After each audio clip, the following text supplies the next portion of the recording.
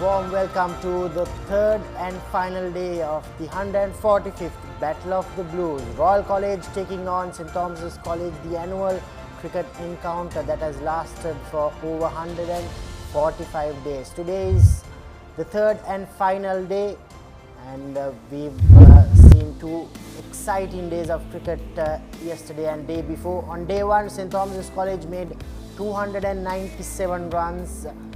Sadev Soisa was the top scorer with 83. Dinit Gunawardena made a good half century. Captain Sinet Jayawardena and the vice captain Asen Pereira picked up 4 wickets each. Royal College in reply are now 234 for 7.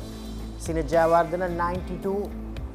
Ovina Ambampola 36. Asen Pereira was the pick of the bowlers for St. Thomas's with 4 wickets. Royal College are trailing by 63 runs. That's the story so far.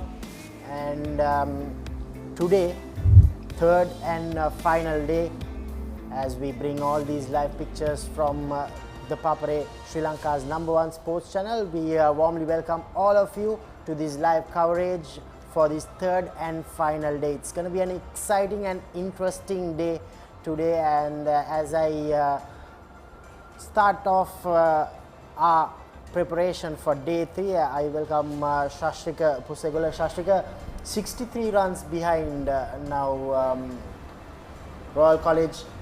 What can happen on day 3? We have 99 overs scheduled.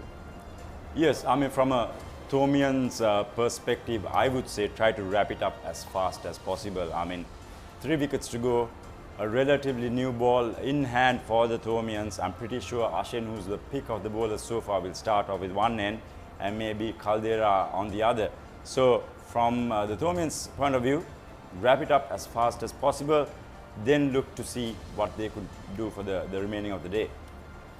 Yeah, let's take a look at the batting card from the Royal innings. Sinet Jayawardena, he was brilliant yesterday. As a captain, he stood up and then scored a 92. Shashrika, very unfortunate to be dismissed in the 90s, but the rest of the batters also rallied around him and made sure that Royal stay in the game. Yeah, if you look at the scorecard, they are in a spot of bother at 2 wickets for 1 run, if I'm not mistaken. So it was a rebuilding process for them, and the captain Sinet Jayawardena went against his norm. He had to battle it out, and after lunch we saw his natural aggressive nature, and he got to 92, but the nervous 90s got into him, I think.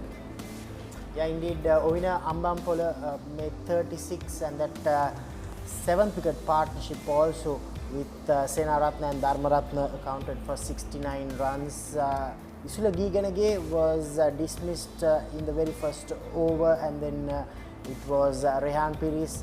Royal College, they were 2 down for 1. Let's take a look at some of the wickets, the 7 wickets that fell on day 2. This was Giganage. Shashrika, just take us through on these 7 wickets. Yeah, that was plumb in front, I think. He got right across, expecting the ball to go away. This was just beautifully planned. Bowled a couple of short deliveries before it and got him through. That was well taken by Asen. His 2nd wicket, and that was absolutely flummoxed for the batter, right through him. And again, Asen, even with the older ball, showing what he could, and that was Sinet Jayawardena in his nervous 90s. And towards the latter part of the day, Asen getting his final scalp. Yeah, they had 4 fast bowlers, but Asen was picked off with Caldera. Dias couldn't get a wicket. Shashrika, from a Thomian point of view, must be very disappointing that Caldera and Dias couldn't start off their wicket column. Rather surprising. I mean, before the encounter, we all thought Caldera and Dias, they're going to be the biggest threats. But Kamad the man, Asen Pereira, sorry. No one expected that from him, but he delivered. And now he'll go for that 5-wicket haul on his debut game, Dami. Yeah, he bowled 26 overs, and at one stage Royal College were 2 down for 1, and that partnership of 126 between Ambampola and Sinet Jayawardena. Shashrika, now when that partnership was going, from a Thomian point of view, I thought, were you all a little bit concerned that the Royal batting lineup could overtake the Thomian score on day 2 itself? See, Ambanpula just dropped anchor. That was his role. His role was to just bat time, irrespective of what's happening on the other end. But Sinet Jawardene, he was the crucial wicket for the Thomiyans. I felt they were a bit hesitant and defensive initially. When we saw Abid Parnavithana bowling round the wicket, trying to angle the ball across, not the usual form of dismissal that a left armer would look against a left arm spinner. So little things like that gave away the idea that they were also not being aggressive, but waiting for the Royals to do the mistake. St. Thomas's are 63 runs ahead still. We have 99 overs scheduled on day 3. Day 3 starts at 9:40 local time. So as we head towards that start of play, let's go for a small break and then we will be back with further updates on day 3 of this 145th Battle of the Blues.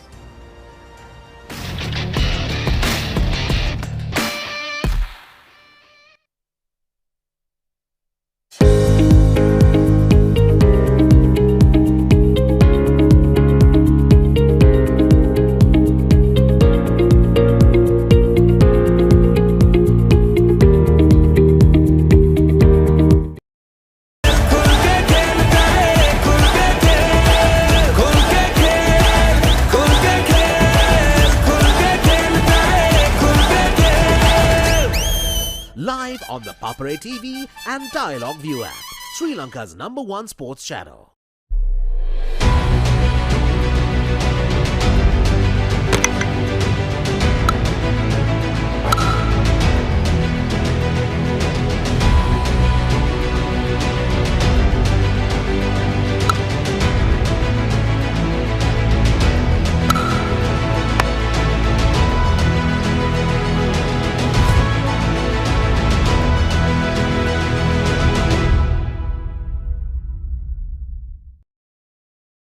England back to conquer India?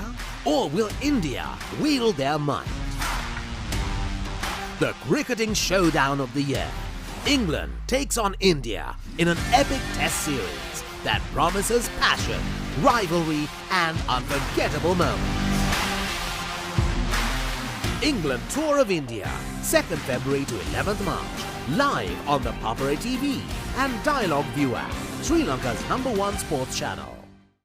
ඉන්දිය ආධිපත්‍ය බිඳලීමට එන ඉංග්‍රීසීන්. ඉංග්‍රීසීන්ට පසු නොබසින ඉන්දියානුවන්. එංගලන්ත කණ්ඩායමේ ඉන්දීය සංචාරය test තරඟ 5කින් සමන්විත ද්වන්ද්ව සංග්‍රාමයේ ආශ්වාදය.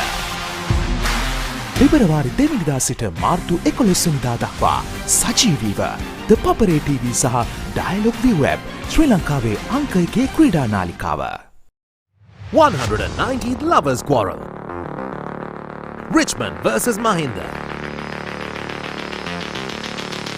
15th and 16th March at Galle.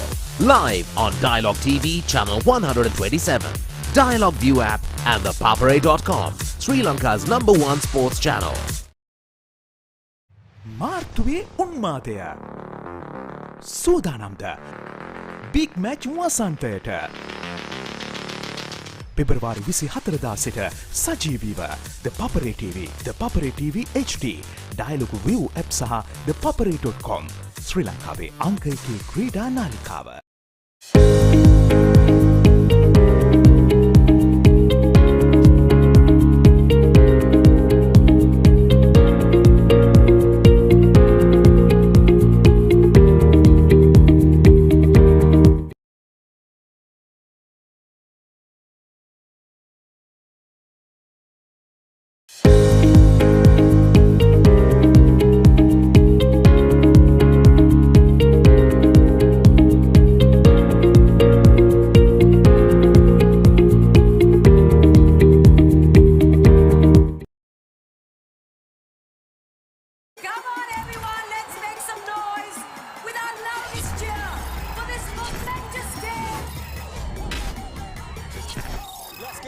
Tata Women's Premier League starts February 23rd.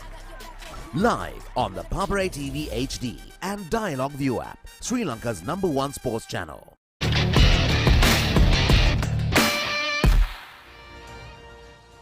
Welcome back to the live coverage of the 145th Battle of the Blues cricket encounter between Royal College and St. Thomas's College. It's the third and final day here at Sinhalese Sports Club grounds. We still have about a quarter of an hour to start off play on day 3 as we build towards day 3. I'm here joined by another Royalist. We have Harun Maujood, who captained Royal in 2007. Harun, we spoke to Shashrika also about what's in store for day 3. From a Royal point of view, Royal are still 63 runs behind. What can Royal gain out of this next 99 overs? I think it's very important that they up the tempo a bit. I understand they are 7 down already, but Dharmaratne will have to kind of bat with the tail and get that scoreboard ticking. Look for the cheeky single that we saw between Senaratne and Dharmaratne yesterday, because they want to narrow that gap as much as possible, and I won't be surprised if Royal actually declare with about 20 runs behind. So in the history, have we seen any of the instances where the team who's behind on the scoreboard at the end of the first innings come and record a victory on day 3? 2016, a prime example. I thought St. Thomas's had a fantastic team that year. They scored 360 plus, and Royal, trailing by about 30 to 25 runs, declared their innings and brought them into the game. Yeah, exciting pictures from day 2. A lot of fans and a lot of old and young boys and Royal supporters, St. Thomas's supporters, all were here present for day 2, and day 3 we expect a full house at Sinhalese Sports Club. It's a Saturday and it's the third and final day of the biggest sporting event in Sri Lanka, biggest cricketing event with plenty of history, plenty of music, plenty of dancing here at Sinhalese Sports Club. As we at the Papare, we see plenty of dignitaries also present at the 145th Battle of the Blues. Harun, from a Royal point of view, Royal are still optimistic about a win, even though they won last year. Shashrika, from a Thomian point of view, what can St. Thomas's do to get a result out of this?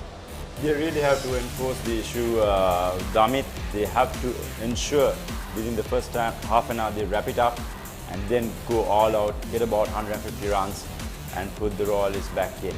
It all depends on the time, and now we can reflect on the very first day, the second session, when the Thomians really were very defensive in their approach, went at 2.5 runs per over when they could have capitalized, maybe added another 30 to 40 runs to this tally. That could be vital at the end of the day. Just to add another point to Shashrika, what he just mentioned, even from a bowling point of view, I thought last evening Asen Pereira missed a trick by not opting to bowl the spinners in that fading light. From what I was told, the umpires did mention that the play could have continued had the spinners been on. As the captain, I would have loved to have completed the quota of overs so that I increased my chances of wrapping the Royal inning up last evening. But that was a surprising fact. I understand the ball was relatively new as well. In my part, I thought they missed a trick by not playing that allotted 9 overs last evening. From the 2 captains, so far Sinet Jayawardene has been the standout performer. He took 4 wickets with the ball and scored 92 runs with the bat yesterday. So we caught up with the Royal captain earlier in the morning as Asen Pereira discusses with Sinet on his knock yesterday. The Royal captain Asen Pereira has had a wonderful game, both with the ball as well as the bat. Unfortunately, he must regret probably missing out on a 5-wicket haul and more the 100 runs whilst batting. Congratulations though for a superb batting performance to top on that bowling performance of the first innings. What really happened with that shot, Sinet? I thought it was my normal game. I just played over the mid-off fielder, but unfortunately I couldn't clear the fielder. For a long time after we spoke yesterday with your bowling, we were trying to say that you will occupy the crease, but you curbed yourself to take the responsibility, and the maturity and the commitment you showed was very good. Just talk us through your innings, how you got the initial pressure for yourself and the team. So, first of all, I always wanted to bring glory to my school, and when I went to bat, I always go there with a positive mindset. And it was a pressure situation, but it was not my normal game, and I stayed there for a long period, and I got used to it, and I hope my team is now in a good position. Just tell me, who was the most difficult bowler through your innings? There were a lot of them who were bowling at you at various aspects. Who was the most difficult bowler for you to get away? I think Abid Paranavidan was a bit hard. Just looking back at the game itself, how do you see the game progressing on this third day? Obviously, we are going for a win. So in the morning, in the first hour, I think we should get another 50 runs and declare and get them the Thomians to bat. And yeah, we'll see how it goes. From your reading, you think the pitch will assist the bowlers during the second and third sessions today? Yes. Thank you very much. It has been a great game for you. It has been a great opportunity for us to talk to you, Sinan. Thank you. Arun, he mentions that they want to get 50 runs and somehow declare and then get the wickets. It's a positive move probably, but still that again the first hour on day 3 will be very crucial. Very crucial. I think it came out of the horse's mouth that they are very positive, and knowing the Royal College think tank, they will definitely push for a result, and that's been the mindset at which Royal generally play their cricket. And which is a very bold move in considering that they have their best bowlers, the 3 spinners that will actually come into play in this third inning on this track. There's a very high chance for them to make something happen when Thomians come into bat for a second time. Thomian Seema Asen Pereira picked up 4 wickets yesterday, and today he has a chance of claiming a memorable 5-wicket haul. There are still 3 wickets left. He was the pick of the bowlers, so Harith Pereira caught up with Asen Pereira early on in the morning. Thomian medium pacer Asen Pereira yesterday picked up 4 wickets. A season's best for him, and he really put his team back into the game with a fine performance. He was economical, he was successful. Congratulations, Asen.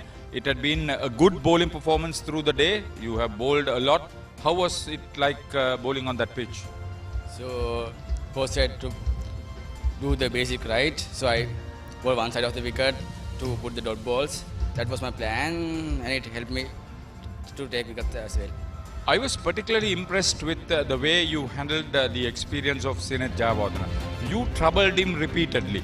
What was your plan, especially bowling to the Royal captain yesterday?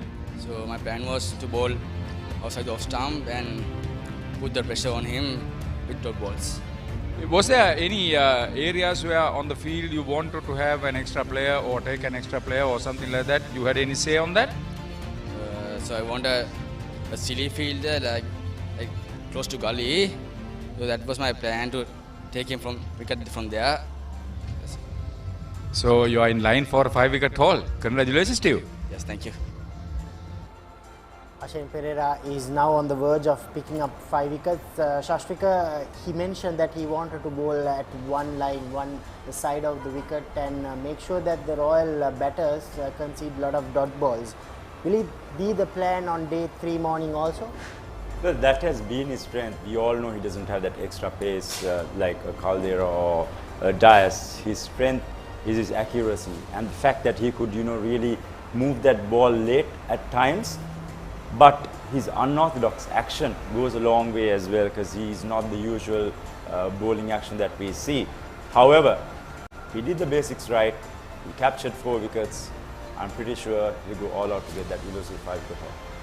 Yeah, today we have 99 overs scheduled for day 3, and the pitch which has been in favour of the batters so far. Will we see something out of the ordinary from this Sinhalese Sports Club pitch? Let's go to Gamini Pereira, who was out there earlier to analyse the pitch of this day 3 of this 145th Battle of the Blues. Good morning, everyone. Another gorgeous morning here at SSC. Another hot one though. 25 degrees currently. It can reach up to 30 by mid-afternoon. Ground is looking in immaculate condition, really. Outfield has got quicker, so there is plenty of value for the batters. Now, 2 days, 17 wickets. The all-important third day. Let's have a look. I am here facing the tennis court end, so there is still enough grass cover. Grass cutter was in operation this morning, so they have kept it up to 6 mil. And incidentally, this is the ball that both sides are using. The British-made Duke ball. You can see how the seam is. So, if you still have the skill, if you land the ball on this way, you will be able to get some lateral movement. You can hold cross seam and you land it on the seam, it will bounce a little. If you land it here, it will just skid through. So, on a wicket like this, you need to have a very good skills to be very effective.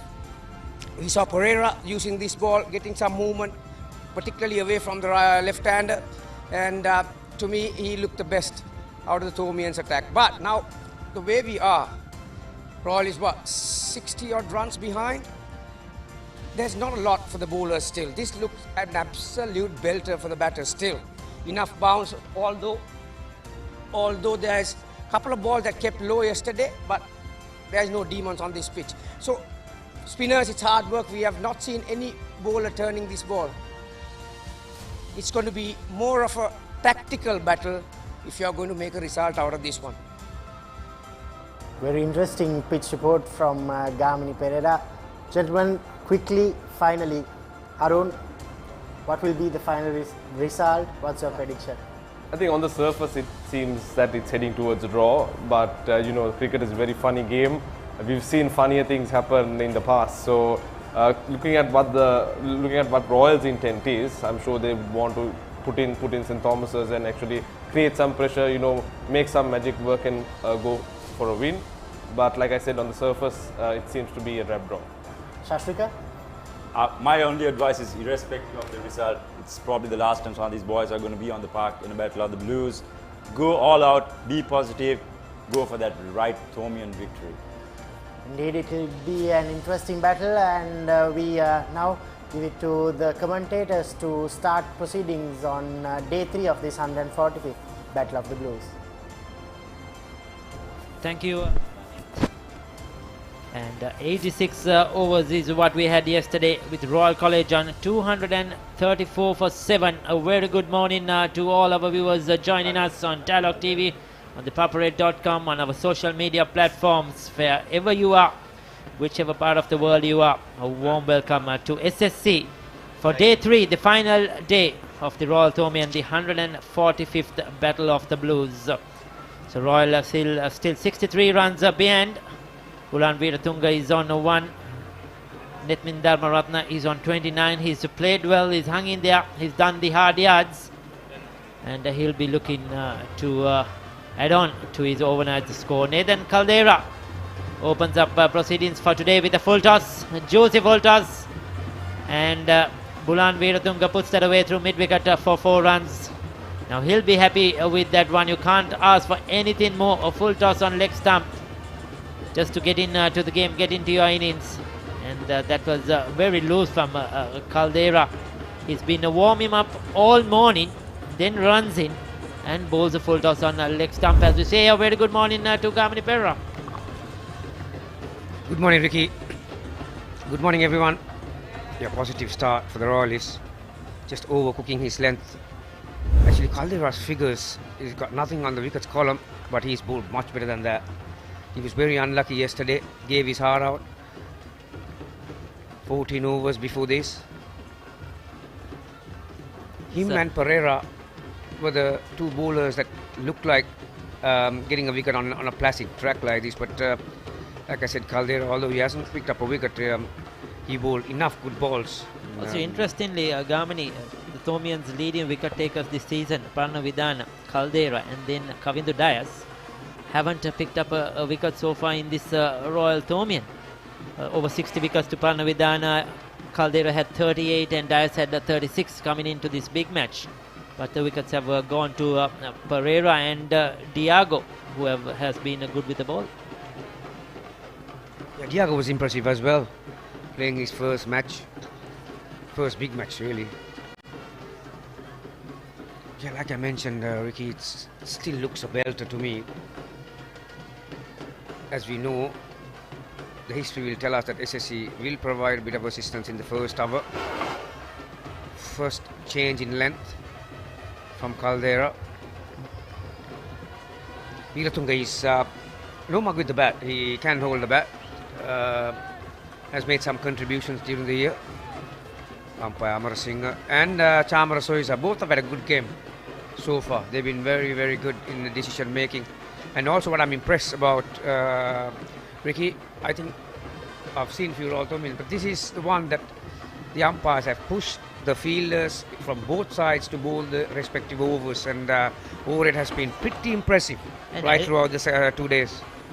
Certainly, Gamin, adding to that, the conditions. Don't forget, it's hot and humid out there. The bowlers are tired, the fielders are tired, so it's not easy, to keep them on the go right throughout the day under this weather conditions, and they have done a great job. I think their control of the game has been superb for two young umpires. As you mentioned, the decision making with so much noise, sound around the ground, those inside edges, those nicks are very difficult sometimes to hear, and they have been perfect so far. They have had a wonderful game.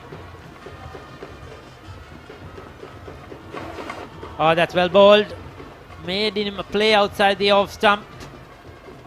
Caldera, first over completed for the day, 238 for 7. මම පොඩි කාලේ සරුංගලයක් යවන්න ගිහින් නූලෙන් බේරුනේ. නෑ වෙන්න බෑ. දවසක් බැලුමක් පුම්මන්න ගිහින් නෑ වෙන්න බෑ. කොහොම මොනවාද සීයේ? අපි ළඟ තියෙනවා කන්න පුළුවන් බීමකුයි බොන්න පුළුවන් කෑමකුයි. නෑ වෙන්න බෑ. නෑ වෙන්න පුළුවන්. ලංකාවේ පළවෙනි වතාවට කන්නයි බොන්නයි දෙකම එකම යෝගට් එකකින් ඇන්කර් නිව්ඩල් ෂේක් ෂේක් කන්න පුළුවන් බීමක් බොන්න පුළුවන් කෑමක්. චියර් කරමු ආදරෙන් ඩ්‍රීමා කොත්තුමි. බිග් මැච් ෆන් ඩ්‍රීමා කොත්තුමි තියනකම්.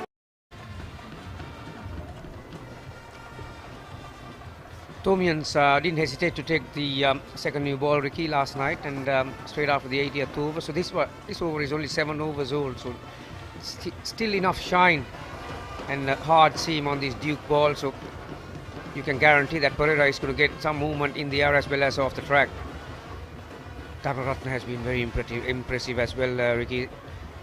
That partnership, Dharmaratne and Senaratne.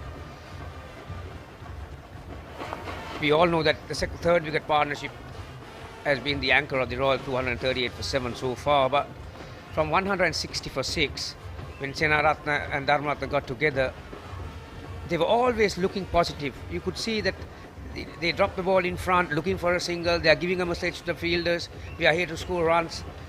And they ran between wickets pretty well as well, right throughout. So he's got a very solid defence, Dharmaratne, hasn't he? This is certainly strong in defence. I think that is his main strength. It comes to batting. Very gritty, gutsy player.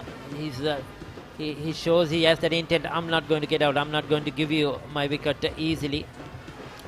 Hemanta Botheju, the TV umpire. Incidentally, Ricky, I'll tell you, our match referee, Mr. G, Graham Lebroy, and Hemanta Botheju, they loved bowling with the Duke ball. They were pretty skillful, and yeah, I wouldn't have wanted to face him on a track like this.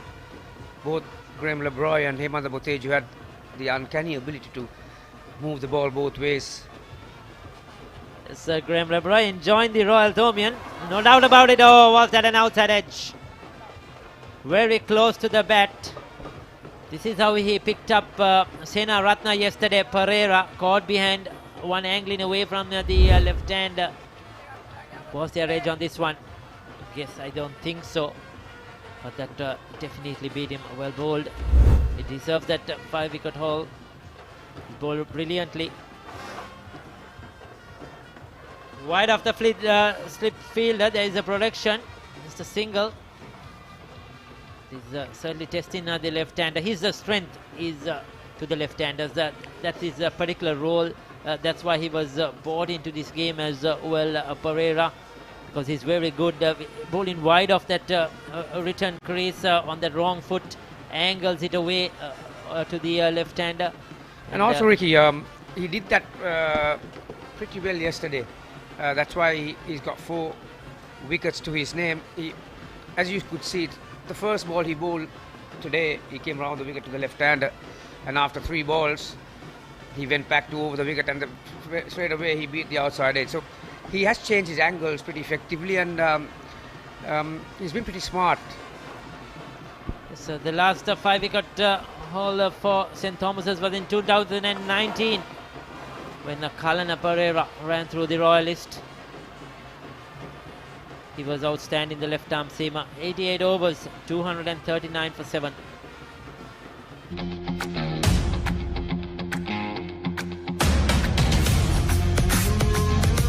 Gold hair and body wash එක. Hey, have you heard about Z? Z. We KYC. Easy. Mobile banking. Crazy.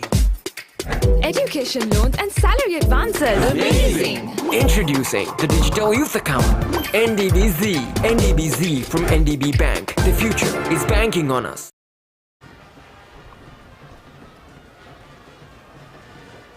Beautiful Sinhalese Sports Club grounds. These pictures are coming live to you at courtesy of Dialog, the Papare.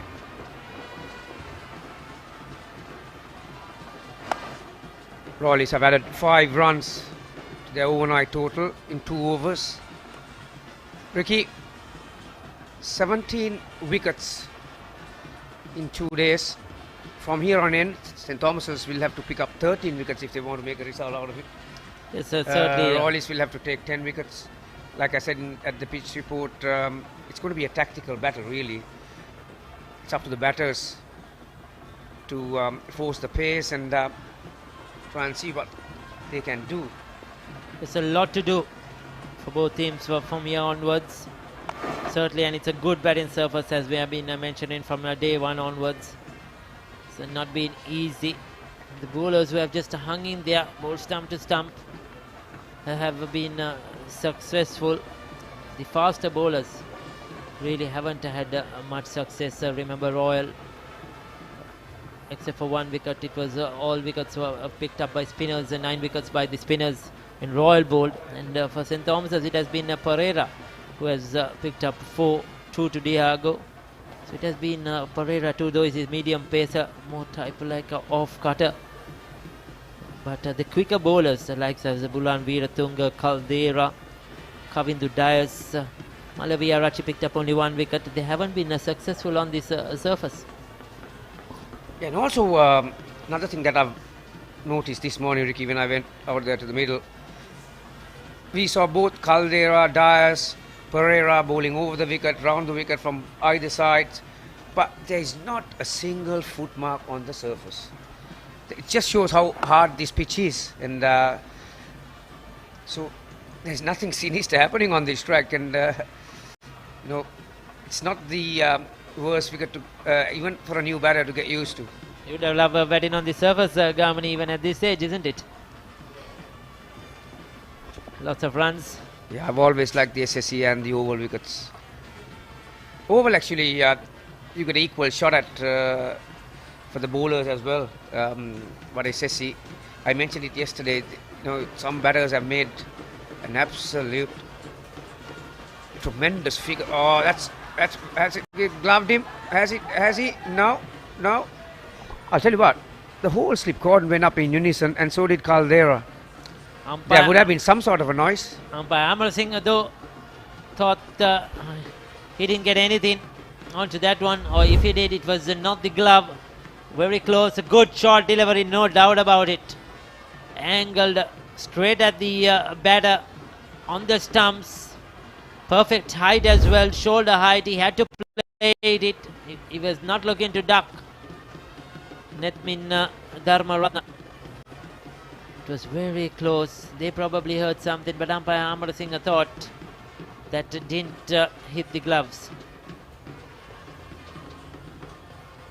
But that was a good ball by Caldera. Good test in bouncer. We mentioned that he's been bowling well even yesterday. Unfortunate He not picked up a wicket.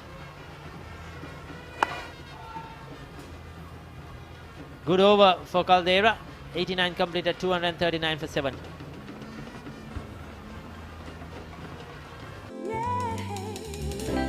Your embrace so warm, let me stay here for a while. With one more bite of rebel, oh, for sunshine.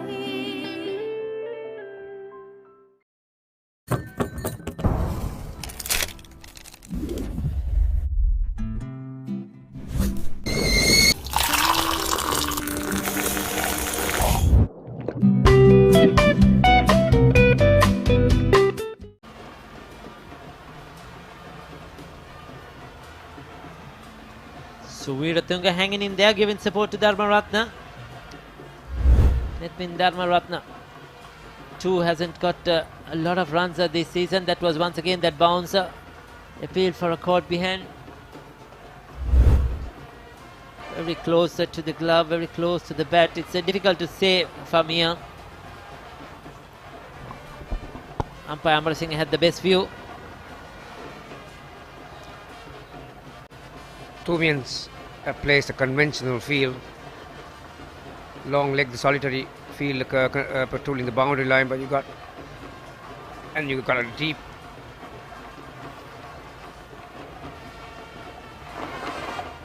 Inside edge, not out of the middle, but that will run away to the boundary. Second boundary for the Royalists this morning, and Veeratunga picks up his second boundary. So that was angled into the right hand. He was looking probably to drive it more towards that mid-on region, that big inside edge. So I think he was trying to go over the bowler's head because of the swing that caught the inside part of the bat. He was deliberately looking to go up and over. So just before that delivery, Ricky, I was talking about the field. Now the square leg goes back to the fence. Another edge just falls in front of the second slip. I would rather put a bat pad because considering the amount of movement Pereira is getting. Rather surprised, definitely. St. Thomas's can afford to get in a bat pad there. Try something different. Put Veeratunga under pressure so far this morning. He hit 2 boundaries.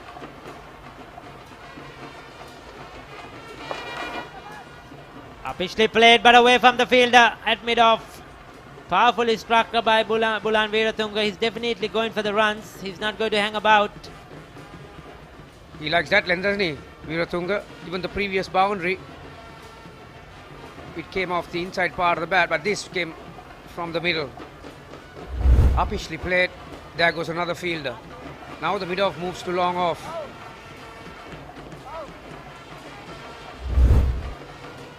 Very well struck. Sure, Second boundary of the over. Yes, the Royalists have a target in mind as well. They are looking to set for the Thomians, or what they are looking to achieve this morning in a number of overs or a time period. So I think Bulan Veeratunga is the one that is going to take the charge. And so far he's been successful this morning.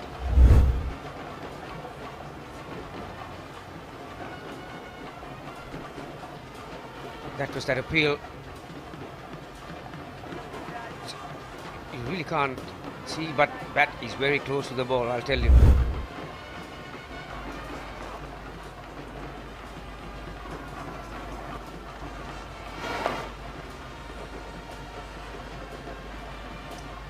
Dot ball to finish up. 90 completed, 248 for 7. It is my vision that wakes me up, not my alarm.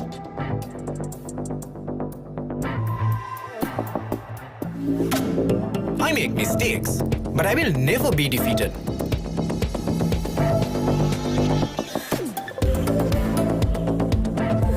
My biggest competitor is myself. Vibe account from Commercial Bank for the youth who think beyond limits.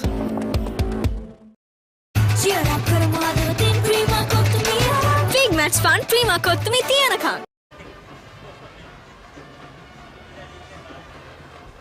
So 90 completed, Veeratunga 14. Caldera will continue. Another good short delivery. That's 4 more though. The wicketkeeper Sadev Soiza cannot get a glove to that one. It was down the leg side. This time did get his direction right, Nathan Caldera.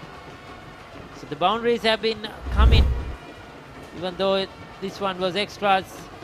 Nevertheless, the runs have been coming for Royal this morning. It's pretty harsh for the wicketkeeper, he called that boys. But he saw, Ricky, all this time Caldera was getting some movement away from the right-hander, but that ball after he pitched, it came in. So wicketkeeper was caught off guard.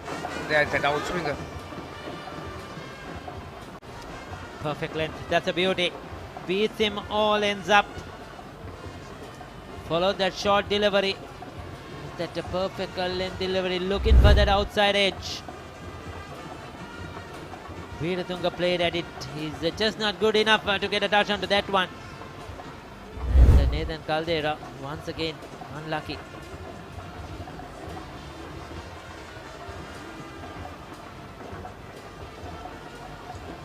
It's amazing sometimes, Ricky, as a fast bowler, there'll be a day.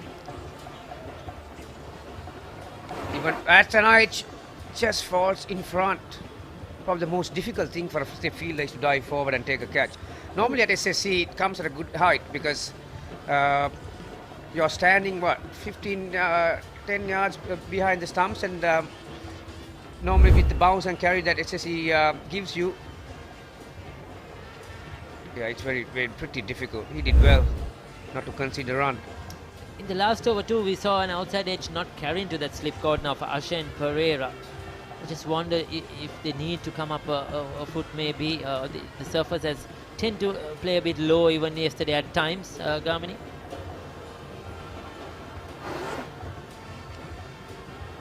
Still poking at it with Veeratunga. Yeah, the slips came up a meter after that previous delivery. It depends on the wicket taper as well. St. Thomas's have had their catching problems this season in that slip corner and behind the stumps. There's been quite a lot of catches that have been put down at important games as well, and some have really cost them. I remember, I think in one particular game against St. Joseph's, they dropped a couple of sitters and the batsman went to make on a big 100. So they haven't been really good enough behind the stumps in their catching. That has been a concern as well. And I have a question. Tactically also, what goes through their mind? 3 balls in a row, Bulan Veeratunga was beaten outside the off stump, and you are still persisting with 2 slips. So, at times, Mahid Pereira hasn't been attacking enough. We thought in this game yesterday when the new batter came in, didn't really attack him with the short leg, silly mid-off. Good over for Caldera, though he's unable to pick up a wicket. 91 completed, 252 for 7. Chili chili rasa tomato mix එක හිත කස්සනවා chilliට රසයෙන් කොල්ල කෙල්ල ටික spice up වෙනවා හඳුන්වා දෙන අලුත්ම මාකි සේවරි රසය ශිලීටෝ බිස්කට්ස්.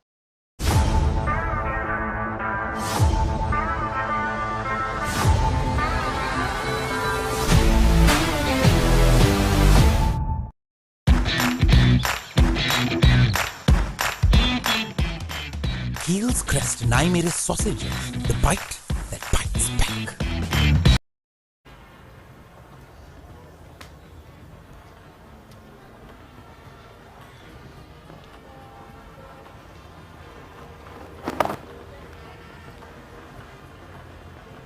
Pushed off the back foot, he'll give the strike back to Veeratunga.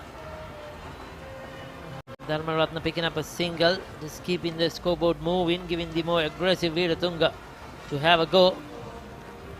Pereira at the other end deserves that 5-wicket haul, looking for it. He's been measly, very economical. Dharmaratna, Ricky, got a 50 in that mini battle, so no wonder he's showing a good head on his shoulders when it comes to batting, and that's beautifully played on the offside as well.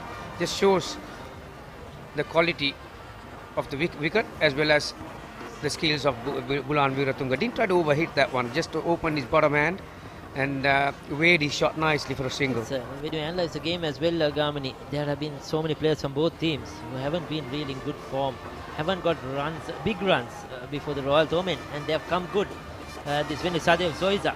He made his highest score 87. He was previously highest score was 38 in the season. You mentioned Dharma Ratna. He hasn't got big scores, but he's fought his way right through this innings. Ambampola was not in good form.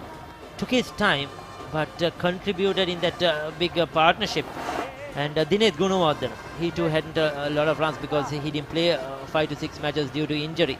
So came into the game just totally out of form and made a superb half century. So a lot of these players have come good in the Royal Thomaian.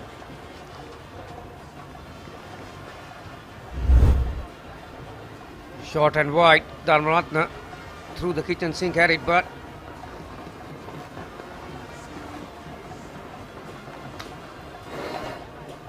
similar line, but this time he shoulders his arms. It's just too wide. He needs to make him play. Probably get it more towards that leg stump, angle it away. See a fall of wickets. The first two fell at 1. Then that super partnership, Ambampola and skipper Jayawardena. Then they lost 2 wickets very quickly. Then there was another brief partnership. And after they lost the 2 wickets, the 5th and the 6th, there was a good one between Sena Ratna and Dharma Ratna as well. This time beaten. This time he was playing at it. Yeah, it has been a probing 20 minutes or so, Ricky. Third day. How many times the batters have got beaten outside the off stump? We have seen 3 or 4 boundaries already. Bowlers are getting considerable movement. Oh, that's beautifully bowled. Pitch way outside the leg stump. A good way to end the over for Asen Pereira. 92 completed, 254 for 7.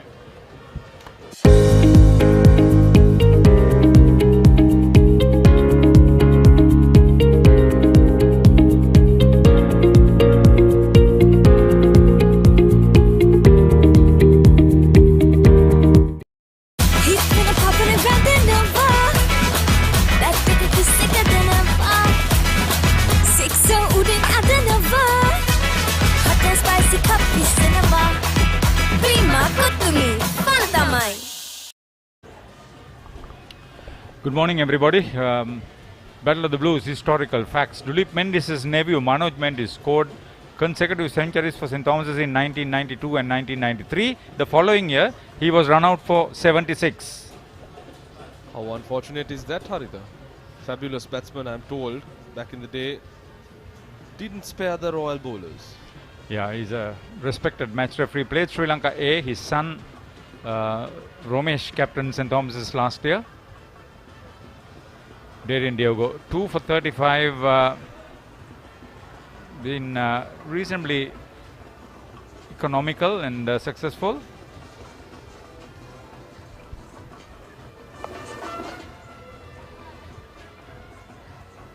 Bulan has looked very promising, enterprising too.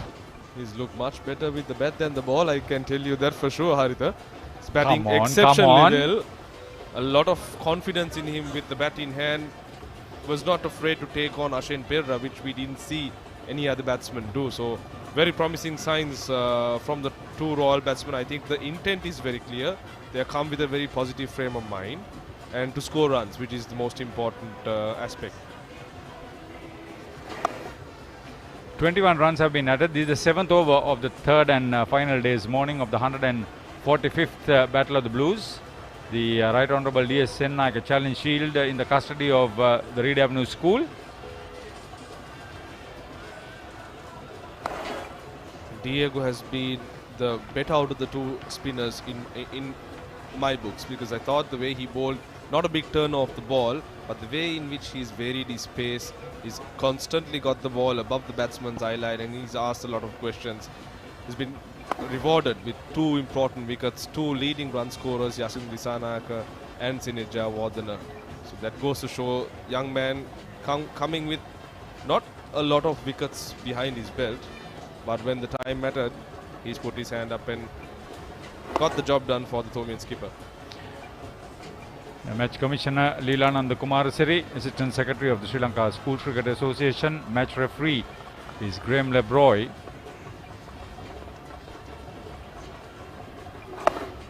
Well, that's well played.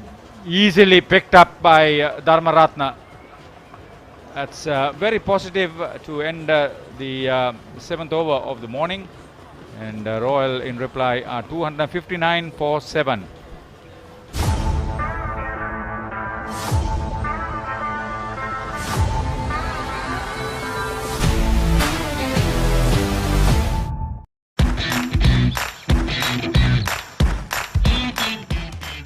Keel's Crest Naimeris sausages, the bite that bites back.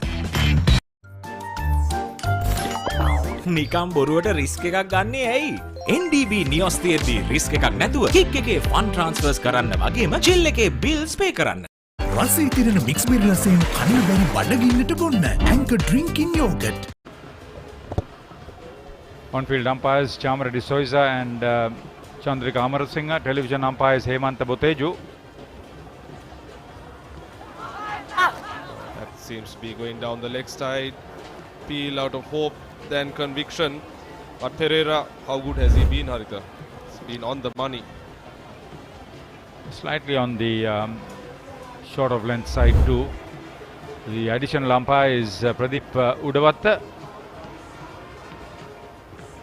Hemanta Arya Vikrama for Royal and Tushar Kure for St. Thomas's are the scorers in that main scoreboard.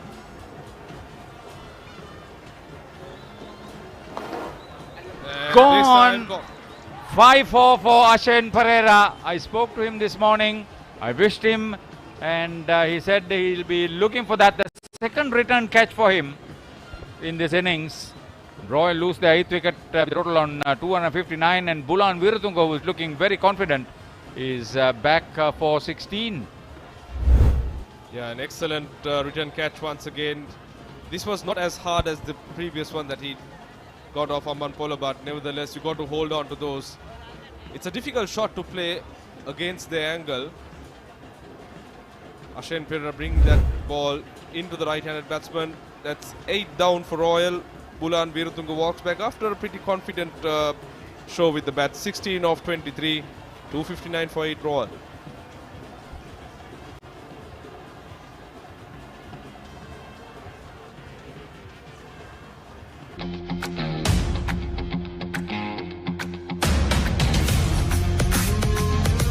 Gold hair and body wash shaker.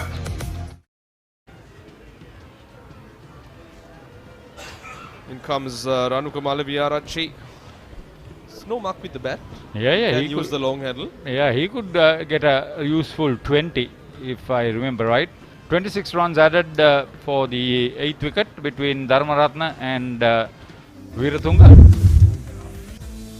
Yeah, best of 13 this season.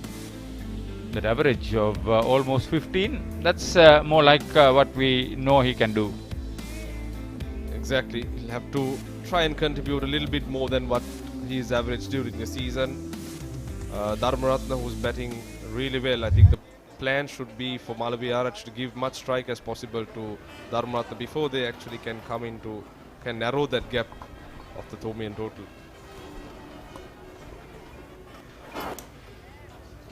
Very good track prepared by KG Kamalsiri, the head groundsman of the SSC, under the watchful eyes of the ground manager Mahesh Bopage. Too far wide outside off stand. Good leave from Malaviarachi. Yeah, the ground secretary is Mahinda Halangoda. He is with the national team in Bangladesh, so the work is being overlooked by Samantha Dodangwala, who is chairman of the tournament committee of Sri Lanka Cricket. The National Super League Limited Overs final has been pushed back from today to tomorrow.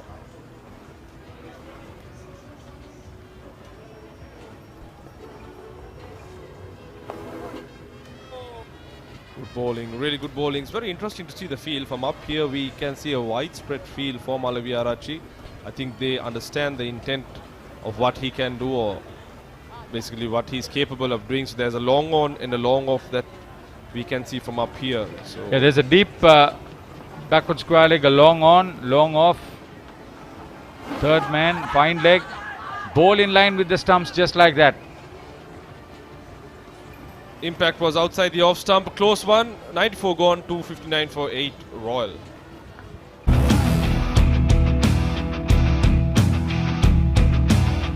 Gold Wild. Unleash the wild in you. He's gonna pop an event in the bar. That bigger is sicker than ever. Six so udin ada never. Hot and spicy cup is cinema. Prima kutumi. Fanatamai. සියලුම ක්‍රීඩා භාණ්ඩවල මිල අඩු කළා. සම්පූර්ණ cricket භාණ්ඩ කට්ටලයම 23900යි. Cricket බෑගයක් නොමිලේ. The Transport Borella.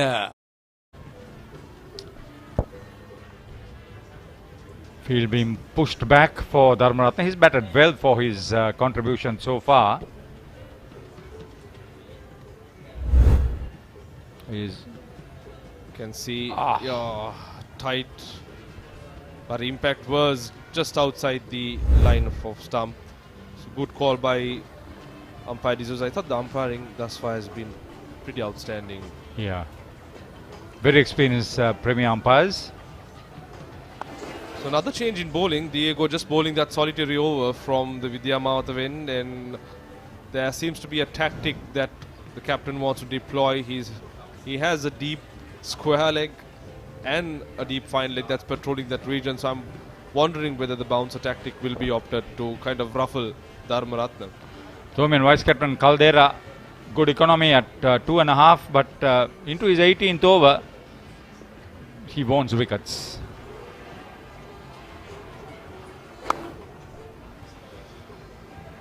Head coach for St. Thomas's Dinesh Kumarasinghe, director of sports at the School by the Sea.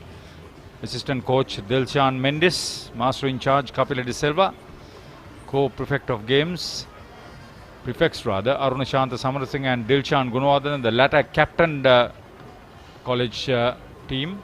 Warden Reverend Father Mark Bilimoria, his last big match, I'm told. That's what I'm told too, Haritha. Sure, he'd want proceedings to go in favour of St. Thomas's. There'll be a busy week immediately after this on Tuesday and Wednesday. The Big Club Grounds centenary at Mount Lavinia. There's a triangular T20 tournament between Royal, St. Thomas's and Trinity. We wish the teams all the best for that. Then on the 15th, the senior athletic championship at that venue. And then on Saturday, the limited overs encounter between Royal and St. Thomas's.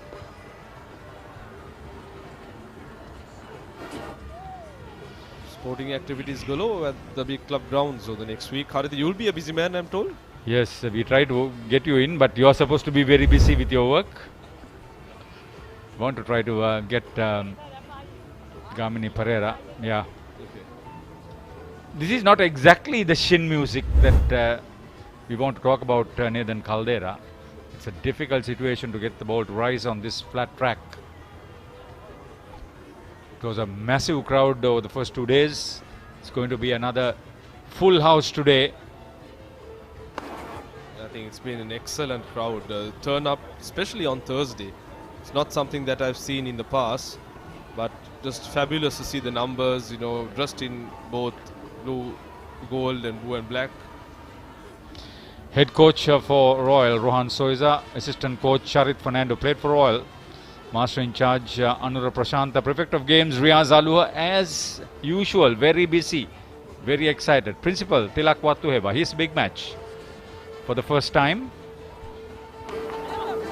Oh, that's taken the glove and that's running down to the boundary.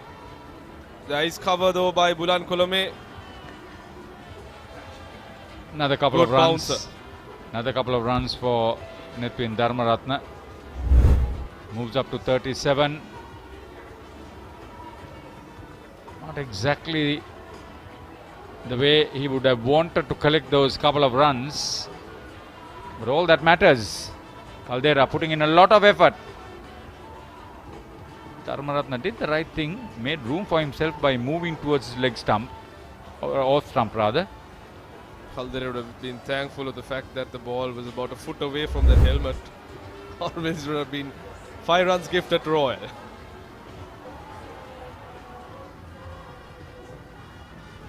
Yeah, the Royal captain, president of the Sri Lanka School Cricket Association, and because of that, the vice president of Sri Lanka Cricket, good cricketer himself. 30 overs by Asen Pereira. That's a lot of bowling for a medium pacer. See the return. He's got the return. Don't think. Oh, that's completely beaten the batsman, the keeper, and races away for 4. 4 byes to the Royal score. Tidy contribution as well as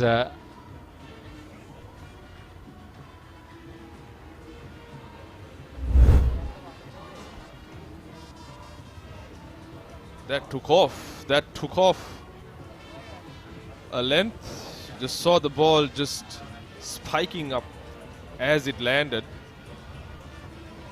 Goes to show that this Duke's ball can make a lot of talking, and the next ball is beautifully caressed. Magnificent shot, probably the best that we've seen for the day. brilliant cricket from Malaviarachi. He was given a bit of a square by Pereira the previous delivery, but take a look at this one. Full extension of his feet, his arms, and perfect balance. So Royal just trailing by 29 runs. They've done, I think, an excellent job in narrowing the deficit this morning.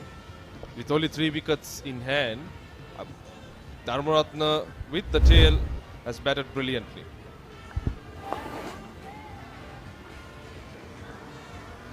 So easy runs here for Royal, 270 on the board.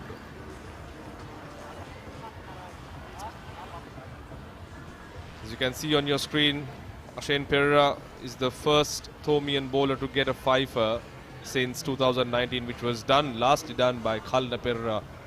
Didn't we witness a menacing spell in that year?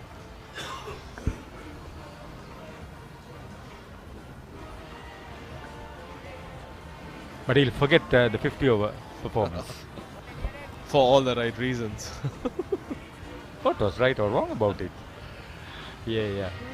I think the batsman got him to bowl left arm spin, if you remember that very vividly. This time takes the outside edge. There is cover. So runs coming relatively quickly for the Royalists.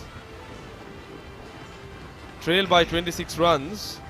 Knowing the Royal think tank, I'm sure they are approaching this day with a lot of positivity. I won't be surprised if they declare with a few runs behind. Yeah, whether they wanted to bat 30 minutes or whether they wanted to bat 10 overs, that's the fact. I got the feeling they'll anyway declare behind the Thomians. 99 overs to be bowled today. That's because 13 minutes were lost yesterday, so the umpires have calculated 4 overs for that. Ideally, 9 overs was lost as far as overs concerned. Good collection by Sadev Soiza.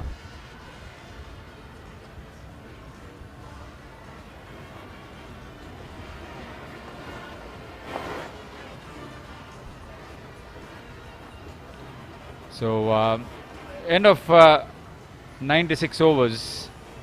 Royal in reply 271 for 8.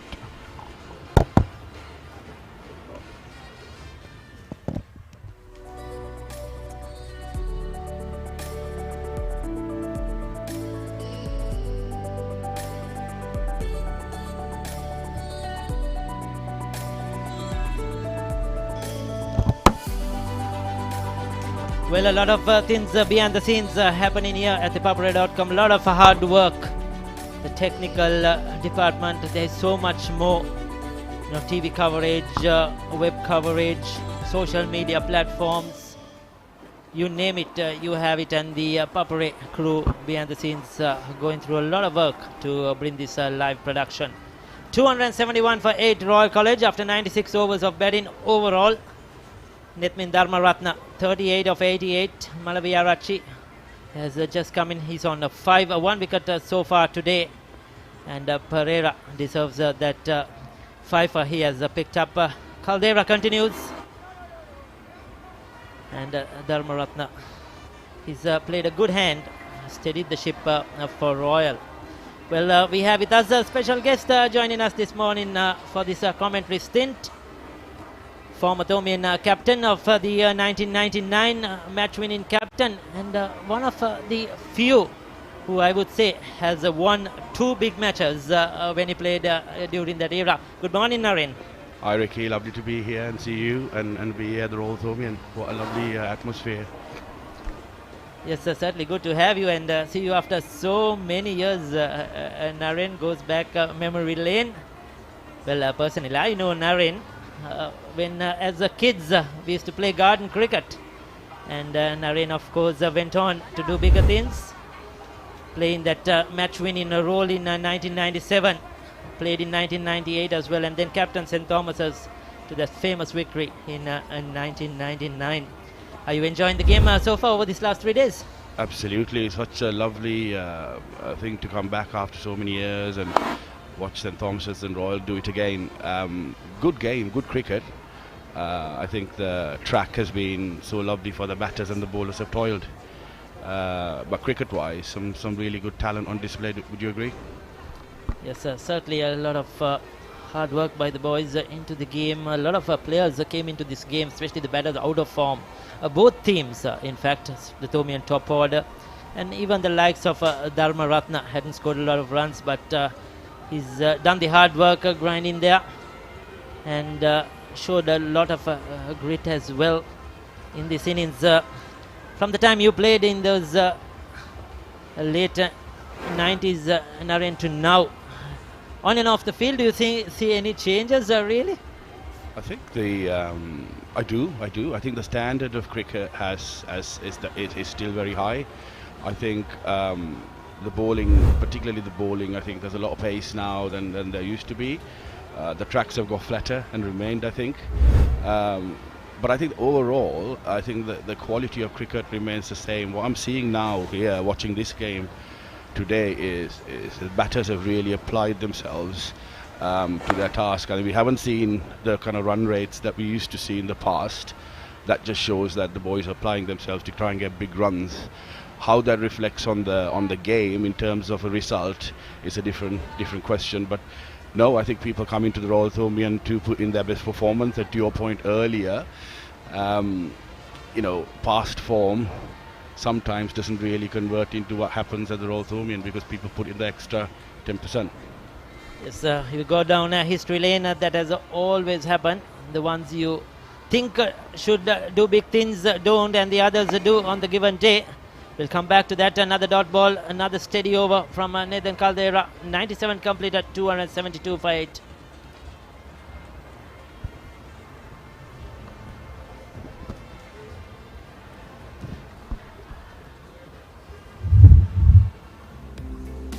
So we have a lot of cricket coming up on the Papare.com.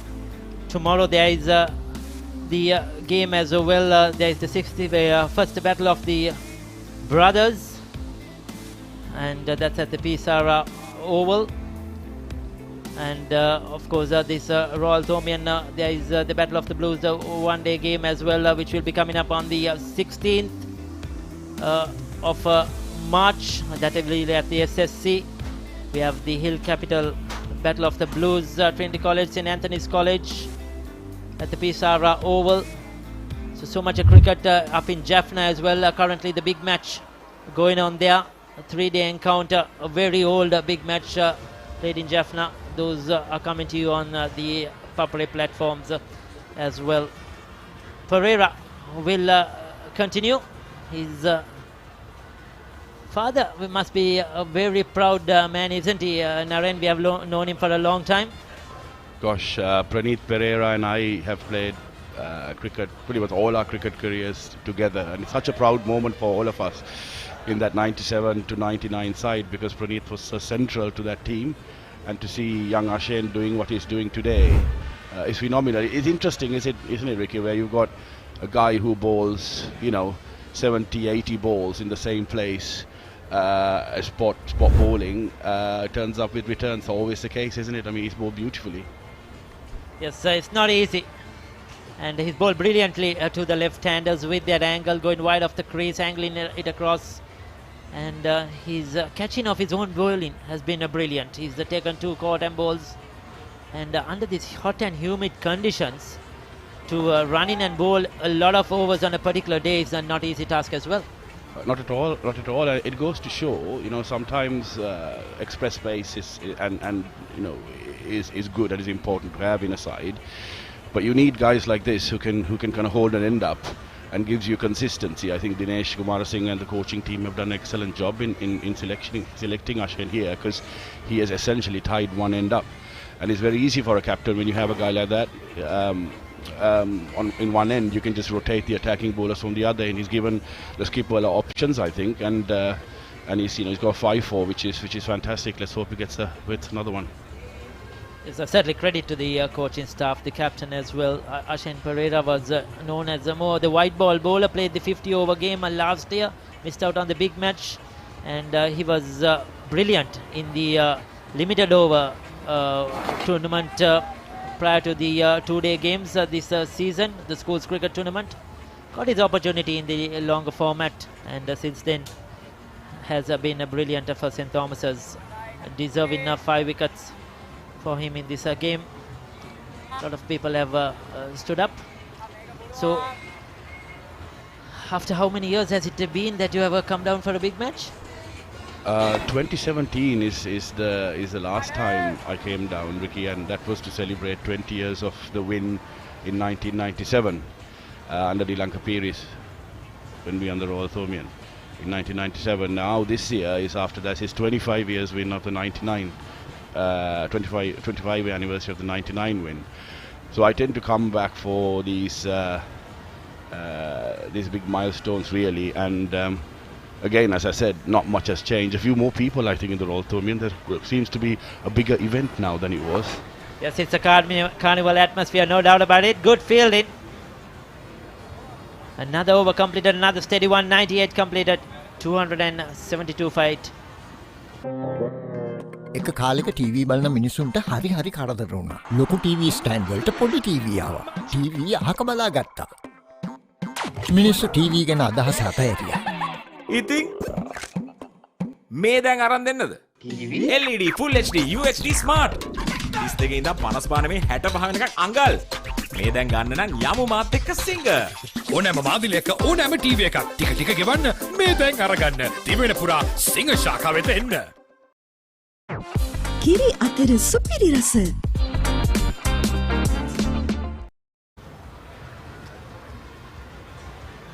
Coming to you live once again. Good morning, good afternoon, good evening, wherever you are, whichever part of the world you are watching this Royal Thomian. Warm welcome to the SSC Grounds as Caldera, another shortish delivery down the leg side. Appeal for a caught behind.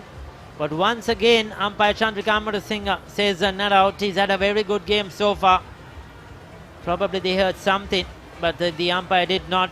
Sadev Soisa going up in appeal. We'll take a look at that one. I don't think he got anything on that. There seemed to be a gap between the gloves and the ball. Umpire Chandrika Amarasinghe was certain. Well, time flies, isn't it, Naren? You mentioned 20 years, now 25 years. How the years have gone by so quickly. It's unbelievable. I just feel that much older now looking at these young players doing what they do. It does, but I suppose, a good bouncer. That was a good one, a cracking delivery. He's bowled his heart out, Caldera, yesterday and both today, and he's been that unsuccessful, unlucky bowler. He really has, hasn't he? He's got good pace, and he's running every single over, and I'm unfortunate here not to get a few. Any other day he would have had 3 or 4 wickets today in this game. Yeah, I mean, it's such a long time. Obviously, I moved to the UK straight after, a few years after I played my last Royal Thomian. I have been playing cricket in all my time since I left, ambling in now. but yeah, it's just been fantastic to come back and see these guys doing it all over again, catching up with my old friends. You know, you and I went to school together, our batchmates, the old cricketers, a few events here and there. You know, it's almost like you never left. You know, you pick up from exactly where you left it, right? Nothing like Sri Lanka, isn't it? Coming back home is always a wonderful thing to be. And did you enjoy that game a couple of days ago at the Bloomfield Grounds, playing the Royalist of '99? Thoroughly enjoyed that. It was about 30 of us had opportunity to play. I think, you know, rotating all our players. It was a fun game. Good to go again against the likes of Jahan Mubarak and Asen Pereira, you know, fine cricketers. Walinta Totuilege, who's here, who'll be commentating later. Really fun game of cricket. Few beverages consumed as well during and after. Was Tushan Amarasuriya present? Tushan was. Tushan and I led the sides out, and it was lovely again to connect with him. And fine player as well, Tushan. Fortunately, didn't get any runs in that game, but what a great cricketer he was. Yes, and he's been very happy over the last 2 days, though he's a very royalist. His relation, I think, one of his nephews is Sadev Soisa, who made 87 in the first innings. We didn't know that until his post on social media by Tushan. And though he's a royalist, he was said he was supporting STC because of Sadev Soisa in this game. It's typical Tushan, isn't it? You know, thorough gentleman. He doesn't. He keeps things to himself. You know, a lovely guy. And I haven't seen him in the Royal Tournament actually. I need to try and see if I can catch up with him. I didn't realise that actually. I didn't realise that. So it was his nephew. Of course, Tushan made that fantastic 80 in the 99 game and just missed out on 100. You know, a 99 game was such a, you know, it was up and down game for both sides, and we can't forget the performance that he put in as a captain for Royal. Certainly a very good cricketer. Tushan Amarasuriya still involved in the game in many ways as administrator. And 99 completed 272 for 8. Love never felt this good until right now with you. With one more bite of Revelo for love.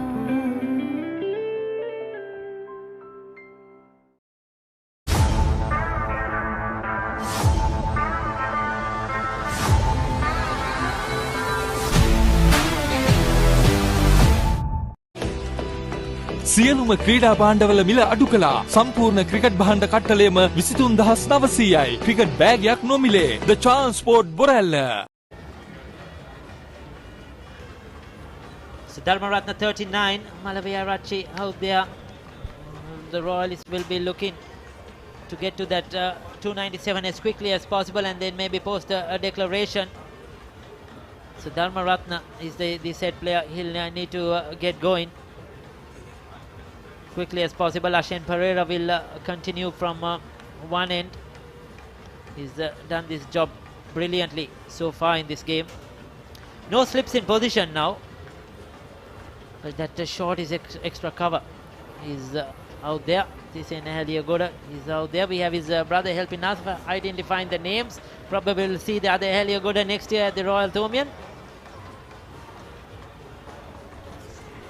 It's an interesting position in the game, isn't it? I suppose in games like this, like Royal Tournaments, you need to try and impact the game and try and push to try and win from any position you can. It's interesting to see what Royal want to do today because they have the they have to make the call here. But it looks like it's going to be a tame kind of affair. But I'd love to see someone taking the initiative to try and impact the game here and try and see if we can get a result. Yes, so the surface is Startich is a very good wicket. Nothing much in it for the bowlers. Looking at that, you feel that it might go into a team draw. You never know though. The unpredictable can happen. That has always happened at Royal Tournaments. So yes, who takes the initiative? Push up and try to take the game forward. Appeal for a run out. Gone to our third umpire, Hemanta Bodeju. The batter was clearly in.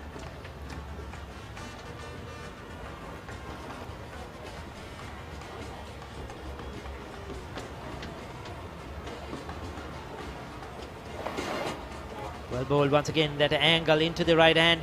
Lavinia Rachi covering the line well. Pick up a single. So have you been playing any cricket at all in the UK, Naren?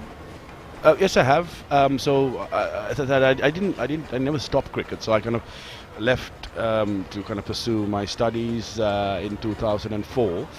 And I studied in Birmingham, so I played in the Birmingham Premier League for many years.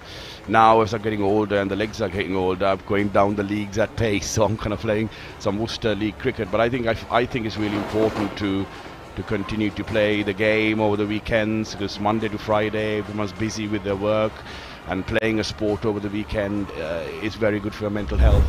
As we struggle to manage work, life and children and all that sort of things, having a few hours away playing a game that you love is very good for just keep your head in the right place, right? And mental health is an issue at the moment that everyone's battling with everywhere in the world, and if you have an ability to play a game, you must try and continue to play it for as long as you can. Certainly, it's been involved with the game, enjoying the sport you love, no doubt about it. What about that rugby you played? Now, you gave up totally? I gave that up as soon as I could. Actually, I don't think the body was made for rugby. I couldn't take any more hits. But funnily enough, if you think about our batch and the guys we hung around with, Ricky in school, there was a good mixture of rugby players and cricketers. And one of the things that we always talk about is it's important for young men to play and women to play as many sports as possible. So to answer your question, no, I gave that up as quickly as I could. Certainly, 100 overs have been completed as we go through the discussion. 276 for 8.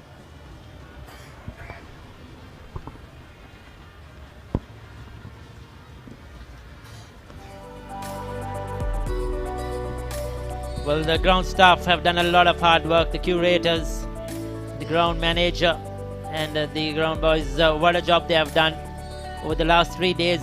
Keeping things together is not an easy task. They provided a very good surface as well. And thank you to the staff at the SSC for a wonderful job as always.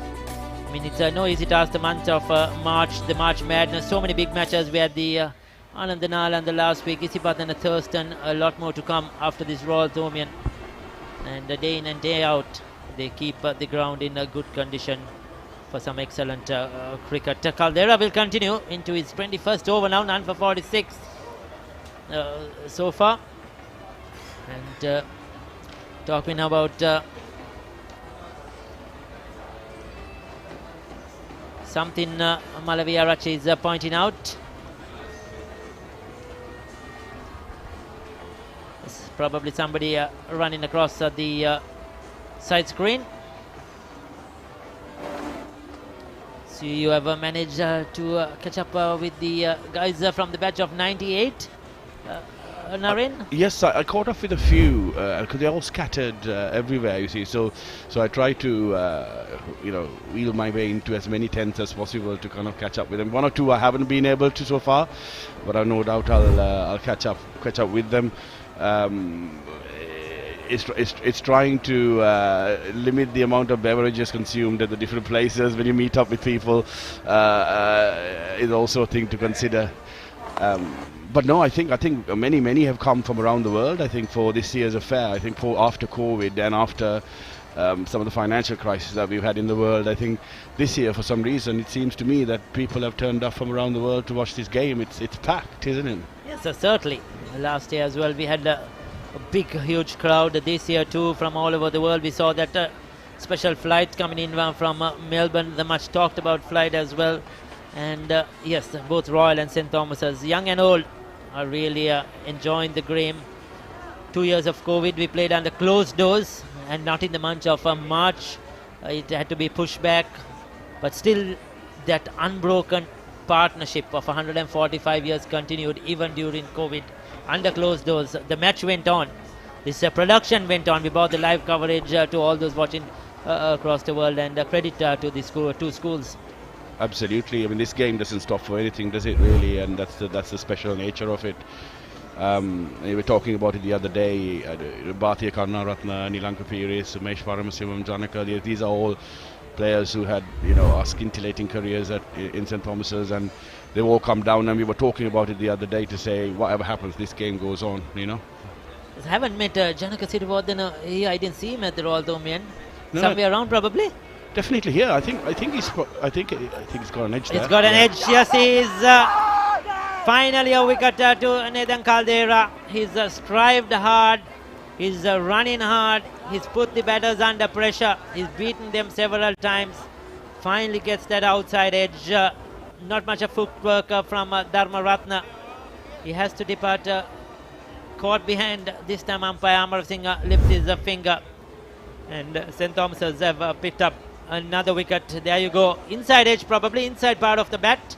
And Sadev, so it's a straightforward catch. This lad's put in the effort, hasn't he? He's really running. He reminds me of the role I used to play when I was playing for 4 years, which is basically just ball as fast as you can for as long as you can.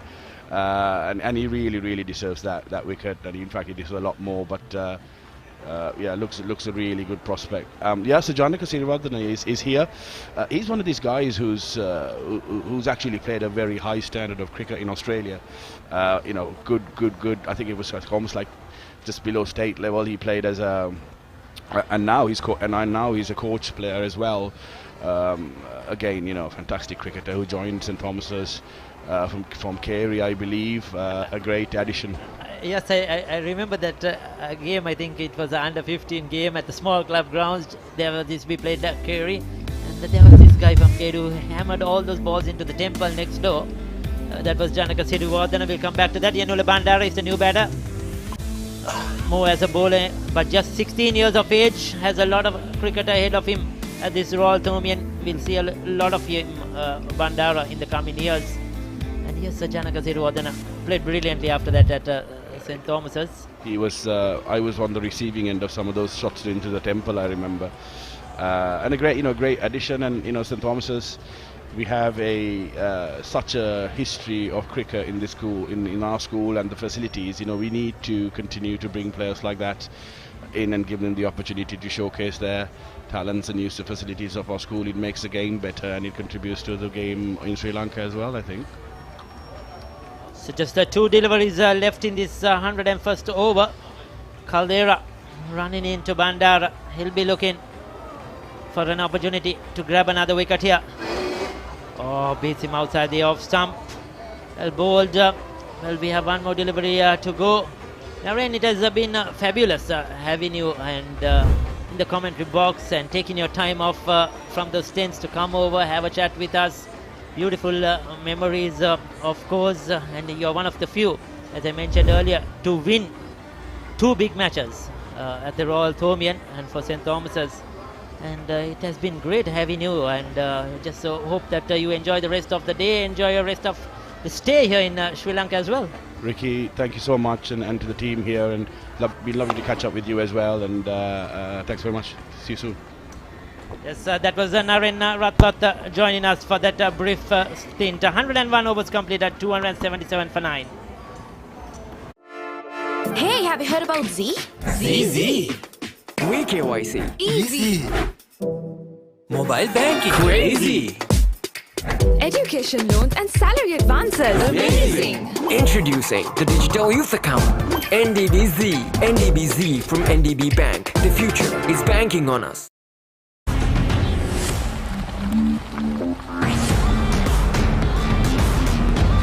Seat Car Radials. The road is yours.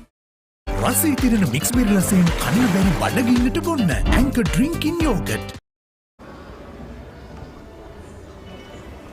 Welcome back to the SSC, the 145th Battle of the Blues. The game is quite interestingly poised. Royal on 277 for 9.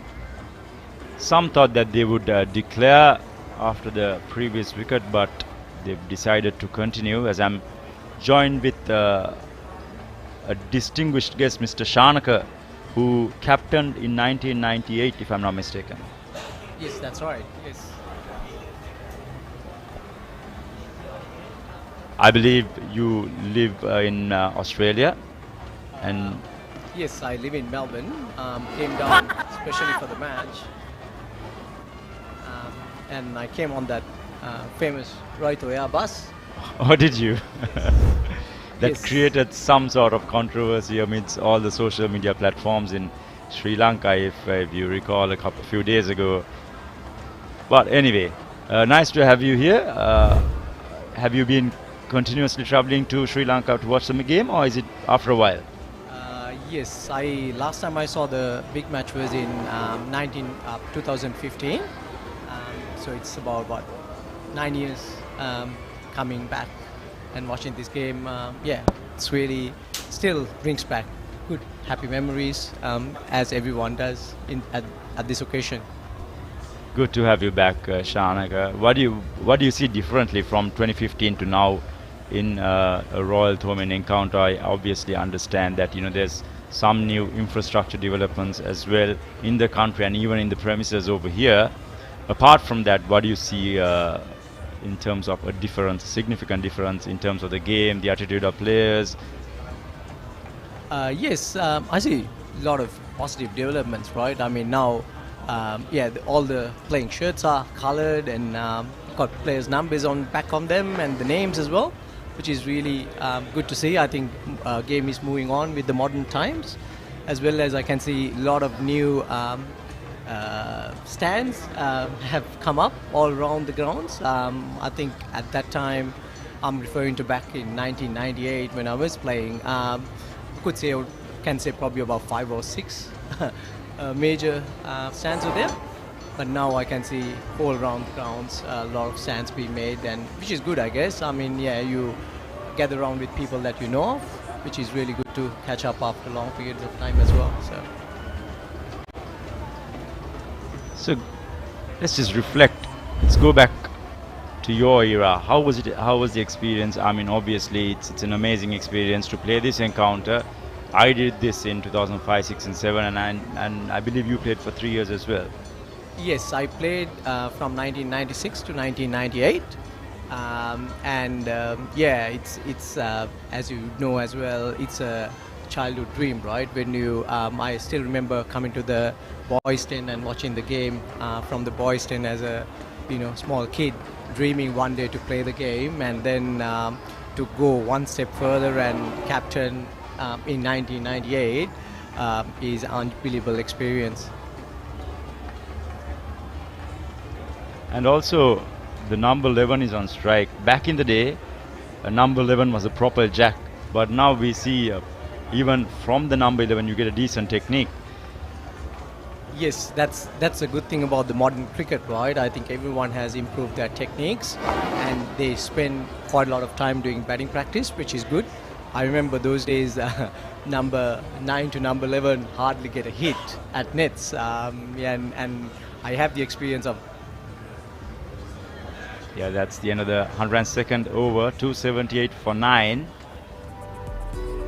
There we go, the Royal Cycle Parade. Shanaka, if you can take us through some of these memories. I believe you've witnessed quite a few cycle parades. Yes, definitely. I mean, it's another one of unique experiences you can get. And I remember recalling back to 1998, I was in a awkward position, to tell you the truth, because the tradition is the rugby captain flags the opening of the cycle parade, and then I was the rugby and cricket captain the same year, so I had to get on the bus as well as flag it, so it was an awkward position to be.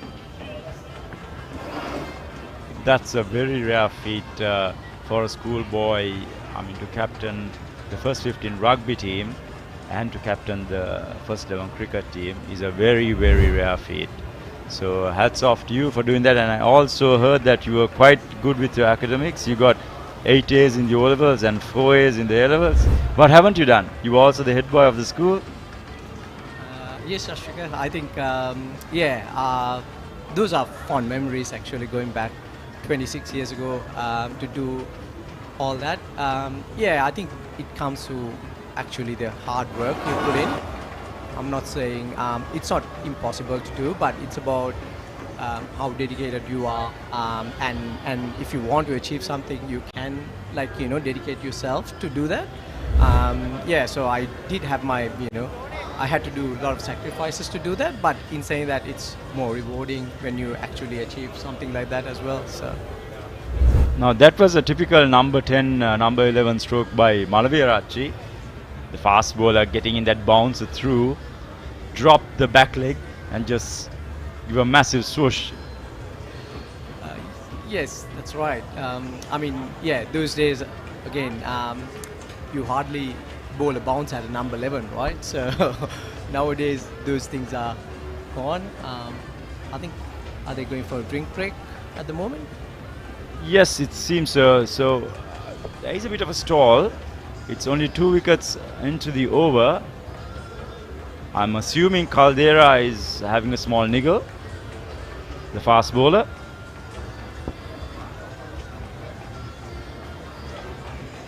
Yeah, in the meantime, the umpires also have decided to get the drinks in. As we check the scorecard, Royal in their first innings in a spot of bother early on, but helped by Jawad, the skipper, along with Amban Puller in that crucial partnership to take them through to lunch and beyond.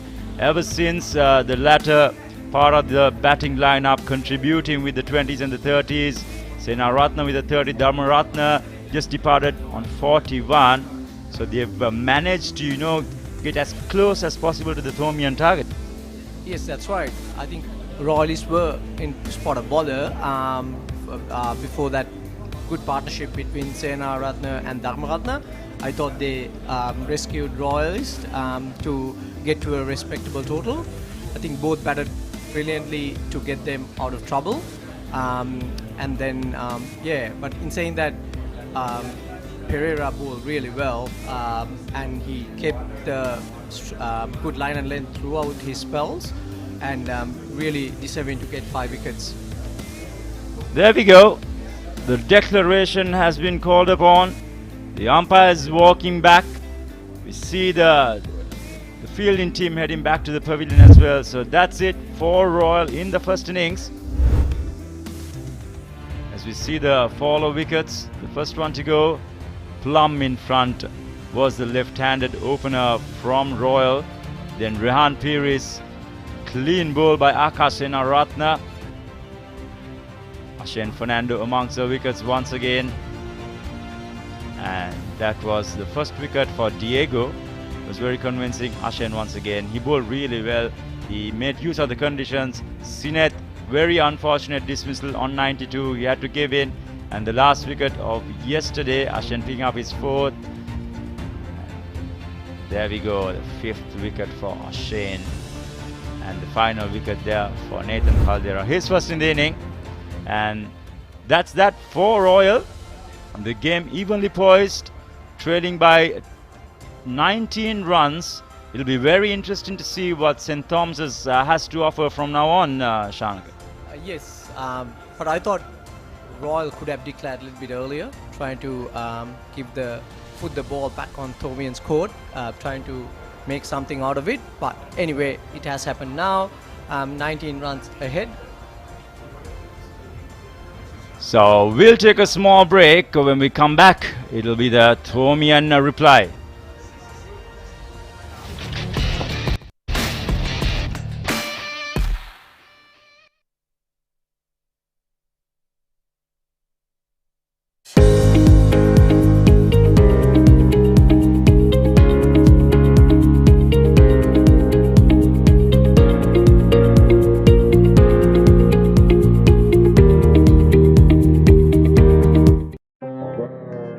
කාලෙක TV බලන මිනිසුන්ට හරි කරදර වුණා. ලොකු TV stand වලට පොඩි TV ආවා. ටීවී අහක බලා ගත්තා. මිනිස්සු ටීවී ගැන අදහස් අතහැරියා. ඉතින් මේ දැන් අරන් දෙන්නද? LED Full HD UHD Smart 32 ඉඳන් 55 නෙමෙයි 65 වෙනකන් අඟල්. මේ දැන් ගන්න නම් යමු මාත් එක්ක සිංග. ඕනෑම මාදිලයක ඕනෑම ටීවී එකක් ටික ගෙවන්න මේ දැන් අරගන්න. තිබෙන පුරා සිංග ශාඛාව වෙත එන්න.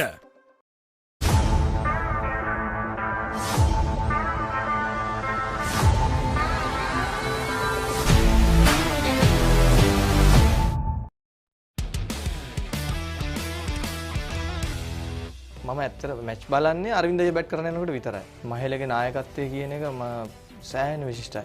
කාසිවාසිය තියෙන ලෙවල්ලා පුලිප පද්දුර පාර නොදී ඉන්න තිබුණා කියලා අපිට කියනවා. සංගක්කාරත් එක්ක දුවනකොට ටිකක් අමාරුයි දුවන්න.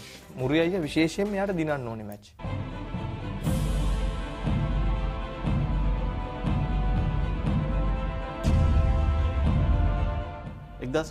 මේ අසාර්ථක ලෝක කුස්රාණයෙන් පසු තරුණ ක්‍රීඩකයන් බොහෝ දෙනෙකුට අවස්ථාවක් ලැබුණා. එවන් ක්‍රීඩකයෙක් තමයි චාමර සිල්වා. අද රෙජන්ස් වැඩසටහන තුලින් අප හමුවන්නේ චාමර. හයිබෝන් චාමර. හයිබෝන්. ඔබ වසර 20කට අධික ප්‍රමාණයක් පළමු පෙළ ක්‍රිකට් ක්‍රීඩා කරලා තියෙනවා දැන්.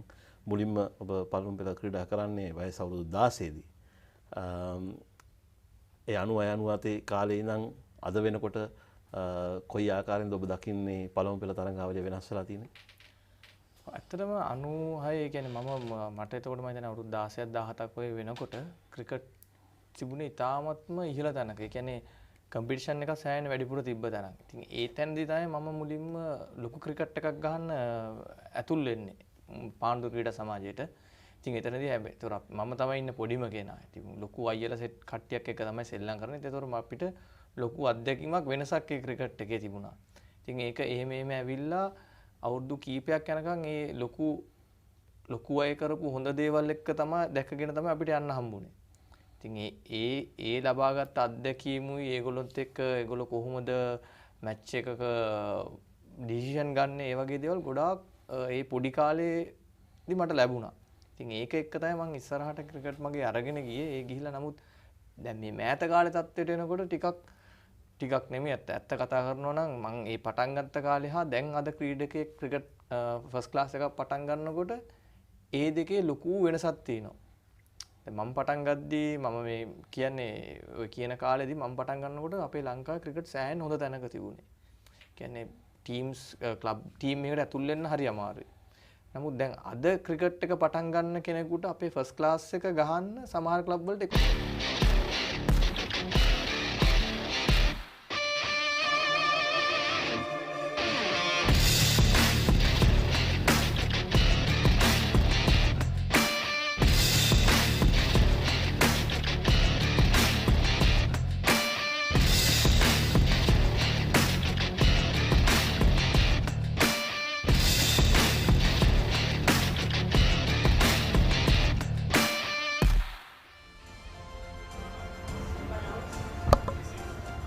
Welcome back to the SSC 145th Battle of the Blues. An encounter like none other as we continue the chat with Shanaka. Shanaka, on popular demand, I must ask you, how was the journey on that exclusive flight from Melbourne to Sri Lanka? Yes, Shashika. Let me just go through the scorecard once again. Royal 278 for 9 declared, 26 extras for St. Thomas's, with the highest score being Sinet Jawad, the captain 92, unlucky to miss out on that 100. Amba Ampola and Dharmaratna supporting ably for the Royalists.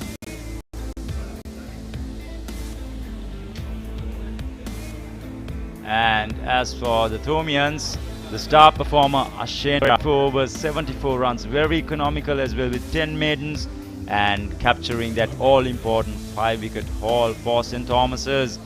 Diego looked very impressive as well as an off-spinner, 20 overs, 4 maidens, 40 runs, 2 wickets, and the fast bowlers chipping in with a wicket each for the Thomians. Add to that bowling performance, most of the bowlers were pretty tight. You can see the economy rates. Yeah, once again we see the fall of wickets. The first wicket to fall, Leela Ratna the opener, then Rehan Pires cleaned up. That was a start for Asen Pereira. Diego, who was also very economical, getting that important wicket. Ramiru Pereira, previous year's centurion, dismissed by a pitch, and the skipper departing at 92. Asen continuing his great work, and today morning getting his 5th wicket. Yes, I think Asen definitely deserved 5-wicket haul. The way he bowled throughout the innings, and all the bowlers chipped in as well and kept it really tight for the Royalists to make it difficult for them to score runs free-flowingly. So that's the match summary. Game evenly poised. We await the two teams to get back into the park. Until then, let's get back to that question, Shanaka. Yes, Shashika. Rohit Oyabas was a unique experience, I must say. Hats off to the organizers for doing that. It was a really unique experience. There were a lot of Royalists and Thomians, like, having good camaraderie and then sharing good old stories with each other. And the crew as well, like, supported us, and yeah, it was unbelievable experience. Actually, my daughter, who came on the flight as well, said to me that, Tati, is every flight going to be like this, right? So it was like a really party atmosphere. I'm not saying in a bad way, but it's in a positive way, because everyone was helping out each other and having a good time, but I don't think anyone crossed the line, if you know what I mean. And it was a really unique experience, and I got some reviews from the other passengers who are not part of the group, and they were also saying really positive things about this unique experience, because they haven't seen something like that, and it won't happen every day of the week as well. I'm assuming it would have been a charter flight as well. Was it designated for Royalists and Thomians, or was it just an open flight?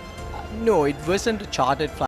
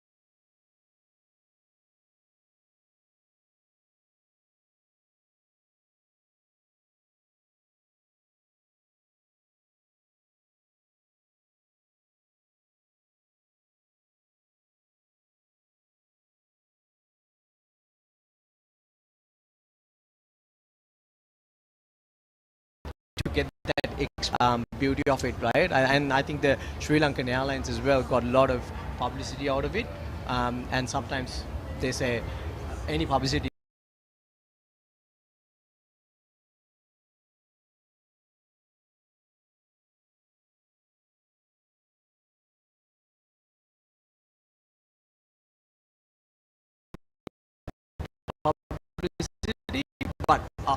but from my point of view, not because I'm a Royalist, but it's a unique experience. I would encourage others to try it out if there is one. Definitely a great experience. There you go, shows how big this event is. The 145th Battle of the Blues, and the second innings is about to commence for the Thomians. Soizat was leading scorer in first inning for the Thomians, getting 83 runs in the first inning as a fresher. He had a small nickel last evening while he was keeping. I'm assuming it was a cramp, but now he has overcome that and he's ready for the battle. Yes, Ashwika. Yeah, it would be interesting to see how the Thomians go about it, and I hope Royal opening bowlers would bowl a bit better than the way they did in the first innings. I think they hopefully they will stick to the line and length and get some early movement off this wicket. The very first ball creamed away through the cover area. A couple of runs for Sadev, making his intentions clear. Now, the most interesting thought of the day would be, will St. Thomas's declare?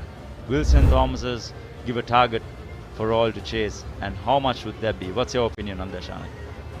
I really hope to make a match out of it. Thomians would do that, to tell you the truth. So I'm looking at the numbers. I'm looking at probably with a 19-run lead, if they go at a probably 3 to 4 runs an over and bat for another 40 or 50 overs, they'll be looking at a probably target about 200 runs in probably 40 overs. I think it's a bit generous.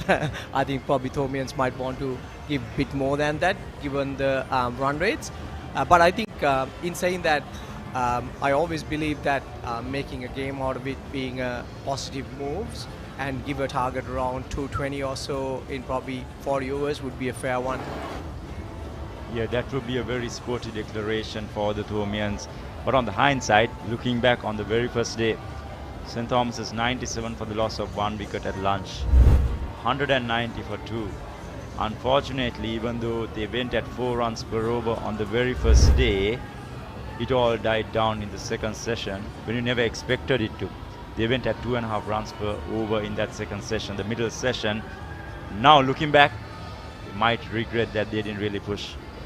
Yes, definitely. I think Thomians missed out on our opportunity to keep the scoring rate at high rate at from the momentum they gained from the first session. But I hope they would do that and go for it. And looking back at some of the scores during the season, both teams have been up and down in terms of batting, right? So with the Rohito pressure, sometimes funny things happen. So I would hope that Thomians bat positively, get some quick runs, and try to give a reasonable target and have a go at the Rawleys.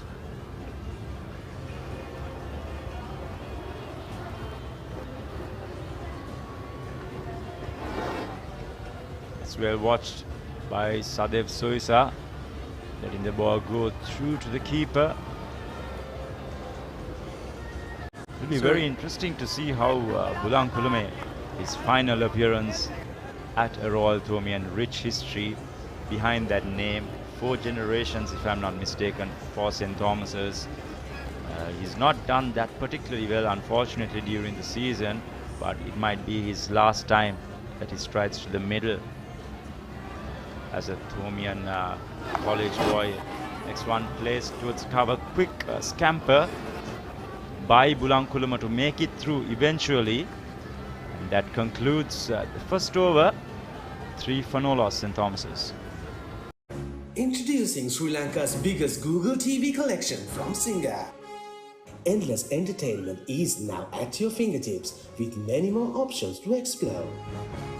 Millions of shows, movies and games, plus all your favorite streaming apps in one place.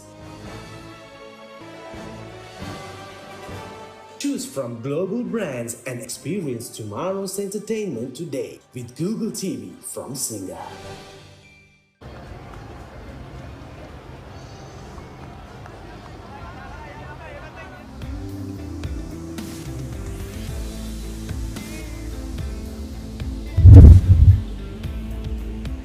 Sadev Soisa, season's results: 10 games, 14 innings, 352 runs, average of 25. Obviously the highest score coming in the previous inning. He would have wanted to capitalize and go through maybe all the way for a century, but unfortunately he could not make it. But he'll be pretty pleased with his performance as a fresher. You know, as a fresher, it's always tough to make the big scores because you have plenty of butterflies going around initially. Not the easiest feat, but he managed to do well, especially on that very first day. Yes, that's right. I mean, as you know, coming to the Royal Thomian is a different game comparatively to a normal season game. So one thing I have noticed during my time is most of the players who scores runs during the season do not perform well at the big match. It's a rare occasion you do that, but the people who are struggling sometimes make the most of it. Don't know, it could be the occasion that gives them the boost. So Senadi Bulang Kulama, as I mentioned before, pretty ordinary season, averaging just 14 runs. Some would say he's pretty lucky to make it out there, but the time has come to really see what he's made out of. Yes, like what I said before, Shashwagi is, it could be his day today, right? Like, you know, I mean, you got to put everything happened in the past behind you and look forward to it and say that, okay, I'm going to take the challenge and go through this, right? So to make the most of it. I have seen that happen before, so it could happen again as well. Yeah, sometimes the underdog does shine in, especially in these big encounters. I remember there was a player called Naveen Das back in the day who performed exceptionally well for Royal with both bat and ball in a couple of seasons, even though he's not done really well during the season.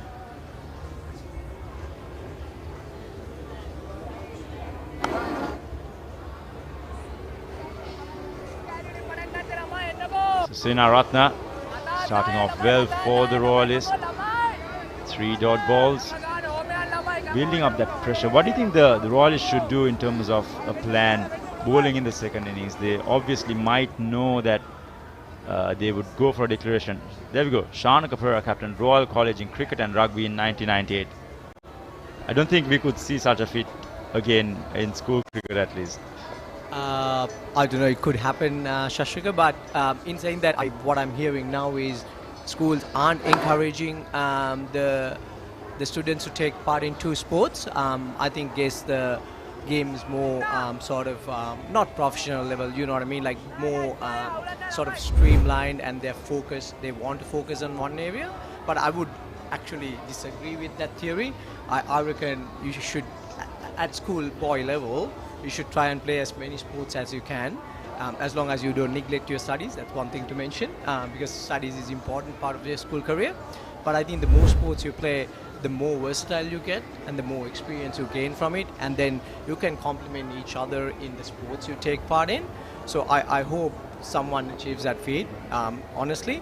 But given the way everything's going and how strict the schools are in terms of managing could be the workload or specializing in one sport, it could be, we'll see.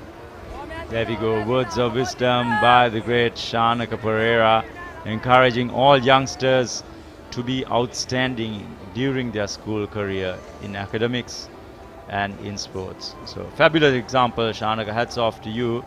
And we see Soisa starting his inning, starting his aggression, I'd say, with a boundary a couple of balls ago.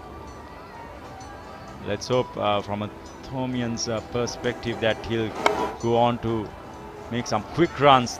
The next ball just punched beautifully down the ground. That shows his class, Shanaka. Yes, another boundary. That's a lovely shot by Soisa.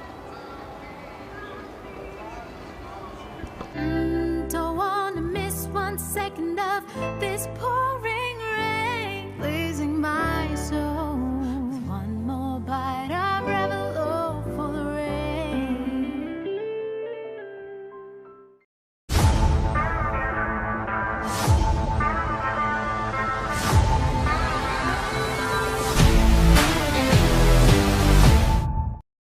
රුපියල් 25,000කට සම්පූර්ණ cricket බහඬ කට්ටලයක් The Chance Sports බුරැල්ල.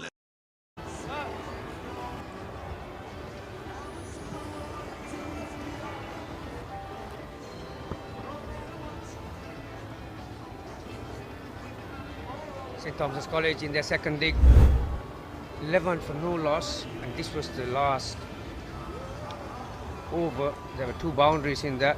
We've seen Soisa playing some delightful shots on the offside in the first inning, so he has continued. That's brilliantly bowled and brilliantly fielded. And I've been joined by Malinda Tatulage. Very good morning, Malinda. Good morning, Gamini. Good morning, everyone. Beautiful day out here. And we have seen some positive approach from St. Thomas's openers. Tactics are pretty clear.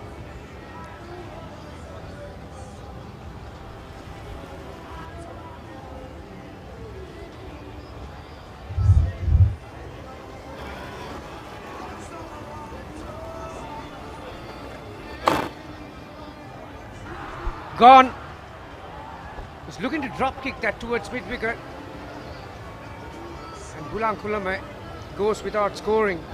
First blood for the Royalies in the second innings. And Veeratunga, he's the bowler. That was an easy catch. Great start to Royal.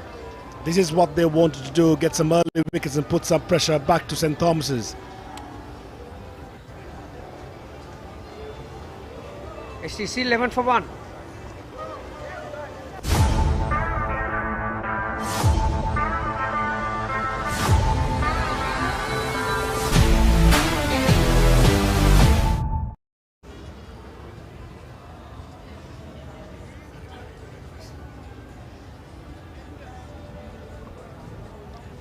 New batter in Gunawardena. these two left-handers played delightful in the first innings. Put a magnificent partnership and helped St. Thomas's to get to that total 297. Malinda, you played here and you scored runs here. This surface is still a very good one for batting. So I mentioned in my pitch report, no other 12 matches. Missed out on some games because of injuries. High score of 150. Good strike rate as well, 60. That will be pretty vital when St. Thomas are looking to make a declaration. The strike rate will be important. Like I said, these two left-handers played some delightful shots, and on this track, it's going to be a tactical battle. It's very difficult. There's not much for the bowlers. Correct, Gami. I think wicket looks flat, but it's all about the mindset. And the moment you put yourself under pressure, you're exposed to giving your wicket away. So, Royalists, at the start, they have done a little bit of work getting an early wicket, which is great. Great start to them, but they need to capitalize this and try to put more pressure and get the batsmen to make more mistakes.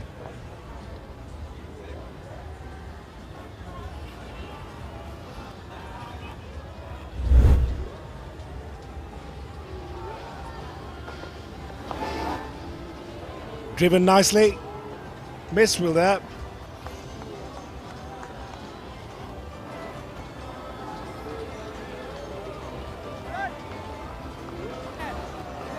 Tactics are quite clear to me, Gamini. I think they want to get some runs pretty quickly and try and put Royal to bat. And I hope they will give some kind of a reachable target and just to tease them and bowl in good line and length.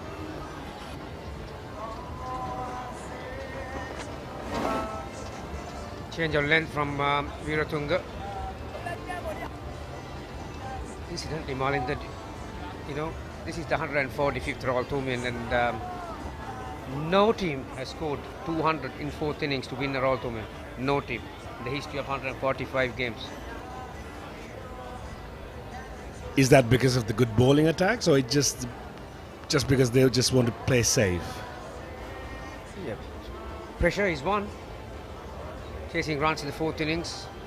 No matter how comfortable you look at times, and one wicket falls, and then you bring the opponent back into the game. Again, short chap on the offside for another single. Quick run there. I think looking at the last 2 days, we'll come back. It's 13-4-1. I study not just to change myself, but to make a change.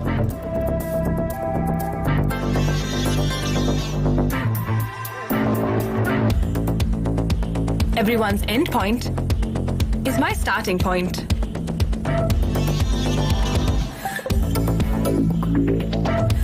Vibe account from Commercial Bank for the youth who think beyond limits. Kiri අතර සුපිරි රස.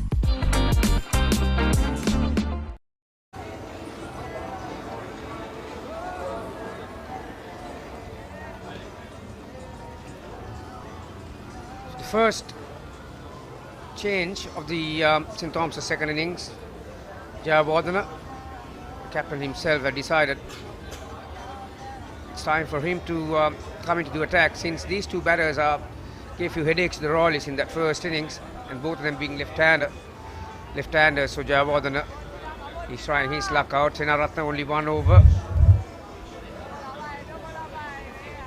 Sineth looks promising player, and he has captained the national side in the World Cup, and pretty strong character.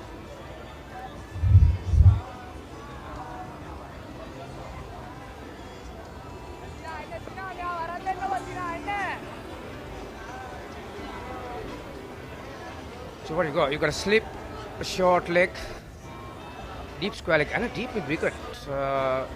Asking the batter to go against the turn. 3-1. And that is travelling like a tracer bullet. Stand and deliver from Soiza. You cannot hit a cricket ball any cleaner than that. Driven beautifully.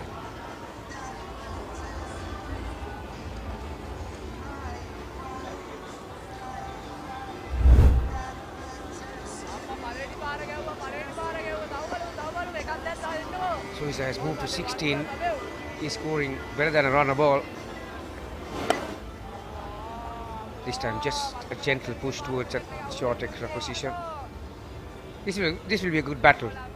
Jayawardene versus Soiza. Definitely it's going to be a good battle to watch. Let's see who's going to come on top.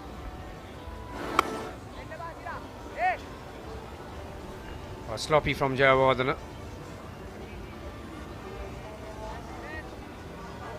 Yeah, so we were talking about higher fourth innings totals, Malinda. It's, you know, one thing that Tomians will be aware is that there is not a lot for the bowlers on this track. So how much is enough? Depends on how much runs they want to give Royal. And as you mentioned, if none of these teams has chased 200 plus runs, so that says something. So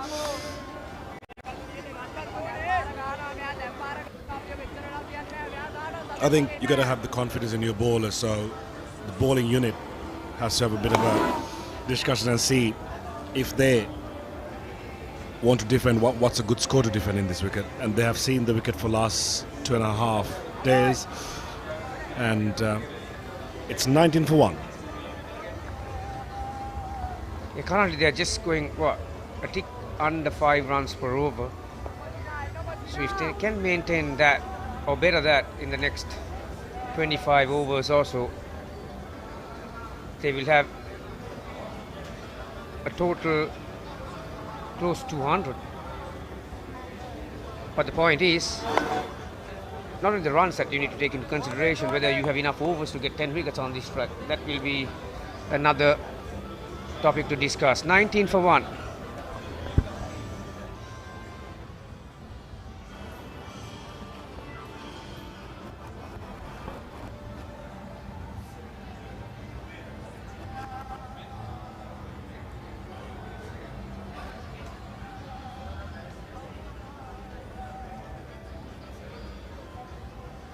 Prima Kottumi, guess and win. If you want to win a hot and spicy gift from Prima Kottumi, log on to the Papare Cricket Facebook page and take part in Guess and Win with Prima Kottumi. I would love to win one. Wouldn't you? I know you would. And on a hot day like this, a few refreshments and Kottumi. Nice combination. Little snack while you're watching the game. Now the combination that given Royal few headaches, like I mentioned before, Gunawardene and Soiza got a magnificent partnership in that first leg.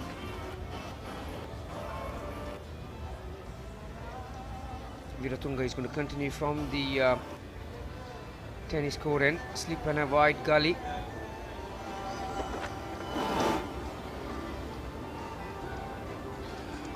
Looking at the fielding setup from Royal is I want to be a bit more attacking, and if you try to give loose runs, then you're taking the pressure away. So right now what they need is to add more pressure and just have a very closing field and let the batsmen take a risk. If they want to score fast runs, let them score over the fielders, or you have to keep asking those questions from the batter. But right now I can see there are lots of areas that they can accumulate more runs. Another fielder goes back to the fence on the leg side. So there's a long leg, deep square leg, and a deep mid wicket. All three on the fence on the leg side. So you can pretty much guarantee that Viratunga is not going to give you a half volley on the offside. it's going to be shorter length, like that previous delivery, having Soisa jumping up to get on top of the bounce. Yeah, you mentioned Malinda, this the golden rule, another one, to contain the runs is to take wickets, and if you forget that and you look to contain, very soon you'll be under pressure with the ball in hand, and then you're going to leak runs against a good batter like Soisa and Gunawardena. I just noticed something. It's a good indication where batter's staying in the crease, so he's outside the crease, which means like probably wicket is getting slower.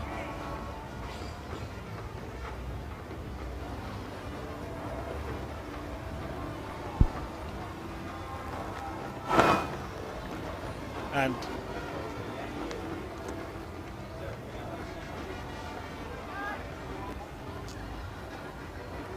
guess what we're having here, Garmini? We have a 9 minutes pasta cup. Have you tried this before? I have. The problem is, once you start, you can't stop. Yes. I'm quite liking it right now. Keels Crest 9 minutes pasta cup.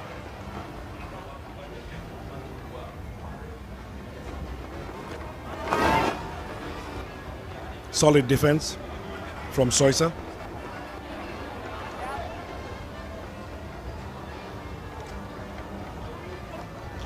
There you are. You are domiciled in UK. You don't get this quality stuff, do you? No, I don't. So I'm trying to make maximum out. I got a flight to catch tomorrow, so I'm going to make sure to get hold of any food I can get hold of. Yeah, they should make bigger ones, because particularly people like you will go through in about, what, 5 minutes. Again, a punch on the offside. 20 for 1 after 5 overs. I study not just to change myself, but to make a change.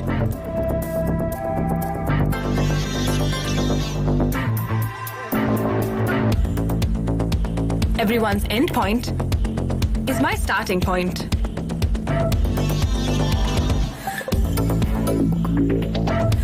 Vibe account from Commercial Bank for the youth who think beyond limits. VeLO, the official chocolate partner of the Battle of the Blues. So 5 overs done. St. Thomas's 1 wicket down for 20 runs. Driven nicely. Couldn't find the gap.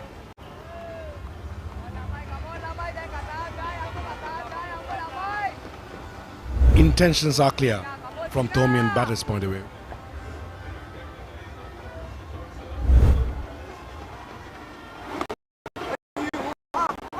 Both these batters love to get on the front foot and drive through the line. We saw that from Gunawardena in that first innings, and Soisa played some magnificent coverage in that first innings. So I think Soisa has got to start again, Malinder, and as long as he's out there in the middle, Royal will be looking to contain him from one side, because in no time he can take this game away from you. He's got a very good head on his shoulders, and because he had a long innings in that first innings, so he's pretty much used to this track. Agree, Garmini. I think the first quick run there. And as you quite rightly mentioned, Garmini, I think if the Royal bowlers can keep Soisa quiet, that's going to add some pressure to Soisa. And looking at the style of his batting, he's not a person who likes to bog down quite a long time, so he will look for shots and he will take some calculated risks. Yeah, that was good batting by Gunawardena. 2 balls previously, he punched straight to extra car field, and that was up in the air, wasn't it? Was looking to play with the turn, caught the inside part of it. Luckily, it was a couple of meters away from Jayawardene. Oh! I think Jayawardene was expecting that ball to spin, but you got to understand this is quite a new ball. This is only like 6 overs old ball, so you got to be very careful.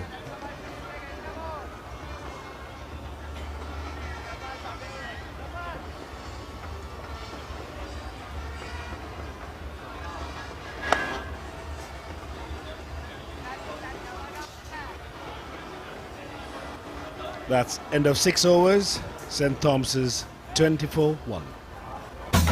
Hot and spicy fun vibe එක විවර කරන්න beat එක remake කරන්නට වෙන්න හදවත බාවලා යන්න ගින්නර fashion කරන්න fun තුරන්න කොතුමි කික්ක කොල්ලන්න Prima කොතුමි fun තමයි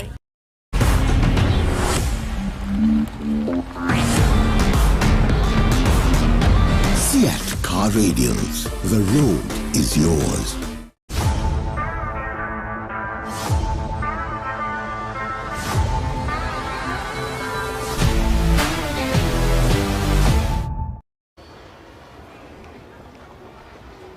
$21 for 1, technically with a 19-run lead on the first innings, so it's 40 for 1 at this stage. We're about half an hour away from lunch, Malinda. And suddenly the tactics have changed. Deep square leg and deep mid wicket have come into a single saving position. So now the length will be much more fuller from Weeratunga. Correct, and I think I would like to see some surprise bounces, direction of his of the batter's body, if he could. I think if Royal can get one more wicket before lunch, I think they can go back to dressing rooms thinking they've done a decent job. Driven nicely, couldn't middle it perfectly though, but he's looking for shots. If you're in the St. Thomas's camp, what would you be thinking right now? Well, at this stage, probably the idea will be to bat as the way it comes till lunchtime, and maybe change in the order, send in a pinch hitter, and see whether you can dominate for half an hour or so.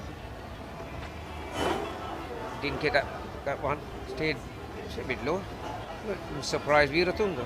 Yeah, so still it's very difficult to take 10 wickets on the surface. So, like I said in the morning, it has to be more of a tactical battle. So you will send one of your bigger hitters early and see whether you can take the game away from the Royalists. But having said that, we saw in the first innings both these batters are quite capable of going at a good rate. Changing his angle, coming around the wicket.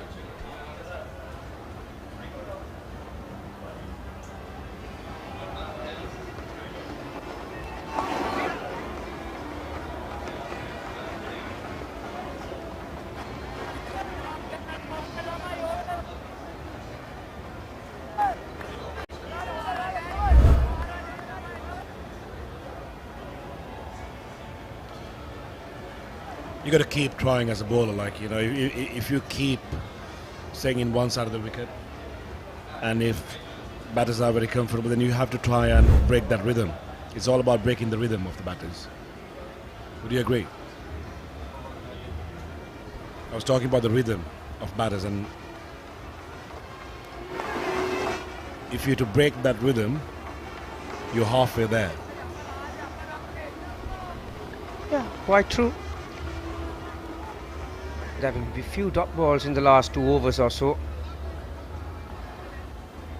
But you got to take into consideration, Malinda, I think about stroke a lunch, half an hour, not even half an hour, so that also must be working in the batter's mind. It's pretty much the case as you approach a break, wouldn't you? And these guys were out on the field whole day yesterday, so quite heavy legs as well. So if I'm a bowler, if I can keep them quiet, not giving them any runs, Gets past the fielder. That's running down to the boundary.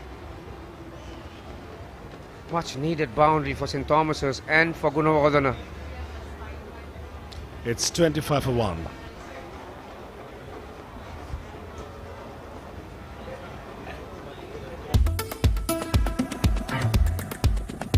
I study not just to change myself, but to make a change.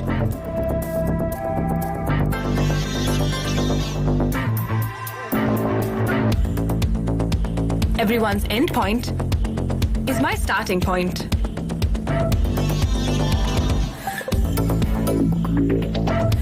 Vibe account from Commercial Bank for the youth who think beyond limits. Revelo for love.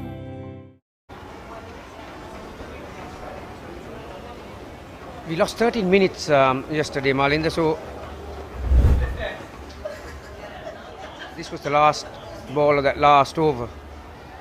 Wasn't really convincing, but had enough bat on it to take it to the boundary. So, yeah, so 13 minutes were added to today's playing conditions, and it'll be 9:40 start till 12 o'clock. And then 13 minutes will be added in the mid-session, so it'll be 2:53 the tea, and then 3:13 to 5:13. Those are the playing hours and 99 overs. Driven nicely. I think in this game you still have time. You still have like almost 2 sessions. And if you remember in 1999, that was my first year, we never expected to get bowled out for 80. So cricket is a funny game, so anything could happen.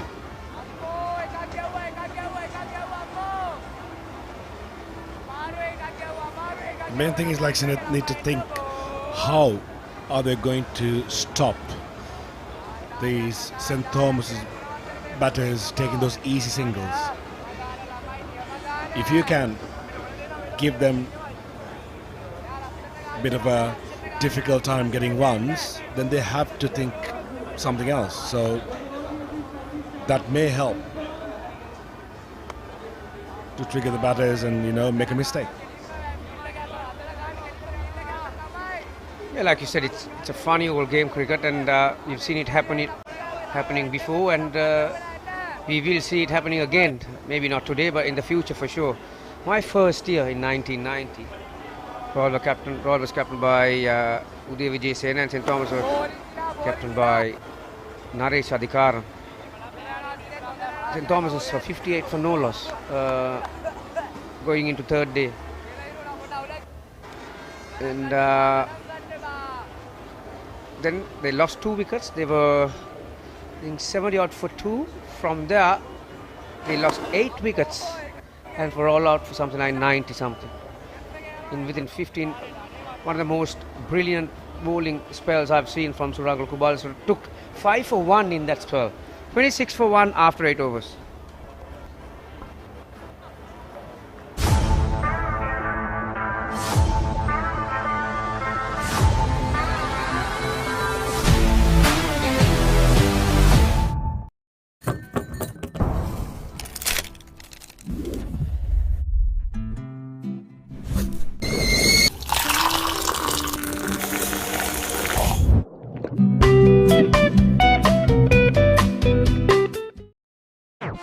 කිරි අතර සුපිරි රස රුපියල් 25,000කට සම්පූර්ණ cricket බහඬ කට්ටලයක් The Chance Sports Burel. Just about 20 minutes for lunch on the third and last day of the 145th Battle of the Blues. So Thomas is trying to put some runs on the board in the second innings. 26 for 1 after 8. Sadev Soiza, who made 83, has now aggregated 100 runs for the big match as a fresher. And alongside me is former Royal Captain, National Cap Banuka Rajapaksa. Good afternoon, Banuka. Good morning, I would say, Haritha. It's still morning. How are you? Getting on, getting on. Down leg side, Malviarachi. Yeah, you played 5 years in this game. You played alongside Kitruan Vitanage, Kusal Janit Pereira, and I still remember a brilliant 87 in the big match. Yeah, that was way back in 2009 when we were the best team of the tournament before coming to the big match. It was a memorable year for, I think, all the Royalists, where we had guys who represented the country just soon after the school stint. Get onto the pads. Soiza has been in the middle for quite some time. He's been the wicket keeper. He's batted long for St. Thomas's earlier. Now he's come up to open the batting again. Not easy in this weather, Bhanuka. Not easy at all, Harit. Like, I mean, I'm quite happy that I'm in the commentary box today and not out there. Given the time, times have changed a lot and the heat have become really hard for the players as well. But I would love to see some aggression from St. Thomas's because they need to. I mean, in my opinion, I would love to see them declaring if they can give the Royals a total. 3-wicket haul for him has been the best this season. And Ranuka Malivarachi can bowl quite quick. So that's a situation where everything is really a story of making the batter play, keeping in line with the stumps. They don't want to just leak runs and give St. Thomas's a lead. They had a 19-run lead. So it's something like 46 for 1 at the moment. So which is what I would prefer, like if St. Thomas's could show some aggression, Haritha, and if they want to like force a result, they need to show some aggression now itself because, well, we got about another 80-90 overs left. Royal needs to bat at least 45 overs to at least show the intent of chasing a target. Down leg side once again. He's lost his line a little bit. And will go round the wicket to the left-hander Dinet Gunawardena, who made a half century. So the 2 half centurions, they were involved in a good partnership in the first innings too. Yes, that's a better line and length to him, to Dinet Gunawardena. Yeah, I mean, the school of thought as holders of the shield, Royal need not do too many things because a draw would enable them to hold on to it for yet another year. St. Thomas's, on the other hand, having lost it last year, will have to do all the calculations right to force a result. Forcing a result is, if it is their forte, they'll have to score quickly.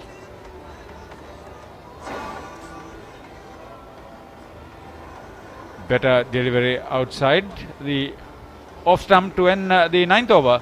St. Thomas's in their second innings are 27 for 1. And I think we've got Jordan and Khadija down below. Third and final day of the greatest big match rivalry in the world. And don't forget, fans, there's only a few hours left to answer the Papare question on our Facebook to win some yummy, hot and spicy premium Kotomi noodles and prizes. Some of my favorite that I like to say.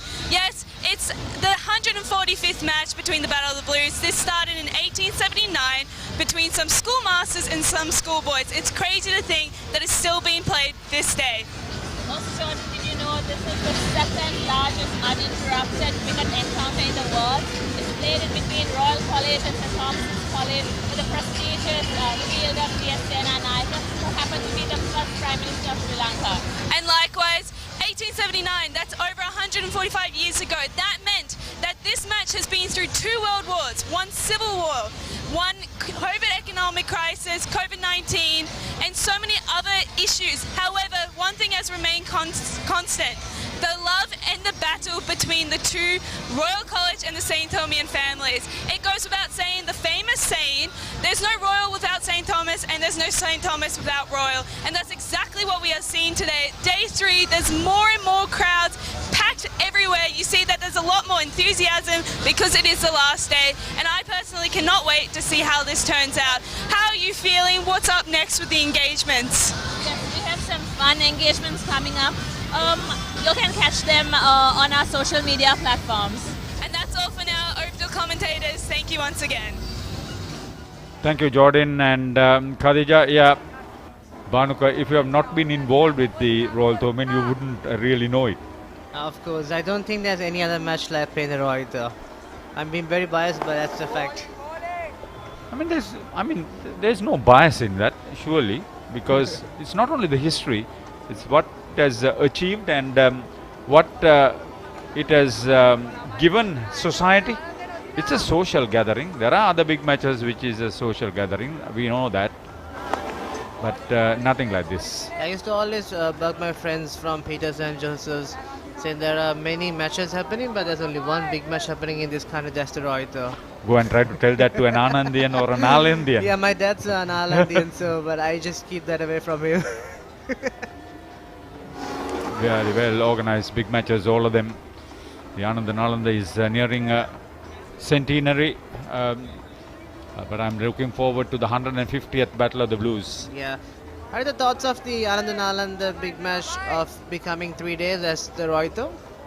Yeah, I think they are in the process of getting into that.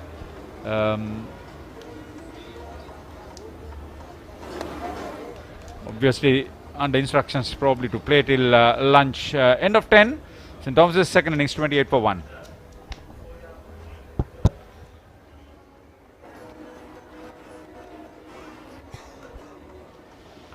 The Papare in the midst of things, especially with school cricket, you can't beat their production. A massive team, dedicated, and the expertise that they put into this. Asen Pereira, old royalist, it's that lot, and there are so many others who are into it. The preparations that go with it, the commitment, the planning, and the absolute execution is a treat to watch. Tanuka is also an old royalist. Delhara from St. Thomas's Bandaravilla.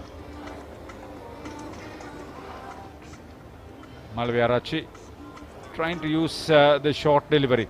Just coming back to all that, why do you want to force a result in a game of this nature? Why do you want to have to play with a positive approach? Why do you think it should happen? Why do you think we as media people want to talk about it? See, I think at the moment, looking at the sport in the whole world, it has evolved so much, and we tend to see results in like 2-3 days sometimes.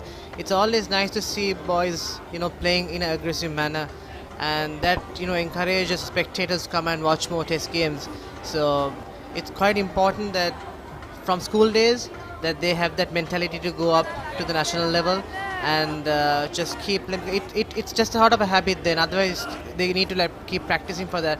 But if you can do it from school days, it's going to be a habit for them. So I mean, coming from our era, Haritha, I think we always try to force results, and it wouldn't come our way, but forget about the results. But just when you that's way down the leg side, and that's not good bowling from Royal at all. But yeah, coming from Ira, we used to always put the effort to get a result, but we don't worry much. But it's always nice to play the aggressive cricket out there, because spectators, they want to see some aggression now. Yeah, coming back to that, I think you hit the nail on the head, Bhanuka. That's exactly what I wanted to get from you. You strive for the result, you may not get it, but you strive for it, you make the game more exciting. The joint organizing committee headed by Rehan Gunasekar Royal, our host this time, and the co-chair for St. Thomas's, Arjun Vaidyasekara, who has also played this big match. They've done a wonderful job with a dedicated team of people. The amount of work they do over a period of time is amazing. You would only have to go through the work ethics to realize how big an event it is.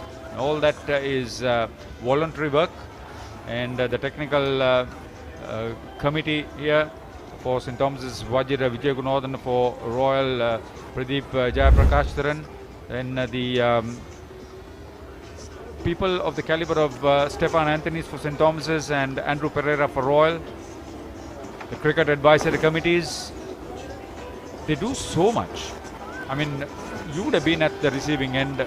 How many people want to give how much of advice before the game, during the game? That's the enthusiasm. You got it, and you got to manage all that. Yeah, that's the enthusiasm we got from both schools, I would say. I've seen how the Royalies work as well as the Thomians do, because I've worked with them so much. I played for a while with my teammates, but yeah, again going back to days from Sir Vijay Mallasekara, from Chulakamara Singh to Gamini Pereira, like we were all involved, and it's just the people that we see out there, but there are like tons of people who are working from behind. I mean, to emphasize on the work ethics, it's amazing. Like they just keep on doing, and we hardly see the work that they put us. 34 for 1, end of 11, St. Thomas's in their second innings.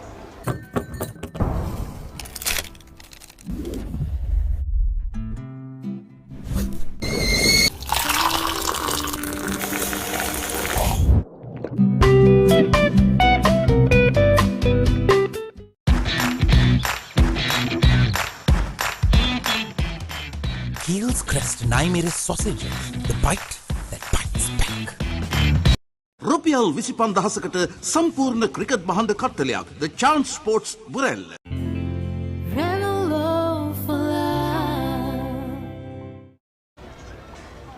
Banuko, this is a schoolboy encounter. We have spoken about a lot of groups that encourage you and influence you. What about the teachers, the schoolmates, the schoolboys? I mean, for young ones who are here, the first 11 players are their heroes. Of course, I mean, I remember the first time that I stepped into SSC as a schoolboy. I was in my blue shorts. We had our blue shorts, and my parents used to come and drop us. I used to come with my cousin, and watching the Royalies and Thomians taking the field, they were heroes to us. I mean, regardless of the names, we hardly knew the names because we were so small, but we knew that they were going to they were going to do well for the alma mater. So, but at the same time, like when we started representing the school, it was something that we always dreamt of. And me as a 14 or 15-year-old kid represented the school at that time, it was something great. And the support we get from the teachers, students, all my friends. I mean, we meet at the big matches, and the fun memories, I mean, you can't describe it by words.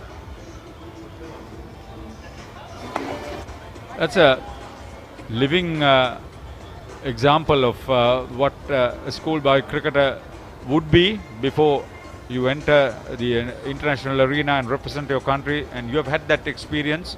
You've traveled the world with this game, which probably wouldn't have happened otherwise. Javadana keeping it tight. Sinet Javadana missed out on a 5-wicket haul, missed out on a century.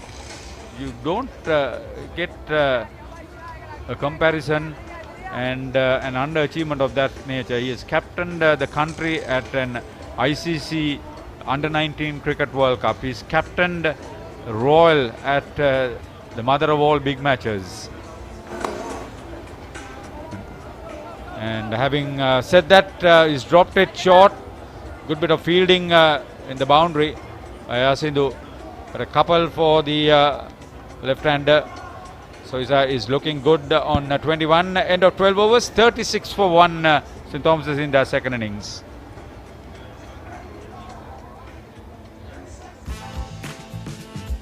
And on a very hot day, hot chocolate, come on, surely anchor.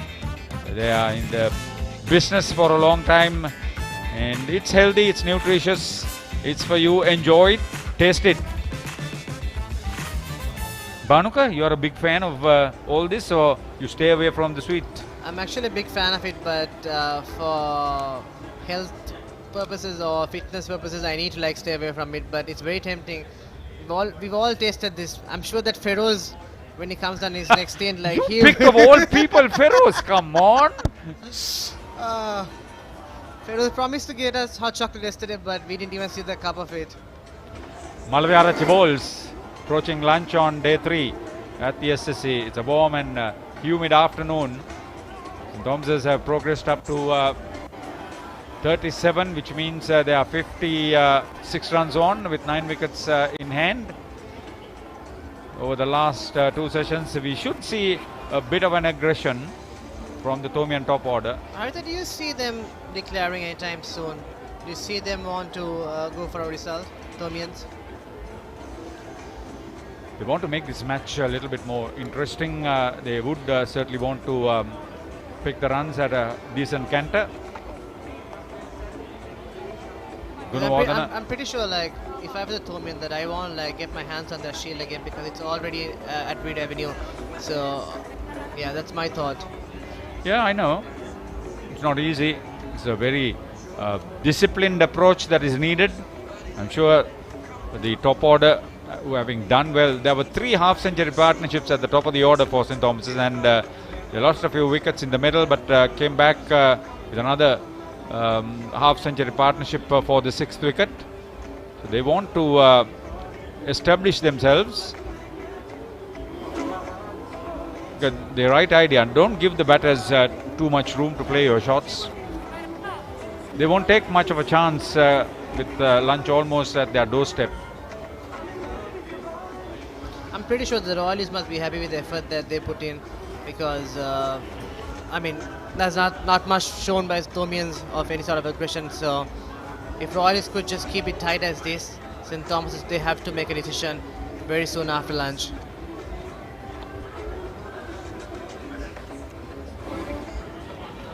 Lot of effort. But it was a comfortable leave for Dinesh Gunawardena. He's got into double figures yet again. He went through a long period not playing because of an injury. He's happy that he's got some runs. He spent some time out in the middle.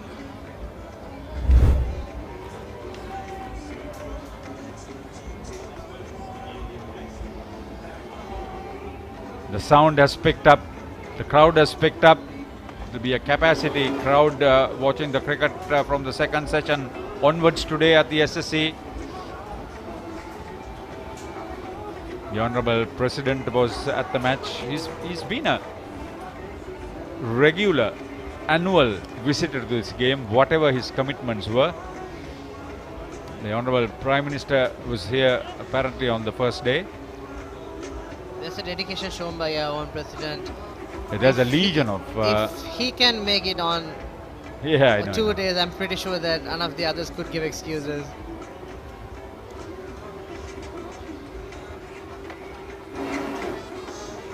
Pretty loose shot outside off stump on that occasion. When the 13th over in the Thomian second innings, they are 37 for 1. Chili chili rasa tomato mix එක හිත කස්සනවා chili රසයෙන් කොල්ල කෙල්ල ටික spice up වෙනවා හඳුන්වදින අලුත්ම මාකි සේවරි රසය chili to biscuits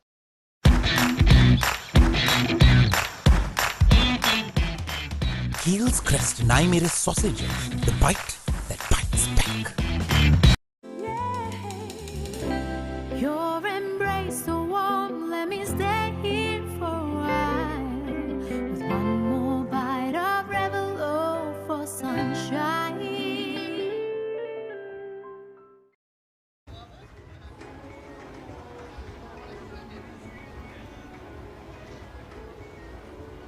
$37 for 1. You could see that the crowds will just get onto the arena as it happened, mingle, the fellowships, the fun. That's all part of the big match. There's a massive security operation ongoing, but the organizers arrange and facilitate the people to get onto the ground during the lunch time. It's not easy. It's what you want to see. Bhanuka, what's in store for cricket for you over the next year or so? I got few months off because I was supposed to go on the PSL and I did not get my NOC from SSC. I had to come back home, and I'm pretty much staying at home for a while now. I was supposed to play the NSL, but I'm carrying a little, I have a niggle, so I want to get my knee and my shoulder fixed. So once I'm done, I mean, not that I can't play, but I'm just taking some time off. Yeah, because I've been playing for the last 3 years consecutively. So time off actually helps you. Yeah, sometimes you've got to enjoy life too. Playing is not everything. Yeah, and hopefully after the couple of months, it'll be a selection for World Cup, and I'll be competing for a spot in that. What about the LPL? LPL is after the World Cup. No, the work ethic will take you all there. Yes, of course it will. And to have the hunger, the focus for the top grade cricket. I'm sure Bhanuka knows what it's all about. He's an experienced campaigner now. A defensive field set. I like Sinith Jayawardena having 3 close catches. He wants to send back Sadev Soiza. He's looked good. 22 runs here in that second innings. Following on the 83. He's made a name for himself. The first time he went past 50. He's made such a big contribution to sometimes the big match. Despite all the pressure and all the commitment that you put in through the season, the big match offers you the best opportunity. I totally agree on that, Haridala. I've seen boys performing in the big match and getting highlighted. I think I spoke with Dhanushka or Ferry yesterday. Dimut, the best example I could give, Dimut Karunaratne, who captained Joseph's. He did not have the best of the ICC Under-19 tournaments, but he came back, he got a 150 and it was seen by all the selectors. So, despite what you do in the normal games, I'm not just saying normal game, but school games, big match is big. Yeah, it's such a big story. It's just the level of psychology that is applied to make yourself a name, and once you come out of that, you're a different person altogether.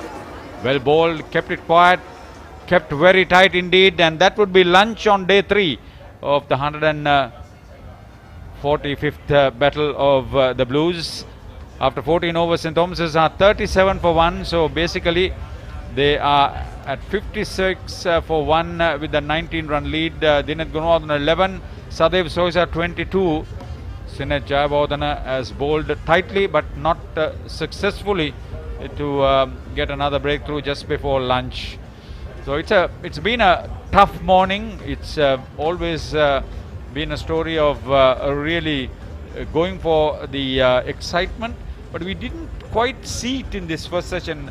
We would eventually get the number of runs and the number of overs bowled over the period of almost 145 minutes. But that is not the story. The story is that the Royal lower order and the Thomian top order hung out there, and that would enable probably a little bit more. 30 overs bowled, 81 runs for 3 wickets lost. So that's the story. Royal lost 2 wickets this morning, and St. Thomas's lost Bulankulame. So the run rate not 3, so that is what we were talking about. On a wicket of this nature, you want to get that 4 runs on over, which would be exciting, but it doesn't happen all the time. The team strategies are different. But having said that, having seen a little bit of the first session, we will get back to that. Sadev Soiza 22, Bulankulame missed out on it, didn't open his account.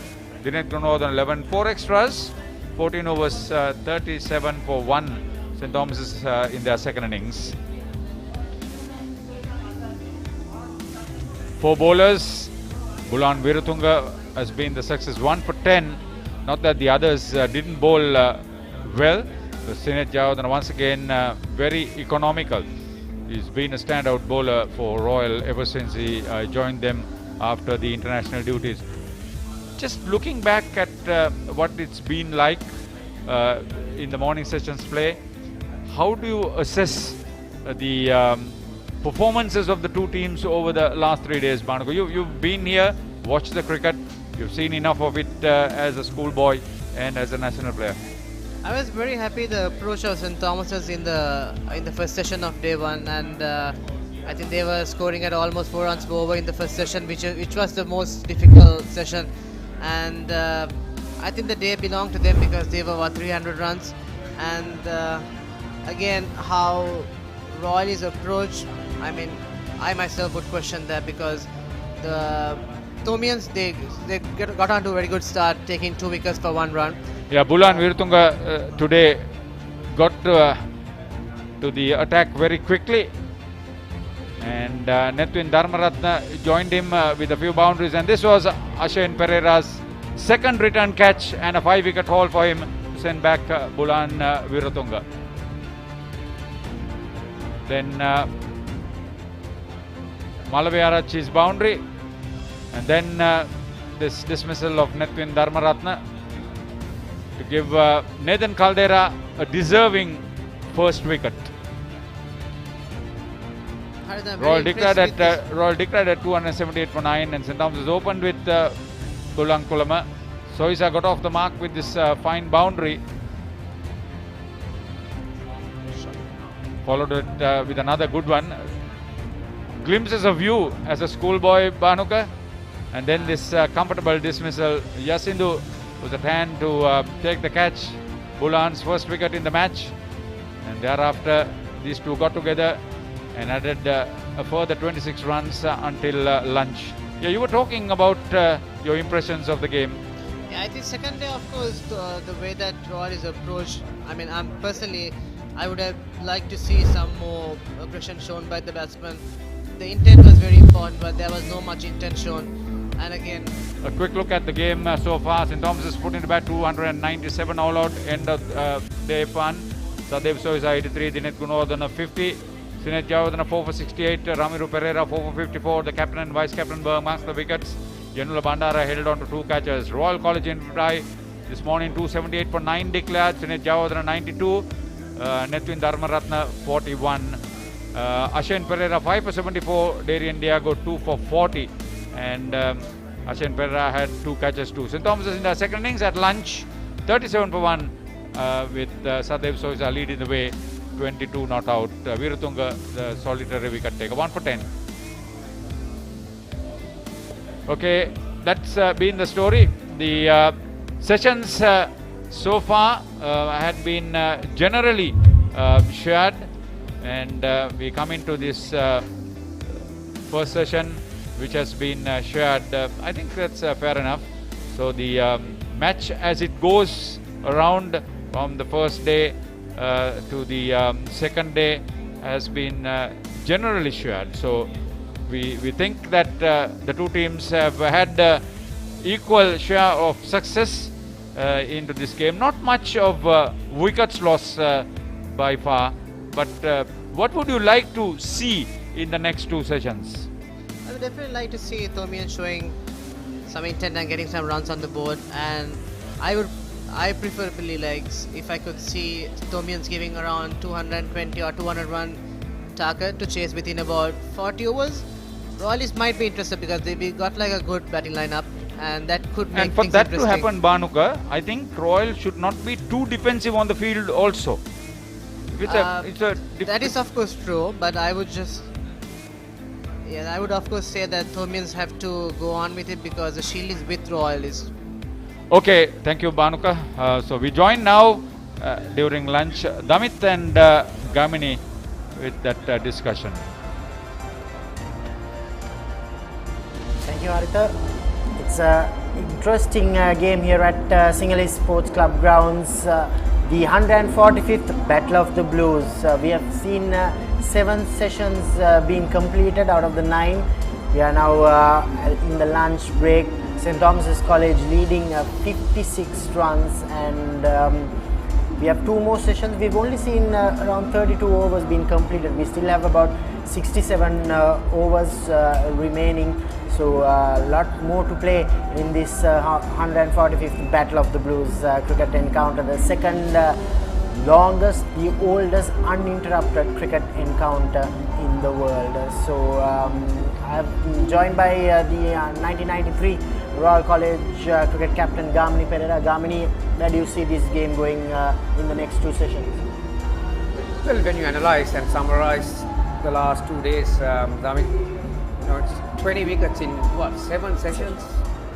So it's really hard to imagine that something drastic is going to happen and someone's going to take control of this game and try and force a result. Like I mentioned in my pitch report this morning, wicket still looks very good. If at all, it's maybe a touch slower, and still there is no turn for the spinners. So basically, what we look at today is you need a 5th day of a test match pitch for a Royal tournament 3rd day. So when you have first day pitch, today basically 3rd day of a test match. So it's still best time to bat. So it's very hard work for the bowlers. So unless St. Thomas's get going and use the long handle to great effect and get a sizable total, and see, the point is not only how many runs that you need to take into consideration, you need to understand how many overs you need to get 10 wickets. It's difficult for me to figure it out, really. Yeah, indeed, it's heading towards a draw, but one man who stood for St. Thomas's College, Asen Pereira, he picked up 5 wickets for 74 runs. The first bowler since 2019 to take a 5-wicket haul, and in this game also is the only bowler so far who has taken 5 wickets in this game. Let's take a closer look at on how he took those 5 wickets. Gamini, he did his part really well. Yeah, the attribute that he has is he's pretty accurate. He lands it where he wants. He's not the most express bowler, but he was one bowler who was able to get some movement in the air as well as off the track. So he loves bowling with the new ball, and there were a couple of batters who played across the line and got out as well. But yeah, it's not easy to take 5 wickets on a track like this. The last man to do that was Colombo and S, so he's joining a good list. Indeed, and also at one stage, Royal College were in a spot of bother. They were 160 odd for 6 yesterday, but since then, one man, I thought Nithwin Dharmaratne played brilliantly towards the latter part of day 2 and in the start. Royal College added 45 runs on day 3 morning. Kamini, Nithwin, he was very brave enough to hang in there and score that 41 runs for Royal with the tail. Yeah, when he came to crease, Royal 160 for 6. So he's not a batter who hits the ball that hard. He plays the way it comes, and he was coming from half century at the mini battle, so he would have felt comfortable on this track. And with him and Senaratne, that partnership was a very vital one for Royal. And not only they got used to the wicket very well, and they were looking to score runs positively, but they ran well between wickets. So that was another reason why St. Thomas's were not able to break that partnership. So yeah, that contribution from Dharmaratne was massive as far as the Royal is concerned. Yeah, 56 runs ahead, St. Thomas's College. We still have 2 more sessions left. As Gamini and I both agree, this game is slowly heading towards a draw, but still the party atmosphere is now slowly picking up on day 3 of this 145th Battle of the Blues. We still have 2 more sessions left, so make sure you all log on to ThePapare.com as well as watch the game on the Papare TV HD on Dialog Television 126 and also on the Dialog ViU app as we bring pictures from Sinhalese Sports Club in the next 2 sessions as well.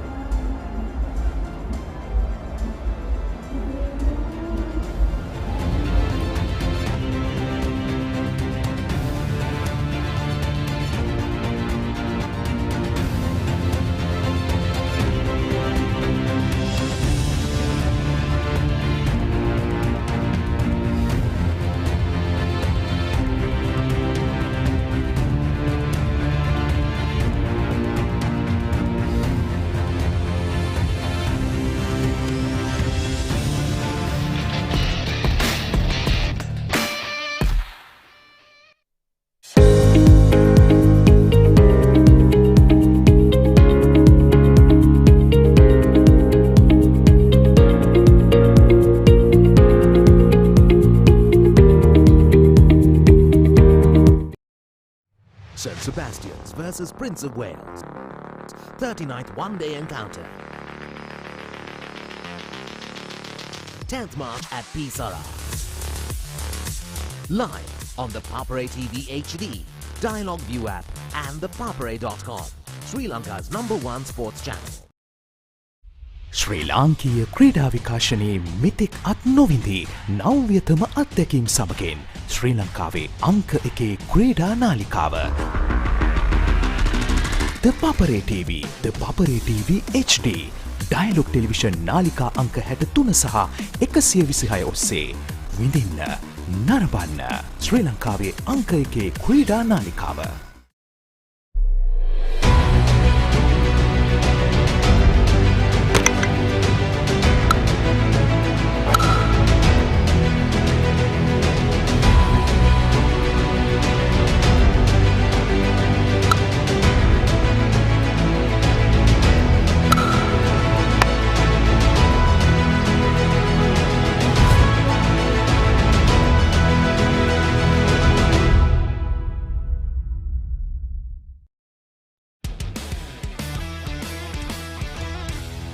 මම ඇත්තට match බලන්නේ අරවින්දජ bat කරන යනකොට විතරයි. මහේලගේ නායකත්වය කියන එක සෑහෙන විශිෂ්ටයි. කාසිය වාසිය දිනු ලෙවල්ලා පුලිප පද්දුර පාර නොදී ඉන්න තිබුණා කියලා අපිට කියනවා. සංගක්කාරත් එක්ක දුවනකොට ටිකක් අමාරුයි දුවන්න. මුරිය අයියා විශේෂයෙන්ම එයාට දිනන්න ඕනේ මැච්.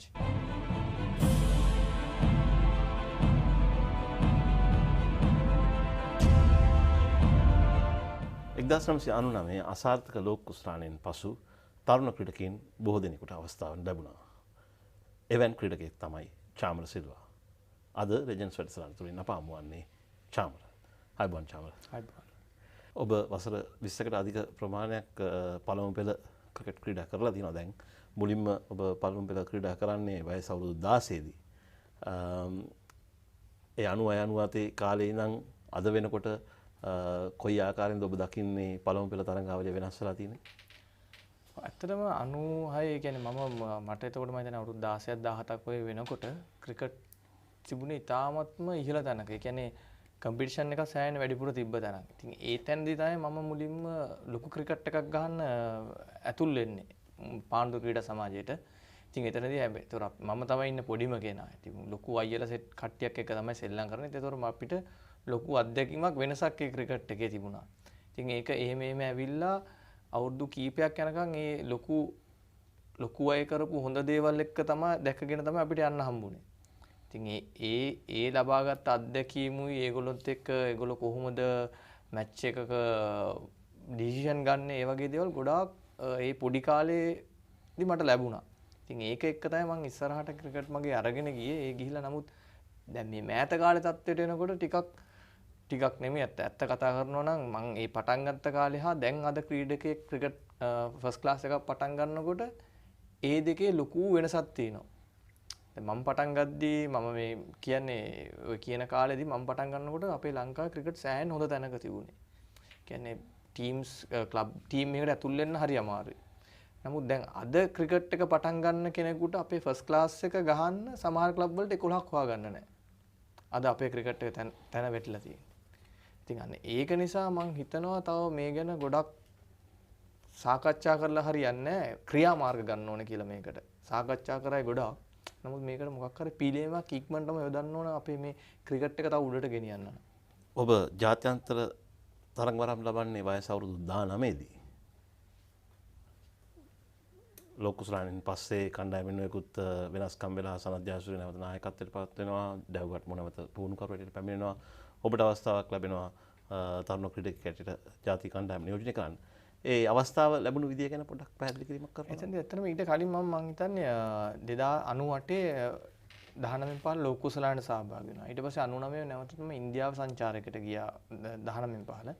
එතනදී ඉන්දියා සංචාරයේදී මම ගොඩක් ලකුණු අතරට ආවා. ඊට පස්සේ තිබුණා එංගලන්තේ A ටීම් සංචාරයක්. මාව එතනදී ඒකටත් තෝරලා තිබුණා. ඉතින් ඒකෙදි ගිහිල්ලා ඒ ඉන්දියා මේ එංගලන්ත සංචාරය අපි ගොඩාක් හොඳට ගිය ගොඩාක් ක්‍රීඩකයන් හොඳට සෙල්ලම් කර හිටියේ. මමත් හොඳට සෙල්ලම් කර හිටියේ. එතනදී තමයි ලංකාවේ සීරීස් එකක් පටන් ගන්න ගත්තා. ඕස්ට්‍රේලියාවයි ශ්‍රී ලංකා ඉන්දියා. එතනදී මම ඇත්තටම දන්නේ නැහැ දැන් මාව මේකට තීරෙයි කියන හිතාන මත්තමක නෙමෙයි මම ඒ වෙලාවේ හිටියේ. මේ මැච් ටික සෙල්ලම් කරමින් ඉඳිදී කොහොම හරි මැච් අවසාන වෙන්න කලින් මේ කණ්ඩායම තෝරලා තිබුණා. එතනදී මටත් දැනගන්න ඕන මම ඇතුළු තව ක්‍රීඩකයන් රාශියකට අවස්ථාව ලැබුණා ඒ තරඟාවලියේ ක්‍රීඩා කරන්න. අපිට ඇත්තටම හරි පුදුමයක් හිතුණා එකපාරටම මේකට මේ අවස්ථාව ලැබීම ගැන ඒ වෙලාවේදී. අපි මේ ඉන්නේ කෙත්තාරාම ක්‍රීඩාංගණයේ. ඒ ක්‍රීඩාංගණේ තමයි ඔබගේ මංගල තරඟය සිද්ධ වෙන්නේ. තමත් ප්‍රබල ඕස්ට්‍රේලියානු කණ්ඩායමක් ෂේන් වෝන්, ග්ලෙන් මැග්‍රා වැනි පන්දිය වලටපු කණ්ඩායමක්. ඔබ ඒ තරඟේ ඔබගේ මංගල තරගයේම අර්ධ ශතකයක් වාර්තා කරනවා. ඒ තරගය මතකද චාම? ඇත්තම ඒකෙදි ඇත්තට දැන් මම අපි ක්‍රිකට් බලලා තිබුණ එක තමයි තිබුණේ. ඉතින් ඒ තරගයේ ඇවිල්ලා මේ මැදට එනකොට මට ලොකු හිතට වෙනසක් තේරුණා. මොකද දැන් අපි ඇත්තටම ආදරය කරපු ඒක ඇත්තට හීනයක්. ඇත්තම කියනවා. මොකද මම අපි ක්‍රිකට් ගහන කාලේ ආදරය කරපු අරවින්ද, සනත් ජයසූරිය මේ ගොඩාක් අය එක්ක දැන් මම මේ මැද ඉන්නව නේද කියලා. ෂේන් වෝන් මේ පැත්තෙන් ෂේන් වෝන් මාක් වෝ කියන්නේ ක්‍රිකට් වල හිටපු ලොකුම කට්ටියක් එක්ක මම මේ මැදරා මට මාර අමුතුම දෙයක් හිතට එනවා මේ මමද ඉන්නේ කියන තැනක. ඕස්ට්‍රේලියානු නායකයා ස්ටීව් වෝ මට දැන් හිතා ගන්න බෑ ඇත්තට. මොකද ඒගොල්ලෝ 96 මේ 96 නෙමෙයි 99 ඒගොල්ලෝ තමයි වර්ල්ඩ් චැම්පියන් 99 දී. මට දැන් හරිම එතන ලොකු මගේ හිතට ඇති වෙනවා දැන් මමද මේ ඉන්නේ කියන එක මෙතන මේගොල්ලොත් එක ගහන. ඒ දේ විතරයි මට ඇති වුණේ. ඊට පස්සේ මම හැබැයි මට බැට් කරන්නත් ඒකේ අවස්ථාවක් හම්බුණා. මොකද අපේ කඩලු කීපයක් වැටුණා. එක පිට එක වැටිලා මට ලොකු chance එකක් හම්බුණා ඕවර්ස් එක ගානක් එක බැට් කරන්න. ඉතින් ඒකෙදි මට ඇත්තටම මේ පළවෙනි තරඟෙදී නම් ඇත්තට කිසිම ප්‍රෙෂර් එකක් මට තිබ්බේ නැහැ. මම දන්නේ නැහැ මොකද්ද කියන එක. මම මගේ නිකන් සාමාන්‍ය විදිහට මම බැට් කරන විදිහට බැට් කරගෙන ගියා. අවසානයේදී මට ඒකෙදි ලකුණු 50ක් ලබා ගන්න මට වාසනාවකුත් ලැබුණා ඒකෙදි.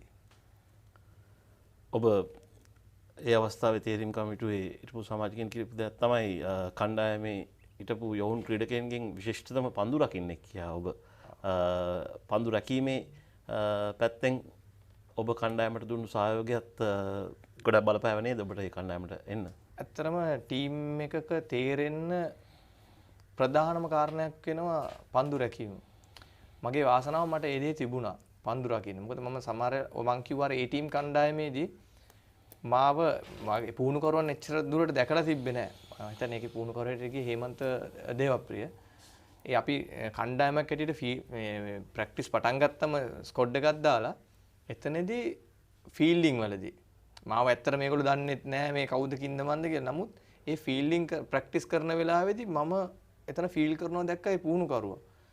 එයාට ඉතින් එහාට මාර කියන්නේ මොනවාද මං ගැන ලොකු විශ්වාසයක් ඇති වුණා මෙයා හොඳ පන්දු රකින්නෙක් කියලා. ඊට පස්සේ තමයි එයාගේ මගේ බැටිං බලාගෙන මාව සෑහෙන වටින ක්‍රීඩකයෙක් හැටියට මොකද අපේ ඇත්තටම අපි ඒ කාලේ වෙනකොට පන්දු රකින්නන් කීප දෙනෙක් තමයි හොඳ මට්ටමක හිටියේ ජාතික කණ්ඩායමේ. දක්ෂම පන්දු රකින්නන්. ඉතින් මාවත් ඒ තත්ත්වෙට ඒගොල්ලෝ ඒ වෙලාවේ සම කරා. මෙයත් හොඳ පන්දු රකින්නෙක්. ඒක නිසා තමයි මට ඇත්තටම ලොකු අවස්ථාවක් හම්බුණා හැම තැනදීම හම්බ වෙනවා මගේ පන්දු රැකීම නිසා. ඒ අවස්ථාවත් මට සෑහෙන වාසනාවක් වුණා.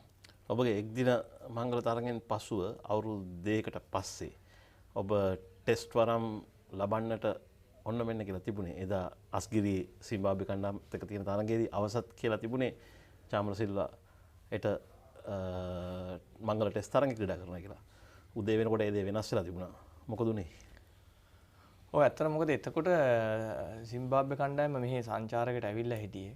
ඒකෙදි ඒගොල්ලොත් එක පුහුණු වීම තරගයක් තිබුණා ඕවල් ක්‍රීඩාංගණයේදී. ඒකෙදි රොෂාන් මහනමයි තමයි අපේ කෝච් හැටියට හිටියේ.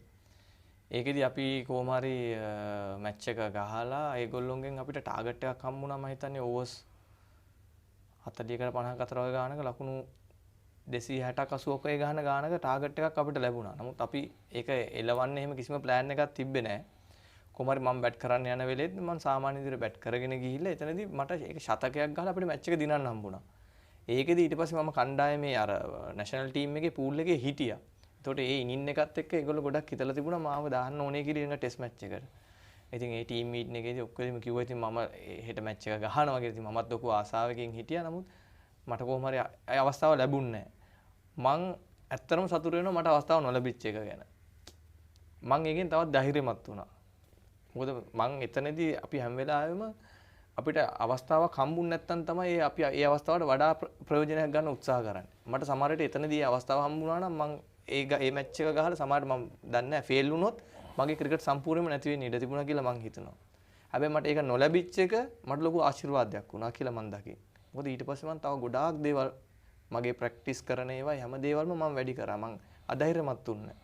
ඉතින් මට තියෙන එක හැමෝම Tamanට නොලැබෙන දෙයක් නොලැබෙනවා නම් තමයි ඔහුගේ සාර්ථකත්වය ගොඩක් උඩට යන්න පුළුවන්. තරුණ ක්‍රීඩකයෙකුට කොතරම් බලාපොරොත්තු බිඳ වැටීමක්ද අවශ්‍ය වෙනකොට කියනවා මැච් එක ගහනවා කියලා. උදේ වෙනකොට කණ්ඩායමෙන් නැහැ. ඔව් ඒක ඇත්තරම ඒ වගේ දෙයක් දරා ගැනීමේ හැකියාව මම හිතන්නේ ක්‍රීඩකයෙකුට තියෙන්න ඕනේ. ඒක සාමාන්‍ය සිදුවීමක් හැටියට ගන්න ඕනේ. මොකද මම මැච් එක ගහනකො මම යම්කිසි සතුටක් දැනෙනවා ටෙස්ට් මැච් එකක් ගහනවා කියන එක හැමෝටම. නමුත් ඊට පස්සේ උදේදී මම ගහන්නේ නැහැ කිව්වා මට යම්කිසි ඇයි මේක කියන එක හිතුණා. ඒත් මම අර මුලදී කිව්වා වගේ මම තවත් ධෛර්යමත් වුණ එක තමයි ඒකෙන් මට ඇති වුනේ. මොකද මට කණ්ඩායමේ සමාජිකයන් කිසි දෙනෙක් කිසි ක්‍රීඩකයන් එතකොට හිටපු කිසිම කරදරයක් ඒවා කිසි දෙයක් මට කිව්වේ නැහැ. ඒගොල්ලොත් මාත් එක්ක හිටියා ගණන් ගන්න එපා මල්ලි ආයෙ වාට chance එකේ ගහන්න කියලා. ඉතින් ඒ වගේ ධෛර්යමත් කරපු අයත් ඒ කණ්ඩායමේ ගොඩක් වෙලාවට හිටියා. ඊට පස්සේ අවුරුදු 5කට ඔබට ටෙස්ට් තරඟයක් ක්‍රීඩා කරන්න ලැබෙන්නේ නැහැ. ඔව්. ඇත්තටම මම 99 මම ඊට පස්සේ ටෙස්ට් මැච් එකක් ගහන්නේ 2006. 2006 මම ගහන්නේ දෙසැම්බර්. ඒකත් මං අර කිව්ව දේ තමයි ක්‍රීඩකයෙකුට ලැබෙන්න තියෙනවා නම් වාසනාවේ හැමදේම කැපවීම තමන් කරගෙන යනවා නම් කොතනක හෝ අවස්ථාවකදී උඩේ අවස්ථාව ලැබෙනවා. ඒක කියනවා නම් මම හැම එතකොට මම අර අපේ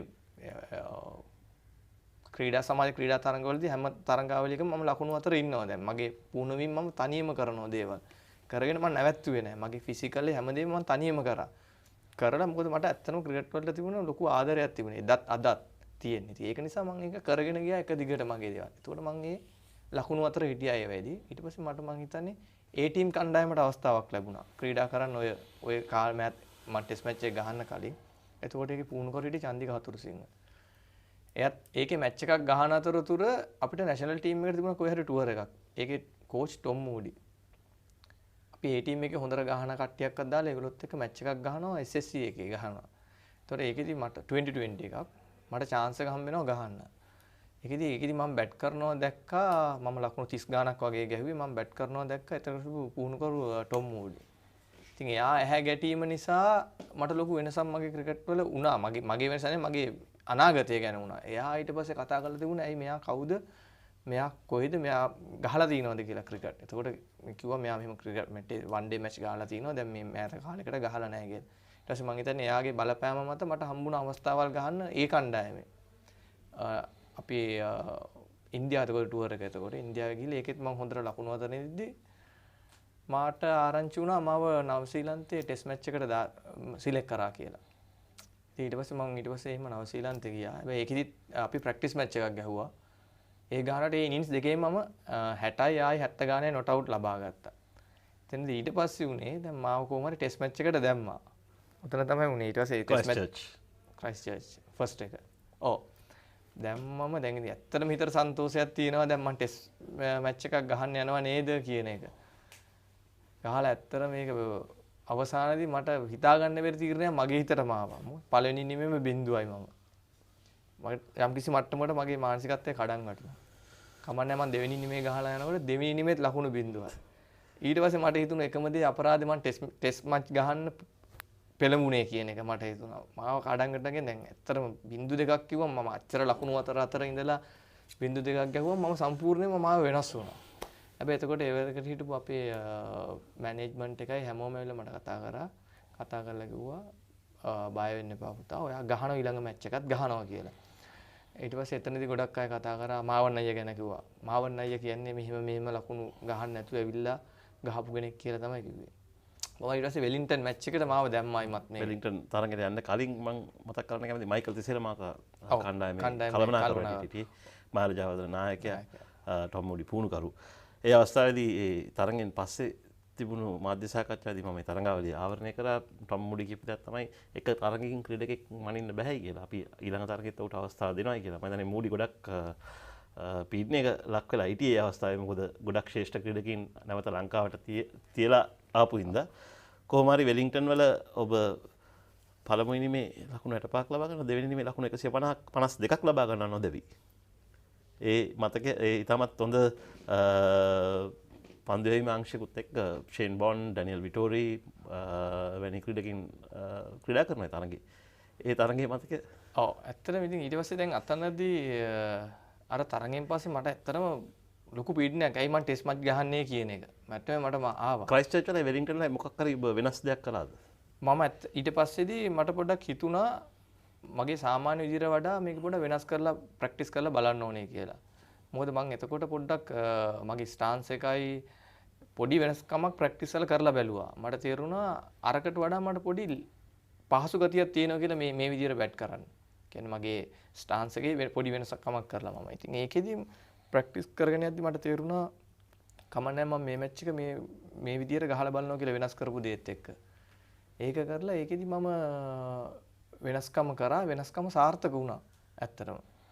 ඒකෙදි ඉතින් ප්‍රධානම එකේ මට තියෙන තවත් රසවත් අත්දැකීම කියන්නේ මම බැට් කරන්න යනකොට සංගක්කාර තමයි දැන් එහා පැත්තේ ඉන්නේ. දැන් මගේ ඔළුවේ වැඩ කරන්නේ මම බින්දු දෙකක් ගහලා තිනවා කියන එකම තමයි වැඩ කරන්නේ. කොච්චර අමතක කරන්න කිව්වත් ඒකම තමයි වැඩ කරන්නේ. මම බැට් කරනකොට මම බැට් එක ගහලා සමහර මට දැන් මේ පළවෙනි ලකුණ ගන්නකම් මම හරිය ලොකු පීඩනයක ඒ වෙලාවේ නම් ඉන්නේ. සමහර වෙලාවට එක ලකුණක් තියෙනවා. ඒකට දුවන්න ලෑස්ති වෙලා ඉන්න ඕනේ මගේ අනිත් සංගක්කාරත් එක්ක දුවනකොට ටිකක් අමාරුයි දුවන්න. එයා ගහන සිස්ටම් එක වෙනස්. දැන් එයා දන්නේ නැහැ මම මේ ලකුණක් හොයනවා කියන එක. එයා එන්නේ නැහැ ඒක බලාගෙන. කියන්නේ වැරද්දකට නෙමෙයි. එයා එන්නේ මට ඕනේ කොහොම හරි එයා පැත්තට දුව ගන්න ලකුණ ගන්න. එයා එන්නේත් නැහැ. ඕමෝම ඉඳලා සෑහෙන්න මම හිතන්නේ ඒ වෙලෙත් ටික වෙලාවක් ගියා මට ලකුණක් ලබා ගන්න. ඊට පස්සේ ඔන්න කොහේ හරි එන බෝල් එකට මම මේ ෂොට් එකක් ගහනවා බෝලේ යනවා ගිහිලා දෙකේ එකක් දුව ගන්නවා.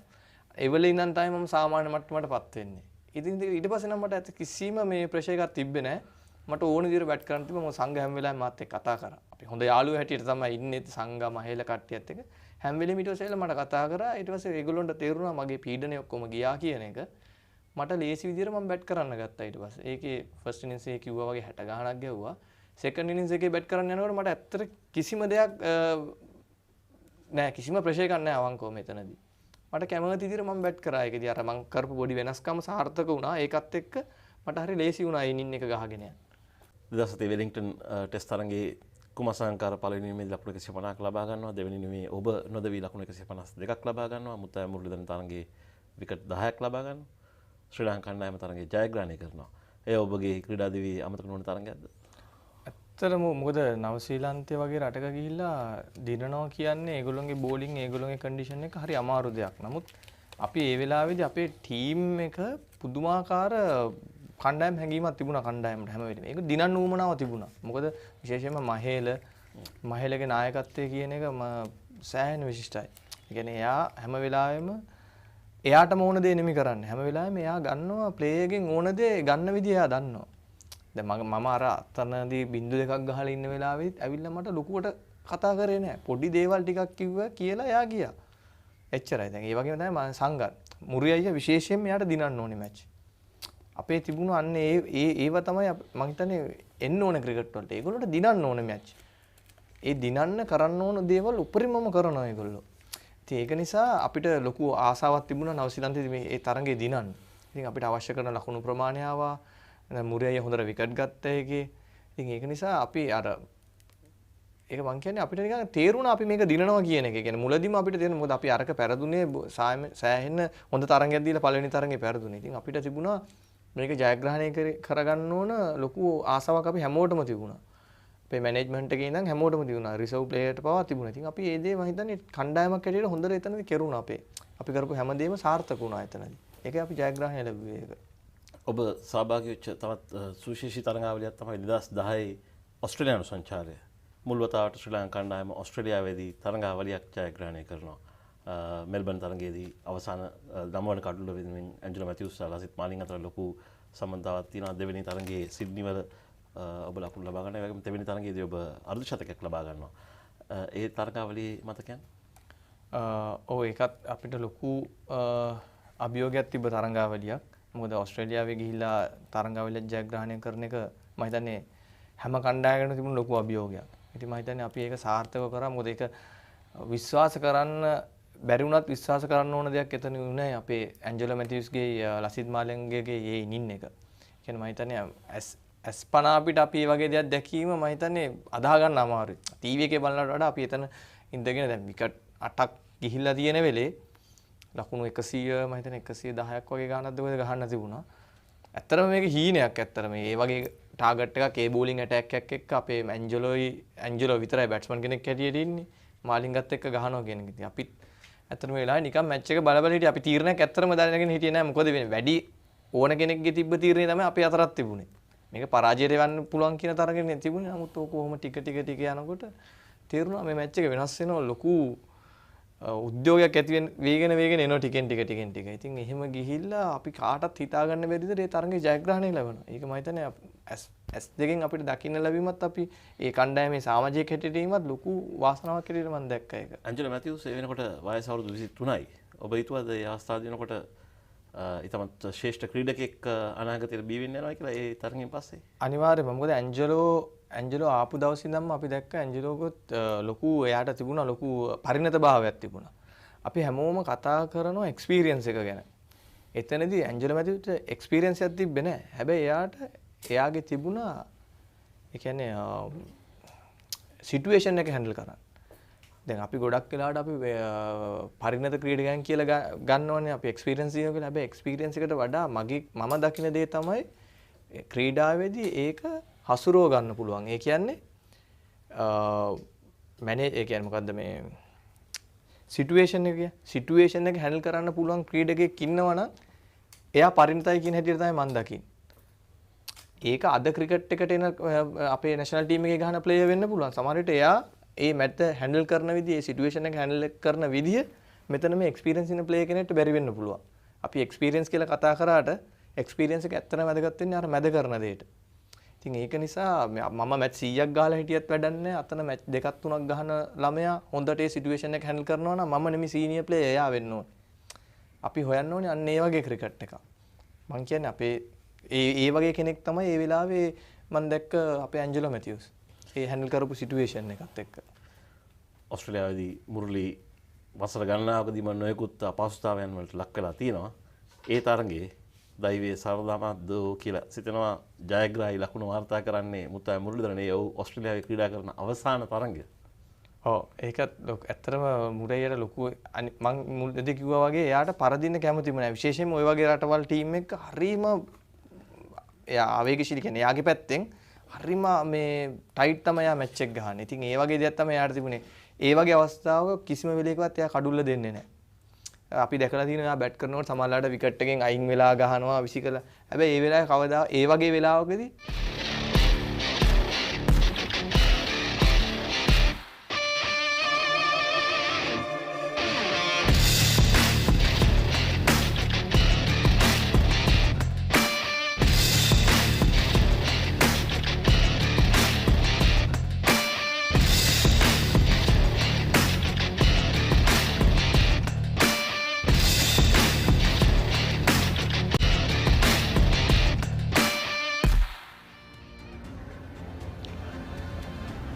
Good afternoon. It's the post-lunch session of the 145th Battle of the Blues between Royal College and St. Thomas's College. We are bringing you these live pictures from Colombo's Sports Club grounds.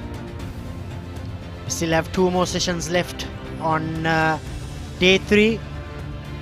And St. Thomas's College still leading the game by 56 runs. This is the match summary so far. St. Thomas's were bowled out for 297 in the first innings. Royal in reply were 278 for 9 declared. And now St. Thomas's 37 for 1 with Sadev Sovisa on 22 and Dinet Gunawardana on 11. As I welcome Malinda Totivilage. Malinda, 2 sessions left. But all to play for all these youngsters. Some of them might be playing their last big match. For some of them could be the first big match, but still lot to play for. Good afternoon everyone. Yes, there are a lot to play. 2 sessions ahead and there's going to be 2 crucial sessions for both teams. So they need to have a game plan and they need to execute well in order to get a result. But in the meantime, I want both teams looking for a good game and give some entertainment to the crowd that we have today. Yeah, when we analyze the game, it has been even Steven. For most of the time it has been even Steven. So the next 2 sessions, if nothing drastic happens, the game is heading for a draw. The 2 umpires, they've done well. Chamara D'Souza and Chandrika Amarasinghe, two young umpires who are up and coming in the umpires panel.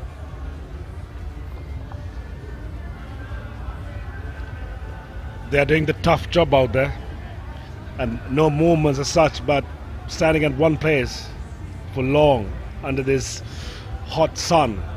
It's not going to be an easy task. Chamara D'Souza and Chandrika Amarasinghe. The TV umpire is Hemanta Boteju, and the fourth umpire is Pradeep Udavatta. Match referee is Graham LeBroy. Yes, Chandrika Amarasinghe, the other umpire. Two very young umpires.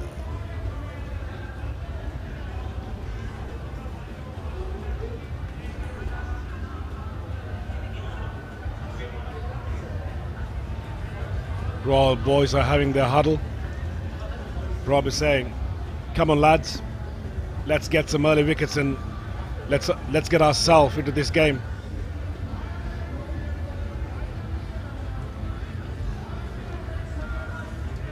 Good afternoon, Ricky. Good afternoon, Marinda. That was quite a long run. Missed the time. Had a long chat with your boys out there near the boundary line, the Royalists. I bet you got carried away. Yeah. They were bugging me because Manchanayaka says, we won't give the shield back, we are taking it.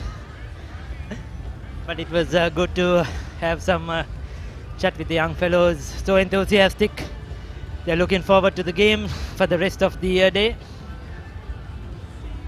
I think overall, two colleges has been playing brilliant cricket. It's not easy to play 3-day games, isn't it? Yes. So most of the schools, they play 2 days, but St. Thomas's Royal, they have been playing 3 days. Under this weather, it's not easy task for these young boys. Yes, that's certainly not easy. Our third umpire, Hemanta Boteju, doing a fantastic job so far as always. Yes, and these conditions, I mean, just being there out for 15-20 minutes out there was so exhausting. You know, it just burned you down. And these boys have to be out in the field for the entire day. No easy task at all. 37 for 1. Dinesh Gunawardene, 11 of 43, taking his time. Sadev Soisa once again is looking in very good nick, playing positive cricket. If the ball is there to be hit, he will hit it, and that's how he plays his game. Fantastic 87 in the first innings.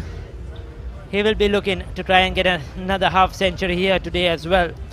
Malavia Rajit, 3 overs and none for 4. He'll start proceedings after this lunch break.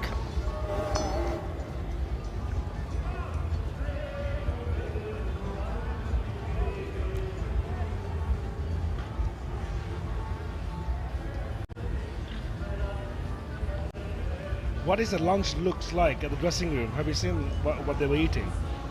Oh, the players? Players, correct. No, I didn't manage to go in there. Probably, I don't think there's many changes from your time to now. Malinda, you think so? I hope not. You need to eat something very light just to keep your body's flexible. That's a bias. Yes, a loose delivery coming around the wicket, angling it into the left hand. The intention was good, but the execution was very poor from Malavia Rajit.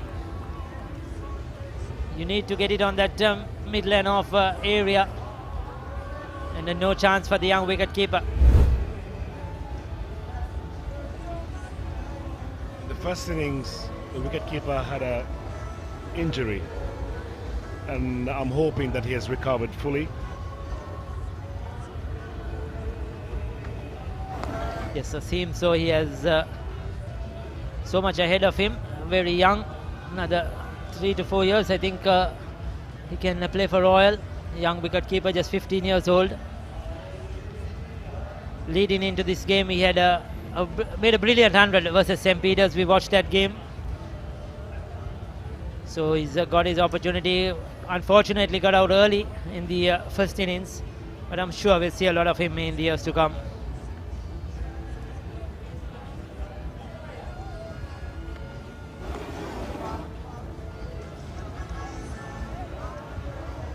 batter wasn't feeling comfortable at all playing that shot. He missed the line. I think the message should be like shifting the gears in this session. I love to see some positive cricket from both the teams. St. Thomas's Royal must look to attack, nothing to lose for them. And St. Thomas's too, they have to look for the runs, try to bat positively, entertain the crowd. It's a good batting surface.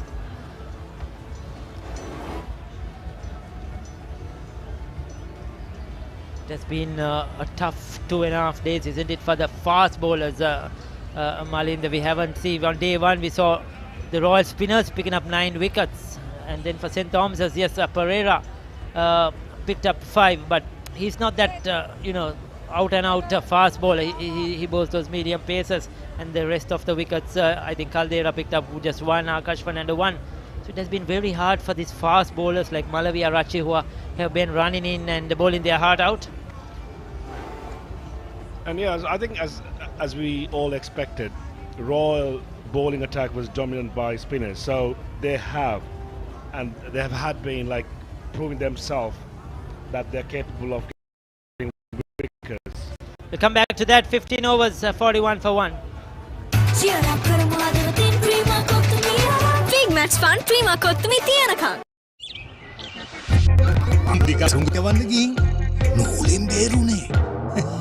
Nෑ වෙන්න බෑ. දවසක් බැලුමක් පුම්මන්න ගිහින්. නෑ වෙන්න බෑ. කොහොම මොනවාද සීයේ? අපි ළඟ තියෙනවා කන්න පුළුවන් බීමකුයි බොන්න පුළුවන් කෑමකුයි. වෙන්න බෑ. නෑ වෙන්න පුළුවන්. ලංකාවේ පළවෙනි වතාවට කන්නයි බොන්නයි දෙකම එකම යෝගට් එකකින් ඇන්කර් නිව්ඩල් ෂේක් කන්න පුළුවන් බීමක් බොන්න පුළුවන් කෑමක්.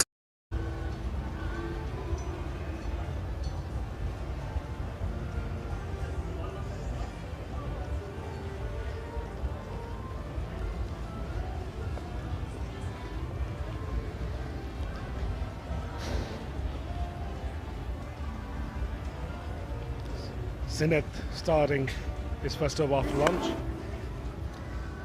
Yes, he's had a superb game, no doubt. 4 wickets, a brilliant 92. He's ensured that he's kept Royal in the game, pulled them out of safety when they lost 2 early wickets as well. And he's led from the front.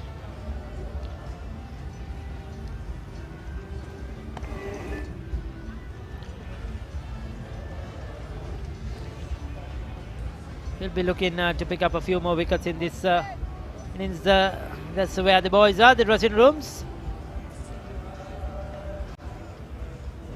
I'm sure there's a little bit of nerves there as well in that dressing room. Most certainly. They're enjoying the moment, enjoying the game.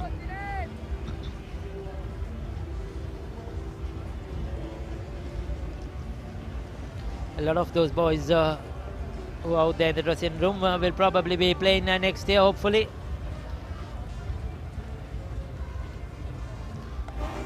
I like the fact that Sinnett asked the long off fielder to come closer, which is, I think, he just wants to attack. I think that should be the right mindset, because if you make the batters difficult to get their runs, they need to think outside the box and try to find out how are they going to score runs off the bowlers. So well left for the Thomians. 6 out of this playing 11 are in their final year. So only 5 will remain, and it will be a fresh look inside for the next Royal Thomian. 6 of them will be gone, including Mahit Pereira, Nathan Caldera, Akash Fernando, Tisene Aliagoda, Senadi Bulankulam. That's in there. Has it been dropped? Was it away from the fielder? It definitely was in the air for a while. Sinnett Jayawardene thinks he should have got his man. I think that is a costly miss. Looking at the fielders' reactions. 16 complete at 41 for 1. It is my vision that wakes me up, not my alarm.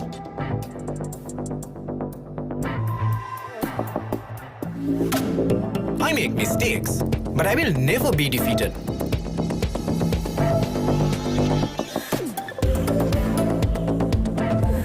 My biggest competitor is myself. Vibe account from Commercial Bank for the youth who think beyond limits. Skipper was planning that ball actually, but couldn't execute it well.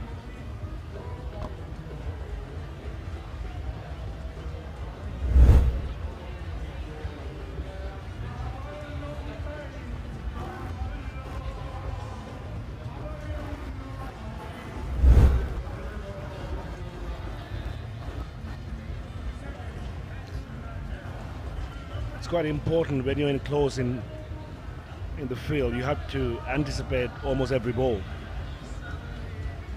Yes, certainly, and especially after this lunch break, you needed that. This is what Royal needed really. Straight after the lunch break, get an early wicket, get the informed player, the half centurion, so is out. And Sinet Jayawardena did the right thing, but that's beautifully played. Steered into the gap on the offside between that cover region. Gunawardena standing tall, well executed. Didn't try to hit it too hard. All he did was use the pace of Malavia Rachi and picks up a boundary. Beautiful shot off the back foot.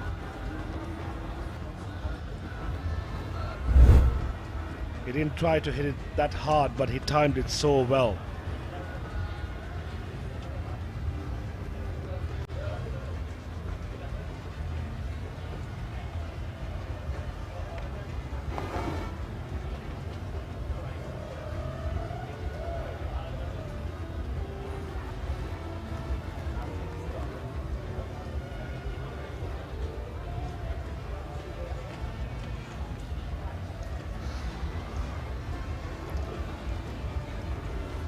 Taking the time, Dineth Gunawardena looks well set once again.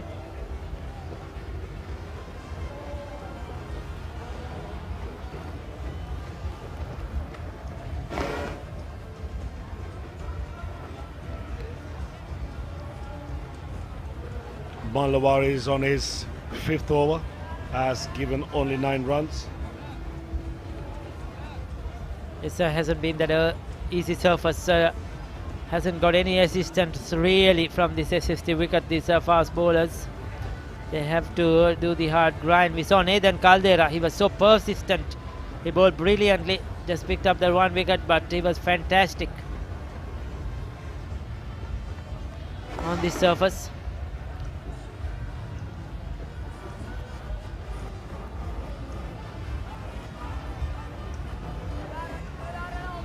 I feel sorry for the fast bowlers. These are like quite challenging. Very challenging conditions, isn't it? I mean, it's not only hot and humid, but when the surface is flat deck as well, there isn't much bounce or carry. Keeping a bit low, it's not easy. This is where the skill factor comes in. That's in there. Goes for the pull, but he gets it into the gap. Probably didn't get it from the middle of the bat, but that was just enough. And picks up another boundary at Dineth Gunawardena. 17 complete at St. Thomas's, 50 for 1.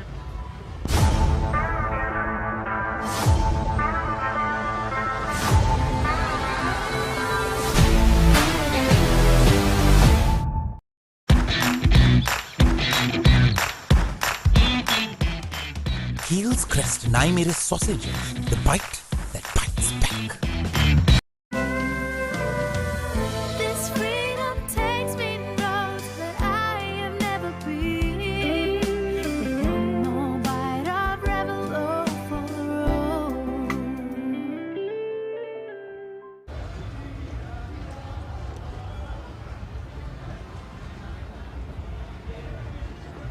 I can see the tents are filling up pretty quickly.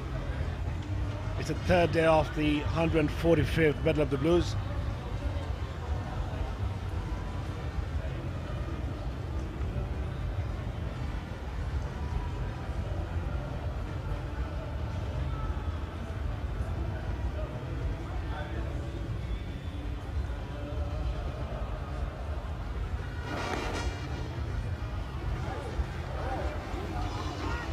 Great to see like Sinath is keeping on tight lines.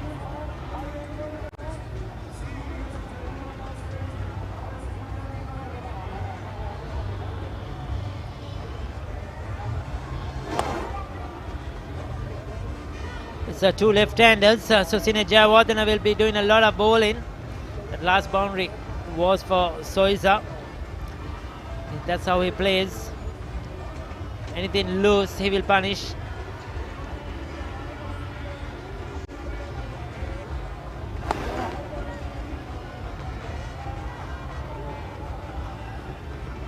Dinesh Gunawardena will be looking to pick up his strike rate as well, 16 of 55. So far as taken his time.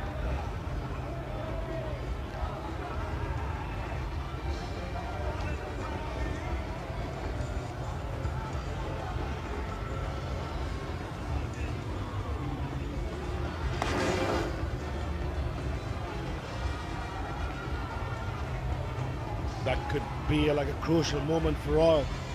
If they're going to hold the cat, there's going to be a new batter with some nerve, so they need to get hold of their chances. Yes, isn't it? Fielding plays a crucial role in Malinda in any form of cricket, but especially under these weather conditions. I mean, bowlers try really hard and then the chance goes a big. It really drops you mentally, isn't it? The bowler and the entire side as well, because you tried so much to get that breakthrough. You planned, you executed your plans, and then one goes a begging.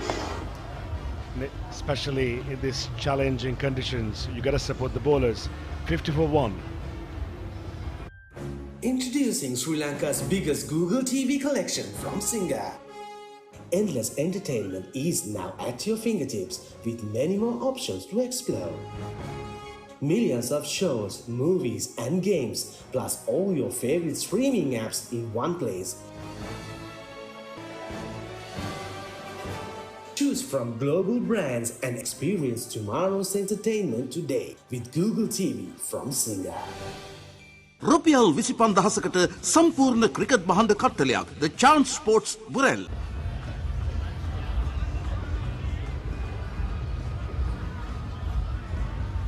Beautiful pictures of the city of Colombo, BMICH, the Bandaranaike International Memorial Hall, one of the stalwart buildings in the city of Colombo, in the heart of Colombo 7. So Ramiro Pereira. Now I had a chat to this boy and he tells me, I asked Ramiro, what's happening? And he tells me, I have 2 more years to play.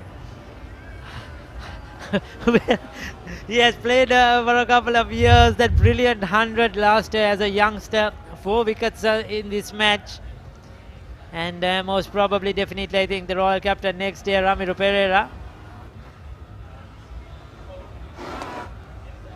Starts with a full toss though. Soiza will not miss out. Has he got it enough? Well fielded, cuts it off. Will they come back for 3 or is it just a 2? That was a brilliant effort by Sinath. He's putting all of his effort to save any runs. Brilliant effort. No doubt about it. Now that's what you want to see. Throwing themselves around.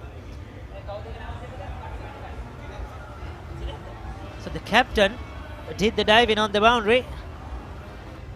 Now that is example to his team, but another full toss. This time it's hit it in the air, 1 bounce to the field. He'll be disappointed. He didn't put that away to the boundary. 2 rank full tosses to start off with from the leggy.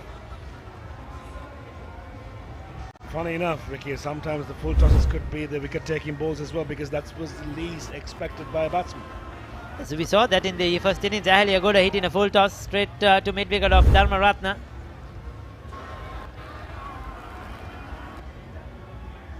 He's still to hit a proper line and length, Ramiro Pereira. Not an easy task bowling leg spinners. The wrist spinners never easy to control.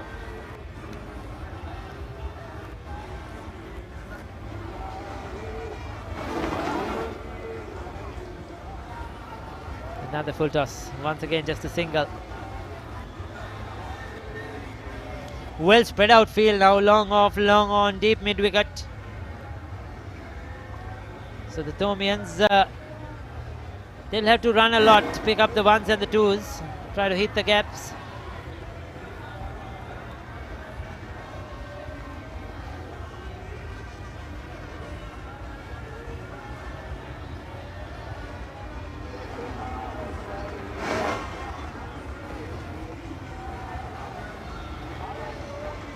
So better delivery to end the over. 19 complete at 55 for 1.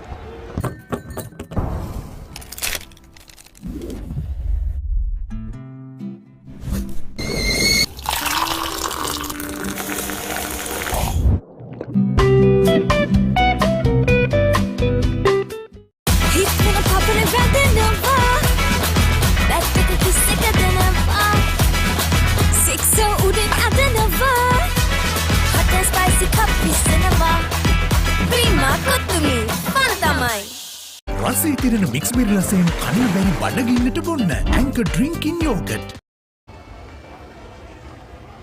Welcome back. A very good afternoon to our viewers and a very good afternoon to you as well, Tanushka. Very good afternoon, Feroz. So the captain and vice captain will continue to bowl in tandem. Javardhan, the skipper, has bowled 8 overs, given away 11 runs. Will continue from the Vidyamouth end.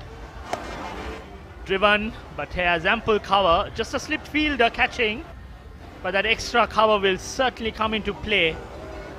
This time, the bowler has opted to change his angles coming over the wicket, and in the process, he has straightened the extra cover field as well. The batsman can expect the ball to be on the fuller length. Exactly, that's the way to go on this SSC track, Feroz, especially. It's not giving much assistance for the bowlers. So you've got to keep it tight and get those dot balls in, create that pressure. Or else bowl 1 or 2 full tossers like Ramiro Pereira. Well, certainly the full toss can come in handy, but it has to be a surprise. Not 4 deliveries out of 6 being full tossers. This previous over, so he's almost hit it straight down deep mid wicket's throat. That's a good delivery, but equally well played with soft hands. Good cricket overall. There was some bit of turn, but on the slower side. The fielders need to be alert. I think Tanushka, you used to man that point region, and you were quite effective in preventing those quick singles. It's a key position, Feroz. You can always create a chance of a run out in that position. Again, this time coming round the wicket, tosses it up. So Tanushka, if you're fielding at the point region, especially with that extended turf, do you normally stay at the edge of that sort of turf, or do you allow it more room? Because generally when it hits that turf, it can fly faster than you anticipate. It can fly, and also we'll come back to it after this over. St. Thomas's 56 for 1 after 20 overs.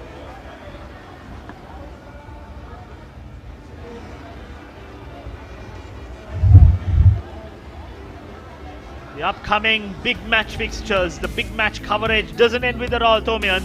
You've got the 39th limited overs encounter between Sebastians and Prince of Wales, the Hill Capital Battle of the Blues between Trinity and Anthony's on the 15th and 16th of March. You've got the Lovers Quarrel, Richmond and Mahinda on the same dates. Then you've got the limited overs encounter on the 16th of March between Royal and St. Thomas's at the SSC. Thurston versus Isipatana at Pisara Oval on the 17th, the limited overs encounter, and plenty of cricket being covered by Dialog. It's the big match madness, as you can call. But here we are at the SSC at the Royal Thomian, the 145th Royal Thomian again starts off with a full toss. Needs to get his body behind that ball, is not putting in an effort, you can't just toss it up. You need to get the revs going in. Coming back to that fielding, Danushka, can you just elaborate on how you kind of field in that region? So Feroz, if you're at covers, you always need to be on your toes because normally the ball which comes there, it's not coming straight off the bat. It's most often a cut or a thick outside edge. So, and also the ball tends to hit the turf and then turn a bit as well. So you have to anticipate that. So it's a very vital position, and also you get a lot of next delivery, thick outside edge. That was well bowled. So the bowler has realized that a lot more effort needs to be imparted. The follow-up delivery, the second, third and fourth has been good.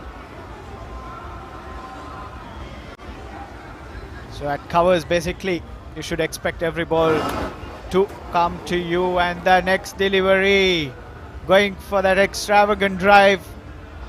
Lucky not to get an edge on it, Feroz. Close to the stump as well. We'll have to see whether that was a stumping chance.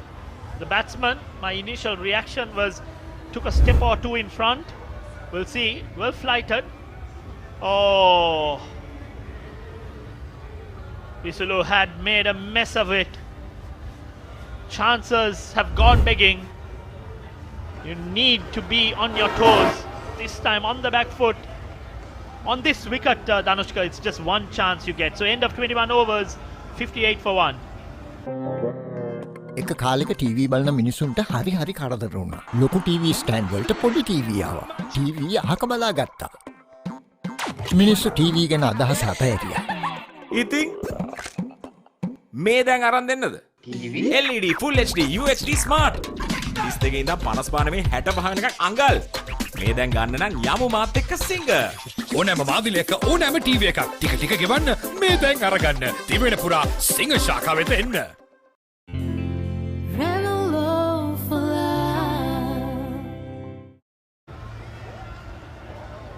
So St. Thomas's 58 for 1. The skipper will continue. Bulan playing his third big match, had a lot to say to the wicketkeeper. Went across, gave some stern words, keeping the players on the toes. He's moved himself to that very critical cover region, extra cover region. It's Bulan, Dinura who are the sort of key fielders. Dinura in particular. Another change this time. A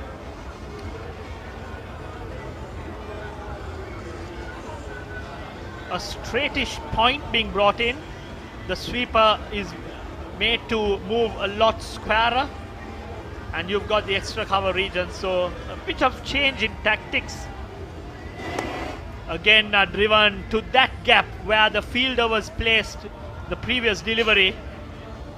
I think it's better off going back to that old field placement, but it's all right. You can occasionally change, show the batsman that it's a different tactic, make him think. There we go, the stumping chance came down the track. Oh, he should have taken that. Made a mess of it. He grabbed it. Missed the ball, but he ended up on the stumps. A chance ball gone begging for the Royalists, and like you said, Feroz, on this wicket you have got to take those half chances because they do not come very often. Absolutely, and I feel with little turn, I think even Jayawardene, I know he's trying a lot of things out there. He's better off coming round the wicket because you can get both the edges into play by coming round the wicket, and if the occasional delivery stops, then that extra cover can come into play. On this particular line and length, it's more towards straight, and the batsman has an easier chance of playing it towards the bowler. And as we speak, I think Jayawardene has realized switching sides and opted to come round the wicket. Better delivery, and again driven. Those singles need to be stopped. You've got to have your sharper fielder especially with you bowling on that particular line and length. So end of 22 overs, 60 for 1. මම පොඩි කාලේ සරුංගලයක් යවන්න ගිහින් නූලෙන් බේරුනේ. නෑ වෙන්න බෑ. දවසක් බැලුමක් පුම්මන්න ගිහින් නෑ වෙන්න බෑ. කොහොම මොනවාද සීයේ? අපි ළඟ තියෙනවා කන්න පුළුවන් බීමකුයි බොන්න පුළුවන් කෑමකුයි. වෙන්න බෑ. නෑ වෙන්න පුළුවන්. ලංකාවේ පළවෙනි වතාවට කන්නයි බොන්නයි දෙකම එකම යෝගට් එකකින් ඇන්කර් නිව්ඩල් ෂේක් කන්න පුළුවන් බීමක් බොන්න පුළුවන් කෑමක්.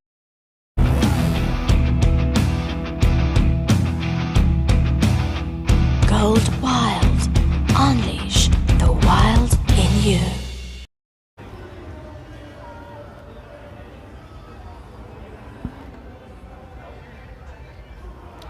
Ramiro Pereira to continue. Quite impressed how Sadev Soiza has gone about Feroz.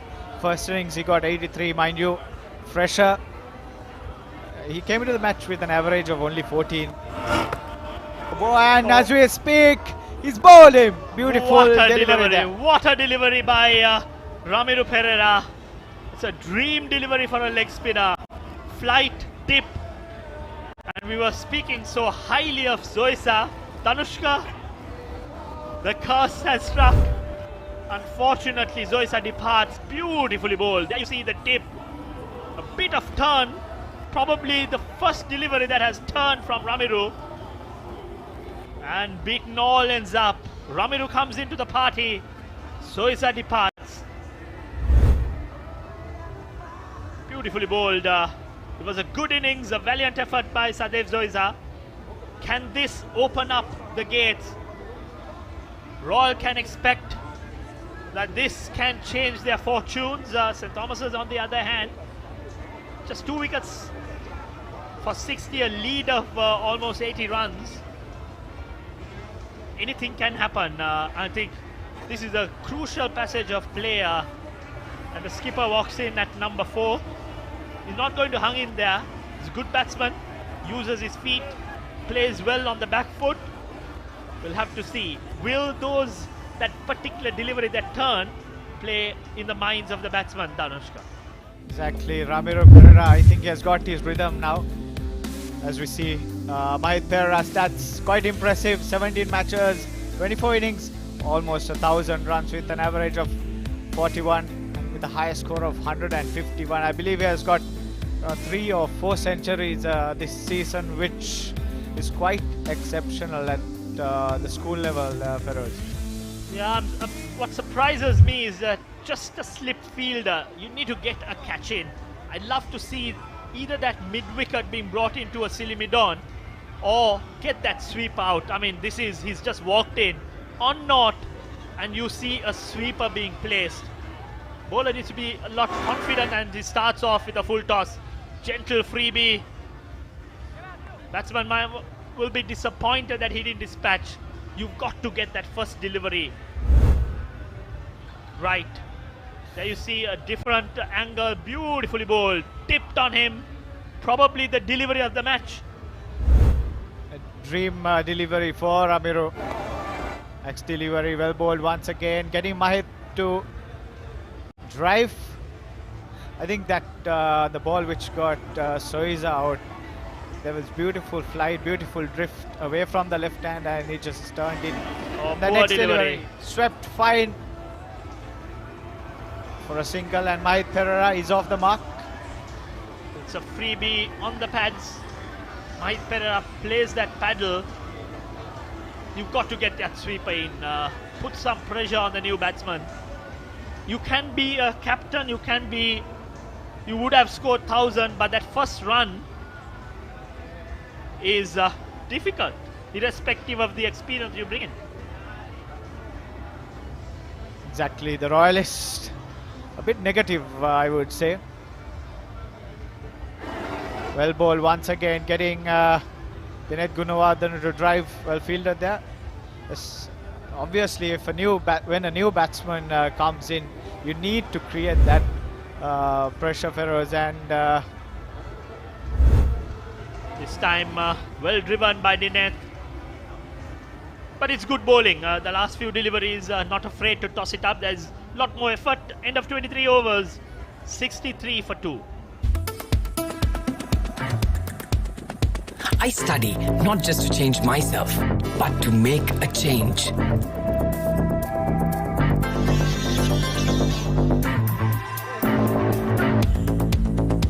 Everyone's end point is my starting point.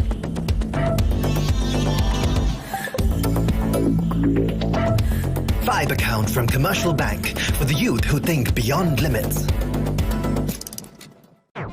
Kiri අතර සුපිරි රස.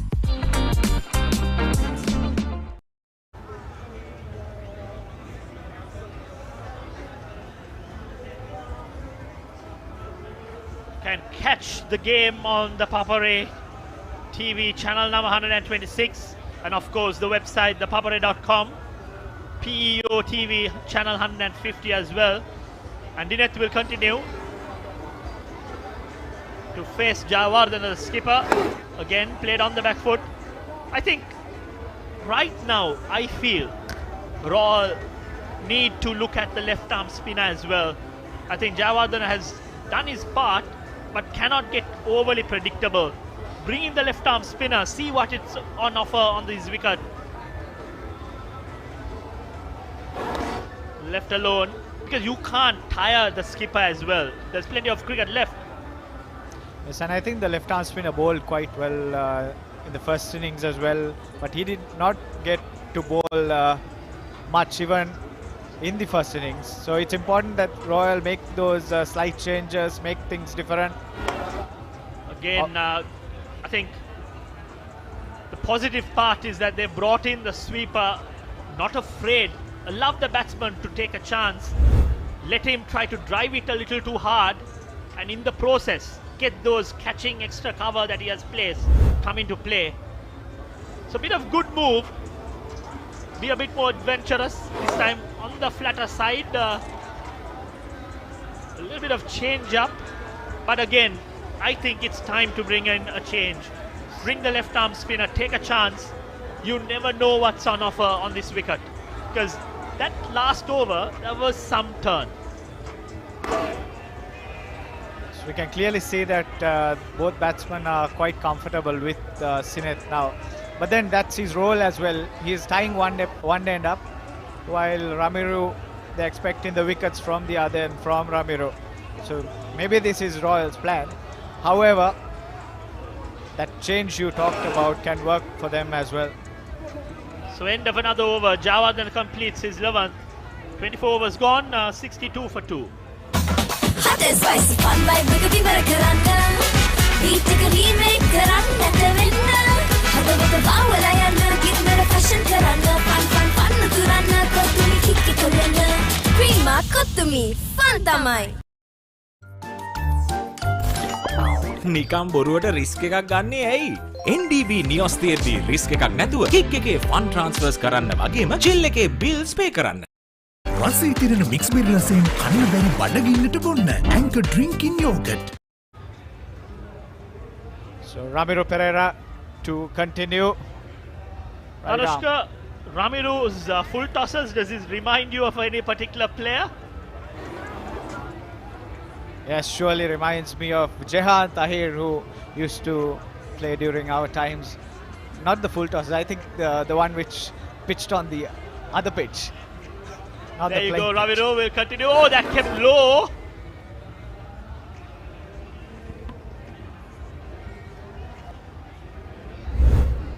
Our good old friend Jehan Tahir, if you're listening to it, fondly remembered for the ball that pitched on the other wicket. Again, this is interesting. Mahit Pereira, the skipper, wanted that single. I think he's not comfortable facing the leg spinner. Clearly he wants to get off strike, and this is the time where you should bring in someone close in, exert that pressure and let him make a mistake. Well bowled. Good that Ramiru has got his line and length. He's found his zone. Pretty certain that wicket also would help in his mindset. Exactly. Ramiro looking completely different bowler Feroz from the previous. So he's getting that flight, getting that drift, getting the ball to turn. And Asen Pereira looking not so comfortable. He's a player who wants to rotate the strike. He doesn't like to be bogged down. So like you said, they should bring a couple of fielders, create that pressure. I mean, he's bowling very well. I really don't like to see that sweeper cover, especially against Asen Pereira. End of 25 overs, 62 for 2.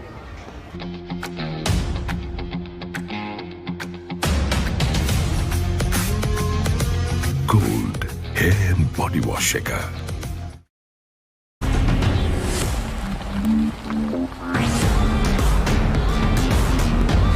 Seat Car Radials. The road is yours. Don't wanna miss 1 second of this pouring rain, blazing my soul. One more bite of Revelo for the rain.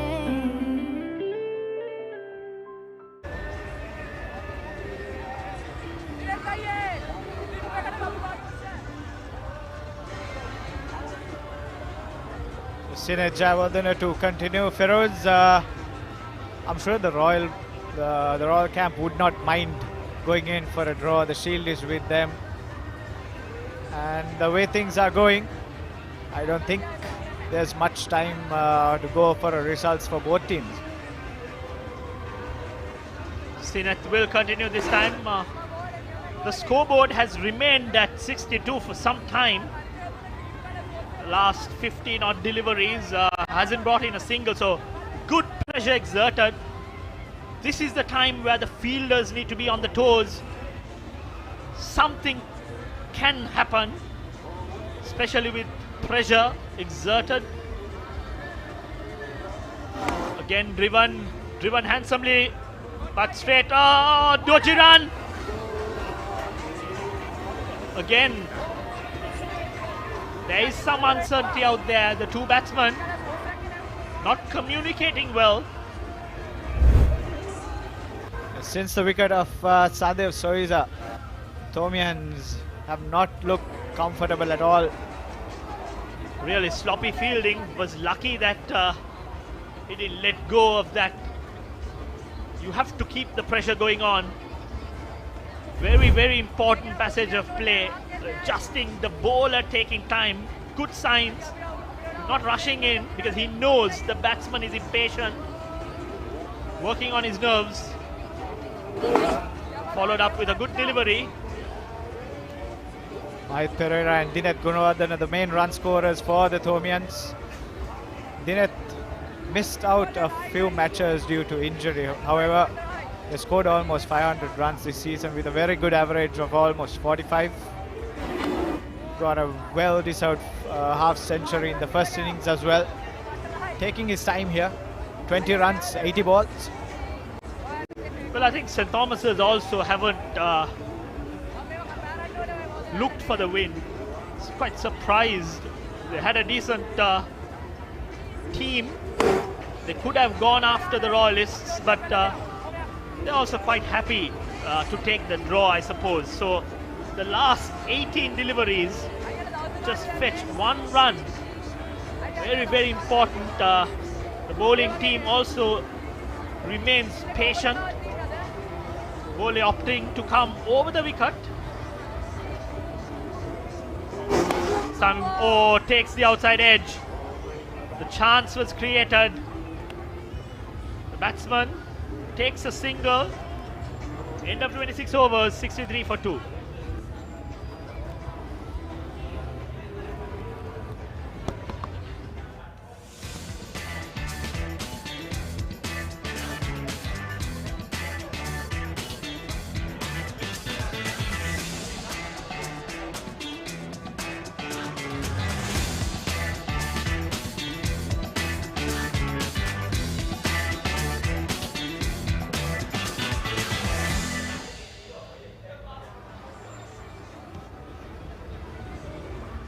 Welcome back. STC 63 for the loss of 2 wickets. 26 overs completed. Banuka, what do you really think their plan is? Good afternoon, Pussy. How was your lunch? First to ask with. I'm sure you didn't have lunch still? Yet to have my lunch. I was expecting some delicacy out there in the middle. The only delicacy that we could have is on our plate today. Yes, Man, unfortunately. this is really negative cricket from both teams. I would have loved to see Thomians, as I said before, also like approaching to a victory, but this is going nowhere. So it's very sad to see the state of the game at the moment. But yeah, hopefully things will turn out.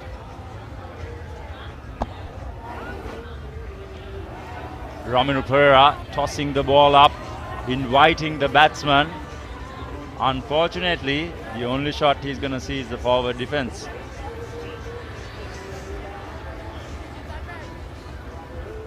Mistake.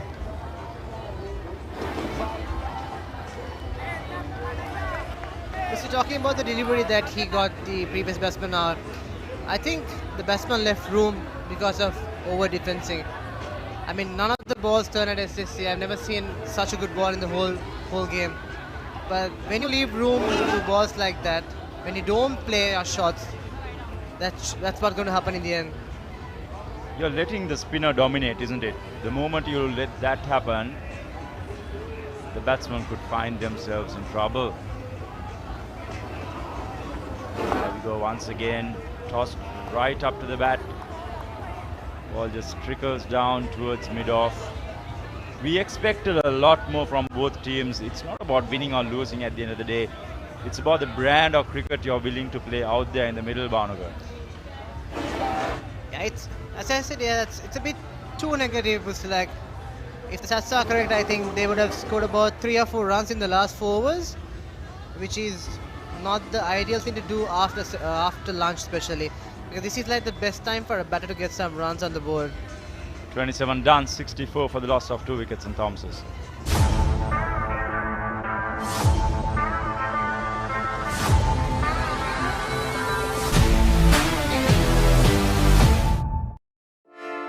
Hey, have you heard about Z?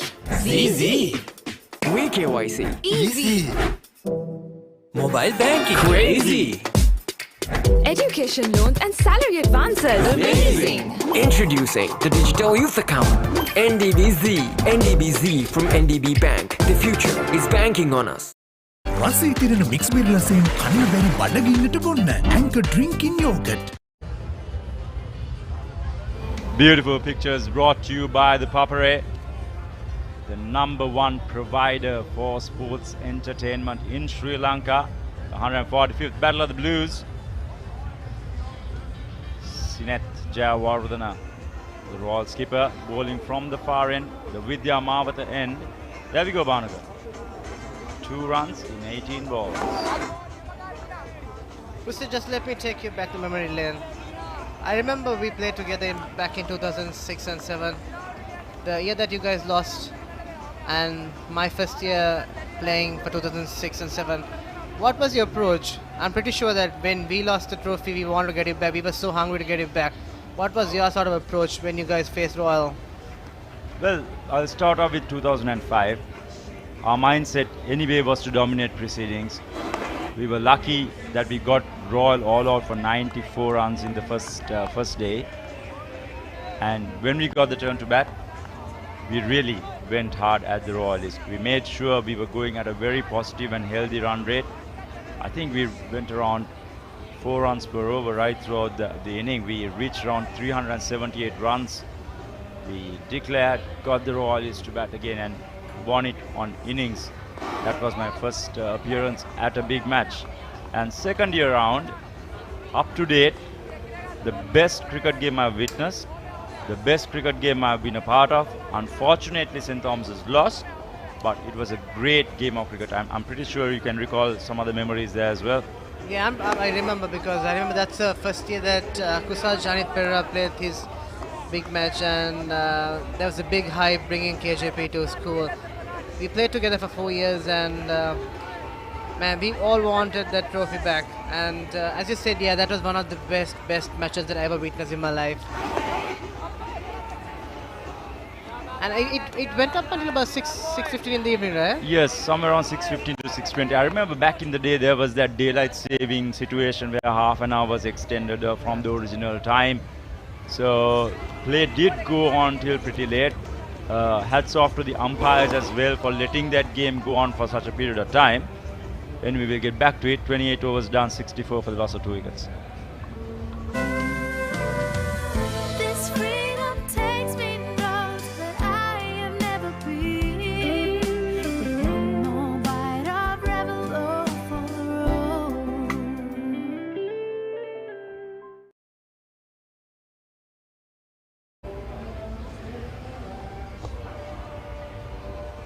The Dialog pledge now at 849,000 rupees. It's getting closer to that 1 million mark.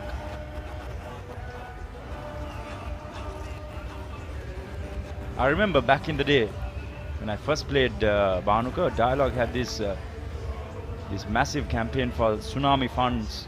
They raised funds for the tsunami victims. That was a great success. So ever since, they've also been contributing and doing their share of contributing back to the society.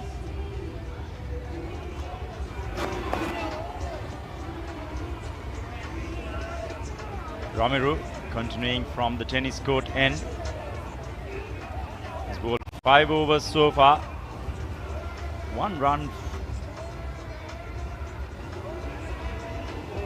Once again, skipper Asen Pereira this time ever so watchful. Ball gliding down towards the short third man region. 10 runs, 11 runs now for 1 wicket. Asen Pereira. As a leg spinner, he would love this situation because he knows for a fact that the batters are not looking to dominate him. So he could probably even try most of his variations now to see what he can get from this track. Quite impressed with Ramiru's spell today, because I mean, that's one thing to do with the batsman as well because of their approach. He's been quite consistent with his line and length today, and as you said again, yeah, he could try a couple of variations because you know that the batsmen are not going to come at you. So me or you, there you go. It's a nice loop for the batsman. He's inviting it well. I mean, that's all he could do to get to invite a batsman to go for a big shot. I mean, rest of it's up to the batsman. I think initially they are looking to be safe rather than sorry, but the approach, how successful they are going to be with this approach, only time would tell. Only time would say. See, I think same sort of thing happened to Royal yesterday. Like when Royalists were batting yesterday, probably just after lunch, they were quite negative, and one after the other wickets started falling, and it was very difficult to come back, but quite fortunate enough to get 250 plus runs. 29 done, 66 for the loss of 2 wickets, St. Thomas's.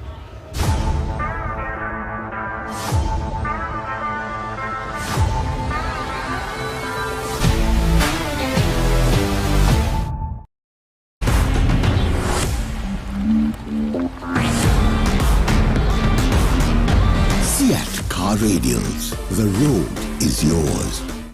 රුපියල් 25,000කට සම්පූර්ණ cricket බහඬ කට්ටලයක් The Chance Sports බුරැල්ල.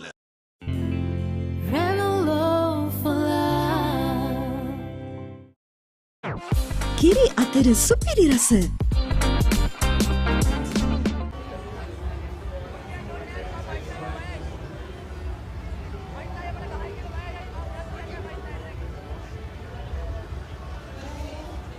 Sinet Jayawardena once again from the far end. 13 overs bowled, 15 runs conceded by the Royal skipper. Very economical. If I was the bowler now, I'll have a deep mid wicket and bowl a full toss. I just honestly want to see if they're going to go for a shot.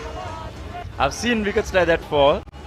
In 2006, I still remember Nisham Mazahir getting out to a ball like that of Harun Mawjood. Mawjood bowled a full toss. Mazahir was on 46, if I'm not mistaken. It is straight down the throat at deep mid wicket. Was it purposely bowled?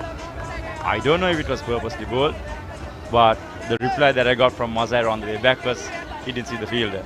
A typical reply from Mazahir. But I'm sure the circumstances were quite different with this. Mazhar was attacking, right? Mazhar used to always look for the ball in his area to go at it.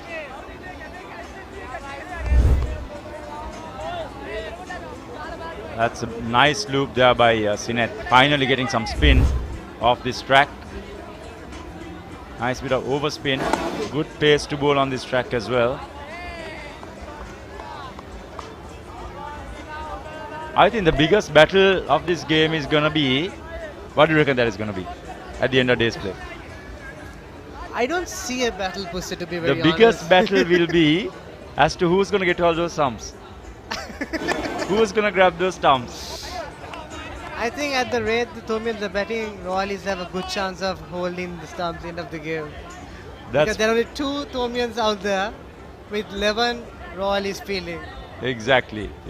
So Royal is having the upper hand in that battle. But let's hope they'll at least give one stump to the Tomians.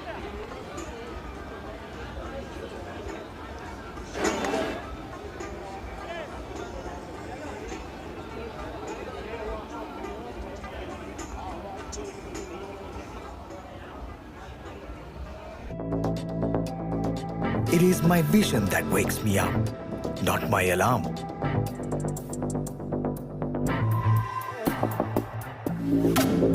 I make mistakes, but I will never be defeated.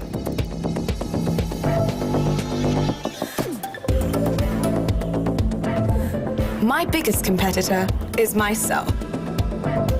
5 account from Commercial Bank for the youth who think beyond limits. රුපියල් 25,000කට සම්පූර්ණ cricket බහඬ කට්ටලයක් The Chance Sports Burel. Bhanuka, let's focus our attention a bit beyond these boundary lines. We see a massive gathering today. Today being a Saturday, the final day of the 145th Battle of the Blues. I mean, it's jam-packed, to be very honest, Bhanuka. It's not a surprise, though, Pussy, right? We have seen the crowd being at Roy Tour as such as this. But I'm quite impressed with the first Roy Tour Airbus tent. Can you see that far in, near the grandstand, near the other complex tent? Is that on top of the group of 2004, Bhanuka? Right. Yeah. Yes, I mean, every tent is packed. Not surprised, as you mentioned. I'm just wondering, where can we head when we have some free time, Bhanuka? Yeah, I think after this tent, I'm heading to my batch 2010. And then my wife is in the Dialog tent, so I'll be there. As well as the other tents, just say hi and bye to all my colleagues. Where will you be, sir? I think I'll be at the turf. That's my batch tent as well. So it's a pretty intriguing atmosphere over there. Lots of friends, lots of batchmates. Not a lot of room to circulate over there. But that's what the Royal Tomi is all about. That's what the Royal Tomi is all about, yeah.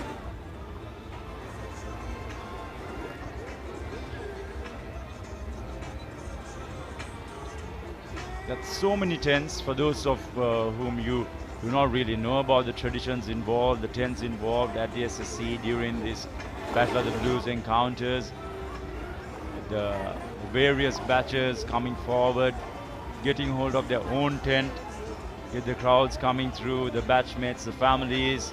It's a party atmosphere. Do you know the biggest battle that I witnessed this year? It's the battle for the tents, was it? Battle of the Tents. We'll come back to that. 31 overs done, 66 for 2. Now that looks very refreshing, Bhanuka, especially at a time like this. It's scorching hot outside, and now you have the option of having the New Dale drink, or you could eat it. What would you prefer? I would prefer to drink it because it's easier, especially a point of time like this. What do you prefer? I prefer both ways, but unfortunately I can't taste any of it because I need to be fit. You could still be fit, I mean. You have other ways of becoming fit.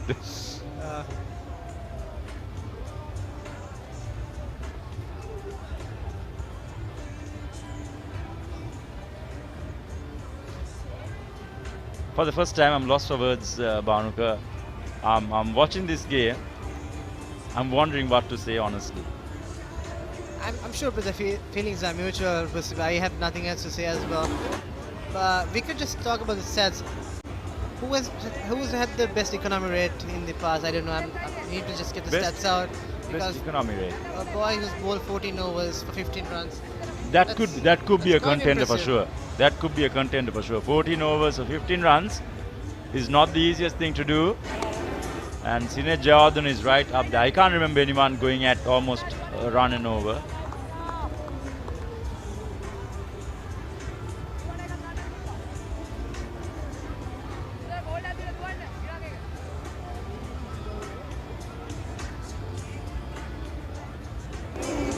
Once again, a leg stump line.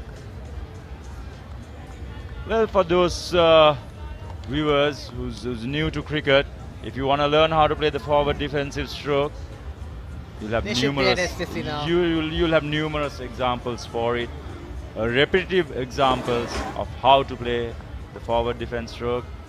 And it's good that a young player is willing to master the art to bat time, but it's sometimes questionable at a game like this if this is the tactic that you have to follow.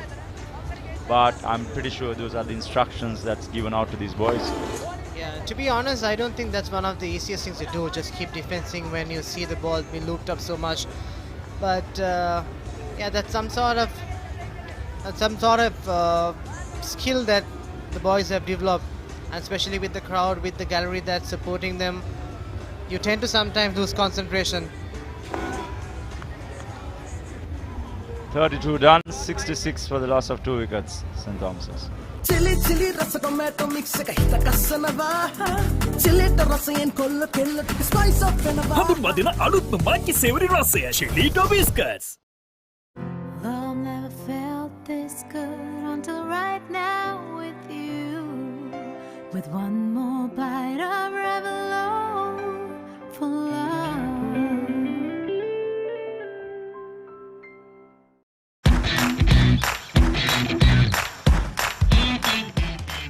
Heels Crest and I made a sausage. The bite that bites back.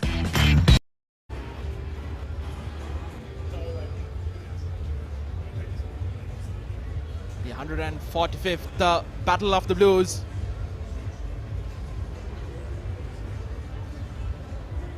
Coming to a close, we are in the post-lunch session.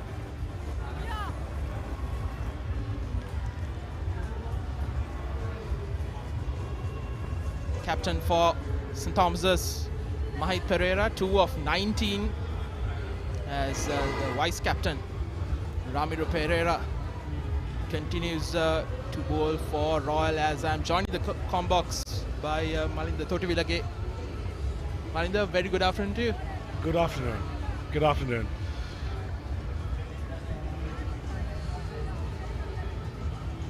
I expected Tommy and Battis to take some initiative to get some quick runs, but looks like they've gone a bit more defensive at the moment. Yes, Malinda, I think surprisingly so, because Asen Pereira is one of Thomian's most attacking players. He's a very aggressive player, but 2 of 21, it's rather alarming, and looks like St. Thomas's happy with a draw or playing for a draw. I'm sure Royal Camp will be happy because they'll able to keep the shield for next year. But for the crowd, the spectators around the world, they would like to see some positive cricket and to have a good game. Yes, indeed. I think Royal having won it after a brilliant game in the 144th Battle of the Blues, led by their skipper Dasis Manchanayaka. Wouldn't that be interesting if St. Thomas's give somewhere like 160, 170 plus with some 40 overs to go? It could have been a good experience for spectators as well. Yes, indeed. I think that's what the Royal Thomian is about, isn't it? It's about playing for a result, whatever it is. As we end the 33rd over, St. Thomas's going at 2 runs per over, 66 for the loss of 2.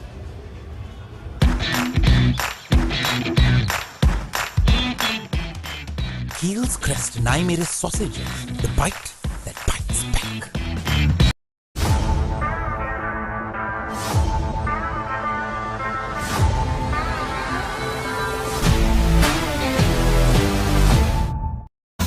Hot and spicy fun vibe එක විවර කරන්න beat එක remake කරන්නට වෙන්න හදවත බාවලා යන්න ගින්නර fashion කරන්න fun කරන්න කොතුමි කික්ක කොලෙන්න cream කොතුමි fun තමයි.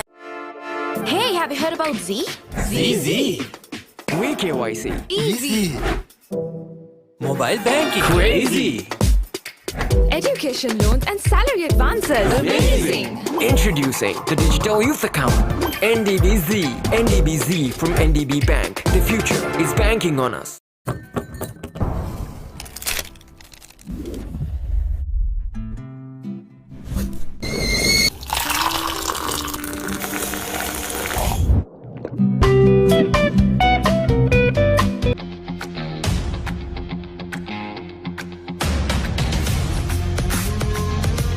Gold hair and body wash shaker. It is my vision that wakes me up, not my alarm.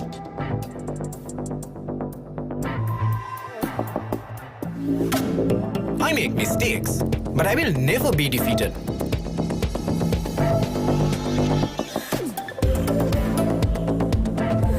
My biggest competitor is myself. Vibe account from Commercial Bank for the youth who think beyond limits.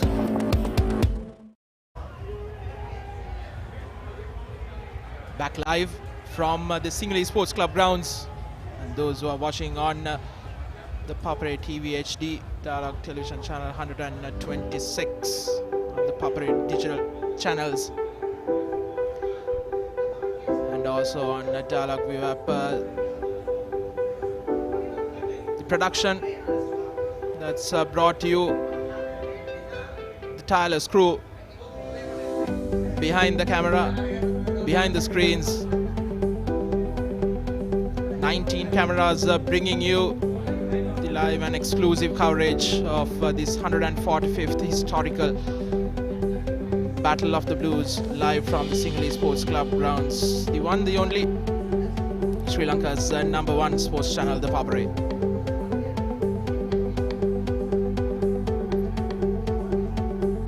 Malinda, whenever you aren't able to be here, I think the Papare is the place to be, joining in from Sri Lanka or all around the globe. Correct. So the last time I was here, that was in 2020. So for the last 4 years, thanks to Papare,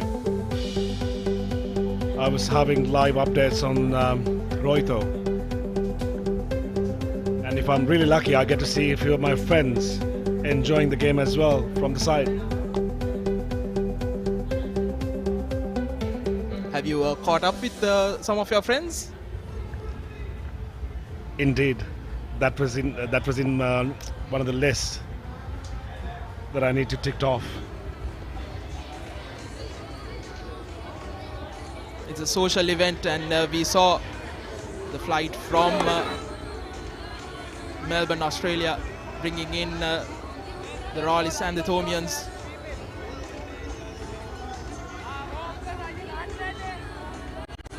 As Sinet Jawadana continues for Royal, the skipper.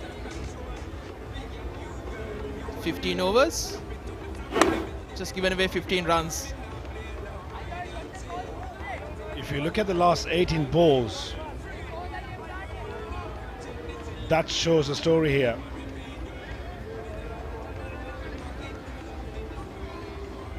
No runs have been scored.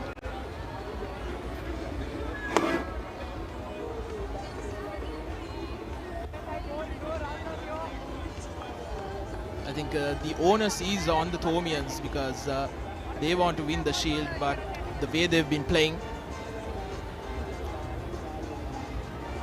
it looks like they've given up hope.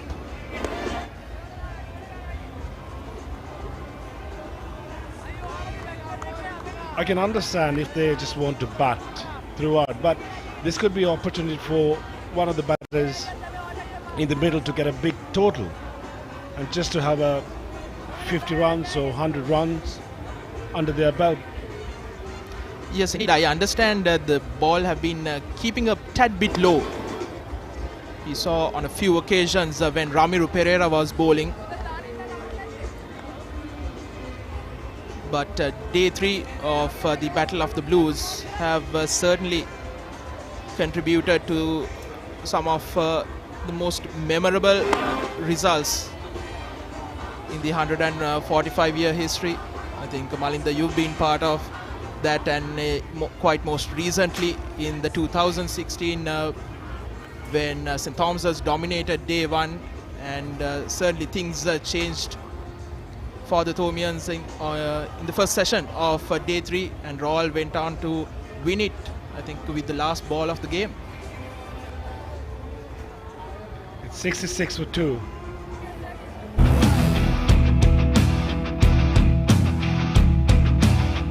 Gold Wild. Unleash the wild in you.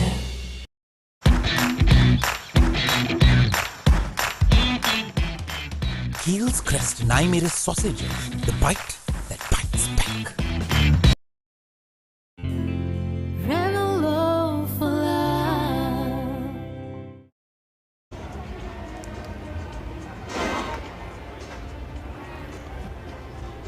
Pereira to Pereira.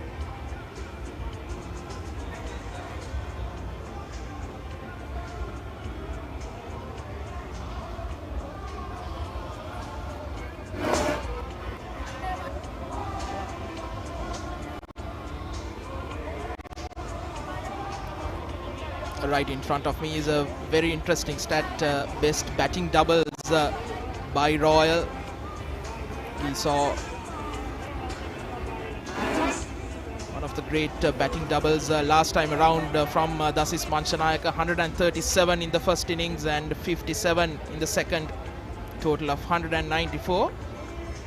And Malinda Thotivilage, my co-commentator, 95 and 108 in the 2001 Battle of the Blues, his final Battle of the Blues. Malinda, what happened on 95? Nerves got the best out of me.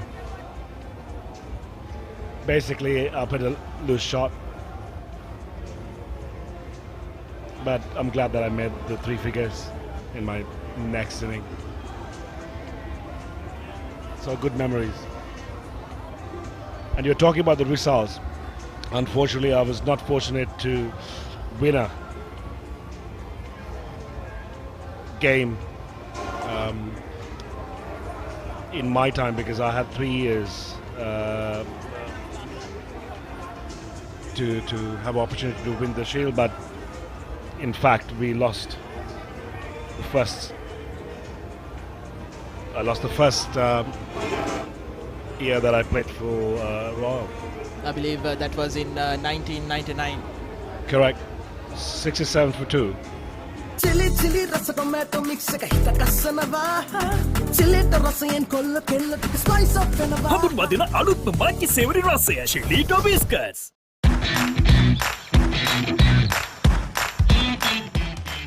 Heels Crest Naimir's sausages, the bite that bites back.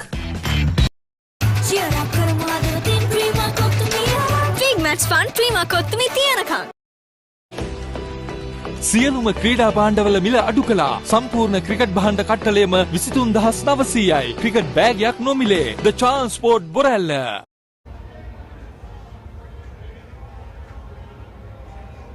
Wonderful drone footage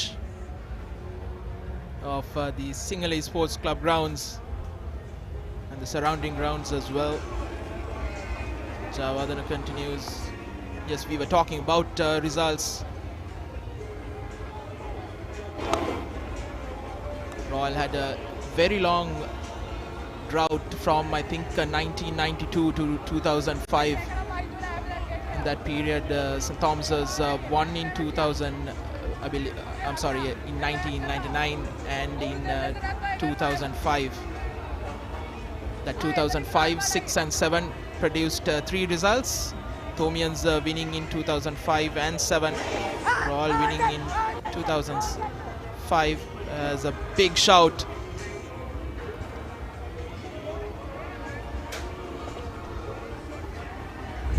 It seems to me it's a pretty close call. Probably just missing the leg stump.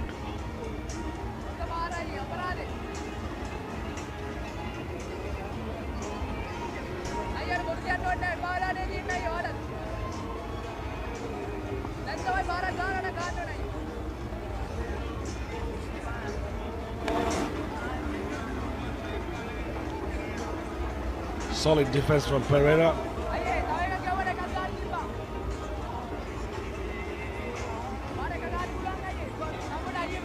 Doesn't look like he's in a hurry to get any runs.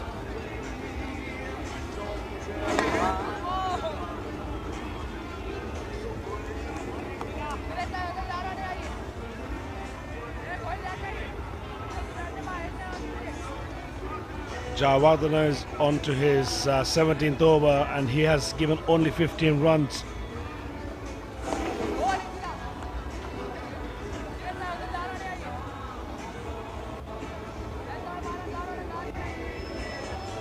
Since that wicket of Sadev Soiza, the Thomians have gone into a shell. This is aimless batting from the Thomians. 67 for 2.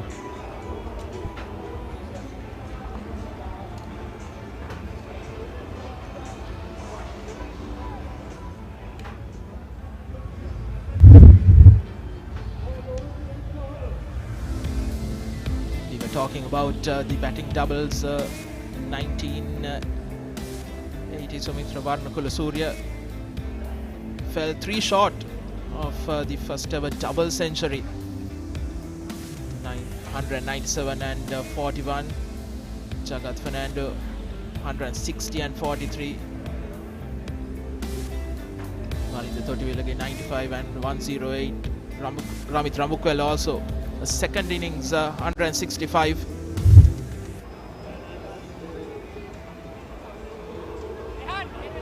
That's a good bit of running bit of the wickets.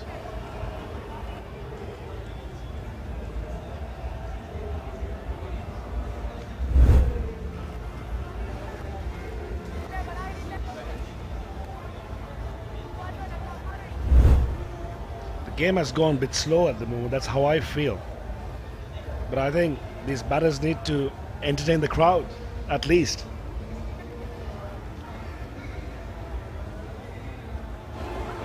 Certainly so, especially on day 3 of the big match. Looking for a climax to end the 145th Battle of the Blues. A packed crowd here at the Sinhalese Sports Club grounds, as always. I think if I was Sineth, I would get a fielder close in just to add some pressure, just to get them to play some shots.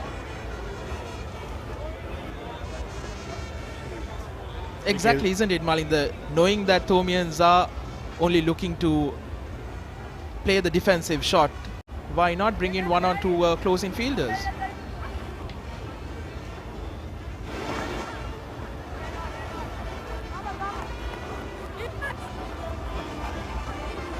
The first real aggression from a long while by Mahit Pereira, but very good fielding, just a single.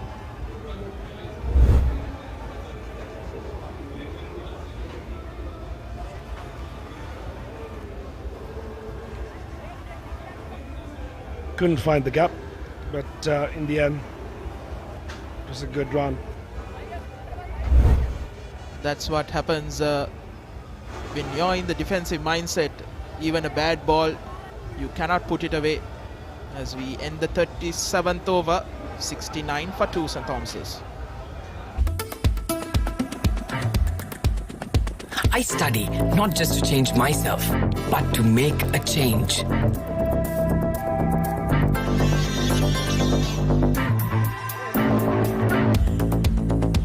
Everyone's end point is my starting point.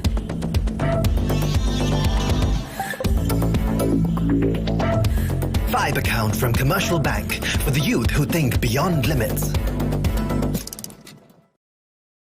රුපියල් 25,000කට සම්පූර්ණ cricket භාණ්ඩ කට්ටලයක් The Chance Sports Burel.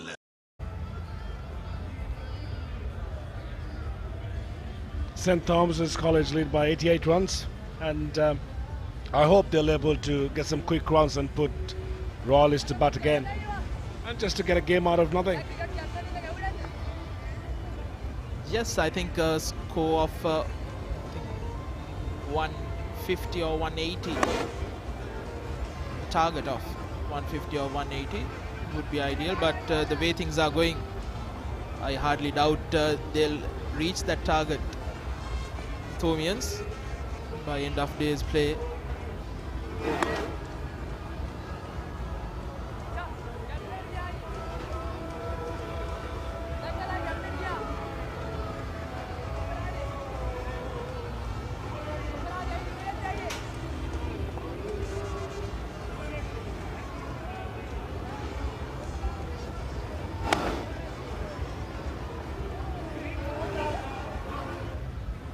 That's a beautiful strike off the ball.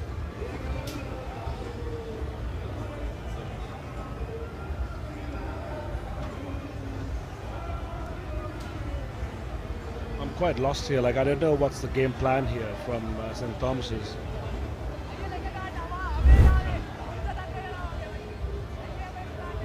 Yes, hard to figure out what the Thomian camp is thinking.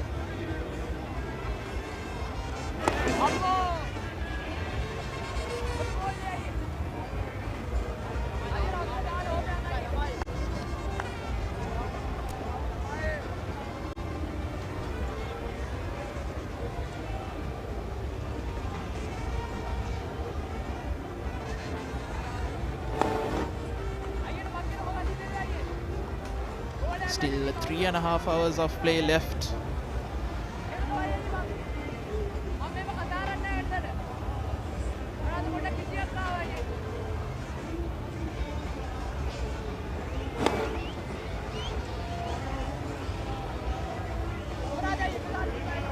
.38 overs gone, 70 for 2. It's time to change the commentary. I'm පොඩි කාලේ සරුංගලයක් යවන්න ගිහින් නූලෙන් බේරුනේ. නෑ වෙන්න බෑ. දවසක් බැලුමක් පුම්බන්න ගිහින්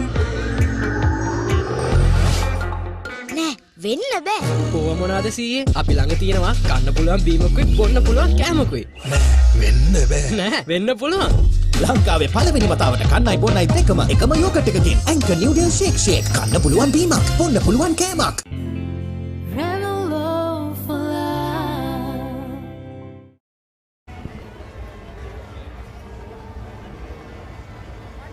Been fairly slow progress for St. Thomas's in this second innings. Say fairly is an understatement, Haritha. It's been extremely slow progress for the Thomians. 38 overs gone in their second innings. A first forceful stroke. We just spoke during the change of overs that there has not been a boundary for the last 16 overs, and as we speak, Mahit comes down the track, takes it on the full, and places it in that vacant gap for 4. Much needed boundary for the Thomians. They were getting bogged down. There was nothing happening at all. Both batsmen prodding from either end. It's about time we saw the scoreboard ticking. Yeah, galloping actually. Both batters have 150 to their credit. Together, they put on a double century partnership, if I'm not mistaken, against St. Benedict's. And no questions about that. Mahit Pereira is a class act when he gets going. Pereira has bowled well, decent figures, mind you. He's got the very important scalp of Soiza. And bowling his 11th over, he's just conceded 19 runs. He's found his rhythm. Oh, what was that? Rubbish delivery. There is protection for his advantage, but that pitched on his side of the half. I know Nitin Dharmanathan did very well to cover very good ground very quickly. That was a slow medium pace. Seems like he tried to bowl that in front of the hand. what we would call a flipper. Didn't get that release right, but overall I thought he's come back very well into this game, Ramiro Pereira. He had a disastrous start to this game when he conceded 15 runs in his... Once again, this time, oh, that was in the air, just fell short. That diving fielder, he's doing something different. He's trying to enforce the batsman to go for some shots. It's not conventional leg spin bowling here by Ramiro Pereira. He's darting the ball in. Wonder what's his tactic. Yeah, one bowler was at backward square leg.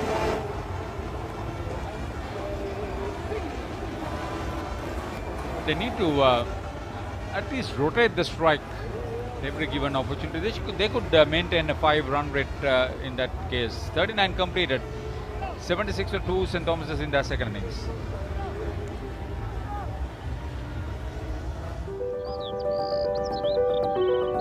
Haritha, would you like to take us through these?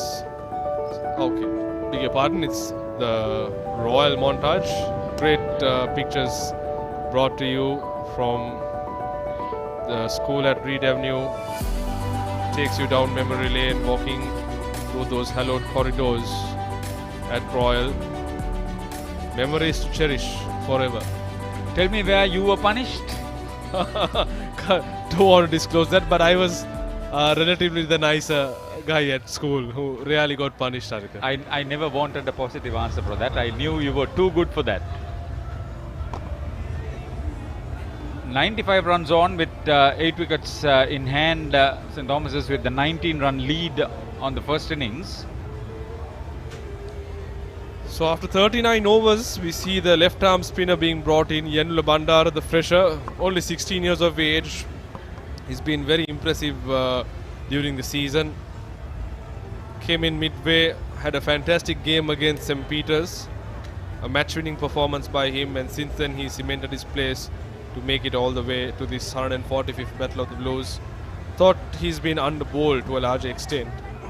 I just hope that Sinit kind of gives him that opportunity, have the right feel, and get him to bowl consistently, because he needs confidence, and with the confidence he can do a lot. Bandara headed out to 2 catches in the first innings. St. Thomas's were sent into bat. Pereira again into double figures. 4 for 16, his best figures. See that economy rate of 3 is very good. 13 wickets through the season. And a wicket every 19 runs is not a bad average at all. I think for someone who's playing in his first year, excellent performance. But look at that partnership. 16 runs of 103 balls. I didn't see that. That's why I made it a point to make sure that you saw it. Not great batsmanship, I think, from Pereira and Gunawardena, 2 of the most experienced batsmen. My personal take is they could have kind of looked for 4 to 5 runs per over. It doesn't mean that you have to go for the big shots, but there's ample singles around. So that's the intent which I thought the Thomians lacked. Because obviously the ball is in their court if they want to really make a game out of it. But the intent does not seem to be there for sure.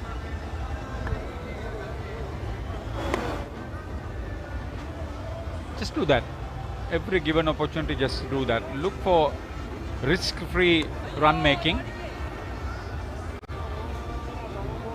Just to mention about the upcoming T20 2-day action at St. Thomas's College, Mount Lavinia. Is the centenary of the big club ground. It has had a tremendous facelift with the new dressing room facilities. We all know the picket fences. We all know the electronic scoreboard, the wonderful pitch and the outfield, and on top of that the centenary. St. Thomas's Royal and Trinity will be involved in that triangular 4-match tournament. I think it's a great achievement. A great moment for celebrations for the Thomian big club grounds. A lot of history and moments to savor, and a brilliant way to mark that momentous occasion.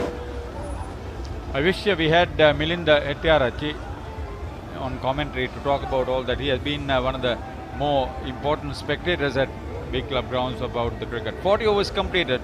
St. Thomas's are 77 for 2 in their second innings.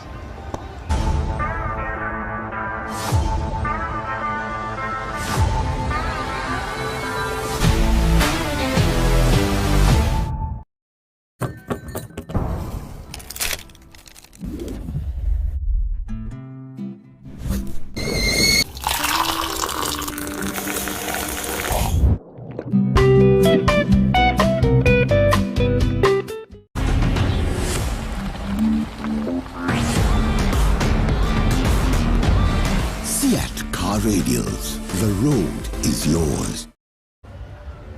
They were talking about that big club grounds centenary, all that development. I think Warden Reverend Father Mark Billy Moria, and more importantly Dinesh Kumarasinghe, the Director of Sports and the Head Coach of St. Thomas's.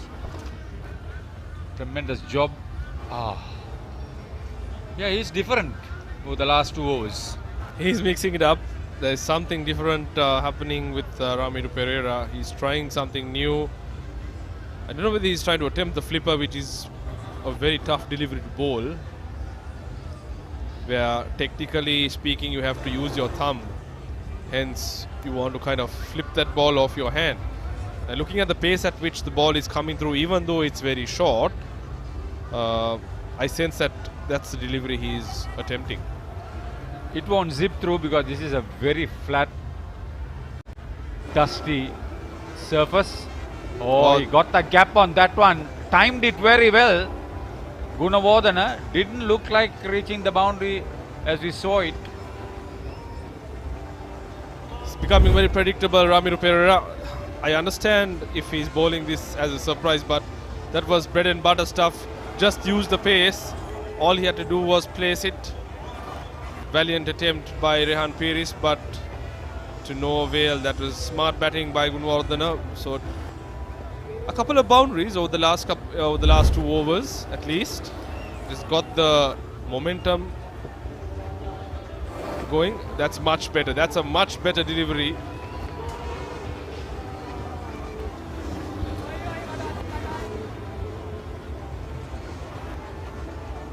Wonderfully organized big match.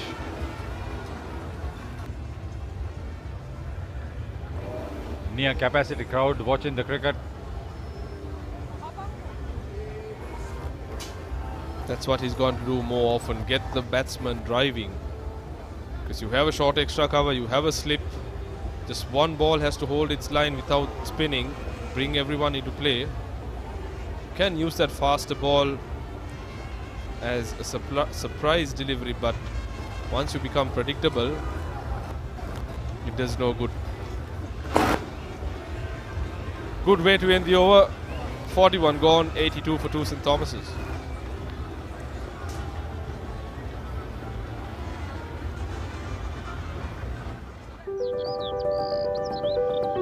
This is all about the school by the sea at Mount Lavinia, St. Thomas's College, the historic chapel, the main gates, the new block, the heritage buildings as they were, and the greenery. It's been very well maintained. Dinesh Kumarasinghe takes a lot of interest in maintaining all these lawns, even during these very hot days. Very good watering all around the premises. I think the beauty of it is, Haritha, how both schools have preserved the original structures and, you know, to keep it going for such a long period of time, for more than 100 years. A lot more than 100 years. I think Royal, they are counting 175, is it? Much more. We are reaching the 190s. Okay, so tell me. Half centuries in both innings.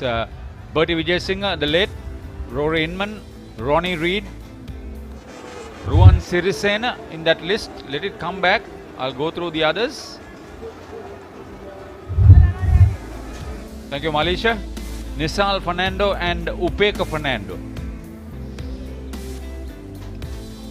The Centurions, Upeka Fernando's 80, the best. So it's a long time coming since a Thomian batsman has got 2 half centuries. Yeah, half centurions, I should have said.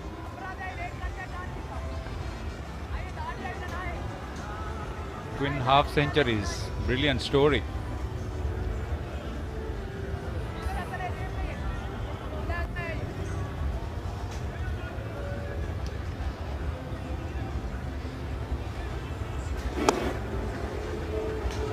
Good bowling here by Bandara. He's kept on tossing that ball up. He's got the batsman driving. He's doing the right thing. But unfortunately, not much happening on this track. It looks a very placid, dead track.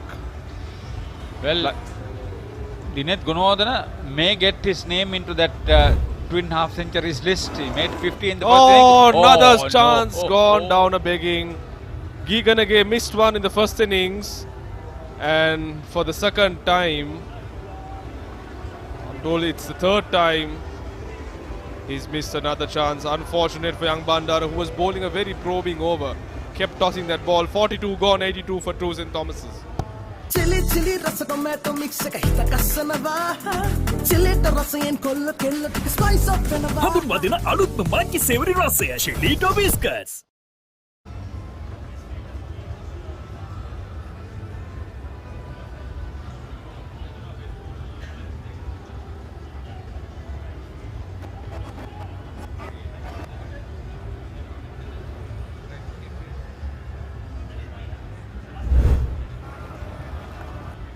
Look at the last delivery.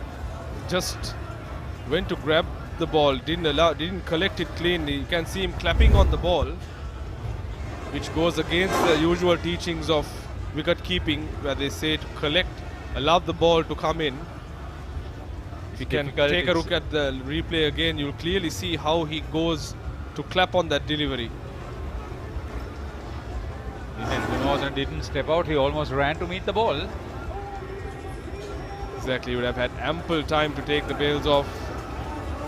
Should put it behind him. I know he's not had the best of games behind the stumps. You can see the replay here. Look at the way he's trying to gather the ball. He's not allowing the ball to come on to him this time. Seems like you can see a slight change in the intent of the Thomians. Slight change. Starting to use the feet more often.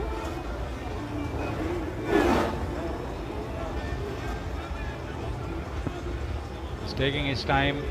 He's moving slowly.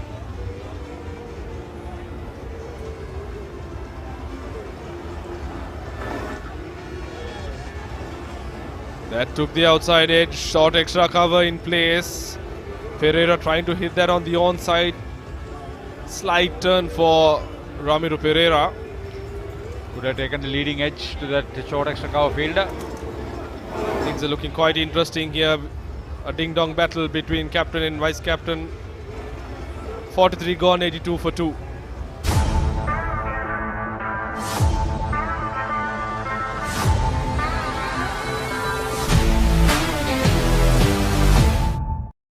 He's gonna pop an event in the bar. That bit is sicker than ever. Six so udin adanava. Hot and spicy coffee cinema. Prima kutumi pantamai.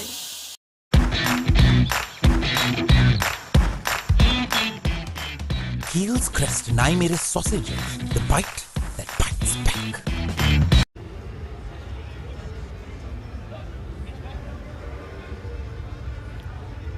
St. Thomas's College lead by 101 runs. Joining me on the commentary box, Feroz Ahmed. Feroz, the last couple of overs, the Thomians are showing some intent. Mahit Pereira using his feet, trying to get to the pitch of the delivery.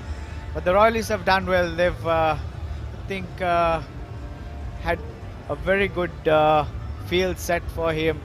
And they're really keeping the runs down. Good afternoon, Danushka and all our viewers. Yes, let me add finally some intent, because I couldn't understand what both teams were up to.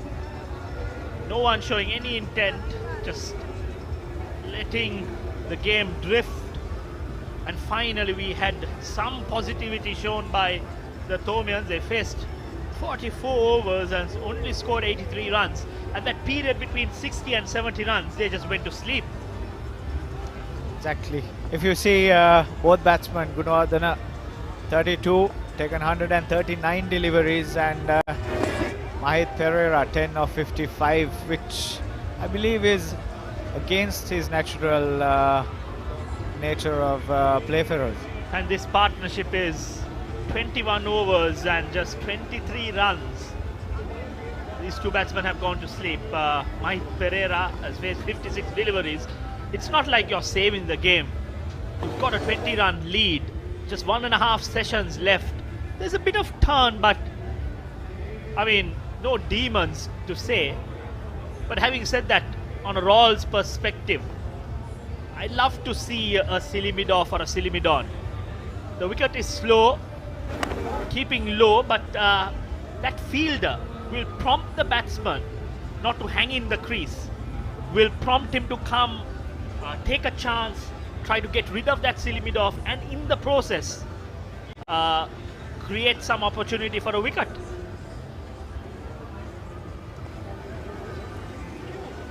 Saying that, I think the next delivery deflected towards fine leg, easy single there.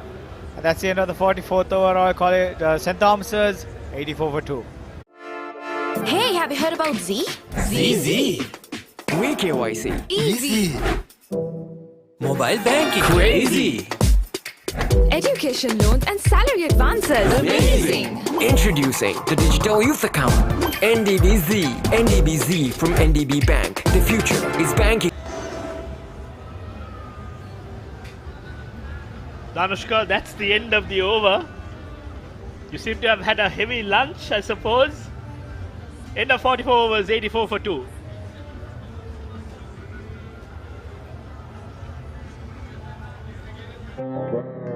එක කාලෙක TV බලන මිනිසුන්ට හරි හරි කරදර වුණා. ලොකු TV stand වලට පොඩි ටීවී ආවා. ටීවී අහක බලා ගත්තා.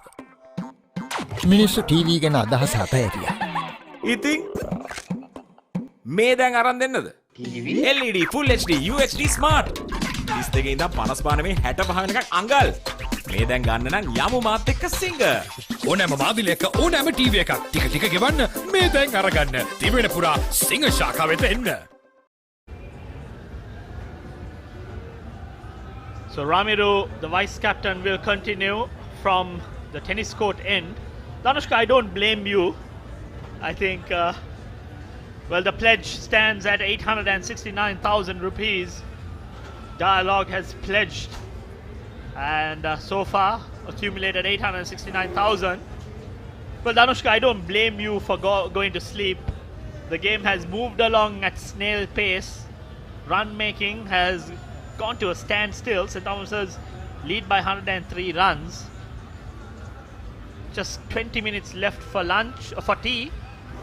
This time Mahit takes a couple of steps, plays it along the ground towards mid-off. Mahit, the past few deliveries, has been using his feet, trying to get at the pitch of the delivery, trying to get that boundary. However, looks a bit frustrated. Feroz, but the Royalists have set a very good field, and I think they have fielded really well as well. They have cut those singles, stopped the boundaries, so they are creating a bit of pressure here. Oh, that turned. The ground fielding has been good, but they've lost or they've missed quite a few chances. The wicketkeeper in particular has missed 2 stumpings in this innings, and the catching has been quite ordinary. Well-flighted delivery. I'm glad Ramiro has opted for the conventional leg spin and the occasional googly. He tried to bowl medium pace at one point, tried to bounce the batsman out. He has to be patient. The difference, Danushka, I think you can elaborate since you were a spinner, is that on this wicket, it's not just trying to get the batsman out every over. It's about planning for 18 to 24 deliveries, play in the minds of the batsman, and in the process make a mistake in the 45 overs, 84 for 2.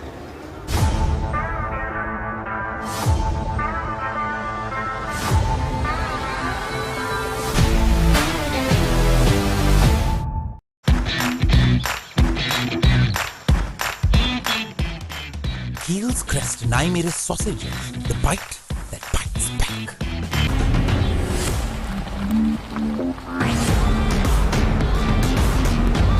Seat Car Radials. The road is yours. So Bandara will continue his 4th over. Good delivery. So Danushka, you are an off spinner, and on a dead track like this, what would be your approach? How would you plan to get a batsman out? Like you said, Feroz, you got to keep it tight. One line, one length, and it's not offering that much of turn, so you need to vary your pace and do those slight changes, Feroz. Use the crease, bowl one from wide from the crease, one from near the stumps. Get that quicker delivery in. So those are the little changes that you need to do, especially on a batting friendly wicket like this. But said that, you have to be patient. Absolutely. The word is patience. I think you got to plan for 3 to 4 overs. I think Bandara has got into a good rhythm. He's not afraid to toss it up. He's stringing in a few good deliveries, but he's got to be patient. He needs to plan the dismissal. Again, foolish, but straight to the bowler. Feels it. You're absolutely right. You need to visualize the dismissal, and in this sort of a plan, your wicket would either be that slip cordon catch or that extra cover, and you've got to plan it out. Get that one occasional delivery to tip in, bowl with the right pace, and make sure that the batsman obliges and makes that mistake. So that's from the bowling point of view. When it comes to the batsman, Feroz, I don't think they're doing what's required as well. This SSC ground is a big ground. There are many gaps, so you got to put the ball on these gaps and get those singles, get the rotate the strike, and that's the end of the 46th over, 84 for 2.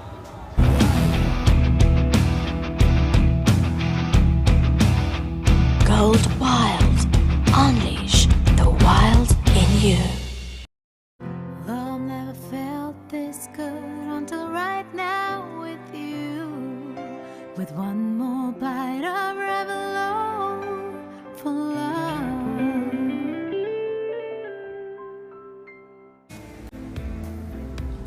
So that's the scorecard. Zoisa, 33, he was comprehensively bowled by Ramiro Pereira. Bulankulame didn't upset the scorers. Again, very well bowled. Ramiro Pereira tossing it up. There's a bit of turn on the slower side though, but good bit of play. I still feel that extra cover can get a lot straighter, especially with, there we go. That's what I was saying. Get him a lot straighter, get him to drive. You're not having a silly mid-off, but create that doubt on the batsman's mind so that he tries to glide it and play towards that sweeper region, and in the process, if one turns, can get that edge to come into play. It's more like batting practice here. Feroz, nothing happening at all. An exhibition of forward defense and straight drives. Again, you were speaking about batsmanship. I think just to touch base on that, that's exactly what I was going to say. Quite well fielded at mid-wicket. You're quite right. I think what we've seen so far is the batsman hitting it hard straight to the fielder. You can use the pace, you can just drop your wrists, work the gaps, get the singles, because the batsmen have been in two frames of mind. One is to block, the next one is to just drive straight to the fielder. There you see again, powerfully driven. You can just time it into the gap and get a single. And interestingly, we have not seen the sweep shot coming into use, Feroz. I mean, That's one shot that could upset the bowler as well. And that's the end of the 47th over. St. Thomas's 85 for 2.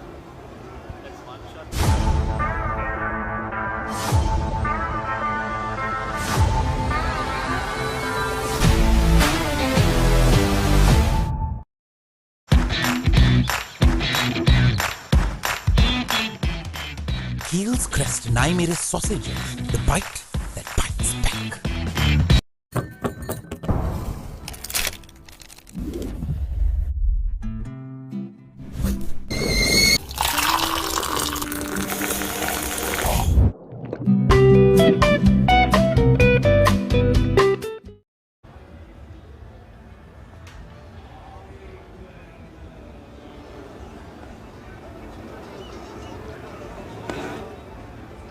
Yenula Bandara will continue. We were speaking about the sweep shot. That was one of my favorite shots that we see the Thomian contingent, the boys' tent, the prefects in loud cheer. Back to the game. Bandara continues to bowl. Again, that exhibition of straight drive to the fielder.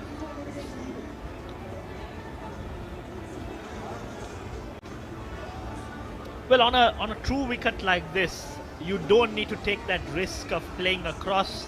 You've got to be good at playing the sweep. You need to pick the right length. It's a shot that upsets a spinner, but if you're in a safety first frame of mind and if you're not bothered about the run rate, I think you can just play the forward defense and the drive and survive on this wicket. Exactly what's happening at the moment. Mahit Pereira once again, quick single. This time they managed to get across. Mahit Pereira, I believe, has played 4 big matches so far. If I'm not mistaken, his high score at the big match has been around 36. So he could have made it big, still has the chance. But he has taken some time. So we would like to see him get those runs a bit quickly. Gunawardana has spent a lot of time at the SSC. Been on the slower side. I think I personally feel that his first innings he could have accelerated during the second session on day 1. And, because Sadev was going great guns. Again, drives. He's faced 150 deliveries for 32 runs. End of 48 overs, 86 for 2.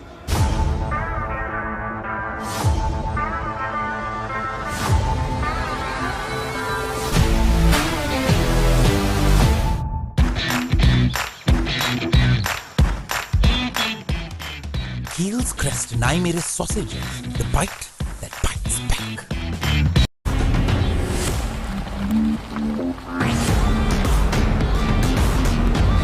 Seat Car Radials. The road is yours.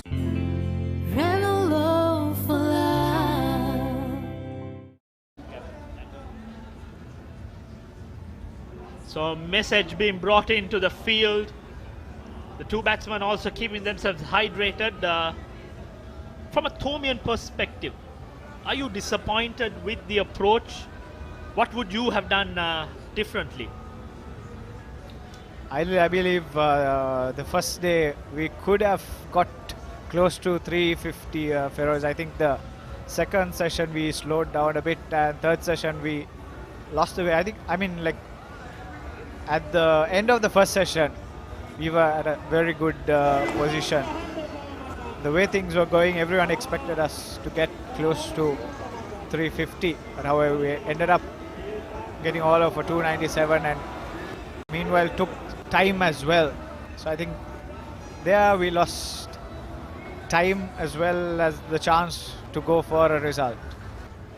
Absolutely. I think I also echo the same sentiment. I felt from a Thomian perspective, they need to regain the shield. They have to make the play. And to win a Royal Thomian, you've got to be brave enough to lose. You have to have that approach. Positivity, and positivity is not just hitting every ball out of the park. It's the way you approach, the singles that you take, the running between wickets, how you feel that the bowling changes, how you attack as a pack. Everything was lacking, and I felt both teams were happy enough to take the draw. I can understand from a Royals perspective, but St. Thomas's have been quite surprised.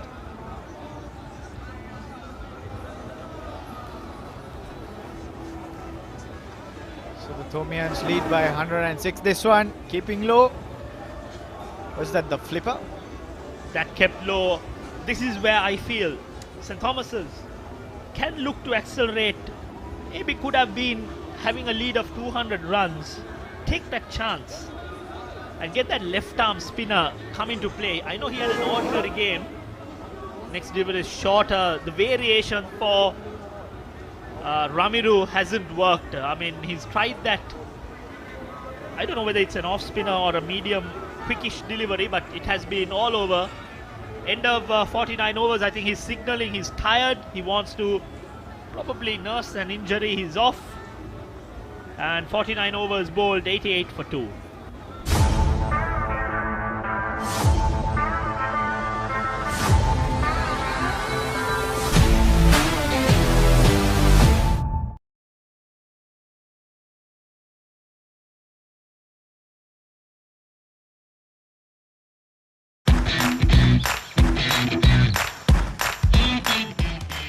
Heels crest nahi mere sausages. The bite that bites back.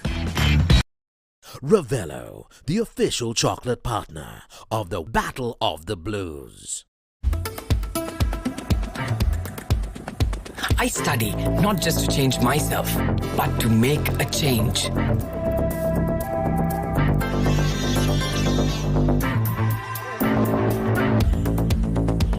Everyone's end point is my starting point.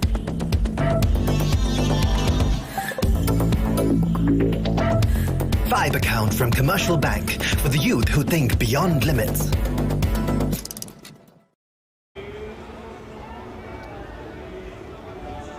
You see the warden of St. Thomas's doing the rounds.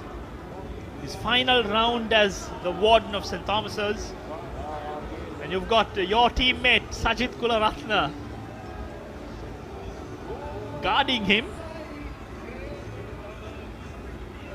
And out in the middle, I think there's some trouble for the batsman. Just 5 minutes before tea, is it tactical or is it an actual scenario where you've injured yourself? It seems to be the latter. The batsman, the skipper, feeling some discomfort. At the previous over, we found Ramiru 2 going back into the pavilion. It's just 5 minutes left for tea, and these two players have opted. It's hot out there, it's hot and humid. You've got that salt or isotonic, whatever that's mixed, being given to the batsman. I believe it's cramp on his scarf, Feroz. It's extremely hot out there. I mean, we felt it when we walked for lunch and came back. That's age, Danushka. You're not as young as it used to be.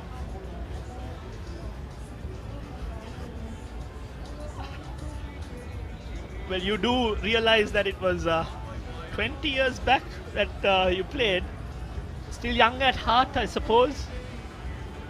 Especially when it comes to the Royal Thomian. Every old boy thinks that he's a 19-year-old. Always. When you come to the SSC every year, you always get reminded of the days we played.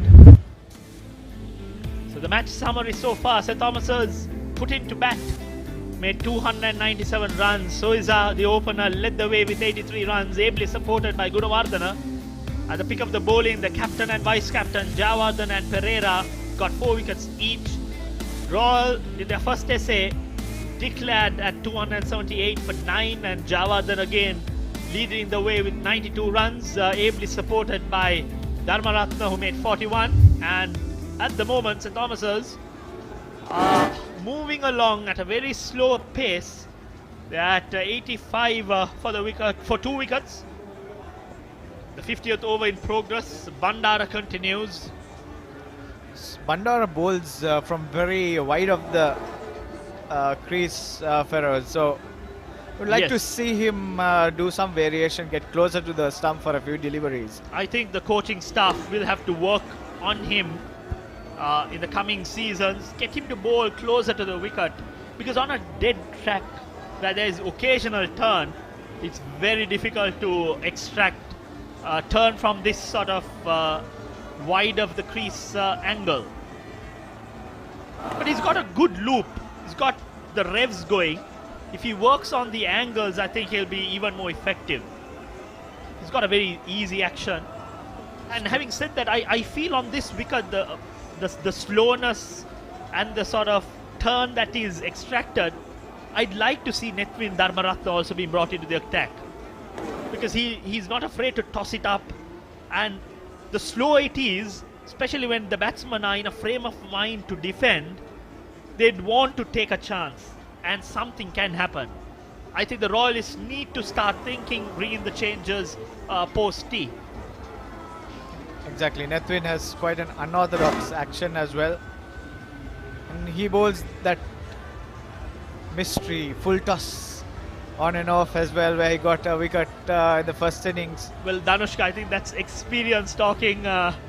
You got out for a few full tossers at the Royal Thomaian, or your teammates did.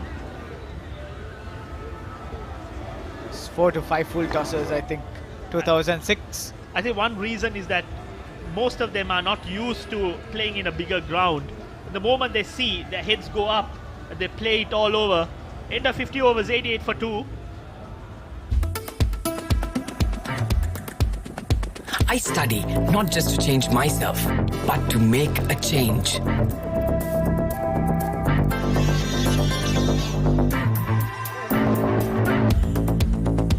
Everyone's end point is my starting point.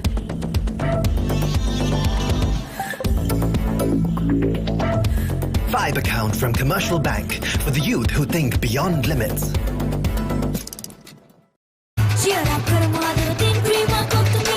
Big match fun, prima kottumi tiyanaka.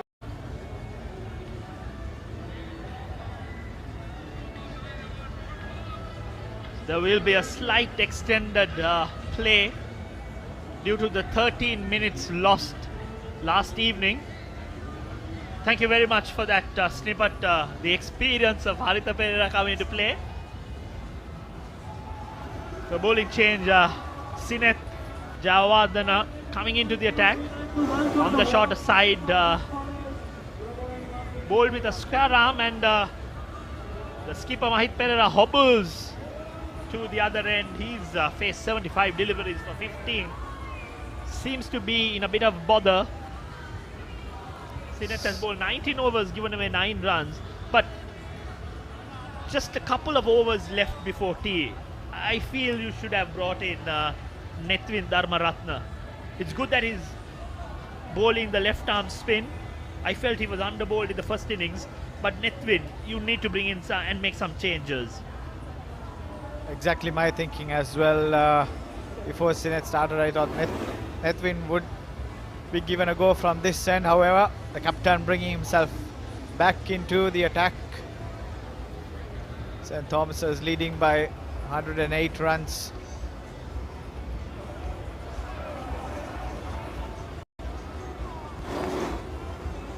Once again, just practicing the cover drive at the moment. Again, I think Danushka, we spoke of batsmanship. I think that delivery was full. You could have easily played with an angled bat and got a single. Again, straight, an exhibition of forward defense. Not looking to score runs. I think they've gone into that frame of mind. Unless it's short and there to be hit or a full toss, this batsman will not take a chance. I don't think they can go for the quick single as well, because Mahit Pereira is actually suffering with cramp. Mahit Pereira, a very talented sportsman. Feroz, colours in cricket, rugby, soccer and athletics. So end of 51 overs, 89 for 2.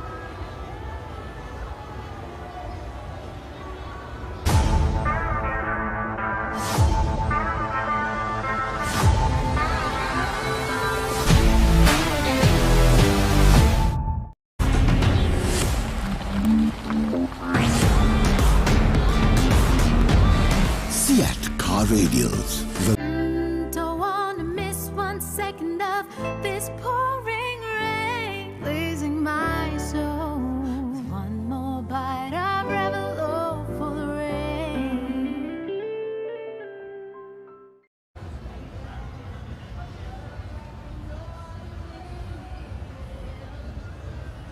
Lovely aerial shot of the SSC. Oh, well bowled. Well flighted delivery. Not well bowled, well flighted delivery. But Mahit Pereira, not bothered with his cramped up leg, came down the track, took it on the full, and played towards that deep mid wicket region, wide of the crease, foolish. It's a loose delivery there by Bandara. Too flighted.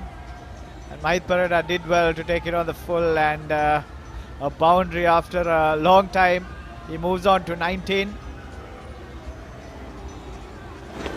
Oh, he wrapped him on the pads. Loud appeal. Once again, because of the angle he's bowling from Feroz, the ball is going across the right hand. It's going down the leg side. Unless he gets a lot of turn, it will be very hard for him to get an LBW decision. Oh, that looked very close.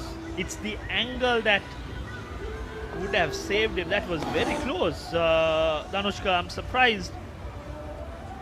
And it was a very bad shot played by Mahit Pereira too. And he got out in a similar fashion in the first inning as well, trying to paddle it down to find leg. Missed it of Sinet Javadara. Well, if he had the technology, that would have been a sure referral, and it would have been an interesting reading. Nevertheless, Mahit survives. Again on the fuller length, driven to mid-off. I'm sure it would have been umpire's call, clipping the leg stump. I tend to agree with you on that occasion, Danushka. It's the angle, as you mentioned, coming from wide of the wicket. Had he been a lot closer to the umpire, I'm sure the umpire would have been interested.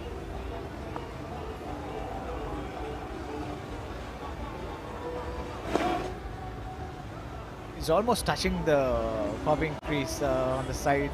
Feroz goes right to the corner at delivery.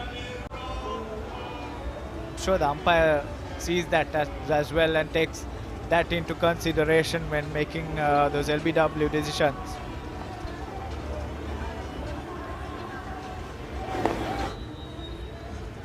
I think this over the batsmen have been a lot smarter. I think there was a slight break in which a message was also given to the batsman. I think they're working with the supple wrists. End of 52 overs, 96 for 2. නිකම් බොරුවට risk එකක් ගන්නේ ඇයි? NDB නියොස් තියෙද්දි risk එකක් නැතුව kick එකේ fun ට්‍රාන්ස්ෆර්ස් කරන්න වගේම චිල් එකේ බිල්ස් පේ කරන්න.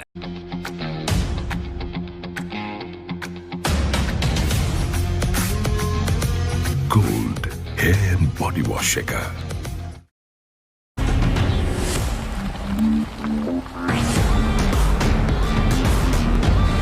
Seat car radials. The road is yours.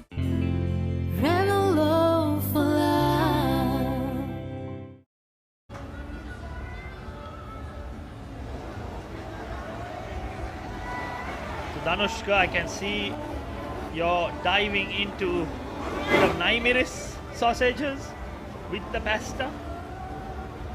So you seem to be in a mood for a bite to spice up your life, Danushka. Exactly. You have to try this, Feroz. This new Naimiris flavor. Perfect for the bite. I'm sure you'd love to take this back to your tent. What's your tent called?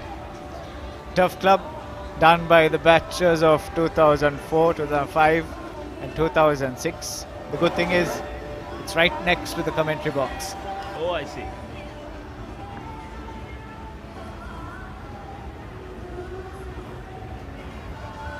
And the spice goes well with the liquids, I suppose. Danushka, in good spirits so far. You seem to not have gone to your tent. Yet, generally, we find it difficult to locate you after the tea session. Here you are next to me. I'm glad that you're here to share your experience. Tea is yet to come, Feroz, in a few minutes. Back to the game, Jayawardena continues to bowl. I think you can see the tiredness creep in. Quite a lot of full tossers, the short delivery bowl. I think this is where you should bring the fresh right arm off spinner of Nethwin into the attack. Because you're going through the motions. I think the spectators, everyone is waiting for something to happen. I think we'd probably see a loud cheer if a wicket falls, and you may see Akash or Nathan walk in, because they know they're not going to hang in there. And the crowd needs something. Another over comes to an end. 53 overs gone, 97 for 2.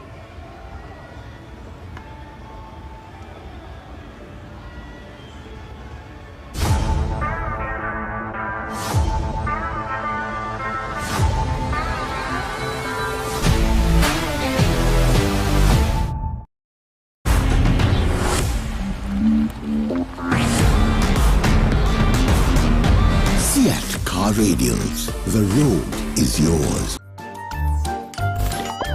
නිකම් බොරුවට risk එකක් ගන්නේ ඇයි? NDB නියොස් තියෙද්දි risk එකක් නැතුව kick එකේ fun ට්‍රාන්ස්ෆර්ස් කරන්න වගේම චිල් එකේ බිල්ස් පේ කරන්න.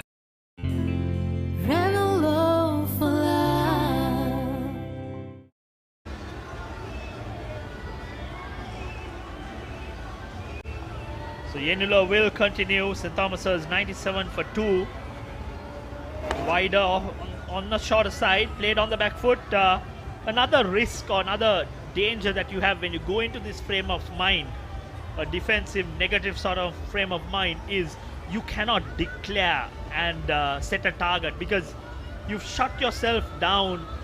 You are not positive, and even if you give a sort of target, your body, your mind, everything is accustomed to a sort of negative frame of mind. It's very difficult to set a target and attack and defend or try to get the wickets, because you've already accepted that you're going for a draw. And at the moment, both teams are quite happy to go through the motions and look for a draw. It looks like it, Feroz, especially with a couple of overs or maybe the final over to go before tea. I'm sure the Thomians wouldn't want to lose a wicket.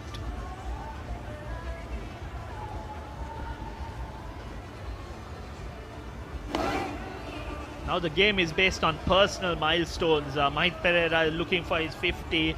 Gunawardena for his second 50 of the game. The skipper Sineth looking for another wicket. And just going through the motions. There's no intent from both teams. Again, well bowled. An equally good attempt by the bowler to prevent that single. Royal have had mid-on, mid-off always in the ring, Feroz, and I haven't seen the Thomians try to go over that mid-on or mid-off fielder. I mean, during our time, we would always try to hit it over mid-on or mid-off so that the field would be dropped back, and that's an easy single after that.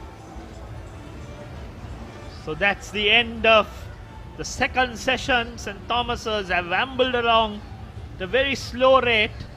97 for 2, and the batsman walks out. Dineth Gunawardena determined not to give away his wicket.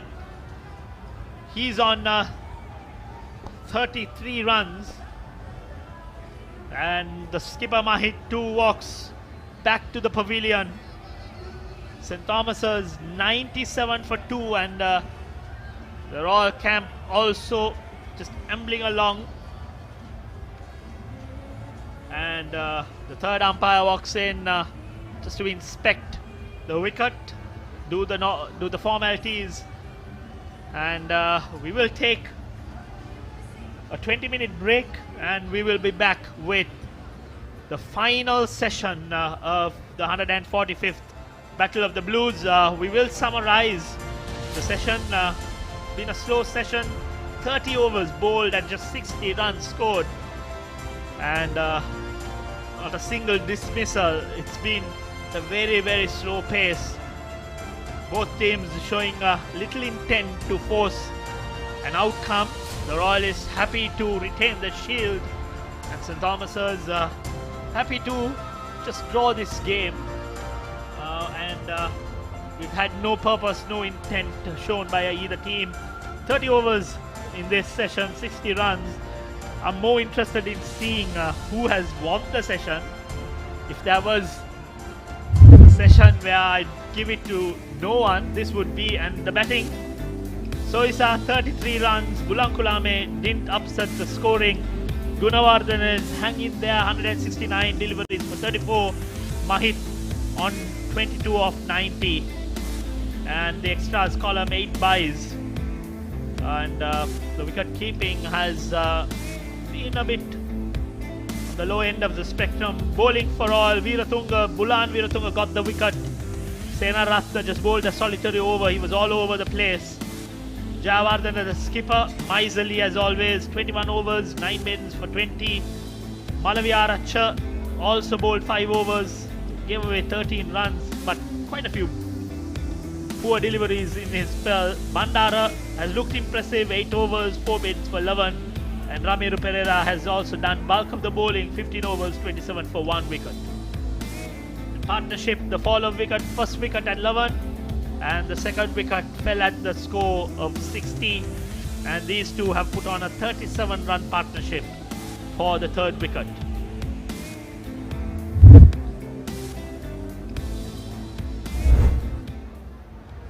Session summary started off with a few scintillating boundaries. Sadev Soisa. The ball didn't come in, but again well placed. Then the ball of the big match. Beautifully bowled, leg spin through the gates. And Mahit Pereira came in, played a few shots at the beginning, but then went into a shell. It was very poor delivery. I think the leg spinner auditioning for a medium pace on that occasion. And then the previous over, full toss to end the session. These two have gone back into the pavilion. The Thomas is 97 for 2. The summary so far: St. Thomas's 297 in the first innings. Royal in their reply 278 for 9. The skipper leading the way, Jayawardene, and St. Thomas's on 97 for 2 with a lead of 116 runs.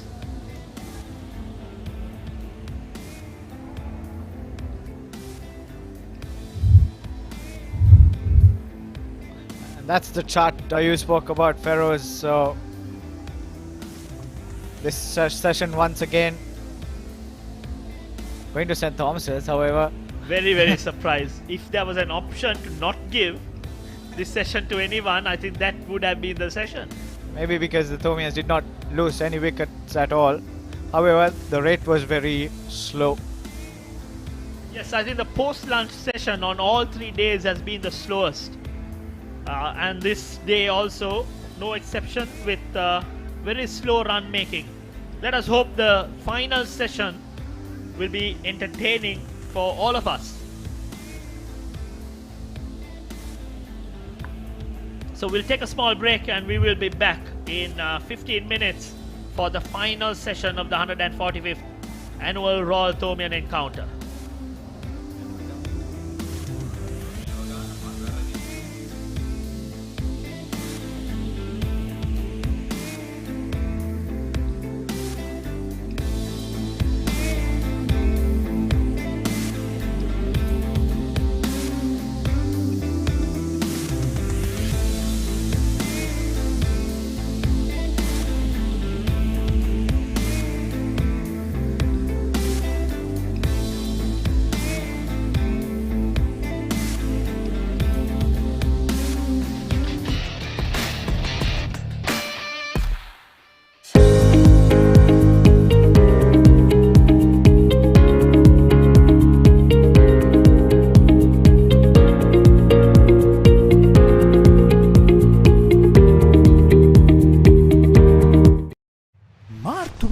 උන්මාදය සූදානම්ද big match වසන්තයට පෙබරවාරි 24 දා සිට සජීවීව The Papare TV, The Papare TV HD, Dialog ViU app සහ thepapare.com. ශ්‍රී ලංකාවේ අංක 1 ක්‍රීඩා නාලිකාව. St Sebastian's versus Prince of Wales. 39th one-day encounter. 10th March at Pisara. Live on the Papare TV HD, Dialog ViU app and thepapare.com. Sri Lanka's #1 sports channel. ශ්‍රී ලාංකීය ක්‍රීඩා විකාශනයේ මෙතෙක් අත් නොවිඳි නව්‍යතම අත්දැකීම් සමගින් ශ්‍රී ලංකාවේ අංක 1 ක්‍රීඩා නාලිකාව The Papare TV, The Papare TV HD, Dialog Television නාලිකා අංක 63 සහ 126 ඔස්සේ විඳින්න නරඹන්න ශ්‍රී ලංකාවේ අංක 1 ක්‍රීඩා නාලිකාව. Catch the excitement real time. Be up to date with it all. Let us capture your milestones. Get it sizzling hot off the turf. Hear the experts break it down. Dig deep into the nitty-gritty. Be inspired by their greatness. Relive all the scintillating action.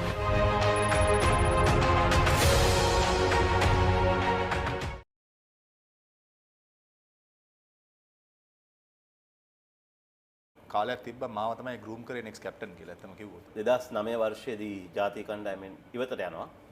ඔබ හිතනවාද Angelo මැතිව්ස්ගේ පැමිණීම මේට හේතුණයි කියලා? මම හිතන්නේ සෑම දෙයක්ම මම Campbell පිටින් දැන් පටන් ගත්තේ. සනත් අයියා මම හිතන්නේ කියන්නේ කණ්ඩායමක ඉන්නවා කියන්නේ හයියක්.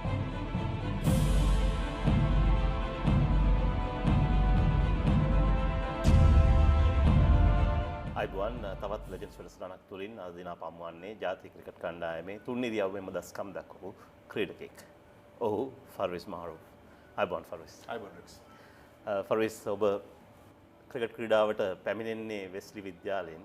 අප දන්නවා වෙස්ලි විද්‍යාලය කියන්නේ ක්‍රිකට් ක්‍රීඩාවට පමණක් නොවේ සමස්ත ක්‍රීඩා ක්ෂේත්‍රයටම සෑහෙන ශ්‍රේෂ්ඨ ක්‍රීඩකින් පිරිසක්ම දායාද කරපු විදුවලක් මහදෙවන් සතාසිවම් පවා පැමිණි වෙස්ලි විදුවලින්. නමුත් වෙස්ලි විදුවලේ ක්‍රිකට් ගත්තම පුංචි අවුලක් තියෙනව නේද? ඔබ තාම බිග් මැච් එකක් සෙල්ලම් කරන්නේ නැහැ නේද? මම හිතනවා මේ ප්‍රශ්නේ මම දැන් මේ ගොඩක් උත්තර දීලා තියෙනවා. තාමත් මට කියන්න තියන්නේ ඇත්තම කිව්වොත් යම්කිසි පාසලක් එක්ක දැන් මේ පෞගිය අවුරුද්ද ඇතුළත අපි පාසල් වෙස්ලි විද්‍යාලයේ අපේ ක්‍රිකට් කමිටු එකේ මම ඉන්නවා. අපි සාකච්ඡා කරගෙන හිටියා. හැබැයි උනේ මේ කොවිඩ් එකෙන් ප්‍රශ්නෙන් පස්සේ ආයෙක පස්සට ගියා. මට කියන්න පුළුවන් සුබ ආරංචියක් තියෙන සමහර විට ගොඩක් දුරට මේ අවුරුද්දෙන් පටන් ගන්න පුළුවන්. නමුත් මං ගාන කාලේ මගෙන් આવොත් රෙක්ස් මගේ ක්‍රිකට් ජීවිතේ මං ගොඩක් රටවලට ගිහලා ශ්‍රී ලංකාවල තියෙනවා. ගොඩක් ක්‍රිකට් ගහලා තියෙනවා. මම ගහන දෙක ක්‍රිකට් තමයි බිග් මැච් එක. ඉතින් දුක් වෙන්නේ නැහැ. නමුත් අඩුවක් වගේ තේරෙනවා මට ඒක මම ක්‍රිකට් ක්‍රීඩාවේ යන්න පුළුවන් මුදුනට මම ගියේ කෙනෙක් වශයෙන් බිග් මැච් එකක් ගහපු නැති එකේ පොඩි අඩුපාඩුවක් තියෙනවා කියලා ඇත්ත වශයෙන්ම කියන්න පුළුවන්. එළියෙන් අපිට බලනකොට මෑත කාලේ ප්‍රවණතාවයක් පේනවා වෙස්ලි විදුවලේ ක්‍රිකට් ක්‍රීඩාවට වඩා රග්බි ක්‍රීඩාවට ප්‍රමුඛ ස්ථානයක් දෙන බව මේ ඔබ දකින්නේ කෙසේද?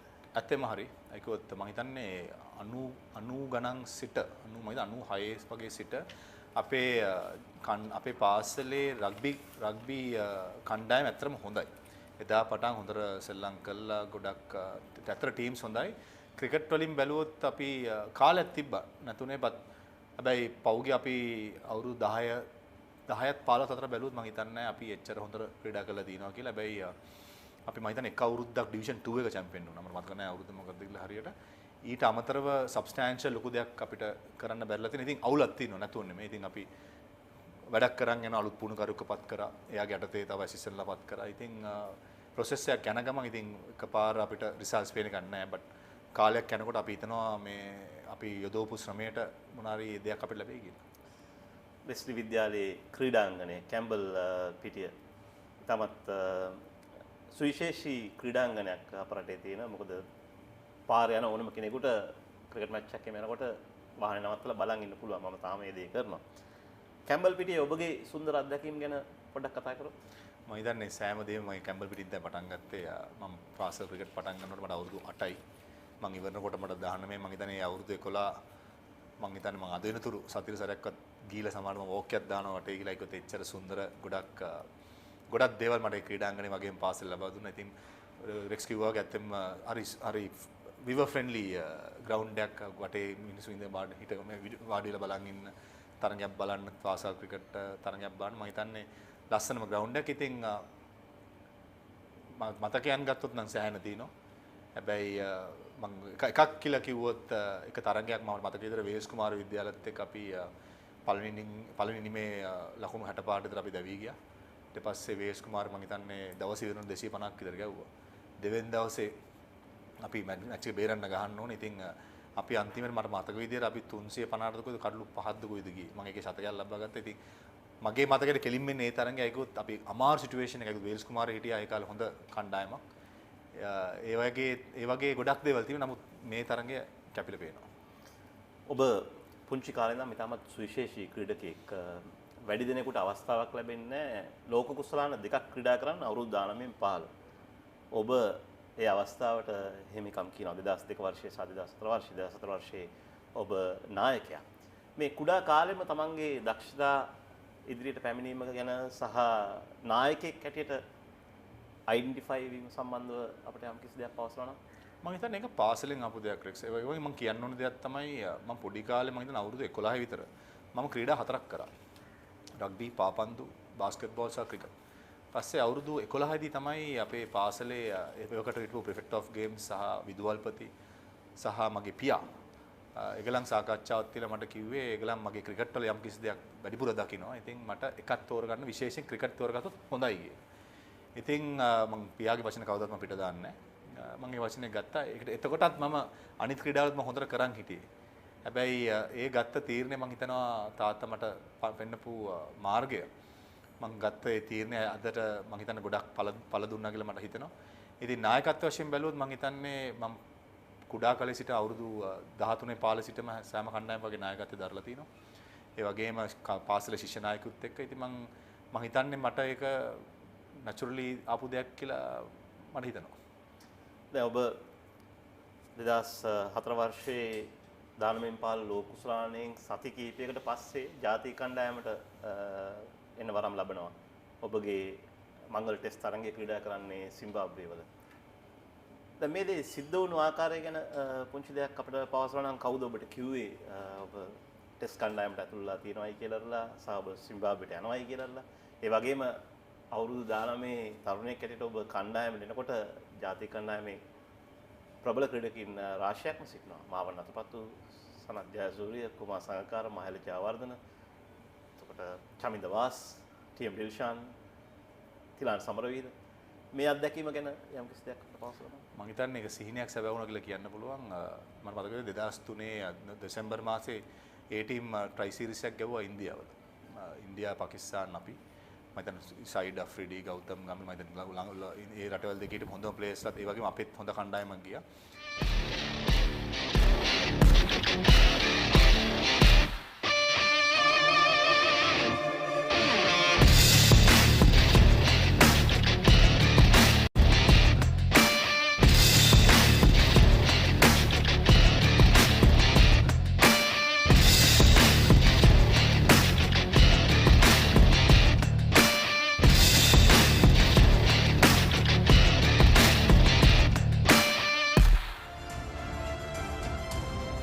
Welcome back to the Sinhalese Sports Club ground. The third and last day, the third and last session, the 145th Battle of the Blues between Royal College Colombo and St. Thomas's College Colombo. A warm and sunny afternoon here, and a very colourful, noisy crowd, near capacity crowd watching the cricket at the SSC Thomas's College in their second innings. 97 for 2 of 54 overs with Sadev Soisa 33 and before him Sinadi Bulankulam not, the two batters dismissed. Dinet Gunawardene 34 not out, Mahit Pereira 22 not out, with Royal bowlers toiling hard. Only Bulan Viratunga and Ramiru Pereira has had success with a wicket each. Yasindu Disanayaka held on to the catch to dismiss the Thomian opener. 6 bowlers used by Sinet Javadana, including himself, coming in at first change. 21 overs bowled, very economical, 20 runs with 9 maidens, but he needs wickets. He's got his vice-captain Ramiro Pereira bowling 15 overs, 5 maidens, 1 for 27. Things would have been a lot better had the wicketkeeper Isula Giganage been a little bit smart, and certainly those missed opportunities has put Royal on the field for too long. But the game is meandering into an expected, predicted draw, but not an exciting one. That would be harsh on the players probably, but that is the fact of the matter. But never mind what happens out in the middle, right round outside the boundary lines. It's a massive collection of sports lovers, die-hard supporters of the two schools, and well-wishers who have stayed and enjoyed this spectacular family occasion.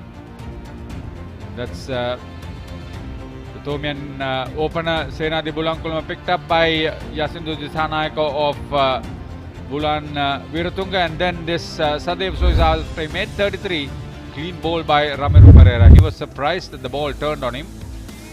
Put in the bat, St. Thomas's 297 all out at the end of the first day. Sadev Soisa 83, Dinet Gunawardena 50 were the main scorers for them.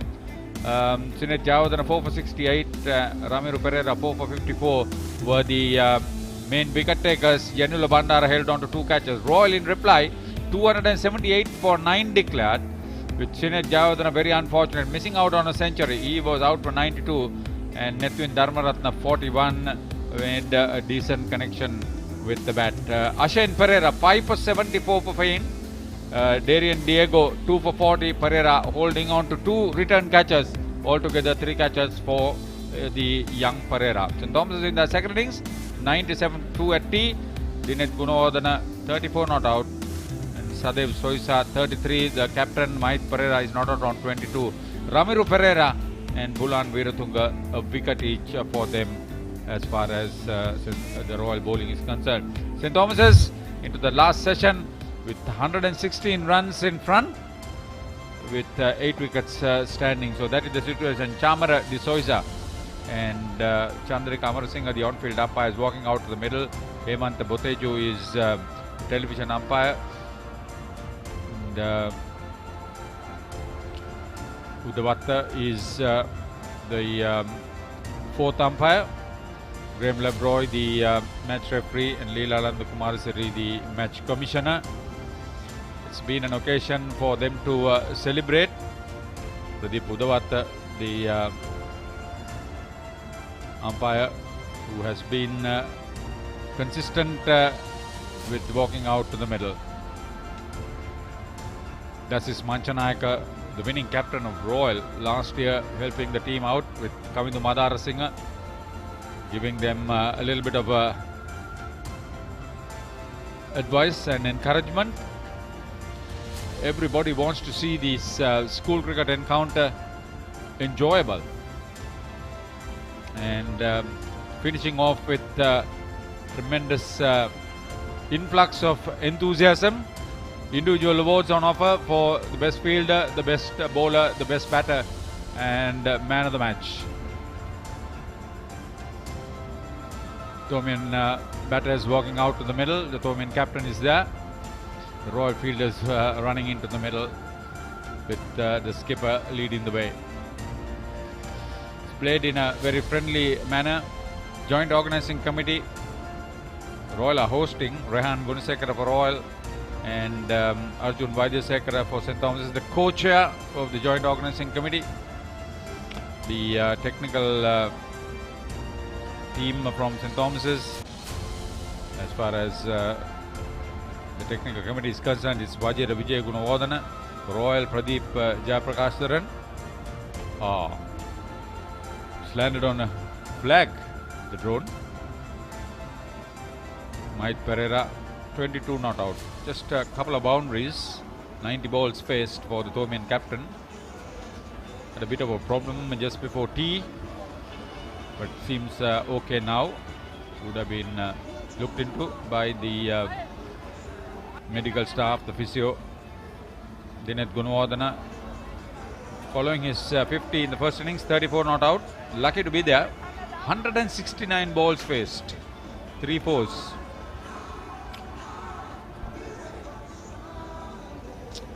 He may be, if he's lucky, survive and stay on to get to a second 50. He would join the twin 50s club members.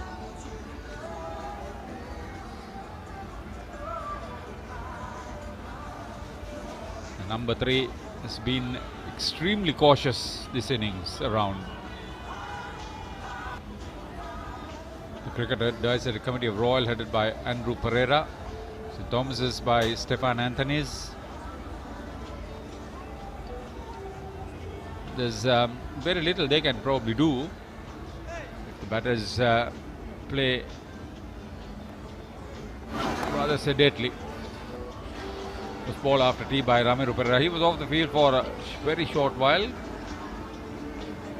Tired. They had a decent game. 4 wickets in the first innings, 1 now.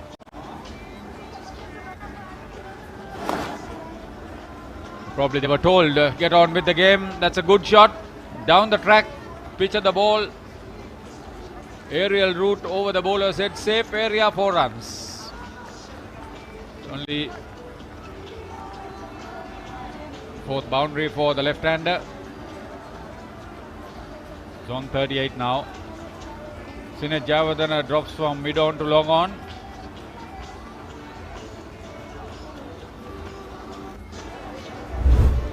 Widoff will stay at almost the 30-yard circle. Dinuru Senaratna.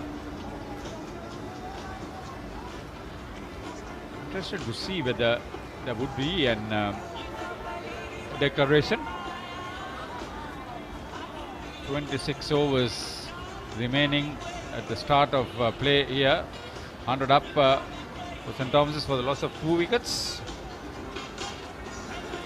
in the 55th over.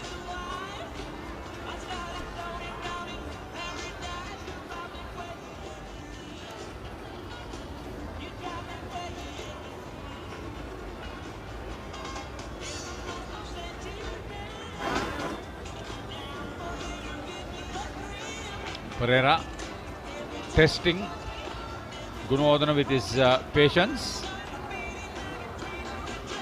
operating from the tennis court's end.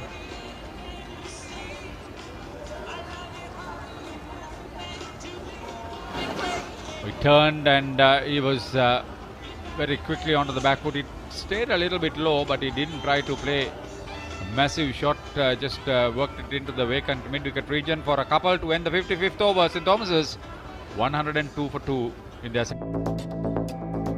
It is my vision that wakes me up, not my alarm.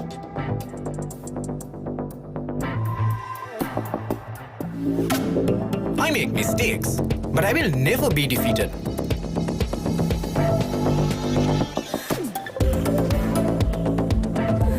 My biggest competitor is myself. 5 account from Commercial Bank for the youth who think beyond limits.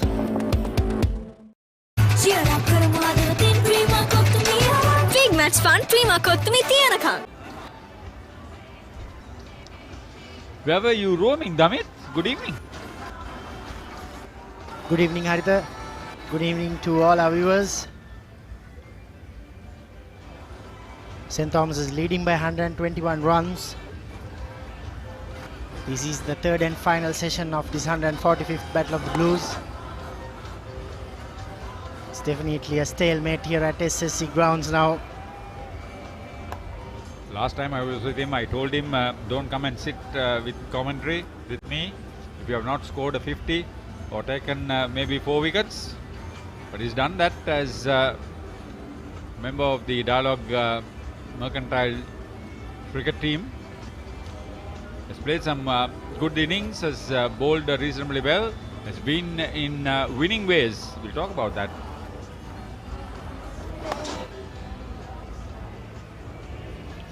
Yeah, go through the. Yeah, since we are showing a lot of games in this Dialog Big Match season, so we thought, why don't we play some also?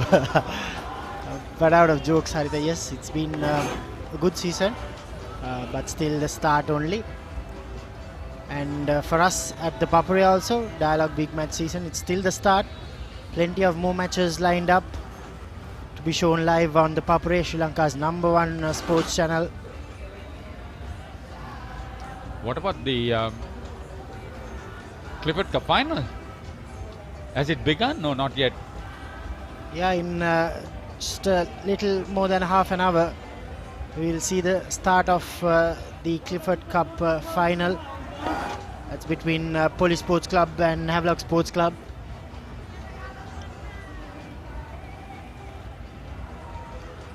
Plenty of sporting. The play champions who dislodged the league champions who are unbeaten at that stage in the semi-final by a huge margin. Yeah, the live action on the Papare TV. This is a great one. Very good contest between the Royal captain and the Thomian captain. End of 56 overs. 103 for 2 St. Thomas's in their second innings.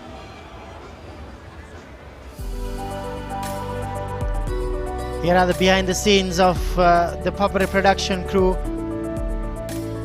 Brilliant job from everyone involved.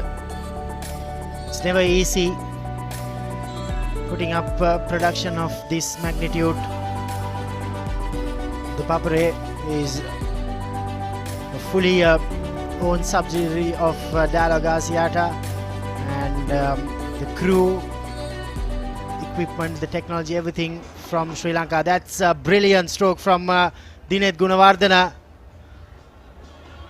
A maximum from the left-hander.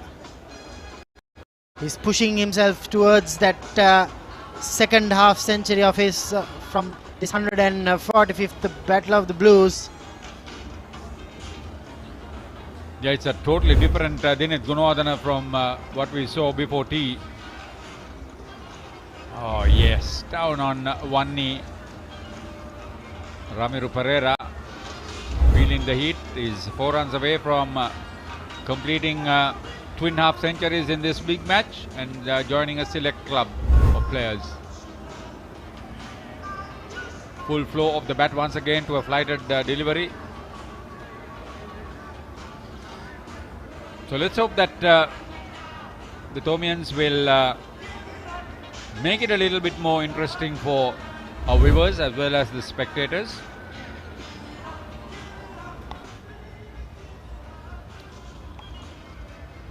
You would have probably hit one of those in your last half century. He certainly did. Another long hop from Asen Pereira, a full toss rather. St. Thomas's leading by 129 runs. I don't see them declaring at any stage, Haritha. So it's all about these two players, especially Mahith playing his last big match, enjoying this great opportunity to bat on a surface like this in front of a crowd of at least over 15 to 20,000. 50 partnership for the third wicket. They were involved in a 50 partnership for the third wicket in the first innings too. Mahith Pereira got past 20 and then was out LBW. 57 completed. Thomians are 2 down for 110 in their second innings. මම පොඩි කාලේ සරුංගලයක් යවන්න ගිහින් නූලෙන් බේරුනේ. නෑ වෙන්න බෑ. දවසක් බැලුමක් පුම්බන්න ගිහින් නෑ වෙන්න බෑ. කොහොම මොනවාද සීයේ? අපි ළඟ තියෙනවා කන්න පුළුවන් බීමකුයි බොන්න පුළුවන් කෑමකුයි. වෙන්න බෑ. නෑ වෙන්න පුළුවන්. ලංකාවේ පළවෙනි වතාවට කන්නයි බොන්නයි දෙකම එකම යෝගට් එකකින් ඇන්කර් නිව්ඩල් ෂේක් කන්න පුළුවන් බීමක් බොන්න පුළුවන් කෑමක්. රුපියල් 25,000කට සම්පූර්ණ ක්‍රිකට් මහඬ කට්ටලයක් The Chance Sports බුරැල්ල.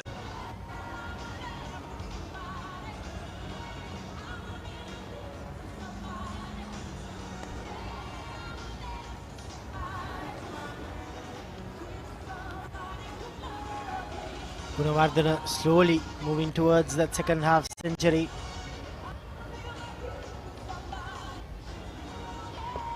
the field pushed back by Sinet Javardhana. He realizes that these two batters, they got together and the total was 60 for 2.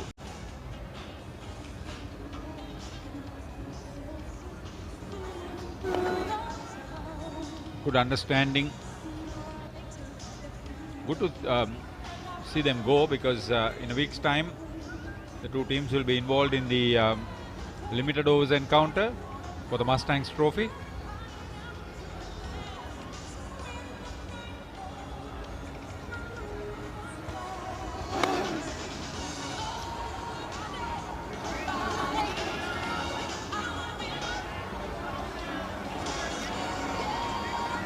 Extra run.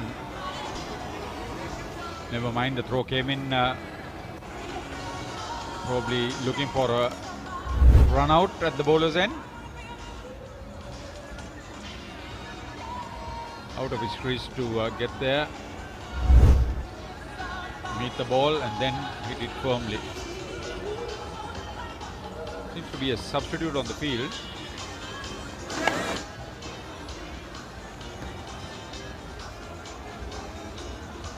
Yeah, at least the excitement. Nevertheless, some quick runs to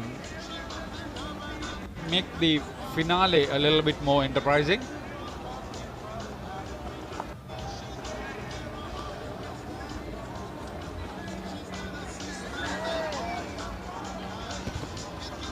Gentle reminder on the non-striker.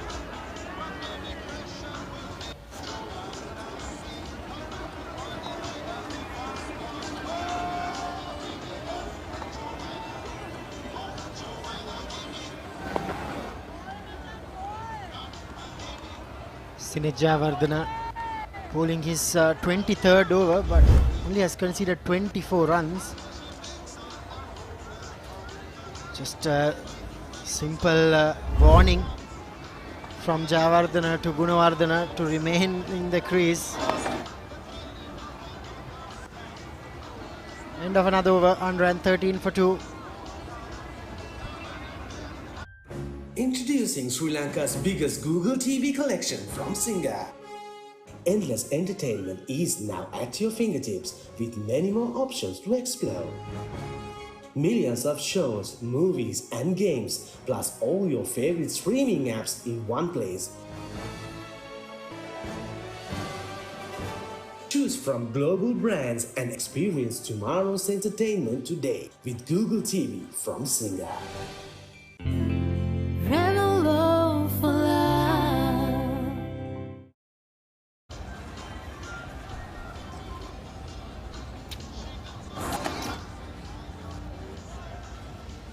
Your coverage has been well received from the feedback that we've got from our friends and sports lovers living overseas, not forgetting those in the country.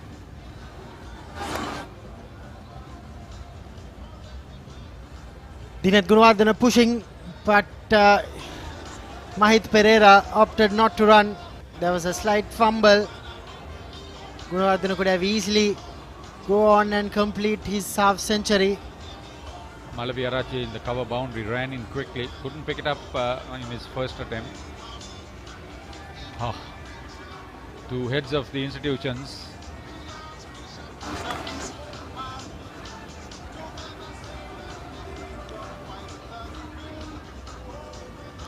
Gunawardena on the verge of achieving a rare double. 2 half centuries in the same game. Probably this is the time Sinet Javardhana has the ability to bring some of the fielders into the 30-yard circle. Yes, he does so. That is good captaincy. That is good captaincy, Haritha. Yes, there's nothing happening on the pitch, but it's a mental game. Cricket is about 80%. It's a mental game. Can keep him, if he can keep Gunawardena on 49 for a good period of time, you can maybe infuse the fault stroke.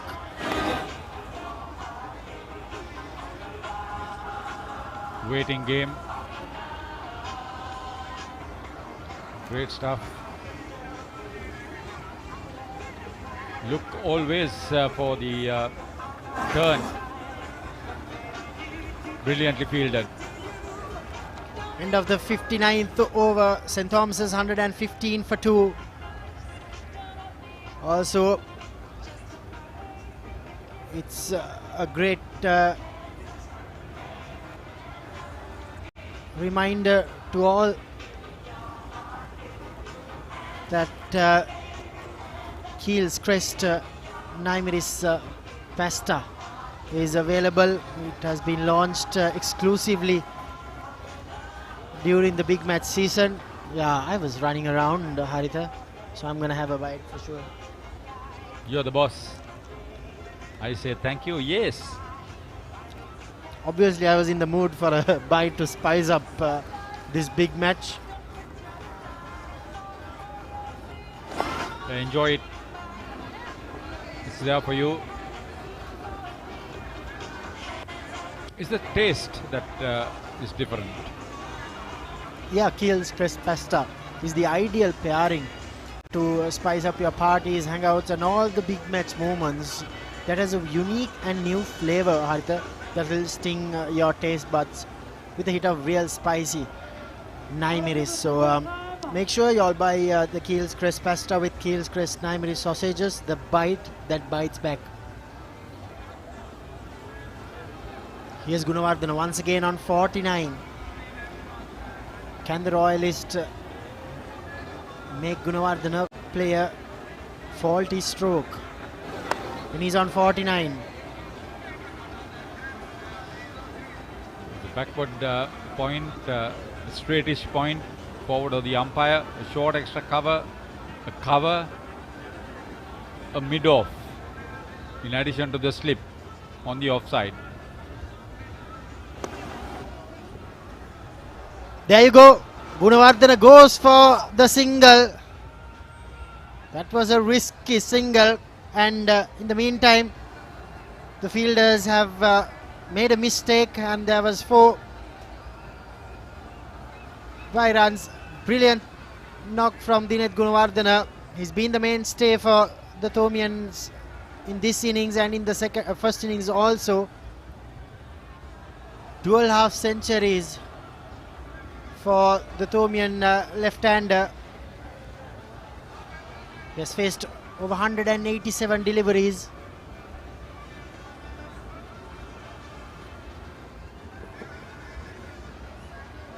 Yeah, the Thomian camp will be very happy. Not everybody gets an opportunity. He would have been in anyway. Yeah, that dive would have saved.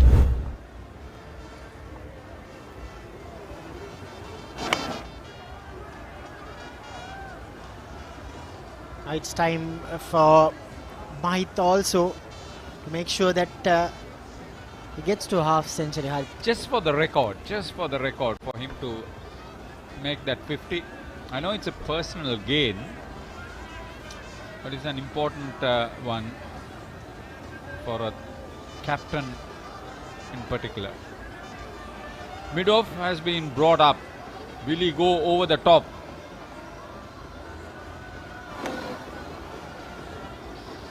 Mid-off in the 30-yard circle, if one would say. Not deep.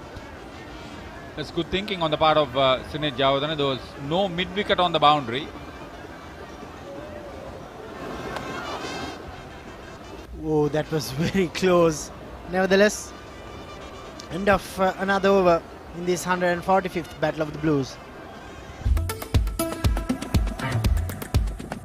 I study not just to change myself, but to make a change.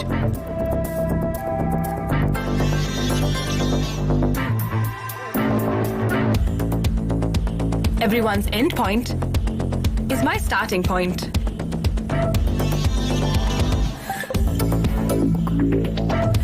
Vibe account from Commercial Bank for the youth who think beyond limits. Ravello, the official chocolate partner of the Battle of the Blues. live on Sri Lanka's #1 sports channel, the Papare, bringing you the 145th Battle of the Blues as we are coming to a close. As I'm joined in the commentary box by Feroz Ahmed. Very good afternoon to you, Feroz. Very good afternoon to you as well.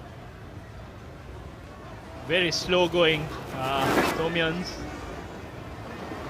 Played with no purpose. I think they could have pressed on the gas. They need to regain the shield. It's Royal who will retain the shield with this result. Ramiro Pereira bowling his 19th. His partnership has faced almost 40 overs, 230 deliveries for just 56 runs. There's no demons in the wicket. It's not turning, bouncing, nothing at all. It's just a pure good batting strip. And for some weird reason, the Thomians have decided to shut shop and play in this manner.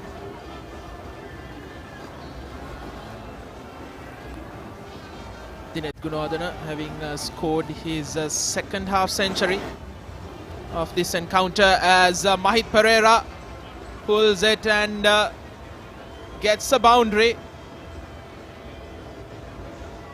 Some aggression shown by Mahit. Was there to be hit. Loose delivery. Rank long hop and Mahit Pereira obliges. No deep wicket in place. Just a couple of bouncers and goes for a boundary. This time well met by Mahit Pereira. He's on 31, faced 111 deliveries.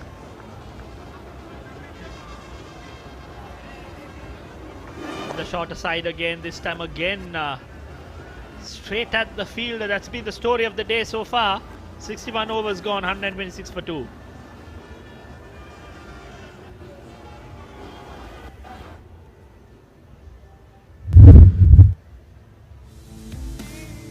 So Dinesh Gunawardena joins an elite list of batsmen to have scored half centuries in both innings. Some famous names: Reid, Inman, N. Fernando, U. Fernando, D. Gunawardena, the latest addition to that elusive list. Pekka Fernando was a wonderful, wonderful batsman. We all grew up watching him bat, and he was an unbelievable batsman. Scored 80 and 50 in the 1998, his final year. He could have played in 99, but he opted out because of the Under-19 World Cup. Nevertheless, a fabulous talent. Unfortunate not to have played for Sri Lanka. Back to the game with Javardhana, skipper bowling his 25th over. He's been miserly. He's given away just 25 runs.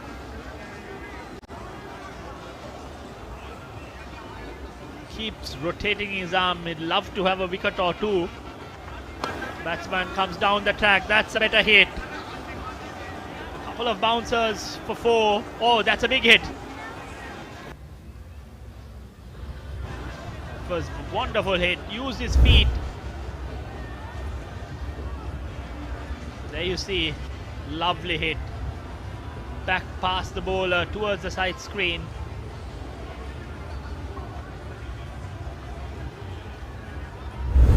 I think with him achieving his milestone, he looked to free up his arms. Again on the pads, could have easily worked towards deep square leg. Misses out on that occasion. St. Thomas's lead by 151 runs. Do you expect them to declare? I think Feroz, they should, maybe with a target of 170 as another lofted stroke going down to the boundary, kept in by the fielder. Well fielded, valiant effort, stops a certain boundary, good spirited chase. The ground fielding has been good, but unfortunately the catchers and the stumpings have not been held. Yanula Bandara is a good fielder, showcasing his fielding prowess. Gunawardena not afraid to play his shots now that he's got to his personal milestone.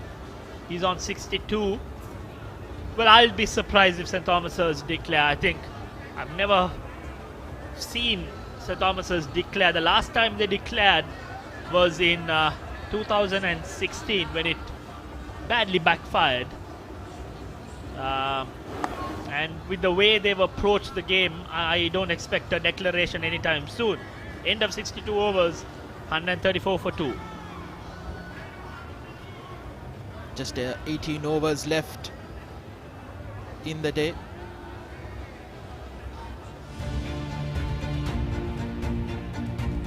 Dinesh Gunawardena scoring his second half century of the game. Was out for 50 in the first. 62 not out. Not afraid to use his feet. Some wonderful strokes in the last half an hour or so. 2 sixers.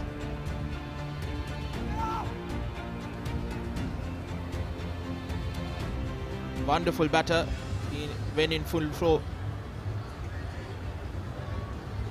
Again, well tossed up by Ramiro, but powerfully driven straight to the fielder. Many shots have repeated that pattern, straight to the fielder. Again on the shorter side, again there's ample space on the offside towards the sweeper cover region, but again the batsman opting to hit it hard at the fielder.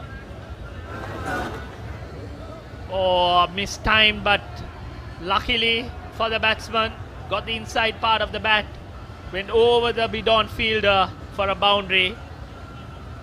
Slight aggression, but I feel it's a little too late.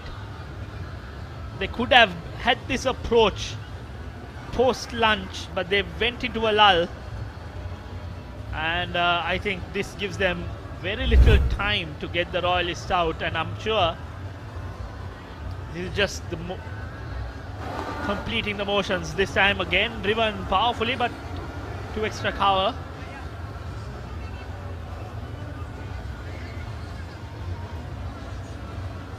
Mahit Pereira, this was his 4th year, and this happens to be the highest he's scored.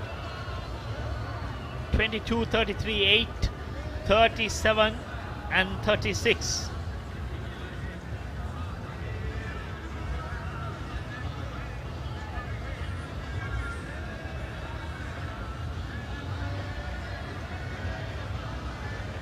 If the Thomians doesn't declare, maybe both of them could their milestones of scoring maybe a century, and Mahit Pereira for his half century, as we end another Ramiro Pereira over. St. Thomas's 139 for the loss of 2.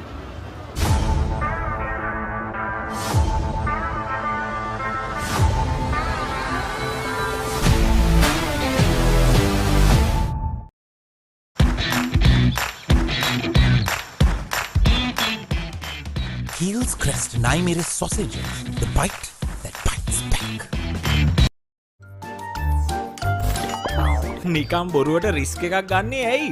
NDB නියොස් තියෙද්දි risk එකක් නැතුව kick එකේ fun ට්‍රාන්ස්ෆර්ස් කරන්න වගේම chill එකේ bills පේ කරන්න. Cheer up කරමු හදවතින් Prima kottu mee. Big match fun Prima kottu mee තියනකම්.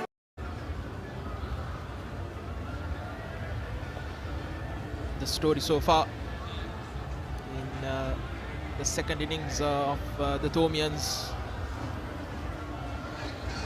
Very sedate second innings from them. 139 in 63 overs. Captain to captain. An easy single down to long on.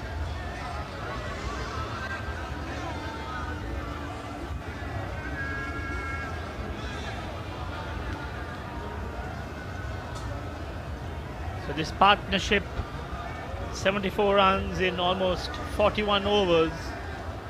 Very slow going, but they've hung in there. And at the moment, trying to play some shots, increase that pace in which they were scoring. But I feel the bus has gone. The chance to impose declare, make a sporty declaration, get the Royalists to bat again. That phase of play is almost over. It's just going through the motions. I think now it's who's going to get a wicket and who's going to score some runs. It's I think the outcome is going to be inevitable, a draw, and Royal will retain the shield. It has been the pattern, isn't it, Feroz, throughout the 3 days, the post-lunch session. All, I think, St. Thomas's on day 1, Royal on day 2 as well. The scoring rate really dropped down.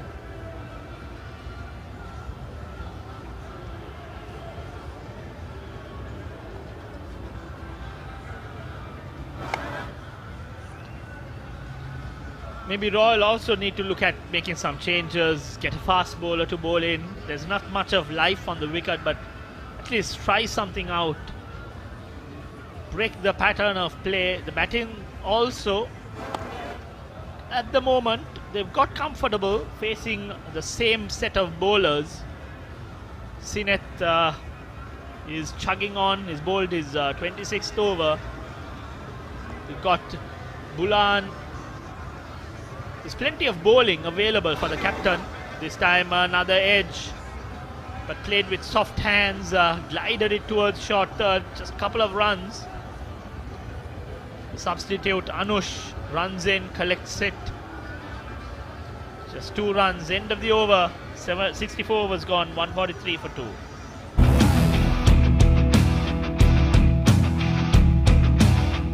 Gold Wild. Unleash the wild in you. This freedom takes me north that I have never been. One more bite of rebel for the road.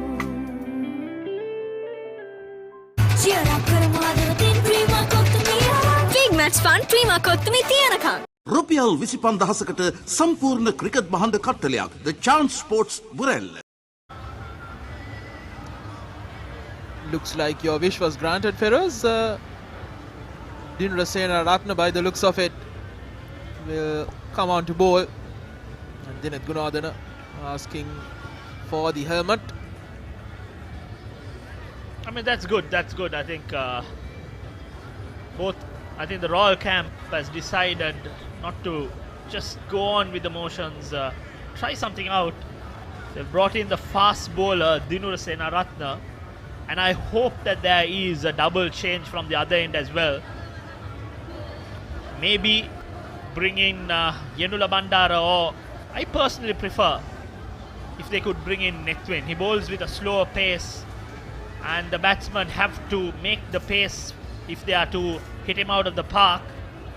And with these two looking to score some runs finally, and I'm hopeful that Nethwin, if he varies his pace, changes his line of attack, can maybe prize out a wicket.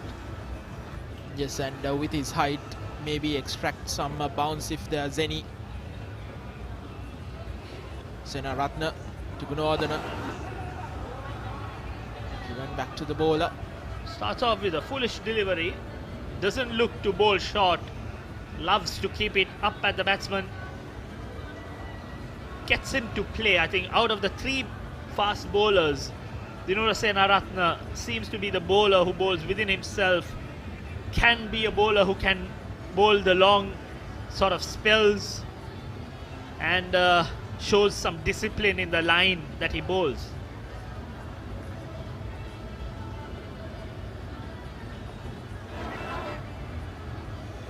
Beautifully played. Gunawardena, he's been there for a long period. Just uses his bat to glide towards the vacant short third. Use the pace of Senaratna. Senaratna needs to be a lot straighter than that, especially with the field he has. A mid-wicket, a deep square leg. Now we see the slip being removed and a shot. A third man fielder manning the boundary, so This is not going to be attacking bowling, it's going to be just straight at the batsman and expecting the batsman to make a mistake.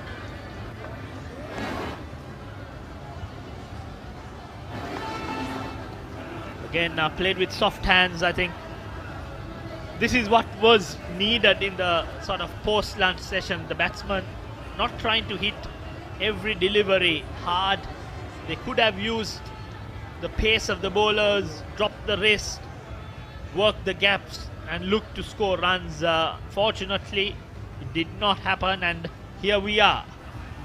65th over in progress, 148 for 2. The skipper Mahit taking strike. You've got a very conventional, a limited over field, a sweeper, a third man, fine leg, extra cover, short mid. The line of attack will be just straight at the batsman. That kept a little low.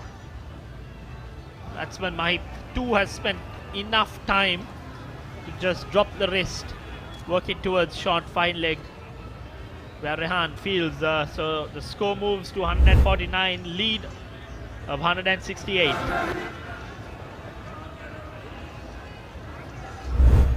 Quite easy pickings for Mahit. Turn around his legs. 10 short of his half century. Tomians lead by 168.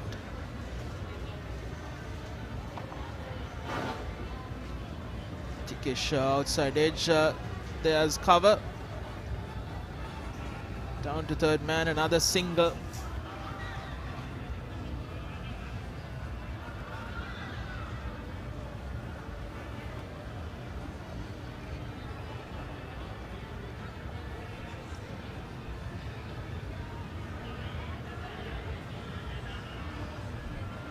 Maybe the cricket has gone into a lull, but the party continues here at the Sinhalese Sports Club grounds. All the tents are packed.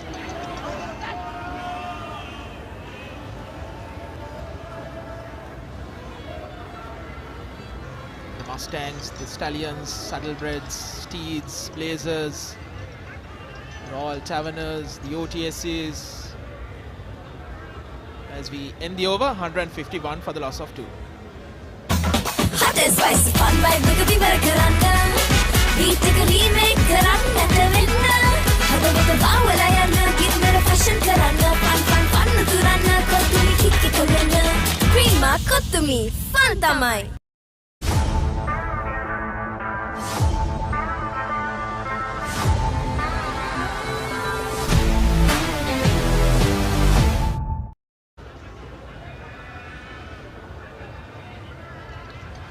The Royal boys have a quick huddle. I wonder what they will be saying out there. They will retain the shield, and I'm sure the message is, let's bring some respectability, get some wickets. But at the end of the huddle, everyone seems to be in a jolly mood. I'm sure the thought of retaining the shield would have come to cross their minds. Okay, as the players get ready, we go downstairs to Jordan. Okay, so I'm with Danushka Fernando, CEO of Finesse. Can you please tell us a bit about your brand? Thank you. So Finesse, we are in the business of furniture, interior and then turnkey projects. So as an organization, we work on total turnkey projects where when someone comes to us, we give them the total solution ranging from furniture and interior design services. So say for an example, you buy an apartment, you come to Finesse and we are able to do up the entire apartment interior to furniture, or say you build a house and then they come to us and we look at their entire space and we do the total solution for them. Plus they can go to our website, which is finesse.lk, and we have another arm that's into home retailing and home care goods, so which they can shop online as well through our platform finesse.lk. Yeah, so it makes a significant occasion for us as a brand to come forward. The first time a furniture interior brand is coming on board with the Royal Tomian, and me being a Tomian, it's a proud moment for me as well personally. So the whole idea is to raise awareness about our brand and also there are a lot of customers who are past royalists and Thomians who are part of our brand. So we want to raise awareness about what we do. And we have some special offers going on till end of May.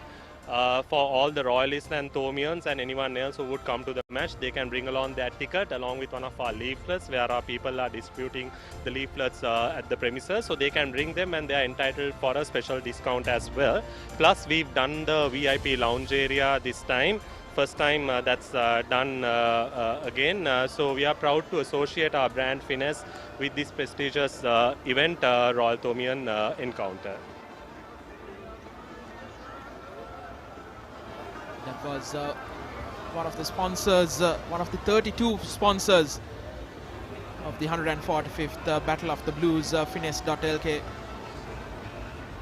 Partnership 89 of 260 balls. Another single for Mahit Pereira. He moves on to 45. The partnership now worth 90 runs off 261 deliveries. Long off, long on in place. Deep mid wicket. A sweeper.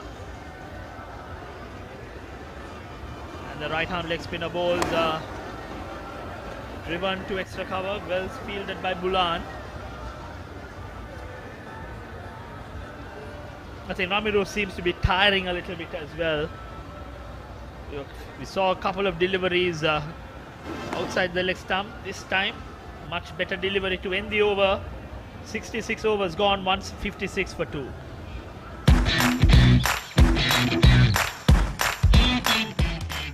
Heels Crest Naimeris sausages, the bite that bites back.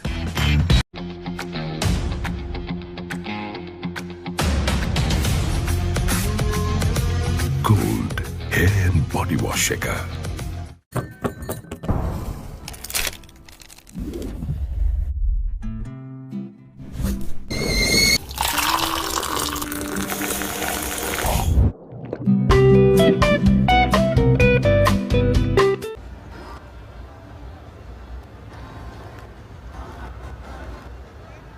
The pledge nearing the 1 million mark, 941,000.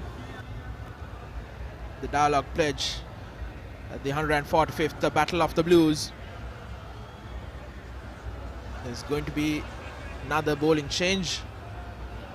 It will be Nethvin Dharmaratne. Just 1 over for Dinrasena Ratna. There's no life on the wicket, and I think this is a good move to bring in Nethvin Dharmaratne.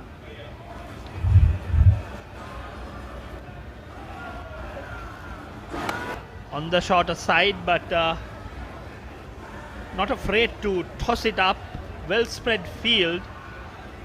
Long on, deep mid wicket, deep square leg, a sweeper. I think with the pacey balls and coming round the wicket, I think he can afford to get the sweeper into the 30-yard circle. Started on a shorter side of length, but I'm sure he'll make the adjustment. Dharmaratne. Better delivery, but again outside off stump.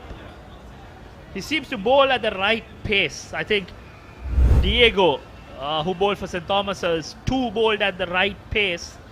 Didn't extract that much of turn off this wicket. Nethvin again, well bowled.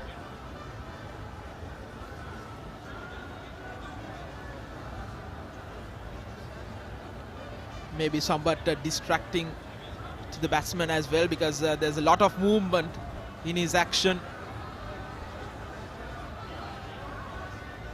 All limbs in his action.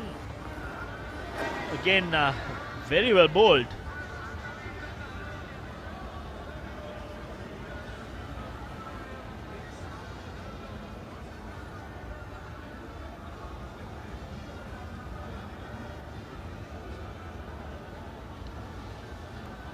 Govida Ambanpola seems to be a bit of trouble with cramp. This heat is very, very tough. We took a walk during lunch break, and the walk itself was very difficult. These boys have given their heart and soul for 3 days. Run around, battered, bowled, and now the tired legs are kicking in. The hydration is very important when you play the longer version of the game. And the last sessions in particular is very difficult for those who've spent time on the ground. Ovida batted valiantly for almost 160 deliveries for his 36, and now is showing the after effects.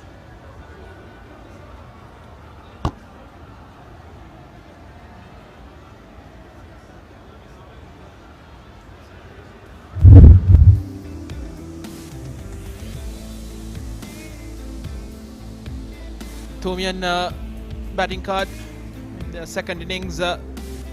Sadev Soiza, 33 of 63. Bulankulama didn't trouble the scorers.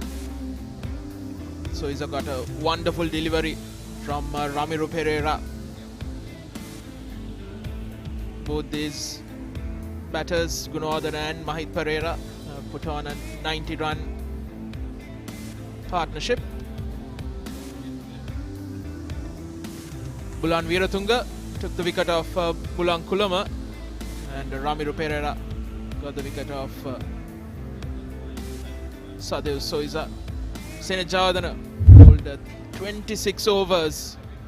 A hard toil. I think the most bowled in this match. After that slight hold up of play will continue. Dharmaratna again. Good over to start proceedings. I like the way, the pace in which he bowled that particular over. End of 67 overs, 156 for 2. එක කාලෙක TV බලන මිනිසුන්ට හරි හරි කරදර වුණා. ලොකු TV stand වලට පොඩි ටීවී ආවා. ටීවී අහක බලා ගත්තා. මිනිස්සු ටීවී ගැන අදහස අතහැරියා. ඉතින් මේ දැන් අරන් දෙන්නද? LED Full HD UHD Smart. 32 ඉඳන් 55 මේ 65 වෙනකන් අඟල්. මේ දැන් ගන්න නම් යමු මාත් එක්ක සිංගර්. ඕනෑම මාදිලයක ඕනෑම ටීවී එකක් ටික ටික ගෙවන්න මේ දැන් අරගන්න. දිවෙන පුරා සිංගර් ශාඛාව වෙත එන්න.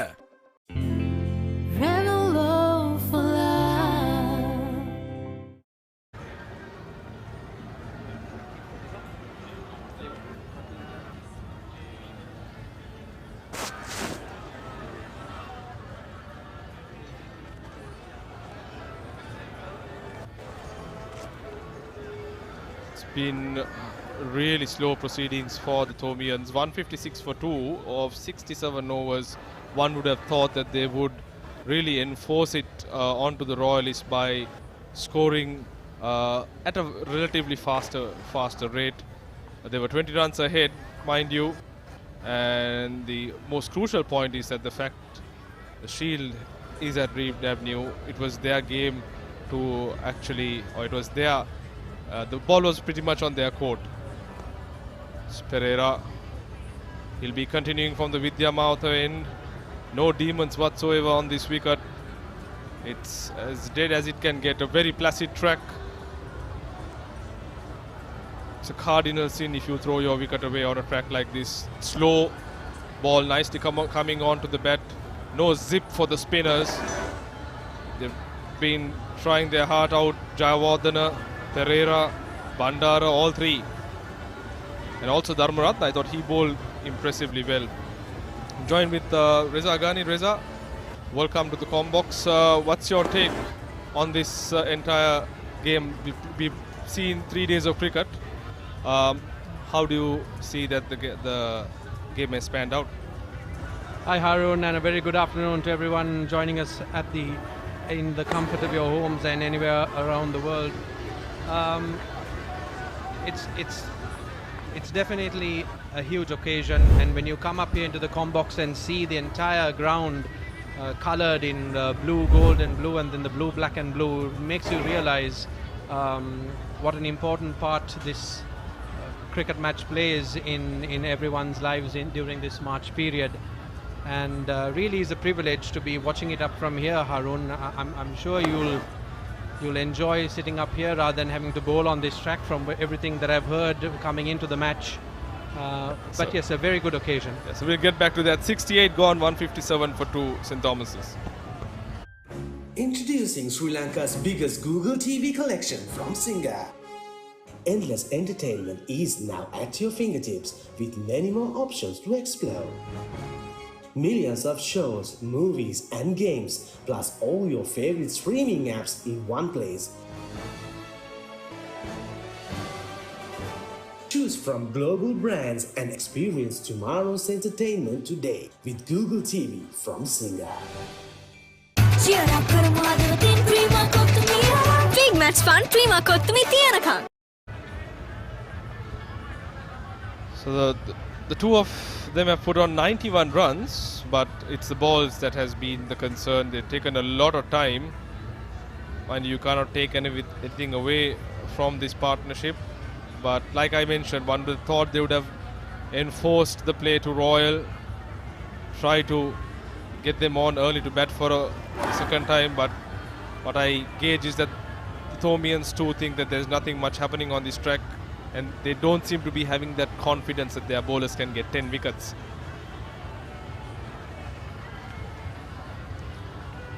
It's been a humid, a very hot day. We've seen so many players cramping up. Just in the last over, we saw Ambam Pola falling down, screaming. Mind you, really energy-sapping conditions here at SSC. So in terms of, I think, strength and conditioning part, there's a lot of work that goes on. But even during these conditions, Reza, I believe, no matter how much work you put in, the humidity levels are so high that the perspiration, the sweat really takes all the electrolytes and all those little chemical aspects from your body. Yes, strength and conditioning definitely playing a big part now in school sports. We see it across all sports now, whether it be rugby, rowing or water polo. But these conditions are trying, and that's why international teams have difficulty when they tour Sri Lanka in this time, as we have a quick run taken there. And we had one of the players cramping up before as well. So things to really look out for in the long run, I guess, when you're playing tournaments and on the road. You need to make sure that your boys are at their optimum level. We see them coming to the Royal College pool for their warm down sessions as well. They seem a good bunch of boys, disciplined and look focused all the time, which is what you want to see on and off the field as well. Oh, cheeky looking stroke. There is cover, but we can see a slight shift in gears from the two Thomian batsmen. They're looking to rotate the strike, which is something that they could have done long time ago. As they started off this innings, they were 20 runs ahead, like I mentioned earlier. But now you see them motoring along, looking for the gaps. I'm sure we'll see those Thomian flags raise right up into the sky once Mahit Pereira gets close to his 50. This time it's driven uppishly. There is cover. So Dharmaratna, I thought, has bowled impressively in his second over. He's bowling at the right pace, and the most important thing is that he's getting the ball above the batsman's eye line. So you start, putting doubt on the batsman. Once again, short or half stop. There is protection in the deep. Either way, the batsman will comfortably cross over for 2 runs. So Pereira moves to 49 with those 2 runs. 69 gone, 164 for 2 St. Thomas's.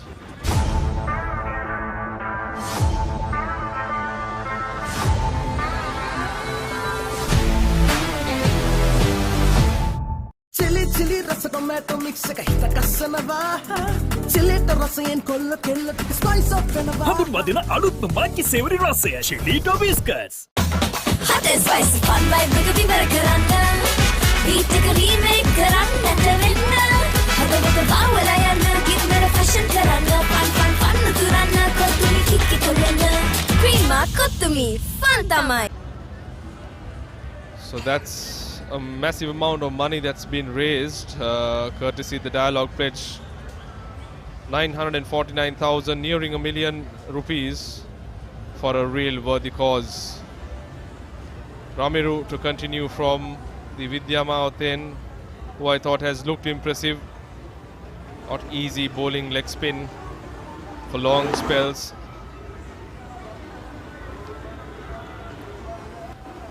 Because as someone who is a key stakeholder in another glamour sport played between these two schools, water polo, how is the intensity? Oh, that's a dolly. A dolly. Twice caught and bowled. Dinet Gunawardena gives his wicket to Ramiro Pereira. Full toss. These boys look tired. You can see there's no fancy celebrations.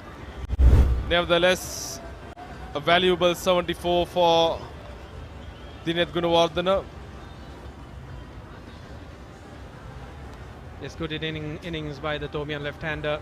Wouldn't have dreamt of getting out that way, but it's the conditions, Harun. It's hot and humid here. You can forgive them for making a few errors so late in the third day. Even the prefects have hardly any energy about them to keep running around. So Dinet Gunawardena 74 valuable runs, 164 for 3 St. Thomases.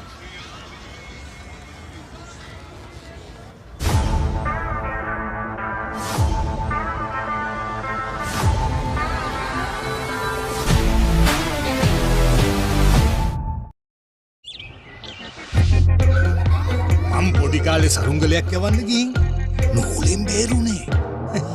නෑ වෙන්න බෑ. දවසක් බැලුමක් පුම්මන්න ගිහින්. නෑ වෙන්න බෑ. කොහොම මොනවාද සීයේ? අපි ළඟ තියෙනවා කන්න පුළුවන් බීමකුයි බොන්න පුළුවන් කෑමකුයි. නෑ වෙන්න බෑ. නෑ වෙන්න පුළුවන්.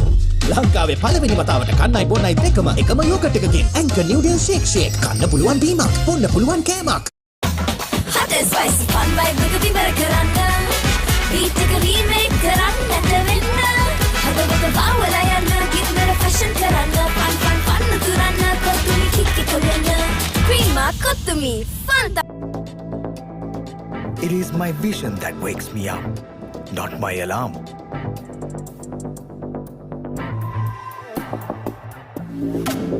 I make mistakes, but I will never be defeated.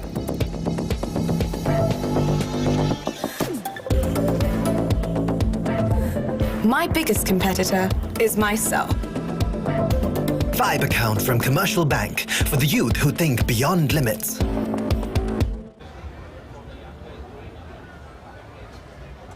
Tisen Ahliagota playing his last inning at a Royal Tomian. As we see the replay again, soft dismissal for Ahliagota. So coming back to that topic of discussion, we spoke about your involvement in another glamour sport. Before we go there, let's look at the stats of Ahliagota. 696 runs. He's had a fantastic season with an average of 30 and a decent strike rate of 61 with a best of 106. So he's got the runs behind his belt, it's just that he has not been able to convert it into a big score in this Royal Tomian. And Ahliagota has got one more year by the look of it as well, Harun, so maybe he'd want to have something in the positive in the bag from this big match into next year. Oh, as you can see, there's no bite, slow, no turn, ball going on with the arm.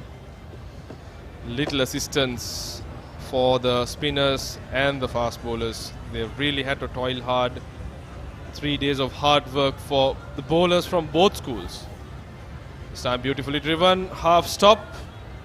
I'm sure they will comfortably cross over for a single. Pereira not too happy with that effort from the mid-off fielder. Would you have looked to get another fielder in there, Harun, close by to make something happen in this game? Exactly, because you really can see the intent from the Tomians. They don't seem to show any signs of declaration. Might as well bring 2 close-in catchers, new batsmen. Try to create whatever opportunity that you can. And if there's one thing at the SSC, it's the bounce that can always create you an opportunity. There's no prodigious turn here. Yes, catches in close by, especially silly mid-wicket, and then close in on the drive, and that is exactly what they have now for the captain, Mahit Pereira, looking to get that all-important figure. Full toss. Oh, that's off the knee. That's running down to the boundary. Poor piece of fielding there by Sena Ratna.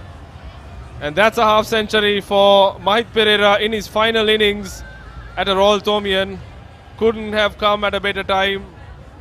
His highest up to now was 36. And he finally gets to a landmark achievement for him. And we have spectators that has penetrated this very strong security at the Royal Tomian encounter. Over the last decade or so, the security has been tightened to an extent where no spectator has ever been allowed. But we've seen one successful gentleman make his way to the middle to snap a pick with his captain.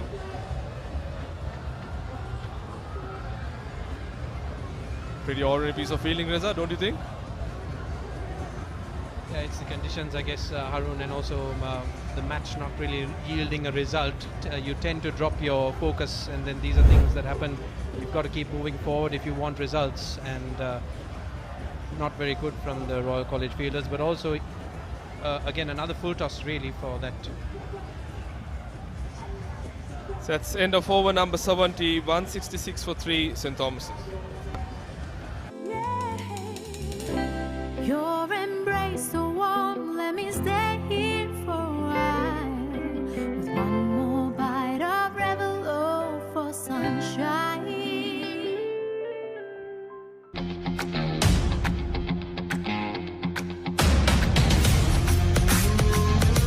Gold hair and body wash shaker. සියලුම ක්‍රීඩා භාණ්ඩවල මිල අඩු කළා. සම්පූර්ණ cricket භාණ්ඩ කට්ටලයම 23900යි. Cricket බෑගයක් නොමිලේ. The Transport Borella. Prima Kothumi guess and win competition, win hot and spicy gifts from Prima Kothumi. All you have to do is log on to the Papare Cricket Facebook page and take part in a guess and win challenge with Prima Kothumi. So get yourselves into the Facebook page of the Papare and try and win a Kothumi package from Prima. Dharmaratna will continue.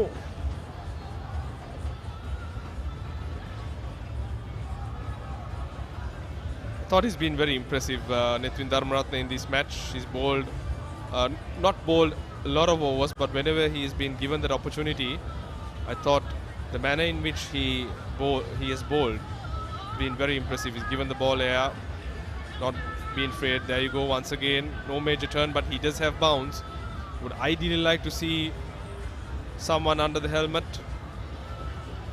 at silly point. Riza, please, why don't you take us through these views? Oh, spectacular views by the Papare team, and giving you that bird's eye view of the SSC in all its glory. Yes, Gunaratna definitely looks to be one of those bowlers you can count on in any situation, Harun. You only ask the question whether you'd need another close-in fielder really, because he's bowling to the new batsman. This time he comes down the track. There is a deep square leg fielder who will cut that off, but in the meantime the batsman will not hesitate to cross over for 2 runs. So Ahligarh is someone who can take the attack to the bowler. He's aggressive in nature. He previously opened the batting for St. Thomas's in the last 2 years that he's played. This year he's been sent down the order in the middle order. That's where he scored runs, 696 of them. And I thought even in the first innings he did show signs of getting a lot of runs. He was very confident before he played a very loose stroke and got himself out of a full toss. So he has a chance to make amends. Good looking drive on the back foot, but straight to the fielder, looking to get his eye in and really give us a bit of entertainment towards the last hour coming up, Harun. Yeah. So 71 gone, 171 for 3 St. Thomas's. We look at Asen Pereira, 50 special moments. He got some gifts, juicy full tosses, which he didn't fail to capitalize on. This was a short delivery from Pereira. He took the attack to Ramiru occasionally, and this was the shot that took him to 50.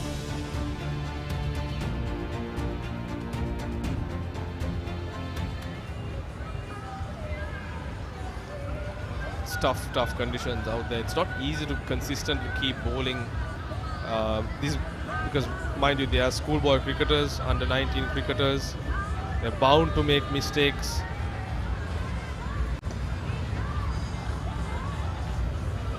And this time he is looking to take the attack. Encouraging signs for the leg spinner. He's looking to open up that offside field and then blast it through the covers. So really, would you want to get another catcher in there is the question that Royal College will be asking. But St. Thomas's College more so will look to entertain, I feel, Harun. It's a nice occasion. You've got a packed house here, and why not display what talents you have on this bigger stage of schoolboy cricket? Yeah, I think this encounter amplified the levels which can be compared to any main scale international game that's played. The crowds, look at the color, the atmosphere, euphoric. You cannot ask for anything better. Coming to that point, Reza, about the other glamour sport, we spoke about water polo, the Royal Thomini encounter. I think it's a big deal for both schools. Once again, a full toss, but there is cover. If we talk about the preparation, the work that goes behind it, and also in the pool, is the intensity the same as it is what you see at a Royal Thomini cricket match? Well, the pressure is the same. Be it any Royal Thomini encounter, you grow up coming to these big matches and then imagining yourself playing a Royal Thomini in any other sport that you take up for college. So there is a lot of pressure on these schoolboys now, especially with social media and a lot of Facebook in your face, as it were. Yeah, so we'll come back to that. 72 gone, 173 for 3 St. Thomas's. Love never felt this good until right now with you. With one more bite of Revelo for love. රසී තිරෙන mix berry රසයෙන් කන්න බැරි බඩගින්නට බොන්න Anchor Drinking Yogurt. Hot and spicy fun vibe nigga better karanga. Beat එක remake කරන්නට වෙන්න. හදවත බවලා යන්න give me fashion කරන්න. Fun තුරන්න කොතුමි කික්කි කොල්ලන්න. Cream කොතුමි fun තමයි.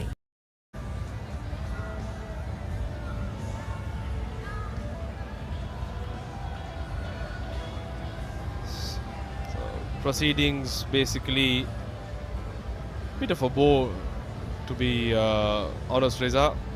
Thought that the Thomians will try and make a match out of it, but that's not what we witnessed. Personally believe that the intent would be much more aggressive than what we witnessed when they started proceedings. And on a wicket like this, I understand if the wicket would have been, turning and spinning, bouncing, etc. Maybe with some lateral movement. There's nothing of that sort happening. So they had everything going in their favour to take the attack to the Royalists.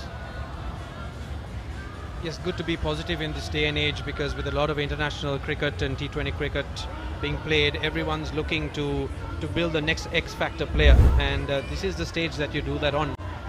To really test your mettle and then look at the other skills that you need to be working on as you progress as a player. So you're right, Harun, but we've got 1 hour remaining on this game, and it'll be good to see if both schools kind of put their heads together and give the crowd here what they've come for, which is a love of cricket, and then to witness that being played at the SSC. Yeah, I think that's been the concern for most of the people that I've met at the match. The fact that, nobody was trying to make a match out of it. And if there was one team that really needed to, it had to be the Thomians. Point number 1 is that the Shield is currently with the Royalists. Point number 2, they were 20 runs ahead. It's not that they had to claw back any runs and wipe a deficit. So, questions to be asked in terms of the intent and the approach that the Thomians took. Thought it could have been way, way better. Do you think he can bring the deep square leg into play, Harun? He's got, like you said before, he's got a lot of bounce off this track, especially with his action and up and down action. And if you get this left-handed batsman sweeping, you may look for another result, because everything on the offside just seems to be going to the fielders. Yeah, does not seem to be able to find a gap. That's 73 gone. 173 for 3 St. Thomas's.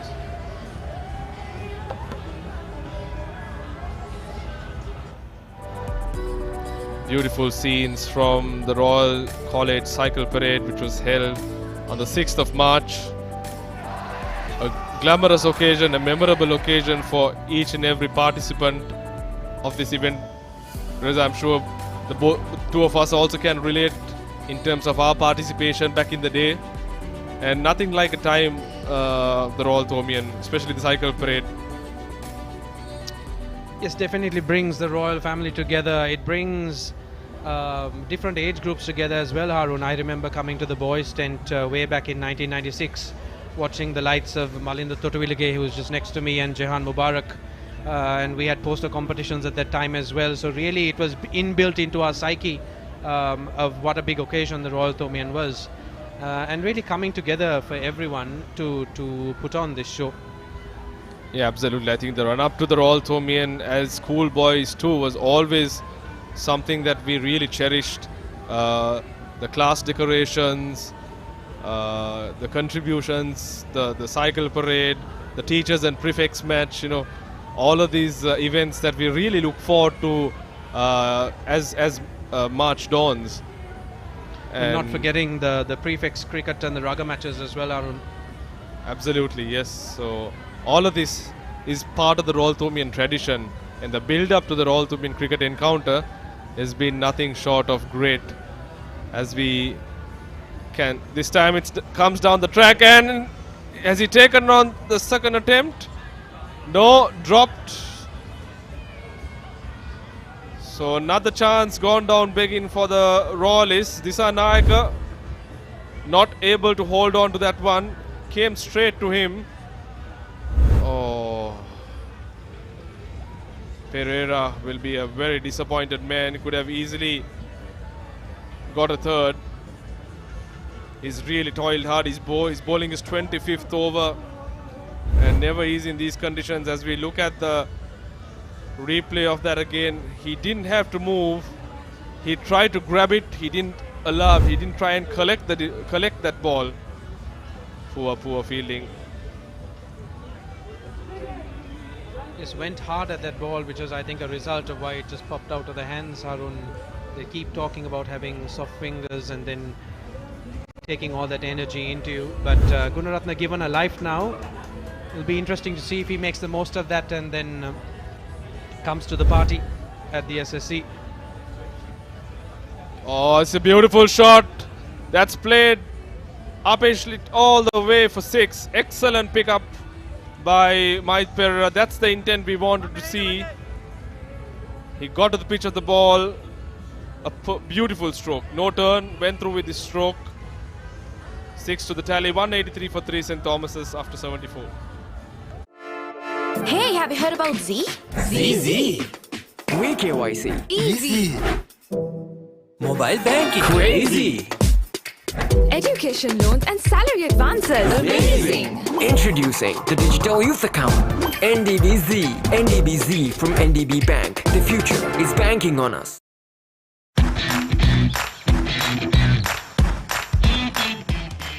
Keel's Crest Naimeris sausages. The bite that bites back.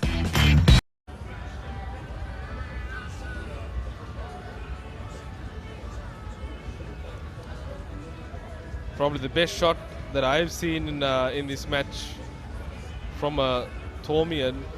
The last shot that stroke that Asen Pereira played against Ramiru against the turn. As you see the replay, came down the track was not to the pitch of the ball but went through with the stroke, and the crucial point is that he played it straight. He did look at hitting that towards the leg side, went through with the shot straight, earned him 6 valuable runs. Yes, Mahit Pereira certainly seems to have heard you up, heard your comments, Harun. So good to see that kind of stroke play coming in now, and the captain can really take it upon himself to turn this party on and give this Thomian crowd something to cheer about in the last hour at the SSC. Field being shuffled around for the captain, knowing that his scalp will be invaluable to the end of the day's play as well. Royal College one slip in as the only close-in catcher, and Gunawardana, I beg your pardon, Dharmaratna.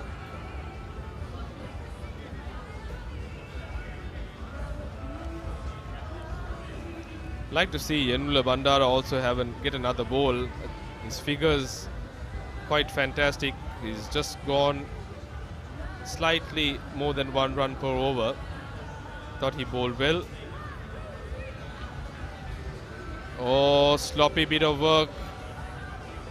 Think you can sense fatigue and tiredness is creeping into the Royal fielders. They've also got the mid-off up, Harun, so definitely asking the Thomian captain to go over the top, which is what he was looking to do there.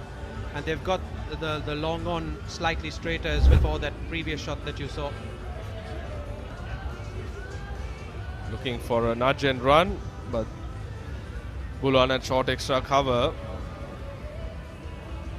making sure no harm done.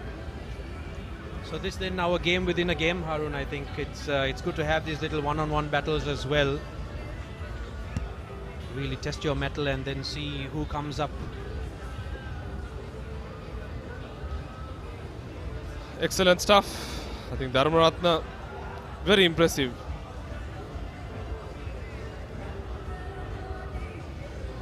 The beauty is that he's not been afraid to toss that ball up, which is impressive to see. Ideally, a bit of turn would have done him a world of good, but nothing of that sort is offered on this track, as the last ball of this over is comfortably placed. Single is taken, 186 for 3 St. Thomas's after some. Don't wanna miss 1 second of this pouring rain, pleasing my soul. One more bite of Revelo for the rain.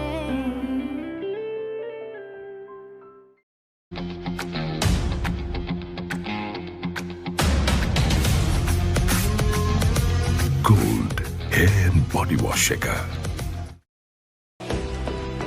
සියලුම ක්‍රීඩා භාණ්ඩවල මිල අඩු කළා. සම්පූර්ණ cricket භාණ්ඩ කට්ටලයම 23900යි. Cricket බෑගයක් නොමිලේ. The Transport Borella. 75 overs completed, 186 for 3. Mahit Pereira, 62 not out. He's taken his time. 149 deliveries. Earlier good as on 9 of 24. Pereira 2 for 74. Well, now the game just ambling along, trickling along into a tame draw. St. Thomas's have taken a lot of time. The run rate just over 2 runs per over. So it has been slow going by them. And they have been very watchful, very careful. I think the only thing that remains now in this game is Mahit Pereira 100. Probably Malinda, I mean, his highest score before this was 36 in his 4th Royal Thomian. He richly deserves it. I mean, he's an outstanding player, has multiple sports, captained the St. Thomas's under-19 soccer team, played the first 15 rugby as well, athletics colours. So he's done it all. And as an individual, I think he richly deserves this 100.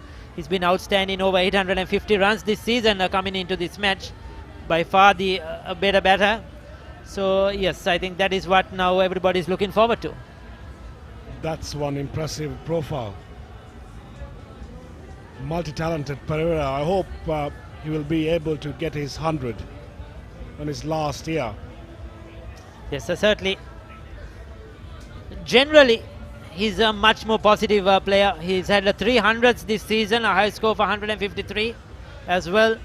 So he's made a great impact and generally scores his runs very quickly, but has been played a sedate role, taken his time, and we just hope that unlike what happened to Sinead Jayawardene, who played a brilliant innings as well, I thought, and unfortunately fell for 92, that maybe Mahit Pereira can go and achieve that 3-figure mark. As you mentioned, he had a couple of 3 figures during the season, so he is capable to get a big 100, but it all depends on the way he's playing at the moment. So if he keep going with this mindset, I'm sure by the end of today he'll be end up somewhere like 110 plus. Oh, but have I got him out? Have I got Mahit Pereira out? We were talking so much about him. I'm sorry, I think I spoke too much. Both of us are probably, I mean, he was looking to work that on the onside. Even Sinead Jayawardene was taken by surprise. A dolly of a catch, he can't believe it. Well, he's thrilled, but he's wondering what happened there. Mahit Pereira, well played. He's been a proud Thomian, leading his side St. Thomas's in this 145th Battle of the Blues. 63 is highest score in a big match cricket. But congratulations to Mahit Pereira. I think he deserves all the applause he could get, what he has done for sports in general for St. Thomas's, and he'll get a good applause as he leaves the field for the final time in the Battle of the Blues.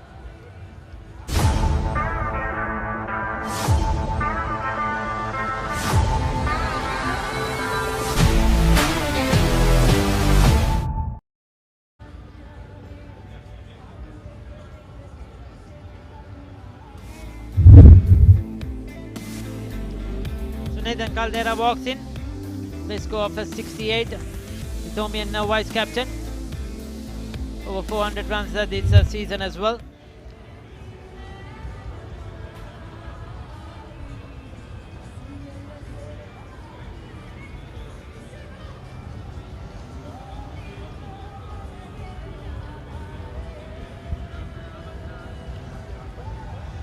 Wicket looks too slow and batters has a lot of time to prepare themselves.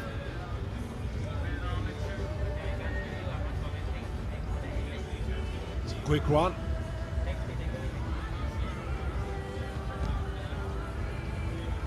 Quite impressive to see how they run between the wickets after playing 2.5 days of cricket. So 76 completed, 190 for 4.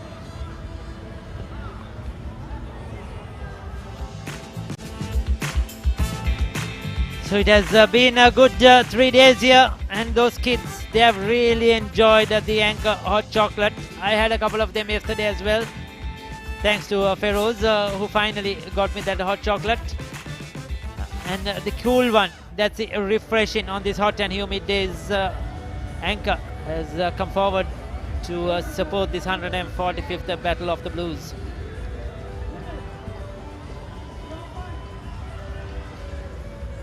So Ahaliagoda and Caldera.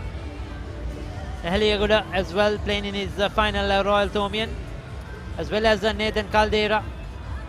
He's been really good over the last 3 years for St. Thomas's. Wickets and runs has been outstanding, and both of them will be looking to end this on a high as well, and try to bat out the rest of the overs. There's a bit of a fielding change in the middle.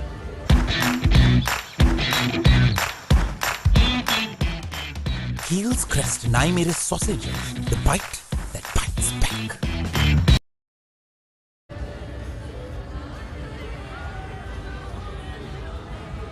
Dharmaratna is operating his 6th over.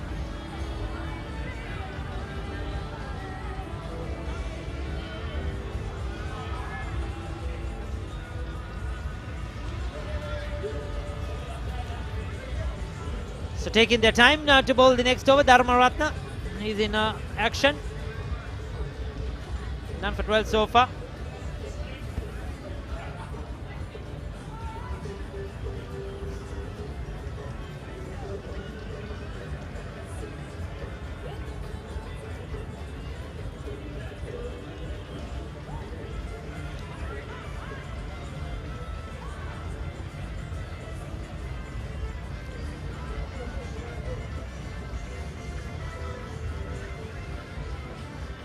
So Netmin Dharmaratna got some runs with the bat. Got a wicket in the first innings as well. Will be looking to try and pick up another wicket here.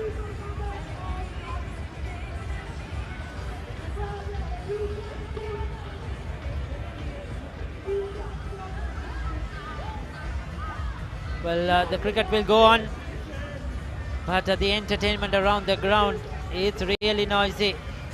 The young and the old both are enjoying equally, and the music is all over.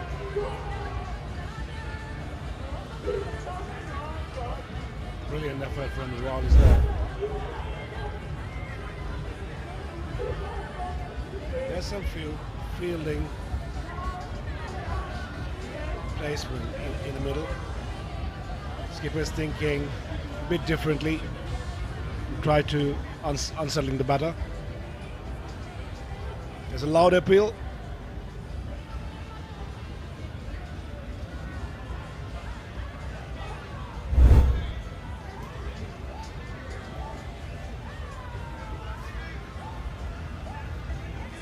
Bowler's pretty close to the bat. No wonder the big shout was coming out from the bowler.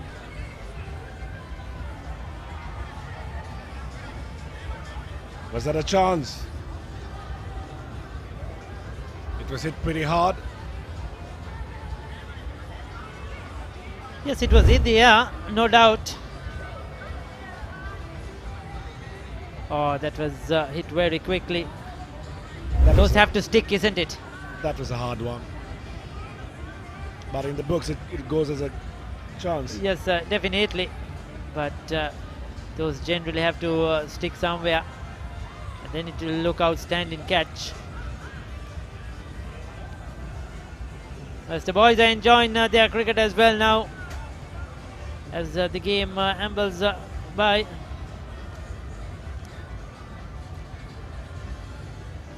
Good use of his feet from Goda. Ricky, I don't know if you noticed, like, since they have, we'll talk about it more in the next over, St. Thomas's 192 for 4. Hey, have you heard about Z? ZZ. We KYC. Easy. Mobile banking. Crazy. Education loans and salary advances. Amazing. Introducing the Digital Youth Account. NDBZ. NDBZ from NDB Bank. The future is banking on us. Kiri අතර සුපිරි රස.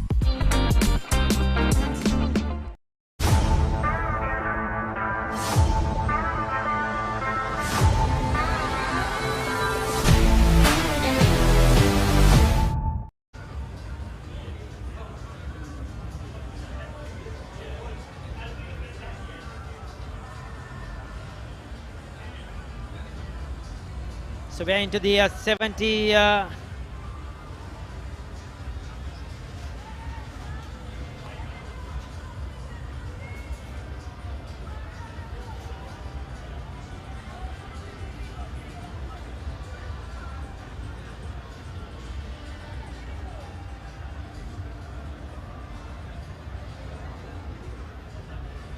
Do you think they might give a bit more time for Royals to bat in the middle today?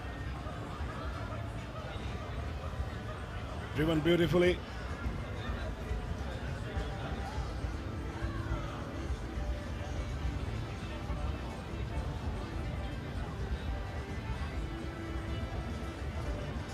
Jayawardene has bowled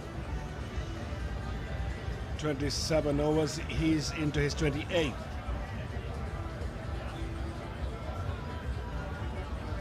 He's doing everything he could possibly can to take a few more wickets and put a little bit more pressure towards St. Thomas's. But having said that, there's nothing much happening in this game. But I was hoping St. Thomas's might give Royal 10-15 overs to bat just to get some, just to get some wickets on top and just to, finish the game on top.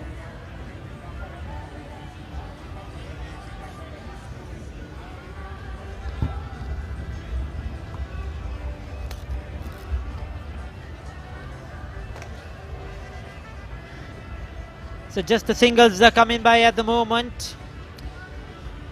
going through the motions at the moment, the two teams.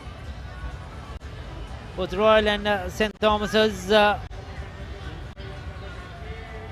enjoying the Naimiris pasta, aren't you? It's a bit of a snack time. Yes, it has been a great hit at the Royal Domian, I'll tell you, and most of the tents.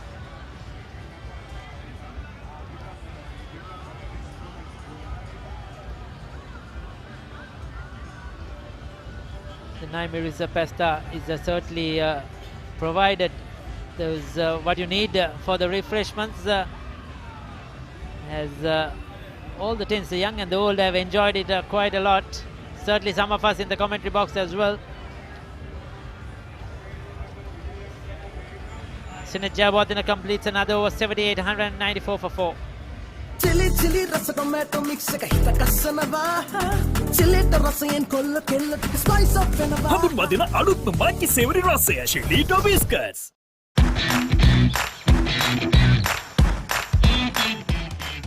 Heels Crest Naimiris sausages, the bite that bites back.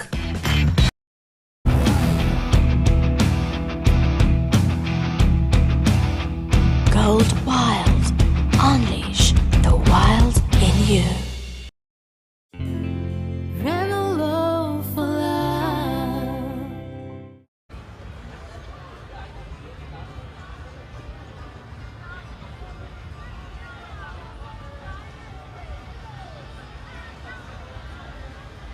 Dharmanath starting his 7th over from Vidya Mouth and St. Thomas's College lead by 213 runs.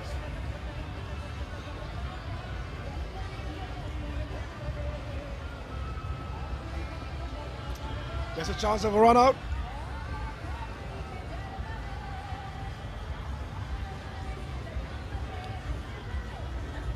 Heliogoda wanted to get a quick single, but it's a bit of hesitancy. Yes, no call.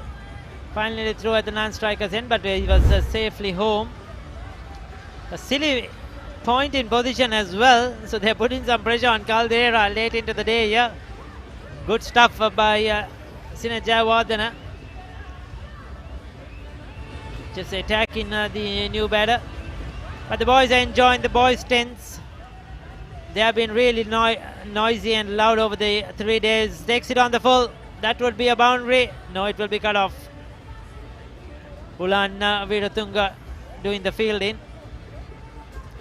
That's a great effort from Bulan.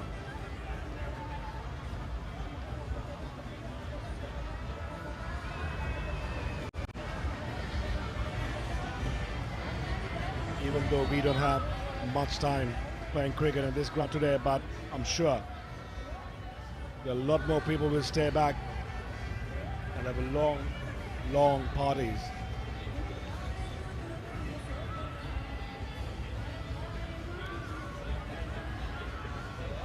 So bowling from the Vidya Mav at the end, Dharmaratna hasn't been able to really be penetrative. Has done the supporting role to Sinet Jayawardena and Asen Pereira. Again another slight misfield, again another single. Well, we have seen a few of those in the last couple of overs. I'm sure they're very tired out there as well, the fielders.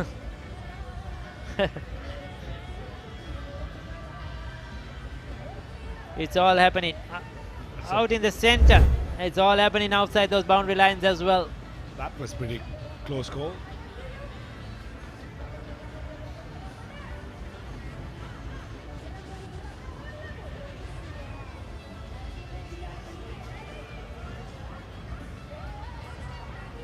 So another single, 79 completed, 199 for 4. It is my vision that wakes me up, not my alarm.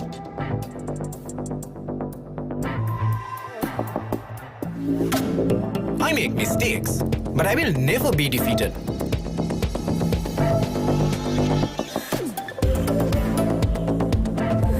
My biggest competitor is myself. 5 account from Commercial Bank for the youth who think beyond limits. Cheer up, Karamada, Tin Prima, fun ට්‍රීමක් ඔත්තුමි තියනකම්.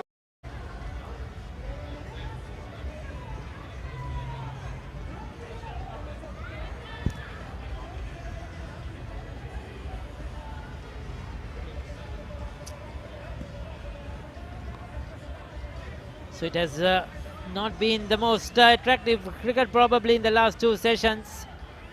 St. Thomas has taken the safer route, not trying anything fancy, not really going after the ball and trying to score quick runs, but being very sedate, ensuring that they are in a safer position, and of course the surface and not allowing the Royal bowlers to really try and make huge impacts or breakthroughs.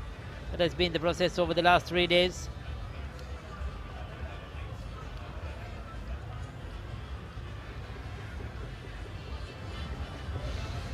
Another single. You're going to picking up the singles.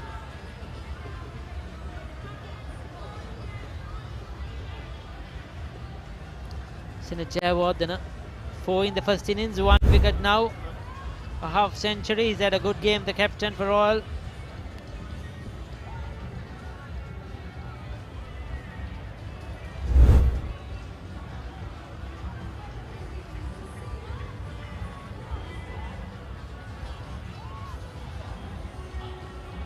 Runs are coming pretty easy.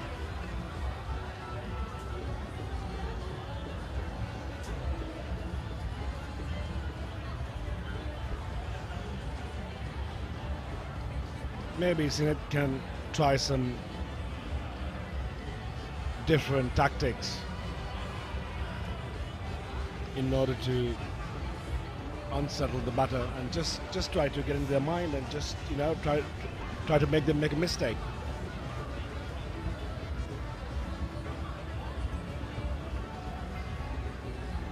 So Jayawardena will continue. He's into his 29th over. It has been a long spell for the Royal captain.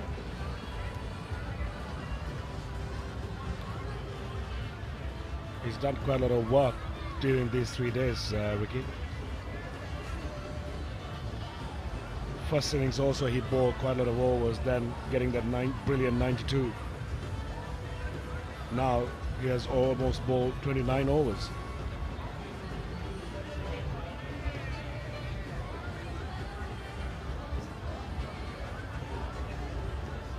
So the 80th over coming up of this innings. They pick up another single. We approximately have around I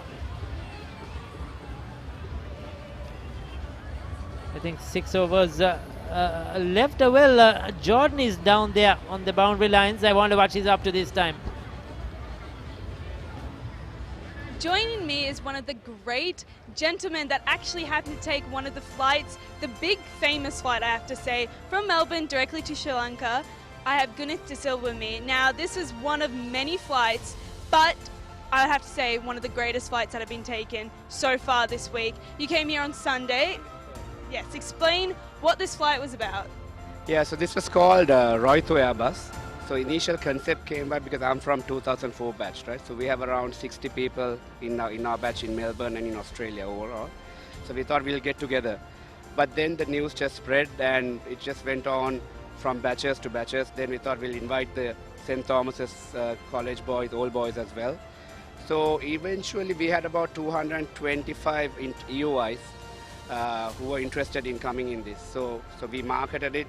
And so there were 77 people came on board finally on the 3rd. So people from Perth, Adelaide, Sydney and Melbourne joined this flight, both Royalists and Thomians. So it was it happened in the first, I think it's first in the history to happen to no, it's not a charter flight as such, but a group of people who came to witness the Royto. Most of them, I think, I'm coming after 11 years. So most of them couldn't come because of the COVID restrictions and such. So yeah, because of that, everyone was quite thrilled to come and you know, the flight experience, Sri Lankan Airlines supported us and the cabin crew was awesome. So just to want to thank them at this point. And also I would like to make, apart from me, there are another 4 guys, I would like to mention their names. So Tivanka, Mithila, Pasindu and Duminda. So there were 5 people behind this. So they were the mastermind and they were doing all the backbone of this. So it was basically carried out by 5 people.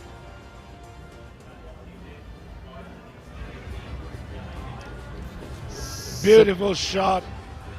It's gone for 4 runs. Elliot has got a clean shot in that delivery. Yes, he's got a couple of boundaries in this over. 2 fours of Dharma Ratna. And of course, Jordan, who was out there interviewing one of the committee members. She's shown a lot of energy over these the last 3 days. Jordan as well, going out there in the hot and humid sun, interviewing people, doing a lot of activities for the Papare.com and the sponsors as well. In the process, the cricket goes on. 81st over in progress. Ali Good has moved up to 25. He's been using his feet against the spinners quite regularly in this innings.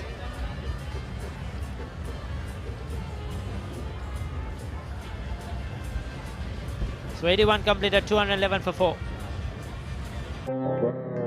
එක කාලෙක TV බලන මිනිසුන්ට හරි හරි කරදර වුණා. ලොකු TV stand වලට පොඩි ටීවී ආවා. ටීවී අහක බලා ගත්තා. මිනිස්සු ටීවී ගැන අදහස අතහැරියා. ඉතින් මේ දැන් අරන් දෙන්නද? LED Full HD UHD Smart 32 ඉඳන් 55 නෙමෙයි 65 වෙනකන් අඟල්. මේ දැන් ගන්න නම් යමු මාත් එක්ක සිංග.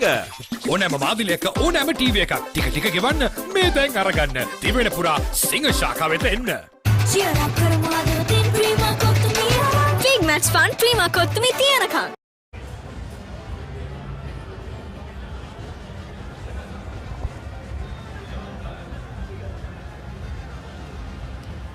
So there you go. Sorry, Malinda. 81 completed. Jayawardena will continue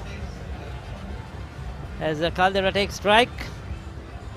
Well, you have been in the com box with us for the last 3 days, Malinda, and I hope you have enjoyed the mic as well as the game coming down to the last over probably for you in the comms for this year at the Royal Domian. Correct. Thanks to Papare. I thoroughly enjoyed my stay in here. Given me the opportunity to spend some time with you all, do the commentary, and of course, lovely food. This is certainly the hospitality has been a good credit, of course, to the Papare.com and the joint committee for really looking after the commentary team over these last 3 days. They have done a tremendous job. A lot of hard work behind the scenes. It's never easy. So big shout out to all those who have supported us from the joint committee. Thank you very much.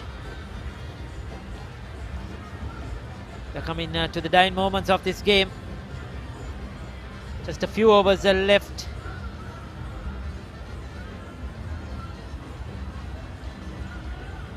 Abish, but into the gap, just a single.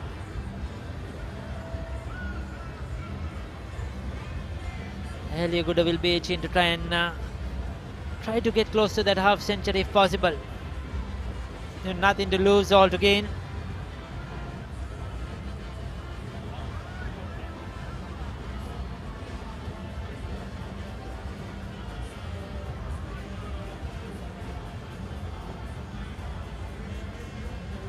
That kept a bit low turn as well for Jayawardena. Caldera virtually.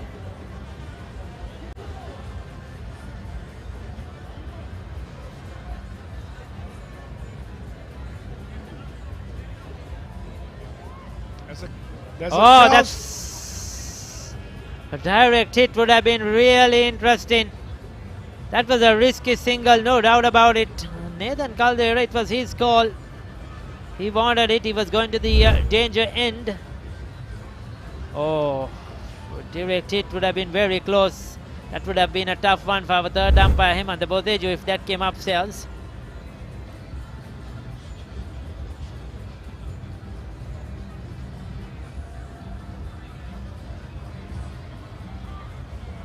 So there you go, a dot ball to end the 82nd over. Thank you very much, Malinda. Ricky, thank you. 82 completed, 214 for 4. Hey, have you heard about Z? ZZ. VKYC. Easy. Mobile banking. Crazy.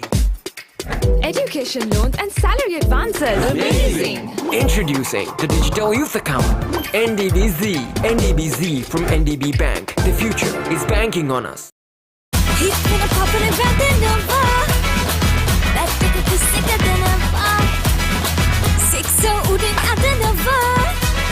Hot and spicy cup is cinema. Prima kutumi, fantamai.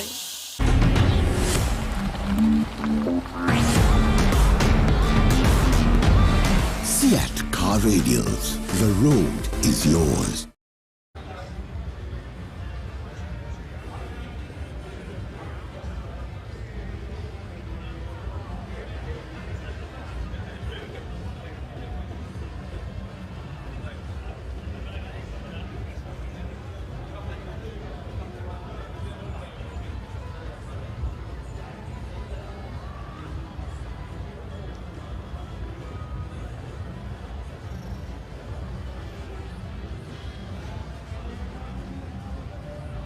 So the last rites of this 145th Royal Thomian. We are just minutes away from conclusion. St. Thomas's 14 for 4 and Ramiru being brought into the attack. It will be the captain and vice captain bowling in tandem. Welcome back to the combox, Reza. Beautifully driven, took a few steps, Caldera. I think this partnership was needed during the post-lunch session. The type of attitude, the aggressiveness that Ehele Agoda and Caldera have brought in. Some energy, and this is proper batsmanship. It's not just prodding. They're not afraid to play their shots. A little too late in the day, unfortunately. Just thanks, Feroz. And strike rates closer to the 50% mark, which is what you want to see, really. Not in the low 20s as it was before, but Nathan Caldera, the right hand and the left hander, will give St. Thomas's a few options as well now with the leg spinner coming in.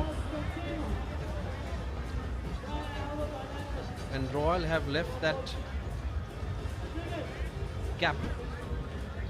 Powerfully played on the back foot to the gap. I think the difference in these two batsmen have been the fact that they've found the gap. The rest of the batsmen were playing it straight at the fielder, but Caldera and Ehele Agoda have found the gap and moved along nicely. That particular delivery somewhat kept low, but well negotiated by Ehele Agoda. Rocked onto the back foot and played. The key was that he was always looking at the delivery, didn't try to hit it too hard. Just the mere formalities in play. Nicely bowled, well tossed up, inviting the batsman to drive.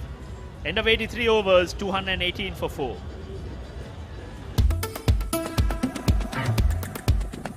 I study not just to change myself, but to make a change.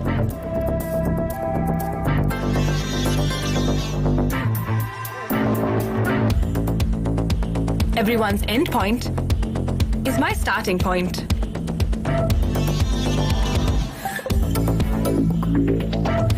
Vibe account from Commercial Bank for the youth who think beyond limits.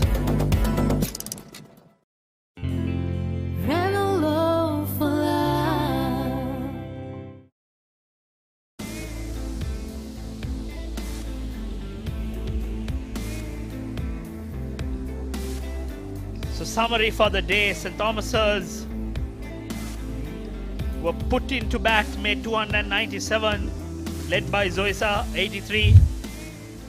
Royal made 278, and the third innings, St. Thomas's 218 for 4. And do we have a bowling change, or is it the captain continuing to bowl? Yes, the skipper not letting go of the ball. He's bowled a long spell. 30 overs, given away 50. He did bowl well, but I think he has overbowled himself. The captain He needs to have faith in the rest of the bowling, especially the left arm spin of Yenula Bandara, who's bowled well, but I personally feel he's been under-bowled, Reza. You need to have faith in the rest of the bowling if you want to win a game. Sometimes coming with the pressures of captaincy as well, Feroz, you have captains that sometimes take it upon themselves and then find it difficult to let go, but this is why you play these high pressure situations and games, to learn from that and then play for Sri Lanka at the highest level later on from this stepping stone. Some miscommunication on that occasion. Agoda took a few steps. Caldera was not interested. Yeah, so Javardhana keeping the mid-off up, asking Caldera to go across against the spin if he likes, up and over. Surely he'll have some sore shoulders and arms at the end of day's play. Sinet has done a fair share of bowling. On top of that, it did bat well, led from the front, scored 92 valuable runs, better delivery. Caldera. Makes you wonder how Muthaiya Muralidharan and Chaminda Vaas bowled so many overs for Sri Lanka back in the 90s and the early 2000s. Well, you start appreciating the efforts. Javardhana, easy action, bit of turn and bounce, but very well played. Caldera just moved on to the back foot and used the angle, played with soft hands, takes a single, 84 overs gone, 220 for 4.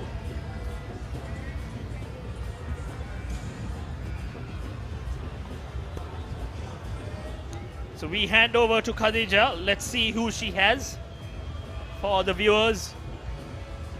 With me, I've got the founder and managing director of Celeste Daily, Janik Jayasuriya. Janik, give us a small insight on your brand. Hi. So Celeste Daily is a COVID startup. Started off in the start of the pandemic. It's been nearly 4 years. It'll be 4 years in May. We specialize in quick commerce. So on-demand grocery delivery, you order it now and you get it now. At the moment, our delivery promise is 30 minutes. So we have pretty much everything you get at a supermarket, from household, personal care, fresh, frozen, chilled, pretty much everything you need. We try to stick to the 30 minutes unless it's a high peak time.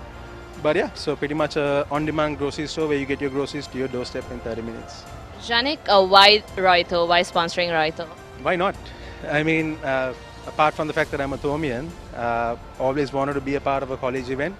Royal Thomian is the oldest and one of the most strong and powerful brands. It is pretty much the Super Bowl of Sri Lanka. So why not sponsor an event like the Super Bowl of Sri Lanka?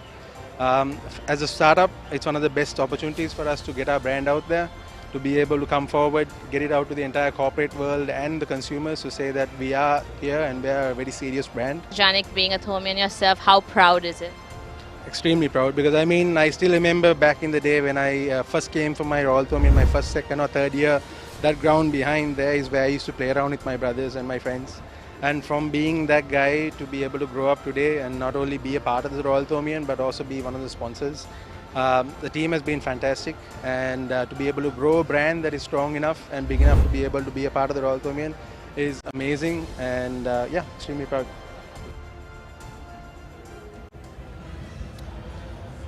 So Ramiru will continue. Caldera not afraid to play the long handle. He's moved to 19, Heliagoda on 29. I think this is a time, the period in which the fielders, especially the last year players, eyeing to get that stumps when play is called off for the day. When the game ends, everyone wants a souvenir, and I'm sure the last year players have already earmarked what they want to take home.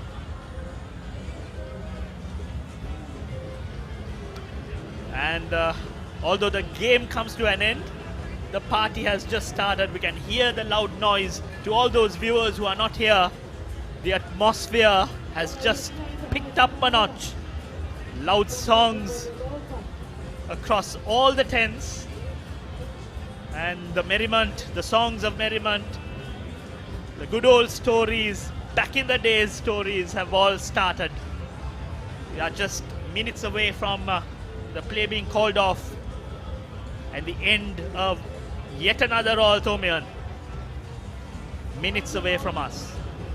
Yes, absolutely. An electric atmosphere here at the SSC, Feroz. As you mentioned, you've got to be here to believe it. It's a packed house, and you see the smiles being wider and wider as the day progresses because they know the after party is coming up. And Ramiro Pereira quietly goes about his business.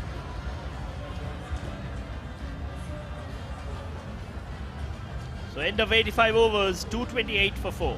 Chili chili rasa tomato mix එක හිත කස්සනවා chilliට රසයෙන් කොල්ල කෙල්ල ටික spice up වෙනවා හඳුන්වා දෙන අලුත්ම මාකි සේවරි රසය ශිලීටෝ බිස්කට්ස්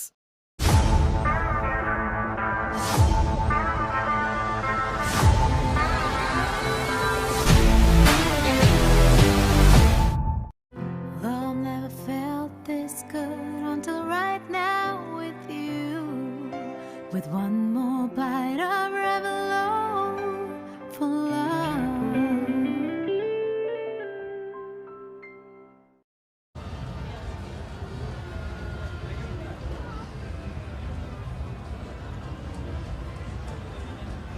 Yeah.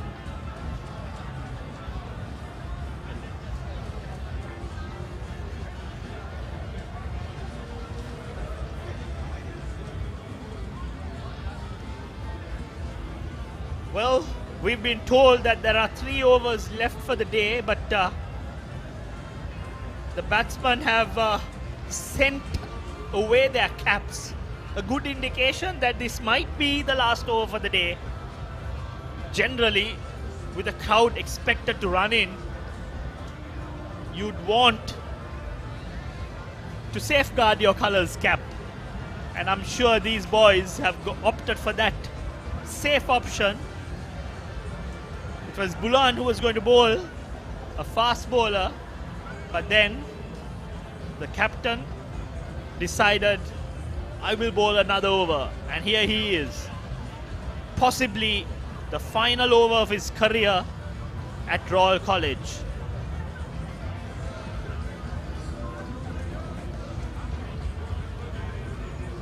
Beautiful shot, but straight to the fielder.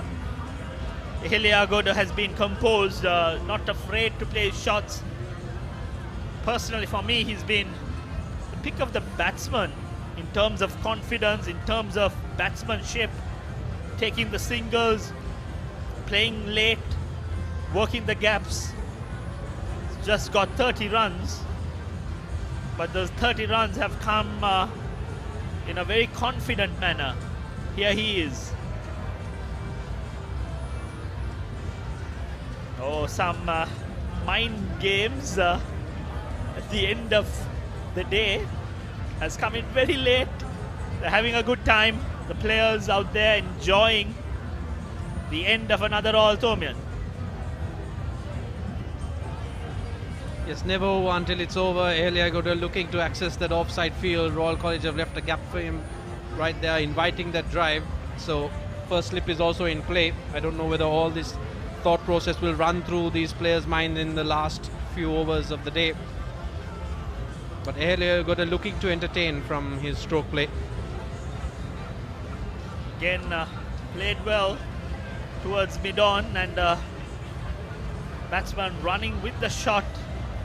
We didn't see this much when Dineth and the skipper Mahit were playing. But these two, their approach is different.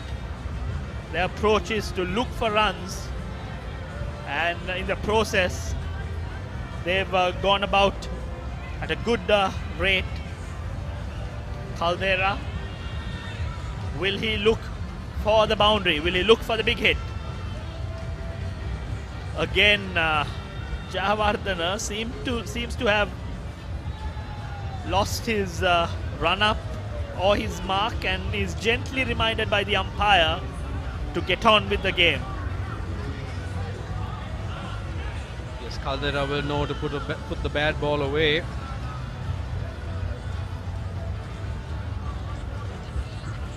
will eye one for the future as well, Feroz. That last shot, something that Mahendra Singh Dhoni's shot keeps echoing through the Star Sports channels for cricket. Something like that to remember by, and will pick his moment with Senet Javadana. Well, he wouldn't want to give away his wicket. He'd like to go back to the hut, not out, and then he leaves it. One more delivery left. Is everyone on their toes to collect the stumps? Bulan, who's fielding at mid-wicket, has a chat with Senet. Wonder what they're planning at this stage of the game. Oh, full toss. There you go. The stumps have been pried.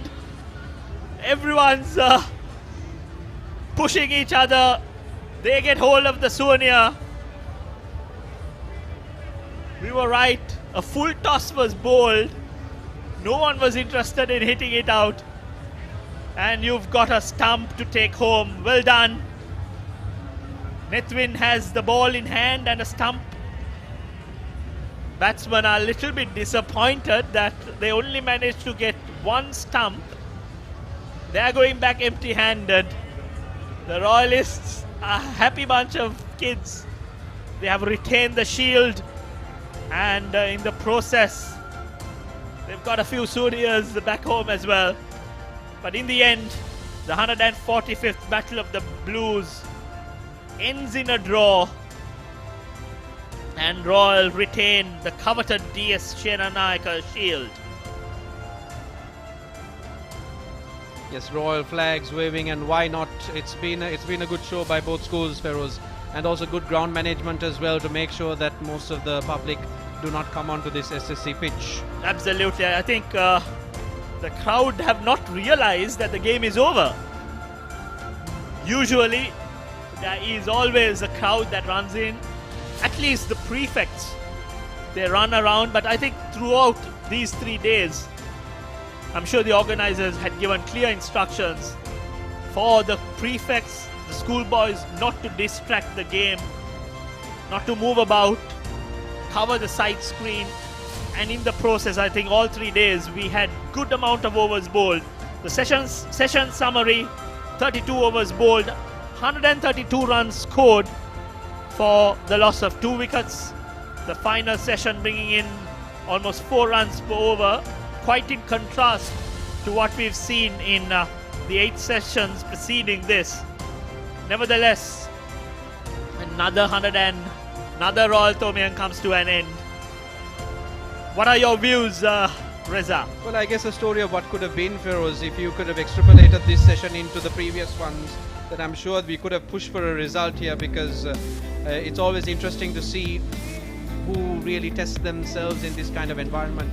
And as we have the St. Thomas's College scorecard there, Zoisa with 33, Bulankoloma with 0, Gunawardena with 74, Asen Pereira, the captain, an interesting 63 towards the end of his innings, and then Heliogoda and Caldera sealing things off undefeated, 31 and 20 respectively for the Thomian camp.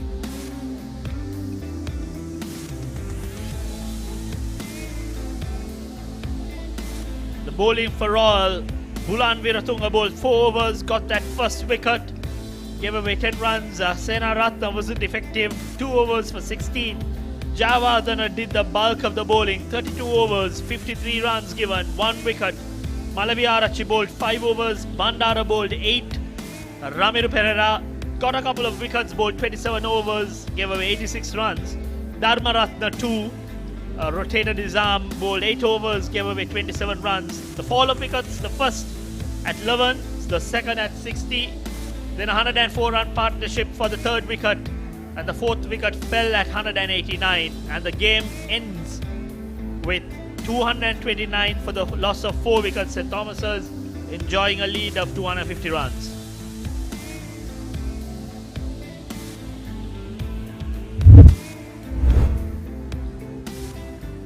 Final session, the boys running in with the colours capped. Day 3, session 3, the captain Asen Pereira and Dinet Gunawardena started positively. Lovely shot straight back past the ball, and then the big hit. A shift of gears. That was his 50, well compiled half century. The second for the game for Dineth. Bit of sloppiness in the process and 4 gifted runs.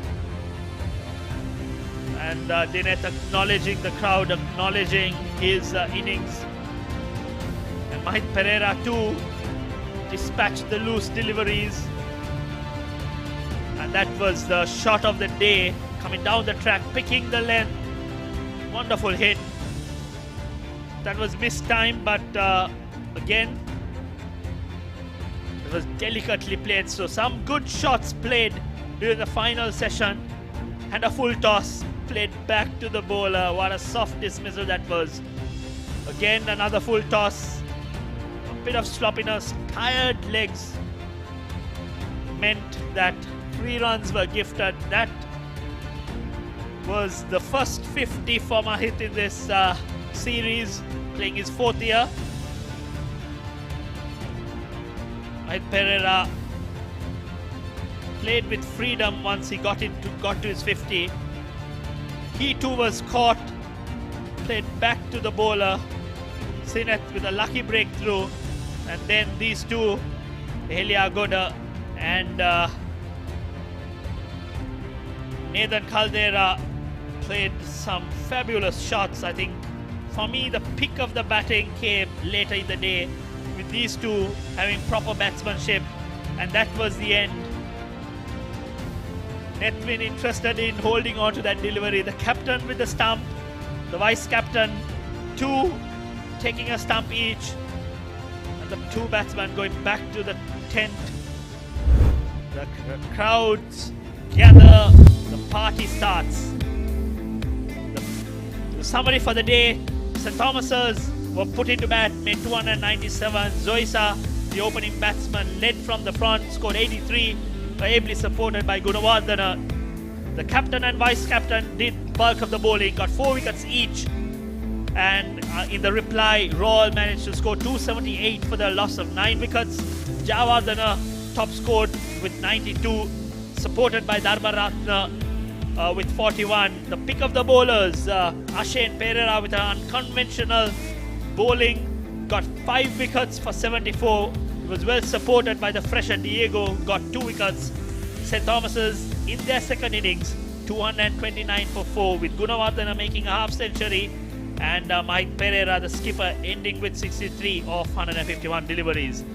Bowling for all, Ramiru managed to get 2, and Javardhana 1 wicket.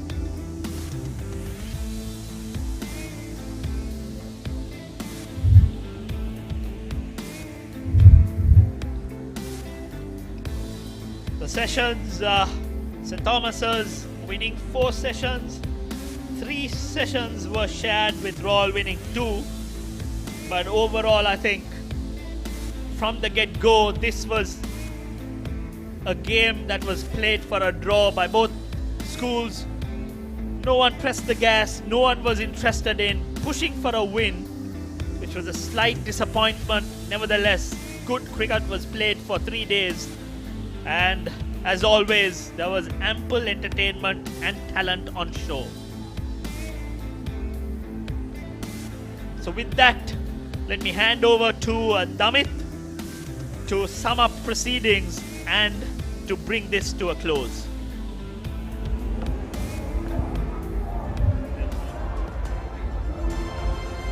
Thank you, Feroz. Yes, the 145th Battle of the Blues has ended as a drawn encounter. It's been a great 3 days here in SSC as the Papare brought all these pictures live to you on Dialog Television Channel 126, the Papare TV HD, as well as on the go on Dialog ViU app and on ThePapare.com. So to summarize the 3 days proceedings, I have got with me Harun Maujood, the Royal captain from 2007. Harun, drawn encounter, but we were predicting this from, I think, from probably like yesterday. So basically on the surface I always predicted a draw, but I was very disappointed with the intent that was shown by the Tomians. Having a 20-run lead with nothing at all happening in this wicket, no demons whatsoever. There was no turn, there was no lateral movement for the seamers. I thought they could have done much better in getting the runs on the board. So 229 would have been a good total had they got it in half the overs that they batted. So had they got this in 40 overs, I think they could have really put the pressure to the Royalists, getting them into the fourth innings. But it was really disappointing to see that they didn't push the gas at all to make a match out of it. Yes, in the second innings, St. Thomas has lost 4 wickets, and throughout the 3 days only 23 wickets fell. So we'll take a closer look at some of those dismissals. Bulankulama was dismissed early on. Harun Royal bowling also, they didn't have much to do with the ball, but that was a brilliant delivery from Ramiro. That was probably the best ball of the entire match that I saw. A little bit of turn through the gate. Unfortunately, Pereira couldn't replicate those deliveries quite frequently because I think the conditions too. You being a leg spinner also, you must have bowled in these types of conditions. As a leg spinner, what can you tell Ramiro going forward also, Harun? I think the returns at SSC has always been hard to come by, unlike you playing in the school pitches where you get able assistance. There's a lot of spin, there's the awkward bounces. Well, here it's much more friendly to the batsman. Key is to use the bounce into effect. So one thing that I would advise him is to use the bounce, get those fielders in, because the bat opportunities have always come by, and you'll have to be persistent and you'll be very consistent with your line and length, which is something rare in school cricket. Not very many bowlers are able to bowl those 6 balls on the spot. The loose balls is always given at some point in time, and that's under-19 school cricket for you at any part of the world. But then again, the better you can distinguish yourself from the ordinary and become the best when you are very consistent. And that is one point I would like to impart on Babir, because he has all the talent in the world. You just saw that delivery which bowled Soisa through the gate. If he can bowl more of those, he has a very bright future, let me put it that way. Of course, and we will see him more often in the future as well. One player who stood out for St. Thomas's College with the bat was Dinet Gunawardhan. He scored a 50 in the first innings also, and in the second innings he got a 74. Harun, a very talented player. Yes, he took his time, but somehow in this heat also, batting for more than a couple of hours, it's not an easy task. Yeah, not the most elegant of batsmen that you will see in the Thomian lineup, but he plays within himself. He's got a limited range of strokes, and I think the only area that he can improve is basically his strike rate, the pace in which he scores his runs.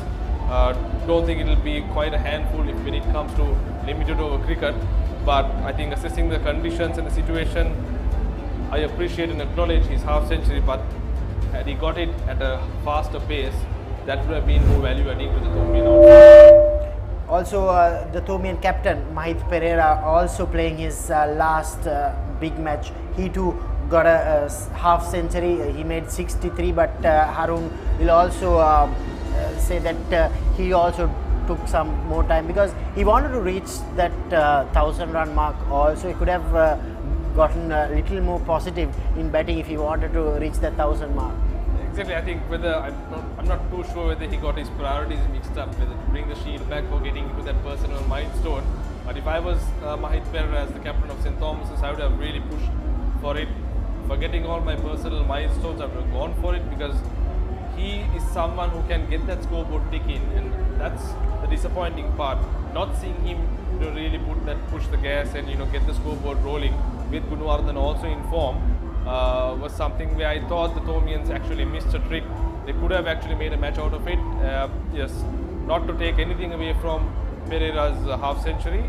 He's highest in this whole series and in his last inning. And also Mahith's 63 today, which he got. We'll take a look at some of the highlights from that 63. That's also Mahith's highest score in Royal Thomian cricket also, Harun. So we need to really appreciate his efforts, especially why I am saying it's not easy condition. Yes, the pitch conditions are easy, but the overhead conditions, the hot and humid conditions, playing for 3 days is never easy. Yeah, we saw him cramping up a couple of times and getting some assistance. like I said, nothing. I don't want to take anything away from his performance. Excellent performance. It would have been nicer to see him, really make a match out of it as the captain, because the message that everyone else got is that there was no intent from the Thormians to really put the Royal team on the back foot. Harun, now next week we have the Mustangs trophy, and from a game like this, which was a stalemate after 3 days, how can the teams come back from a game like this and focus on a 50-over encounter? So obviously preparations will have to change, the mindset and attitudes will definitely have to change. Looking at the two teams playing in this game, I think Royal have a slightly better outfit to play Monday cricket. If you look at the nature in which they score their runs, the level of aggression, looking at basically what I have seen so far, I think Royal will be better prepared. But having said that, the Thormians too will come in full swing, because it's a totally different game. The balls are different. Both will be playing with the Kukupura ball, which is totally different to what you play in the red ball encounter. So all those facts taken into consideration, it'll be an interesting competition. And both teams did play not too long ago a quarter-final limited over encounter where Royal pipped St. Thomas's. So I'm sure they'll come back. That will also be in the back of the minds of the Thormians for sure, because these two teams met in the under-19 limited overs tournament, the quarter-final at St. Peter's College, Bambalapitiya, which Royal College won. So next up on the 16th of March, here at the Sinhalese Sports Club, we will have the Mustangs Trophy encounter as well. Harun, overall, it's not been the greatest of cricket being played, but still the atmosphere-wise, the camaraderie and meeting old friends and everything, it's still the Royal Thormian atmosphere was full on during these 3 days. Absolutely. I think post the pandemic, this is the best that I've seen. Crowds from day one has been fantastic. The color, the atmosphere, the rich history that comes into this entire encounter. Looking at these pictures, talk about the traditions, the build-up to the Royal Thormian, all of it has been fantastic. And with my little kid also now experiencing the same thing, it's a what do you call experience from a different perspective also. And yeah, the friendships and the camaraderie, I think that's what matters in the end. The two teams battle out in the middle, but when they go beyond those boundary ropes, you'll kind of make the best of friends with each other, and that's what's happened to me and every other cricketer that has played this glorious encounter. Of course, thank you very much, Harun. Thank you very much for joining with us throughout these 3 days. So everyone watching this live coverage, make sure you all stay logged on. We will have the awards presentation in a short while, where you will realize on who got the Man of the Match award, the Best Fielder award, Best Batter award, the Fresher of the Big Match award. So plenty of more awards will be given. So stay tuned. We will be back with the awards presentation after a commercial break.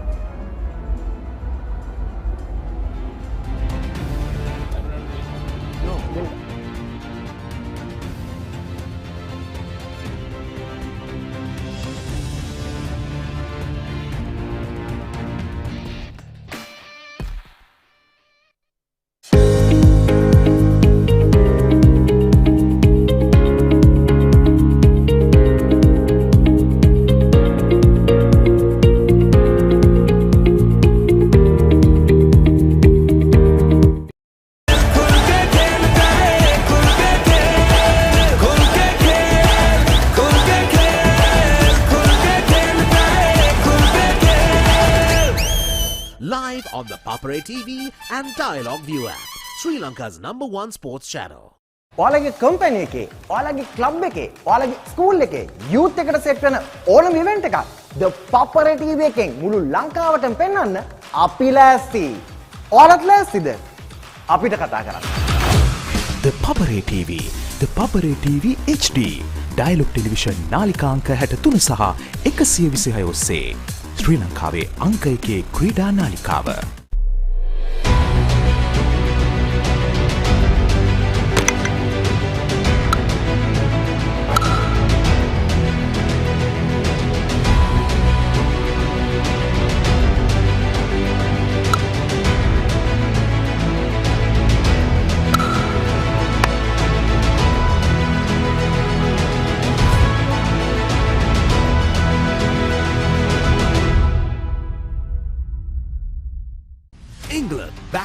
conquer India? Or will India wield their might? The cricketing showdown of the year. England takes on India in an epic test series that promises passion, rivalry and unforgettable moments. England Tour of India, 2nd February to 11th March, live on the Papare TV and Dialog ViU app, Sri Lanka's #1 sports channel. ඉන්දිය ආධිපත්‍ය බිඳලීමට එන ඉංග්‍රීසීන්. ඉංග්‍රීසීන්ට පසු නොබසින ඉන්දියානුවන්. එංගලන්ත කණ්ඩායමේ ඉන්දීය සංචාරය test තරඟ 5කින් සමන්විත ද්වන්ද්ව සංග්‍රාමයේ ආශ්වාදය. පෙබරවාරි 2 වෙනිදා සිට මාර්තු 11 වෙනිදා දක්වා සජීවීව The Papare TV සහ Dialog ViU app ශ්‍රී ලංකාවේ අංක 1 ක්‍රීඩා නාලිකාව. 119th Lovers Quarrel. Richmond versus Mahinda. 15th and 16th March at Gaul. Live on Dialog TV channel 127, Dialog ViU app and ThePapare.com, Sri Lanka's #1 sports channel. මාර්තුවේ උන්මාදය. සූදානම්ද big match වසන්තයට. පෙබරවාරි 24 දා සිට සජීවීව The Papare TV, The Papare TV HD, Dialog ViU app සහ ThePapare.com, ශ්‍රී ලංකාවේ අංක 1 ක්‍රීඩා නාලිකාව. March Madness is back. Are you ready for the big Match Madness? March Madness, live on the Papare, Sri Lanka's #1 sports channel.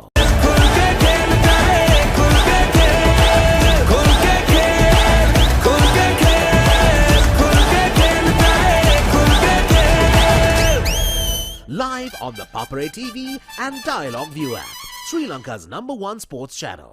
Royal versus St. Thomas's, 47th Mustangs Trophy. 16th March at SSC. Live on the Papare TV HD, Dialog ViU app and ThePapare.com, Sri Lanka's #1 sports channel. 145th Battle of the Blues. Royal versus St. Thomas's. 7th, 8th, 9th March at SSC. Live on the Papare TV HD, Dialog ViU app and ThePapare.com, Sri Lanka's #1 sports channel. St. Sebastian's versus Prince of Wales, 39th one-day encounter. 10th March at Pisara. Live on the Papare TV HD, Dialog ViU app and ThePapare.com, Sri Lanka's #1 sports channel. It's quite an atmosphere.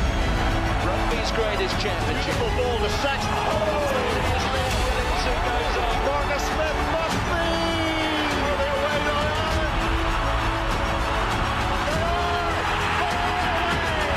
this time, go Scotland. Footwork from Durham and the winner. This is it, astonishing! That is a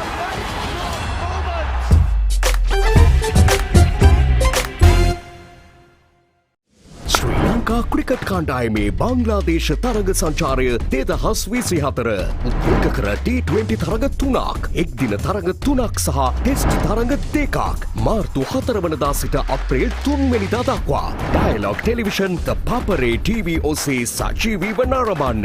activate කිරීම SMS හෝ My Dialog app මගින්. Dialog ජාතික cricket කණ්ඩායමේ නිල අනුග්‍රාහක. Catch the action of the Sri Lanka Tour of Bangladesh 2024 live. Enjoy 3 T20 matches, 3 ODI matches and 2 Test matches from 4th March to 3rd April. Live on Dialog Television, the Papare TV. Dialog, the official sponsor of the national cricket team. another super rugby season.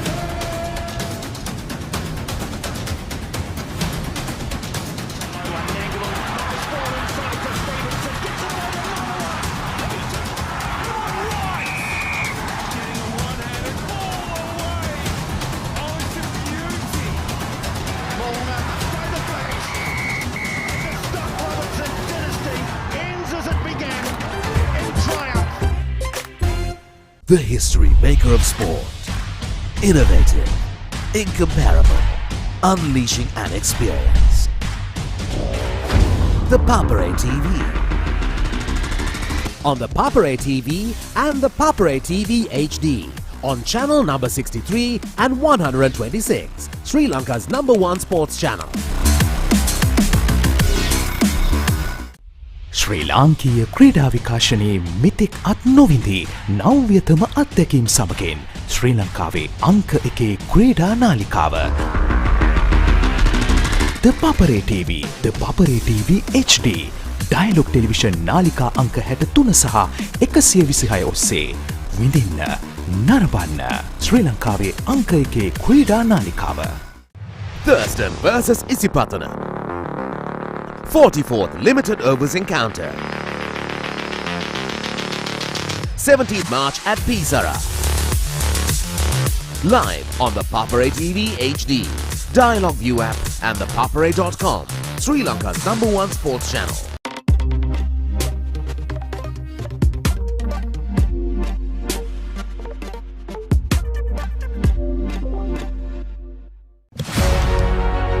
Catch the excitement real time.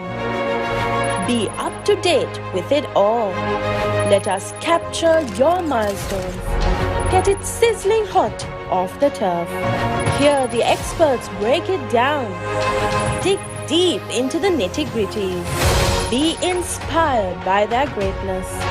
Relive all the scintillating action.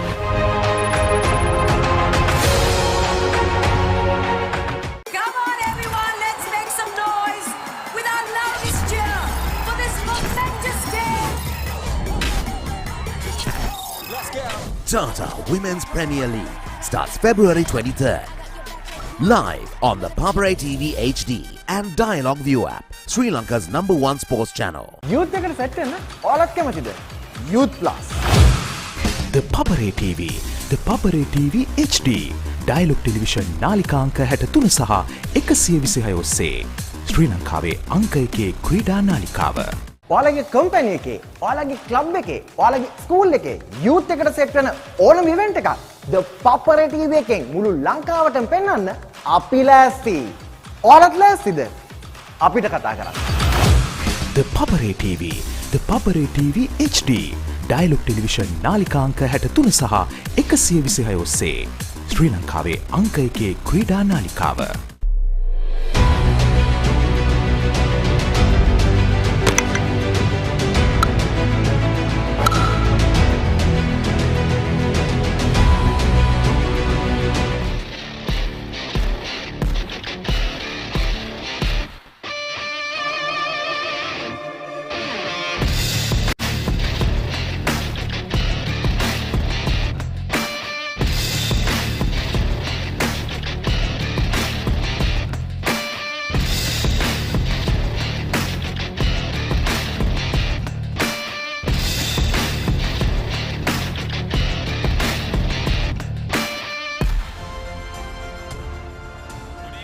Ladies and gentlemen, at the conclusion of the 145th Battle of the Blues between Royal College Colombo and St. Thomas's College Colombo, we are now ready for the closing ceremony.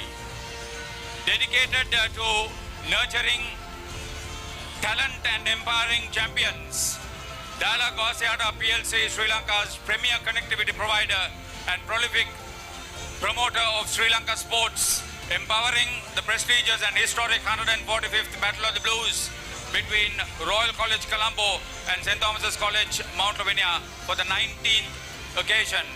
Calling our distinguished invitees to the podium. Warden of St. Thomas's College Mount Lavinia, Reverend Mark Bilimoria. Principal of Royal College Colombo, Mr. Tilak Watuheva. Dr. Hans Vijay Surya, Group Executive Director, Chief Executive Officer of Telecommunications Business, Asiata Group, Berhad. Mr. Subun Veerasinghe, Director, Group Chief Executive, Dialog Asiata PLC. Dr. K. Padmanathan, Managing Director, Thailand Lanka Steel, Platinum sponsor of the match. Our guests of honor from Royal College, Mr. Ajit Devasurendra, the Royal College captain of 1981, together with the captain of St. Thomas's College 1979, the guest of honor from St. Thomas's College, Mr. Johan Piris. Co-chair, St. Thomas's College, Mr. Arjuna Vaidyasekara. Co-chair, Royal College, Mr. Rehan Gunasekara.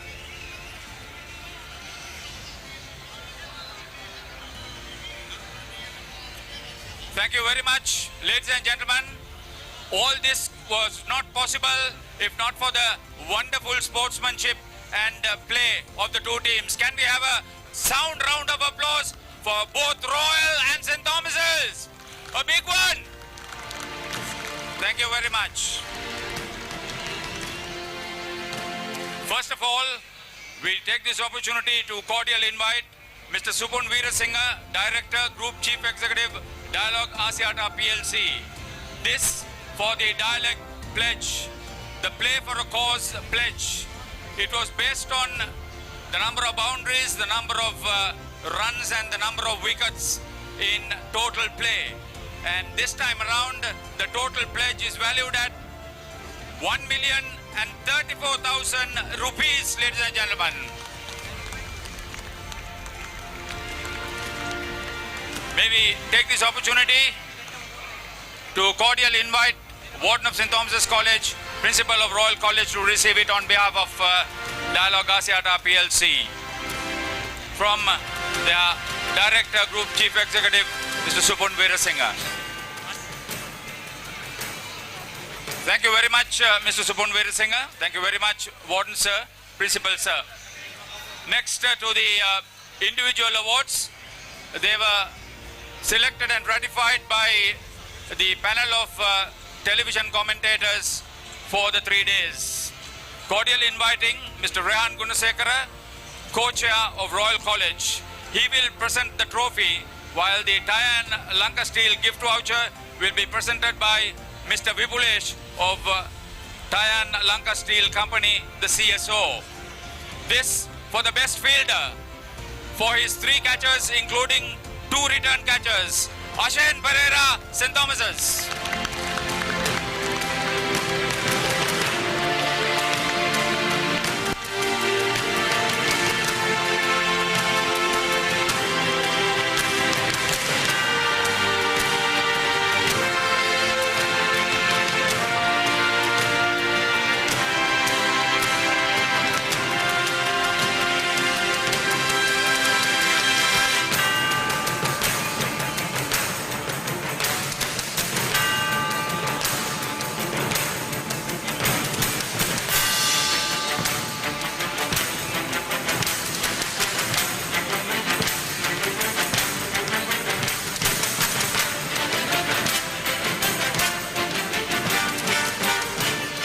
Mr. Rehan Gunasekara, congratulations to you, Asen. Next, we cordially invite Mr. Ajit Devasurendra, the guest of honor from Royal College, who will present the trophy, and to present the Tayan Lanka Steel Company gift voucher, we call upon Mr. Punithan, Head of Factory Management. The best bowler of the game for his 5-wicket haul, Asen Pereira, St. Thomas's. He just pipped Ramiru Pereira of Royal, who picked up a total of 6 wickets for the game.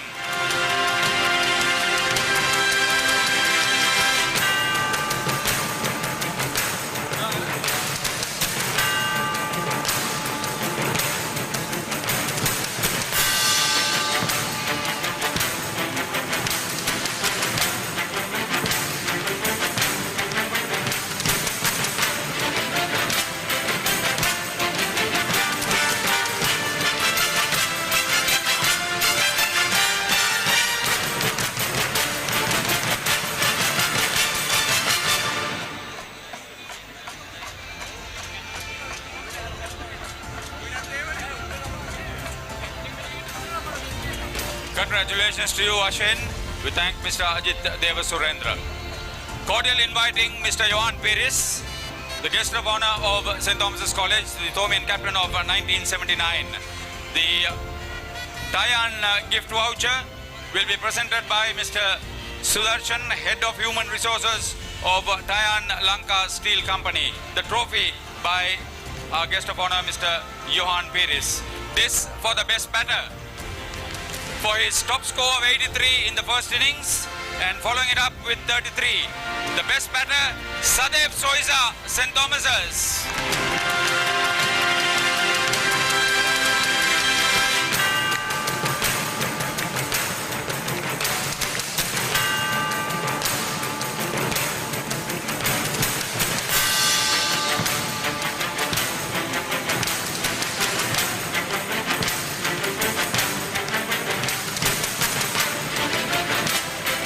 Congratulations to you, Sadev. We thank Mr. Johan Peris. Cordial inviting Reverend Mark Bilmoria, Warden of St. Thomas's College. He will present the bat. Mr. Tilak Watueva, Principal of Royal College, who will present the trophy. The gift voucher by Dr. K. Padmanathan, Managing Director, Tayan Lanka Steel Company. This, ladies and gentlemen, the most important individual award. The man of the match. A top score of 92 on top of 4 for 68 for the Royal Captain, Sinet Javodana, man of the match.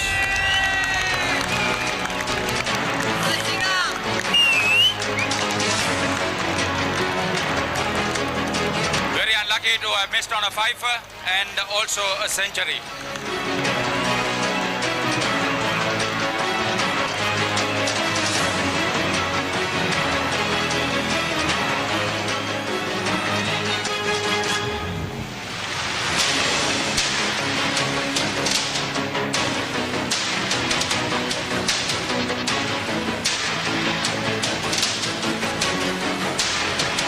Congratulations to you, Sinet.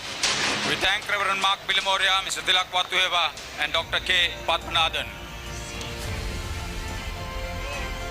Cordial inviting Dr. Hans Vijay Surya, Group Executive Director, Chief Executive Officer of Telecommunications Business, Asiata Group, Berhad. The Dialog Challenge Trophy is on offer. May we cordially invite the two captains to receive it from Dr. Hans Vijay Surya, Asen Pereira and Sinet Javodana. They have been proud sponsors of this big match over a period of 19 games.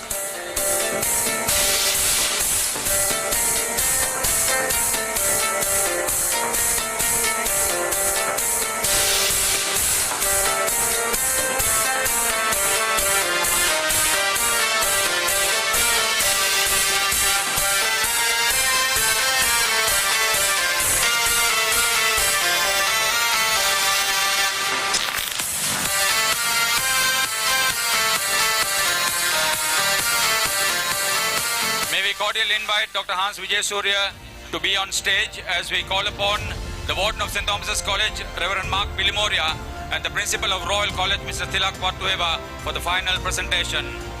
The game is played for the Right Honorable D.S. Senanayaka Challenge Shield. In the event of the draw, may we call upon the two captains once again to receive it from the two heads of the institutions in the distinguished presence of Dr. Hans Vijay Surya. May we invite Asen Pereira and Sinet Javodana once again.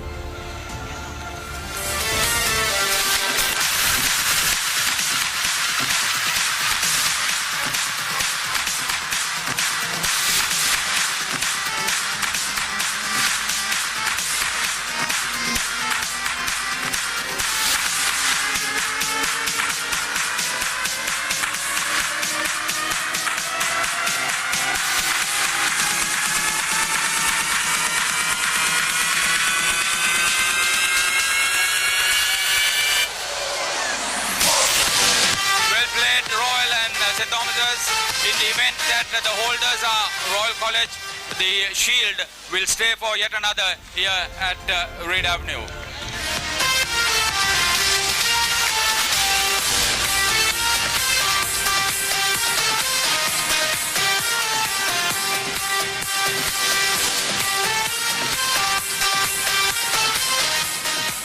Will there be a photo opportunity? Yes, very quickly. Both teams.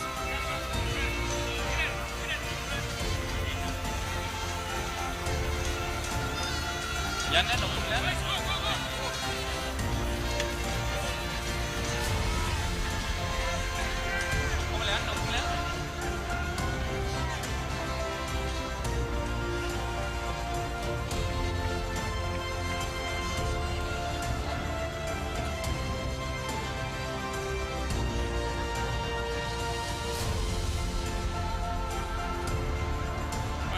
opportunity on behalf of the Joint Organizing Committee to appreciate the efforts put on by everybody, all stakeholders towards the successful completion of the 3-day game here at the SSC.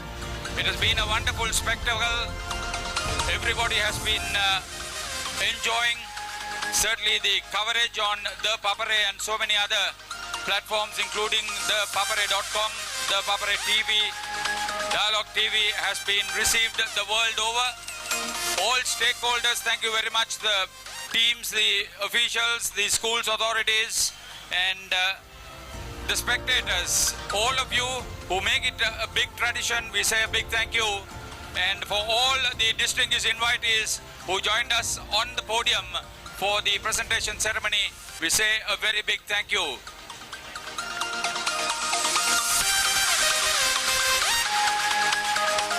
Just to remind you that celebrating the centenary of the big club grounds at Mount Lavinia on Tuesday and Wednesday, there will be a T20 tournament which also includes Trinity College. All are welcome. And then thereafter, the traditional Mustangs Trophy game at the same venue next Saturday. Okay, we'll see you there. A very good night to all of you. Stay safe and enjoy. Thank you very much, Haritha.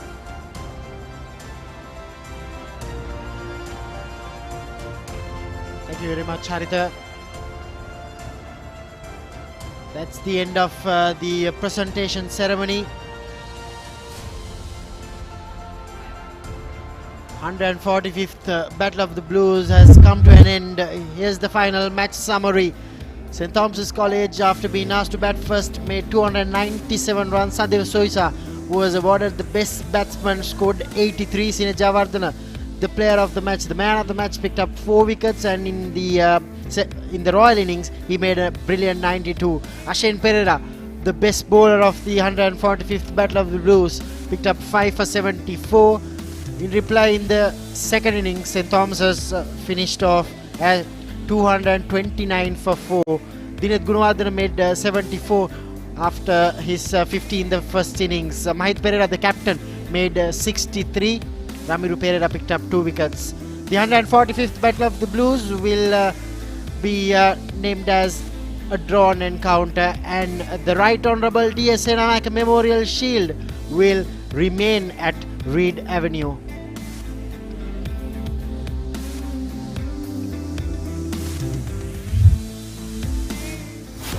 Thank you very much for watching the coverage on the Papare, Sri Lanka's #1 sports channel. The entire team of nearly 100 men and women worked tirelessly throughout these couple of days leading up to this 145th Battle of the Blues, using nearly 20 cameras to give the live coverage, and plenty of other cameras to give the still photographs, which are available on the Papare.com website. Thank you very much for enjoying this coverage, and we hope to bring all these pictures live once again on the 16th of March, as these two prestigious schools battle it out for the Mustangs Trophy.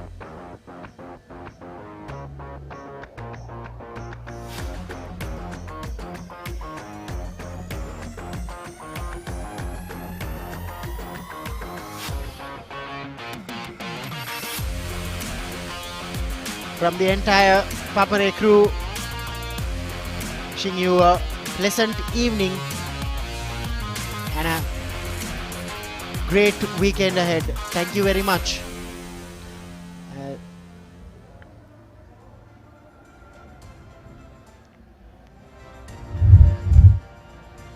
Tomorrow we go live once again from Pisara Oval Grounds. So thank you very much for joining with us. We hope to bring more and more coverages on Sri Lanka's #1 sports channel, The Papare. Thank you very much for joining. Have a pleasant evening.